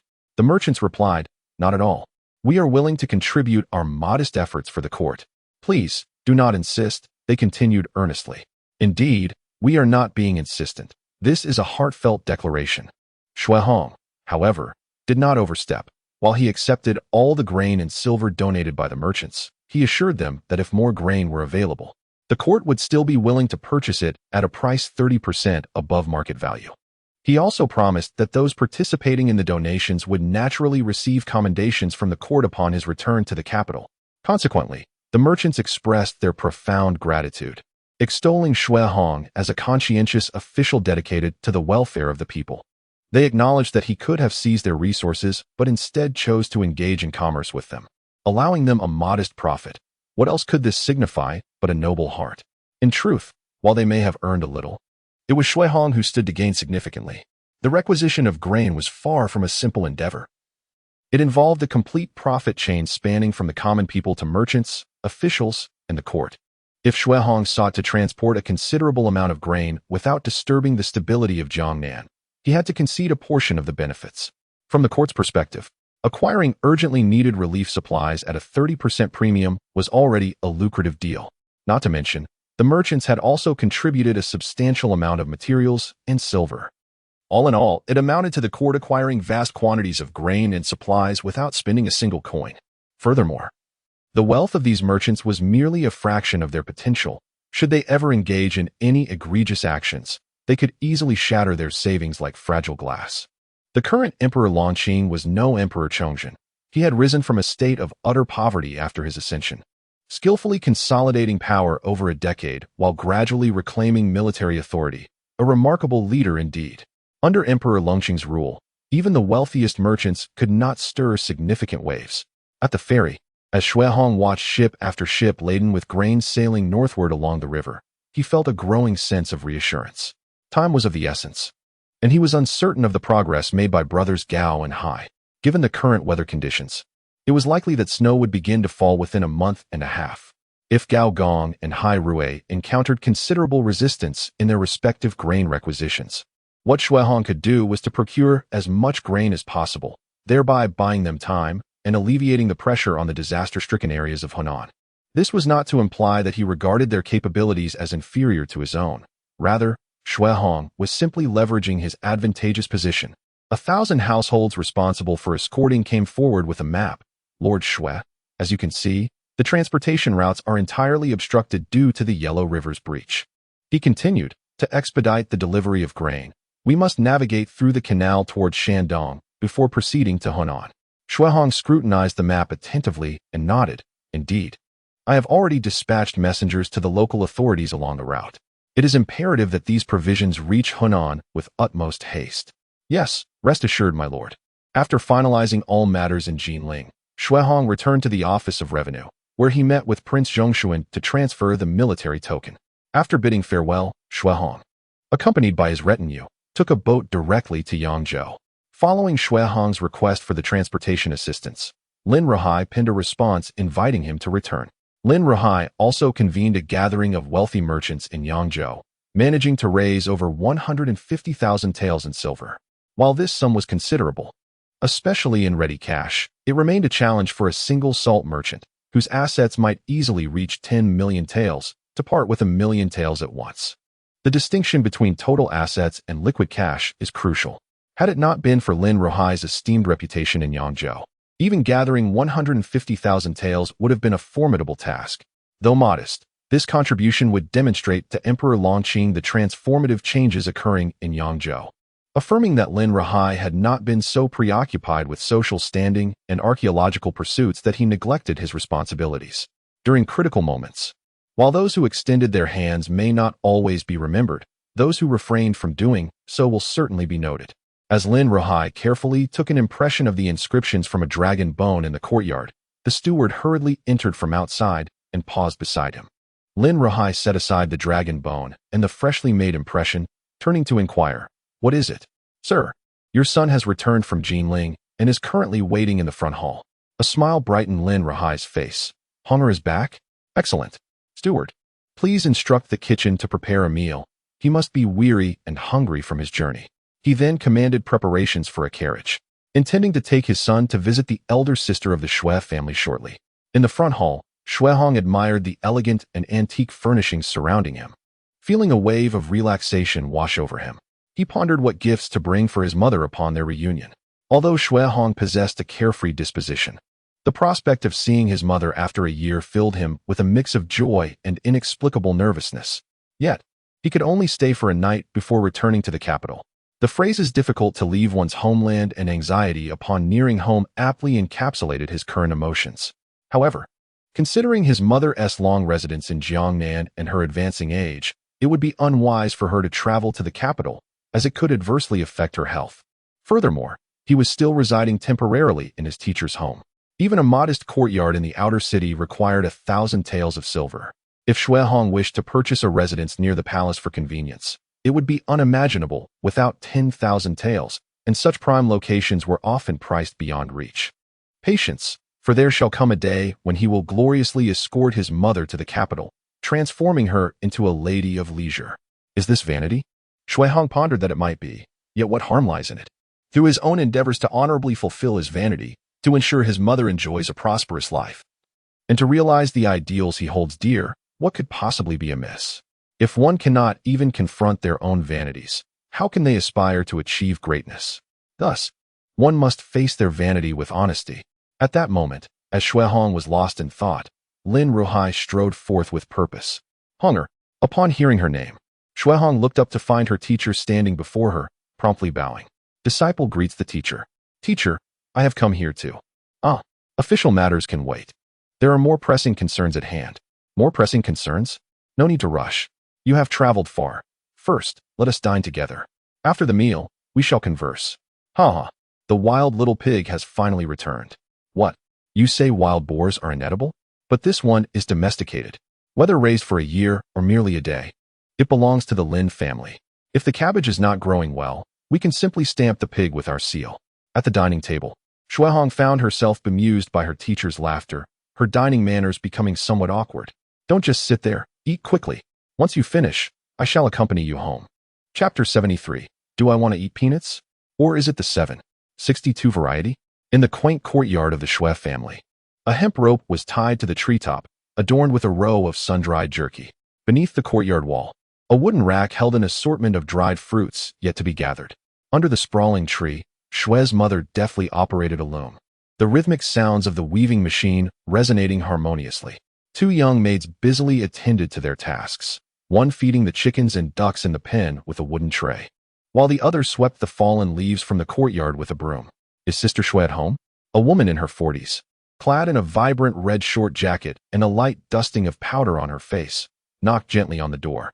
Shui's mother paused her weaving, and upon recognizing the voice, a smile graced her face. It was the neighbor, Madame Zhang, who managed a small tavern in the city with her son, while she herself busied herself with matchmaking.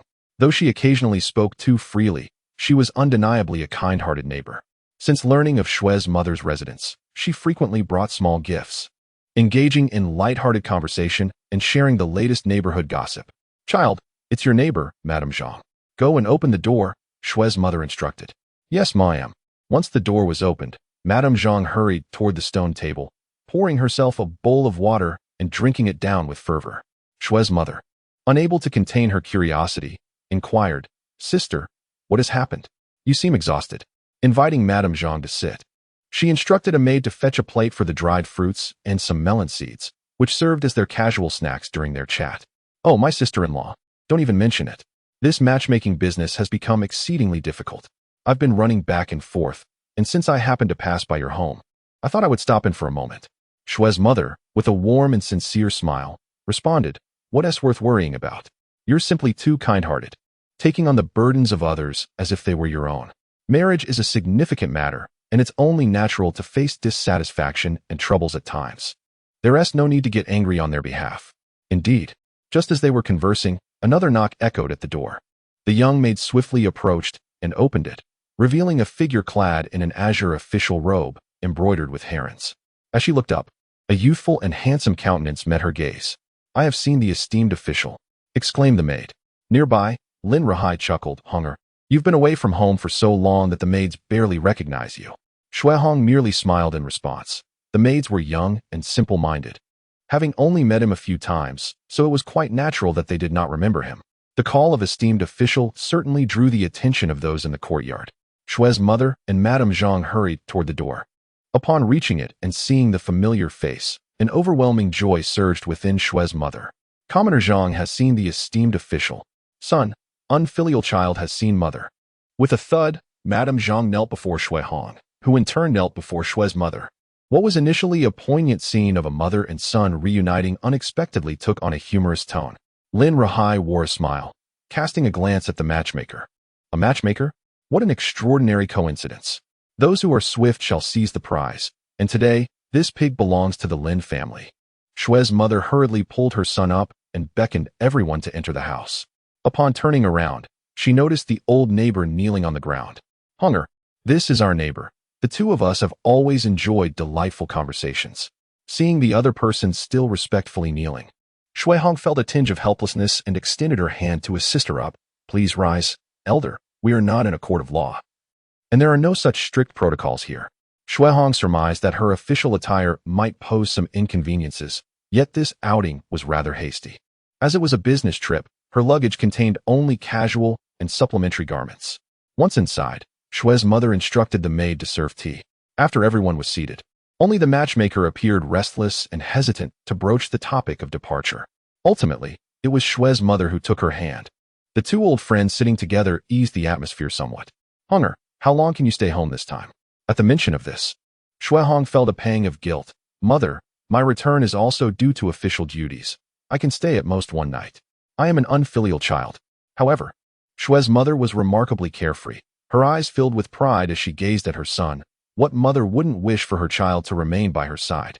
Yet isn't it said that a noble man aspires to distant lands? My son is a remarkable young man, a true gentleman, and my pride. I am well cared for at home, eating well and sleeping soundly, under the watch of Lord Lin, with the assistance of two young maids, and the delightful company of neighbors. There is no need for my son to worry.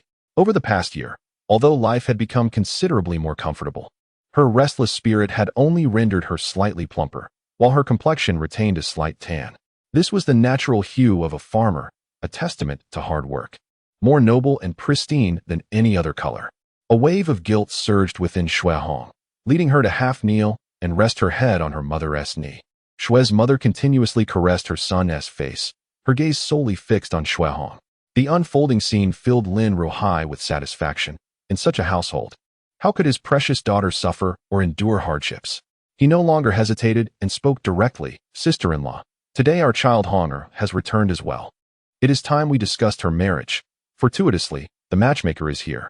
If Honger has no objections, let us settle this matter. Shui Hong was taken aback. What? It sounds as though my teacher and mother are preparing to arrange my marriage. Although Shui Hong was already 20, she still instinctively believed herself to be quite young. Moreover, if she wished to revel in the reign of the Longqing Emperor and carve her name in history, she certainly would not have the energy to consider marriage in the near term. Yet, the laws of the Ming dynasty stipulated that men could marry at 16. And in reality, many citizens wed even earlier. Just as Shui Hong was about to politely decline her mother and teacher's good intentions, the next words left her in utter shock. H'ing, I am contemplating betrothing your junior sister, Di, to you. Su H'ing, oh no. I also wish to indulge in peanuts. Just a few months ago, I lamented how Jiering needed a 5.56 caliber to marry Qing. Thus, I would require a 7.62 caliber, wouldn't I? It is not impossible to imagine a dozen caliber anti-material peanuts. How old is Di this year? It seems she is merely 10 years old in virtual age, right? If Jiering is a beast, then I must be even lesser than a beast. Su H'ing's subconscious mind had already conjured an image of himself being restrained and shot at with a rifle. Lnrhi, oblivious to the chaotic thoughts swirling in his disciple's mind, continued. However, Di is still quite young. It may be several years before she is ready for marriage. I wish to settle this engagement early so we can prepare in advance. I have already discussed this with your esteemed aunt and would like to hear your thoughts. Upon reflection, Su H'ing calmed down and pondered. Waiting a few years for marriage aligns perfectly with his aspirations. Moreover, if he were to wed Di, he would be spared the anxieties of a troublesome in-law and the intrigues that accompany such relationships. After all, his family had long been intertwined with that of his teacher. and everything was well understood. Since he harbored grand ambitions to transform the world and elevate the civilization of Hu 11 across the seas, it was clear that he could not tolerate a foolish wife akin to Wang Frn. Such a person would be akin to a ticking time bomb. Di, being intelligent and empathetic, though occasionally displaying a touch of petulance, was undeniably charming, and she never faltered in serious matters. Upon further contemplation, it appeared that she was indeed the most suitable match for him. Furthermore, Di did not harbor any dislike for him, and their interactions were quite harmonious. Given this, I am willing to heed my teacher's arrangements. Ha! Excellent. Truly splendid. The heavens have not been unkind to me. LNRHI. Chapter 74. Tyrannical State of the Longqing Emperor. The prefect of Kaifeng, in his quest to save the common folk, was swept away by the Yellow River's waters, leaving no trace behind. Ha! Ha ha! Splendid! Splendid! Splendid! The official dispatched to Hunan to apprehend individuals knelt trembling on the ground, not daring to raise his head or even breathe audibly. The Longqing Emperor, upon reading the memorial presented to him, was almost moved to tears from laughter. Yet suddenly his expression turned grave. Are you telling me a tale? Do not think that being swept into the Yellow River, or even the Milky Way, exempts you from retrieving his remains for me. And now you dare present such a memorial? What does this signify? Are we to cease our inquiries into the Yellow River's breach? Is the prefect of Kaifeng to be lauded as a benevolent official, a paragon of selflessness, deserving of accolades? Shall we erect a temple in his honor? Bestow titles upon his family? With the final question lingering in the air, an oppressive silence enveloped the grand hall. After a moment of profound stillness, the thunder of wrath descended. It is utterly absurd. I shall not permit this. The thousands of deceased citizens shall not allow it either. Summon the imperial edict. The prefect of Kaifeng has neglected his duties, repeatedly soliciting funds from the court under the pretense of repairing embankments, while in truth, he has lined his own pockets. The breach of the Yellow River embankment is not a natural disaster, but a man-made calamity. Let all titles and honors of the former prefect of Kaifeng be stripped away, and let his entire lineage be executed. All his assets shall be confiscated. There shall be no mercy, nor shall there be clemency. Draft the decree at once. Regardless of whether the prefect was corrupt or virtuous, he must bear the consequences. The Longqing Emperor cared not for his own reputation, nor feared the repercussions of a self-accusatory edict, yet one cannot allow blame to be cast upon him at every misfortune. How can it be that the peace of the realm is attributed to the achievements of his ministers, yet when calamity strikes, it is the emperor who is deemed foolish and inept? Such a fate is indeed unjust. Moreover, given the gravity of the situation, a clear account must be provided to the people. The investigation may continue, but it is undeniable that the prefect of Kaifeng bears an irrefutable responsibility for the breach of the Yellow River. Despite the considerable sums of silver I allocated, is this the result of your efforts to maintain the embankment, or did you instead squander the court's funds on other pursuits? In any case, the prefect of Kaifeng is guilty beyond redemption, even if there were individuals intent on sabotaging the dam. In an era reliant on horse transport and manual labor, how long would it take for humans to bring down such a structure? Given the time that has passed, even a tortoise should have sensed something amiss. Allowing ample opportunity to prevent disaster and submit the memorial to the capital in advance. Yet, throughout the entire affair, there was not a whisper of warning. Had it not been for the silver sent by Lin Rahai earlier this year, the entire scheme could have been unraveled. This matter presents two possibilities. Either the prefect of Kaifeng is guilty of embezzlement and corruption, or he is in collusion with the adversaries, conspiring against the Longqing Emperor. In conclusion, regardless of the outcome, the annihilation of his entire family is far from unjust. Xia Shouzhong, as the chief eunuch, promptly proceeded to the Ministry of Rites to retrieve the imperial seal to draft the decree.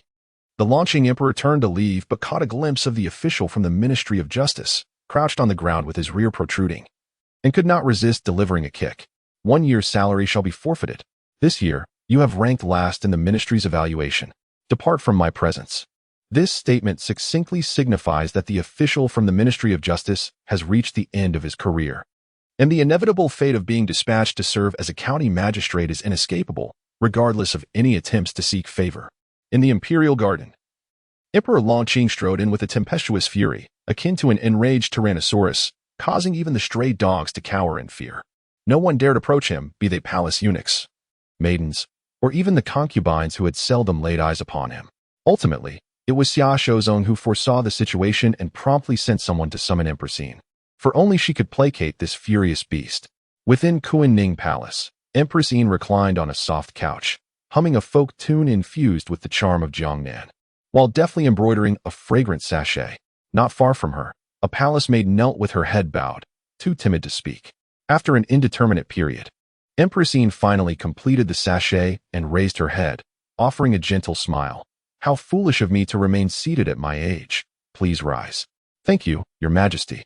As Jia Yuanshan attempted to stand, she found herself momentarily frozen, her legs numb from kneeling too long. Nevertheless, she persevered, maintaining an impassive demeanor as she stood upright, hands clasped modestly before her abdomen. What a coincidence.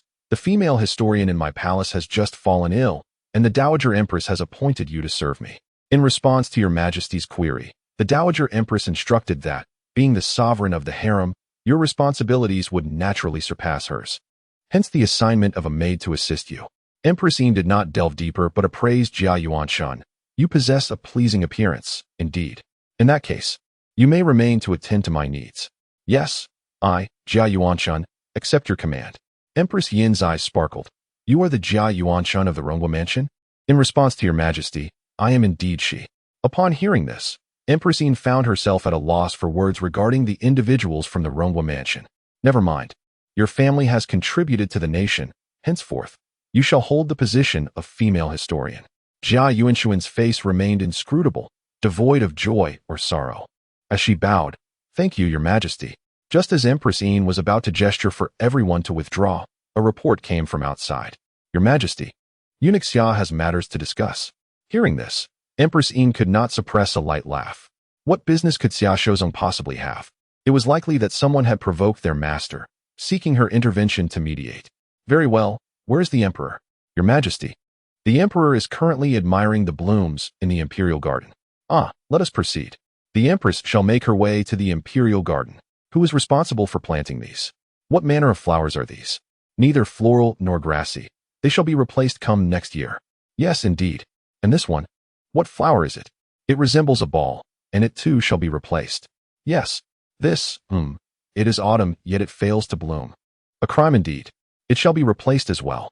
It has been demonstrated that when a person is in a state of discontent, everything they encounter appears to be guilty. After strolling through the Imperial Garden, the anger within Emperor Longqing not only failed to dissipate, but intensified. Xia Shouzong, while managing a wry smile, attended to the Emperor when suddenly, from the corner of his eye, he caught sight of a pleasing figure, instantly brightening his countenance. Our savior has arrived. Your Majesty. Someone has come, he announced. Whoever it may be is of no consequence. Aside from the memorials from the previous dynasty, let the other concubines keep their distance. I am quite incensed at the moment. It is Her Majesty the Empress. Well, that is not entirely unwelcome. Where is Zitong? In an instant, the Emperor's simmering fury subsided as he turned to survey his surroundings. Eventually, he spotted Empress Yin along a garden path and immediately donned a beaming smile as he approached her. Xia Shouzong silently critiqued. Oh, Your Majesty, what a fade you present. Zitong, what brings you here? The weather has turned cooler. You ought to wear an additional layer. By the way, has some scoundrel troubled you? Curse that wretched soul. Who reported on me? Empress Yin, well acquainted with the Emperor's temperament, gently soothed him. No. It is merely that I am aware of your recent burdens, Your Majesty. I am powerless regarding matters of the previous dynasty, but I have embroidered a sachet to pray for your well-being. I happened to inquire with the palace maids and learned you were here, hence my visit. As Emperor Longqing accepted the sachet, he grasped the Empress's hand, rendering her unable to withdraw. Zitong, how considerate you are of me, even after years of marriage. The Empress felt her cheeks flush under the public gaze. Your Majesty, an urgent memorial from Jiangnan has arrived. Xia Shouzong quickly glanced at the eunuch delivering the memorial. Seeing no unnecessary movements, he felt reassured. There are unspoken rules during such times. If a memorial delivered to the Bureau of Rights were to bear ill tidings or be of an ordinary nature, it would typically be withheld by default. Only matters of great importance would dare to risk the Emperor's wrath. At this critical juncture, a memorial selected by the Bureau of Rights was likely to bring good news, intended to soothe the Emperor's temper. Without further ado, Emperor Longqing opened the memorial. Empress Yin stood quietly to the side, averting her gaze. The matters of the previous dynasty were those the emperor would share with her, and she would not pry otherwise. Good, good, good. Ha ha. At long last. There is a piece of good news after so many days.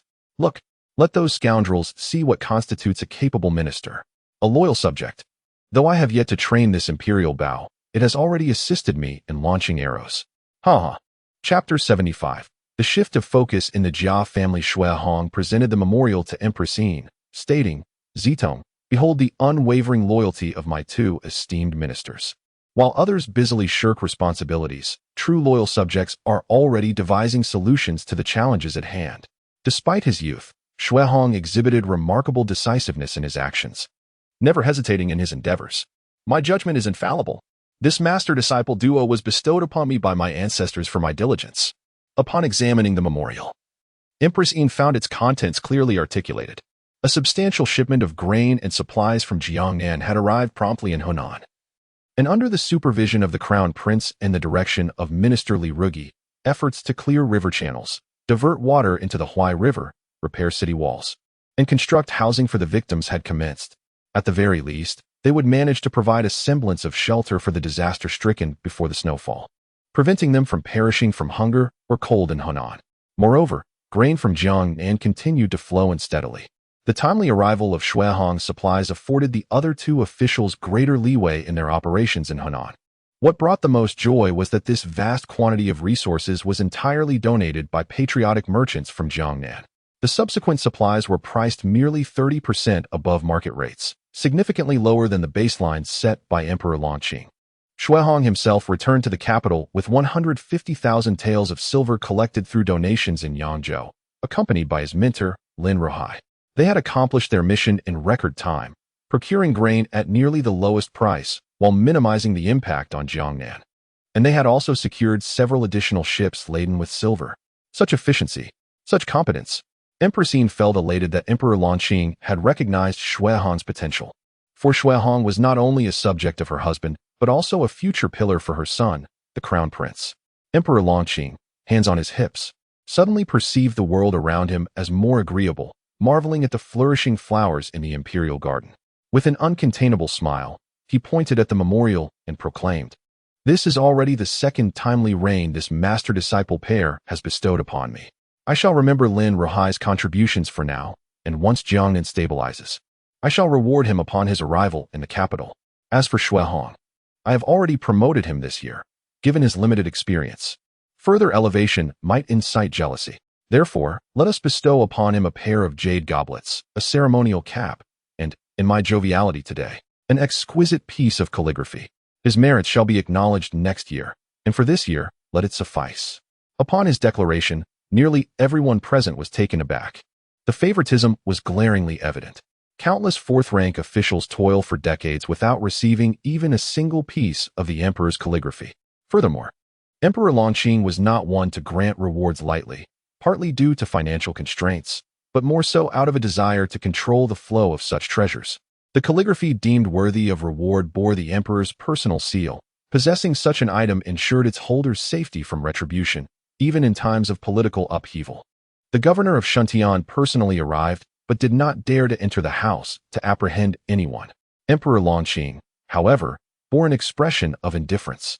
Shui Hong and his apprentice were already under his wing. They could not escape, especially since the master was diligently working for him. The future disciple was none other than the imperial bow, a family treasure. What a favoritism! Emperor Longqing commanded the eunuchs to bring in the table and the 4 treasures of the study. Upon a glance, he noticed that the palace made beside Empress Yin had been replaced. Unless absolutely necessary, Emperor Longqing would prefer to spend every day in the Kunning Palace. How could he not remember the few individuals under his wife's command? Seeing the emperor's gaze, Empress Yin understood and introduced. This maid has come from the palace of Consort Jun. As she hails from the Ronghua mansion, I have appointed her as my lady-in-waiting to serve by my side. Ronghua mansion to Consort Jun to mingling in Kunning Palace. What a distance for me to keep. Emperor Longqing detested the likes of Jia Yuanshan, who had practically traversed all the landmines. Hailing from the prominent Jia family, a staunch sycophant of the late emperor, she was at odds with Emperor Longqing. After entering the palace, she was taken in by Consort Jun, effectively falling under the late emperor's influence. Now she was released, and had infiltrated Kuanning Palace. How many layers of deception must I endure? In the 360 palaces. Does Jia Yuanshan have to be in every one? Emperor Longqing merely cast a deep glance at Jia Yuanshan before shifting his gaze away without a hint of emotion. When the table along with ink, paper, and brush arrived, Xia Shouzhong immediately stepped forward to grind the ink. The emperor's bold calligraphy sprang to life on the paper. The bow of a gentleman supports the noble, a bright virtue shines beyond the universe. The brush recalls the tales, upon all lives they depend. In just a few strokes, these 4 lines encapsulated both an affirmation of Shui Hong and the emperor's expectations of him, to transform the nature of a gentleman into the bow of an emperor, to one day propagate the illustrious virtues of the Ming dynasty abroad. Let the tales be recorded by the skilled brush and passed down through generations. Protecting the land and expanding the borders, the common people rely on this sanctuary for survival. These 4 sentences eloquently conveyed the emperor's evaluation and expectations of Shui Hong. At that moment, even Empressine felt that this reward seemed rather substantial. She chuckled softly. Your Majesty, this child is only 20 years old. Is it not a heavy burden to place such expectations upon him? Emperor Longqing smiled confidently, placing down his brush. Who says my imperial bow is only 20 years old? Youth is not a hindrance. Did not the champion achieve extraordinary feats before reaching the age of 10? If I am to undertake extraordinary endeavors, I must dare to employ extraordinary individuals. Meanwhile, Jia Yuanshan hung her head, her heart racing. Though she resided within the palace, she was not entirely oblivious to the affairs outside. She was aware that Shui Hong had ranked 3rd in the imperial examinations and had formed a mentor-student relationship with her uncle, creating a remarkable tale of dual champions. Initially, she had envied him, fantasizing that her brother Baoyu would one day achieve the same glory. Yet, in truth, she had not given it much thought. After all, although the 3rd place was prestigious, it was not exceedingly rare. One could find a few dozen champions within the court every 3 years. However, today's news undeniably shocked Jia Yuanshan. Listening to the emperor's intentions, it is highly probable that Lin Gu's father-in-law will soon ascend to an esteemed position in the capital, likely to be inducted into the cabinet. Moreover, that Shui Hong, prior to this, Jia Yuanshan had never contemplated that anyone at such a tender age could receive such commendation from the emperor. The implications are unmistakably clear. After my demise, the cornerstone of the Ming dynasty, the loyal minister to the ascendant crown prince, shall indeed be this Shui Hong. What does this signify? The emperor is still very much alive, and yet he has already designated a trusted minister for his posthumous guardianship, a minister who is even younger than the crown prince. Jia Yuanshan was exceedingly captivated. If such an individual could be welcomed into the Jia family as Lin Gu's father-in-law, Shui Hong alone could ensure a century of stability for the clan. Despite the nobility's fierce denunciations of the literati, in truth, they harbor a deep envy. They are not oblivious. They recognize that their existence poses a hindrance to the new emperor. If they cannot adapt, even if they survive the reign of Emperor Longqing, reckoning will inevitably come. Shui Hong, with his remarkable talents and the illustrious aura of having achieved dual top honors, if he were to be embraced by the Jia household, the future of the young lineage of the Jia family would indeed hold promise.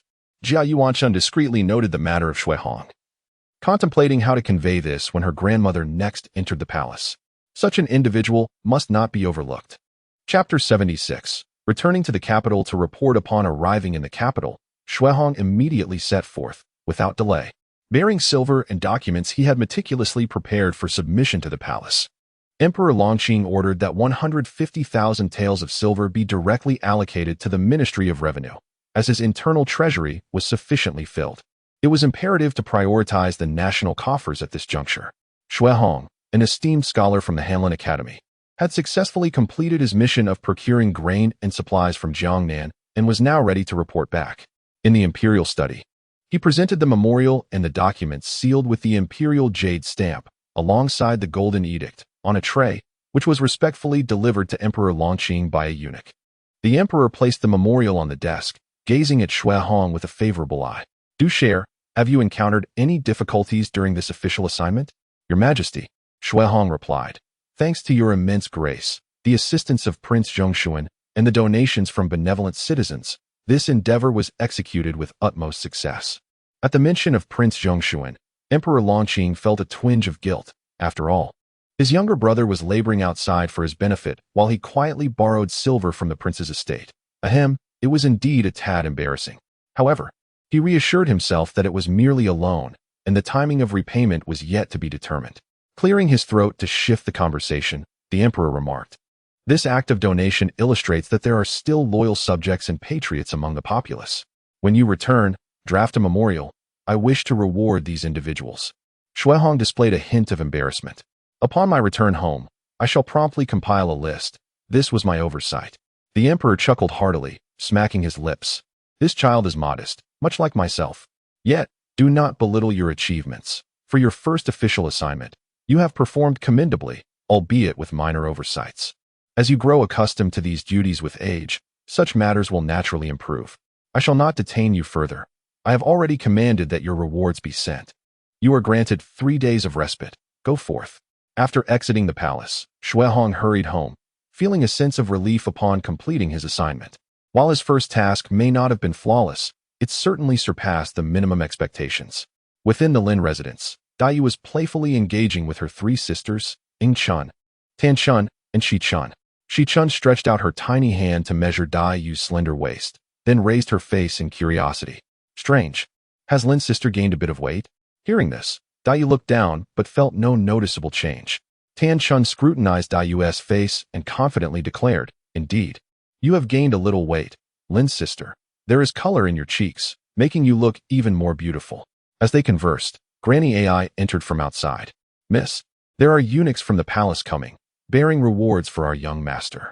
Lady Li has instructed that a member of the household must make an appearance. Hence the request for you." Mississippi Dai rose from her couch.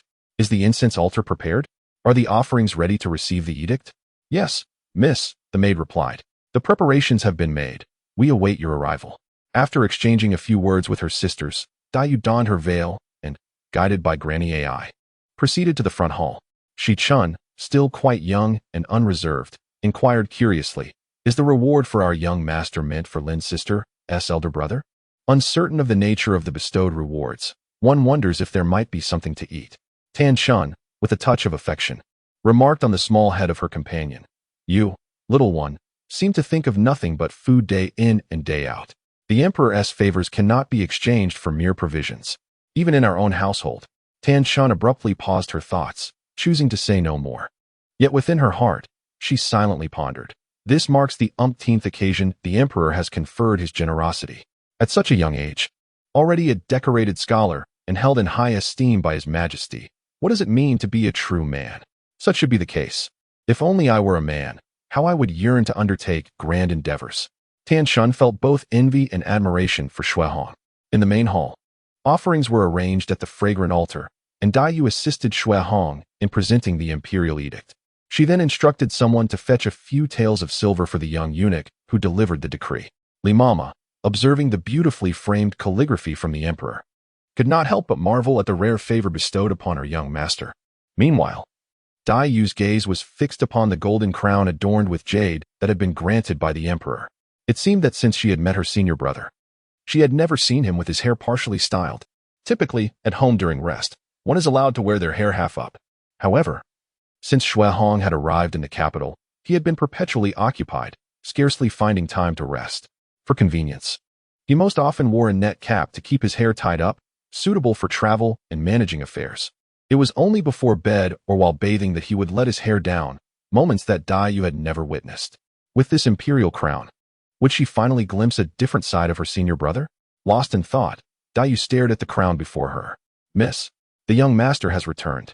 A voice of joy stirred Dai from her reverie. She looked up to see a familiar figure.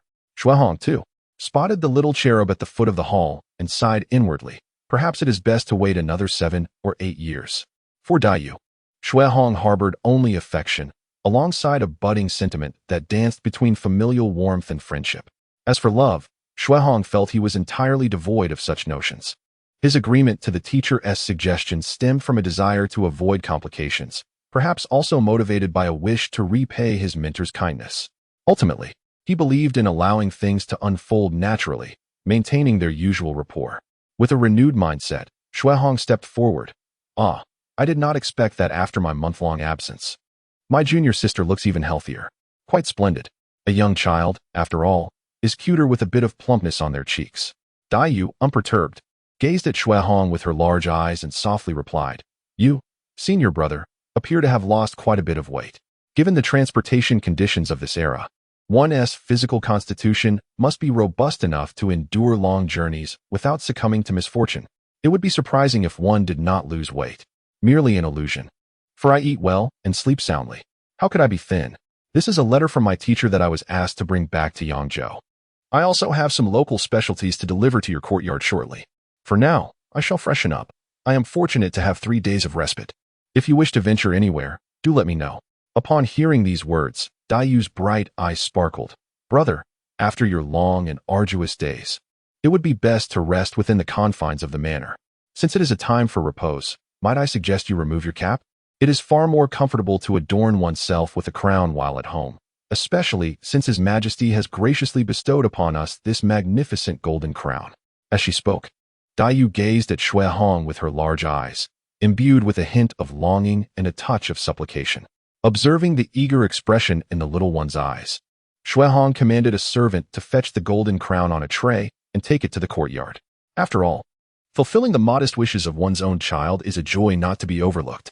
Upon seeing that Shui Hong had taken the crown along with him, Dayu's eyes crinkled with delight, and she joyfully returned to the courtyard to play with San Chun. By dinner time, everyone would be treated to the sight of her brother's new attire, a source of great happiness. Chapter 77. The Northern Dragon enters the pass after completing her grooming. Shui Hong, clad in an inner garment with her damp hair cascading down her shoulders, sat in a chair, attentively listening to reports regarding recent events in the capital. "Young master, since your departure from the capital, everything has remained as usual, with no significant occurrences. However, there have been rumors that the false crown prince of the later Jin, along with various tribal leaders from the Mongolian steppe, intends to enter the capital shortly to express his gratitude to His Majesty for his benevolence." Upon hearing this, Shui Hong merely smiled, remarking, "It is good for them to come and take a look, lest they harbor unwarranted thoughts." How could she be unaware of the intentions behind the later Jin prince's visit? It was simply to probe the true purpose of the Kashmir and to discern why Emperor Longqing would extend such extraordinary kindness toward the northern steppe. After all, in the realm of nations, there is seldom any room for compassion. Let them observe. Indeed, I have no intention of concealing the purpose or the manufacturing techniques of this Kashmir. Unlike the genuine luxuries of the Jiangnan region, this product lacks any technical barriers and is not difficult to produce. Its entire value hinges upon the imperial decree of Emperor Longqing.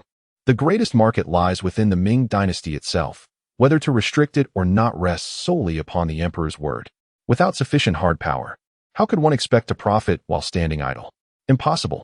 We also possess goats. The reason we have allowed you to undertake this is merely due to His Majesty's magnanimity. Even if the crown prince is well versed in the affairs of the Central Plains, what of it? Better to drink poison to quench thirst than to have nothing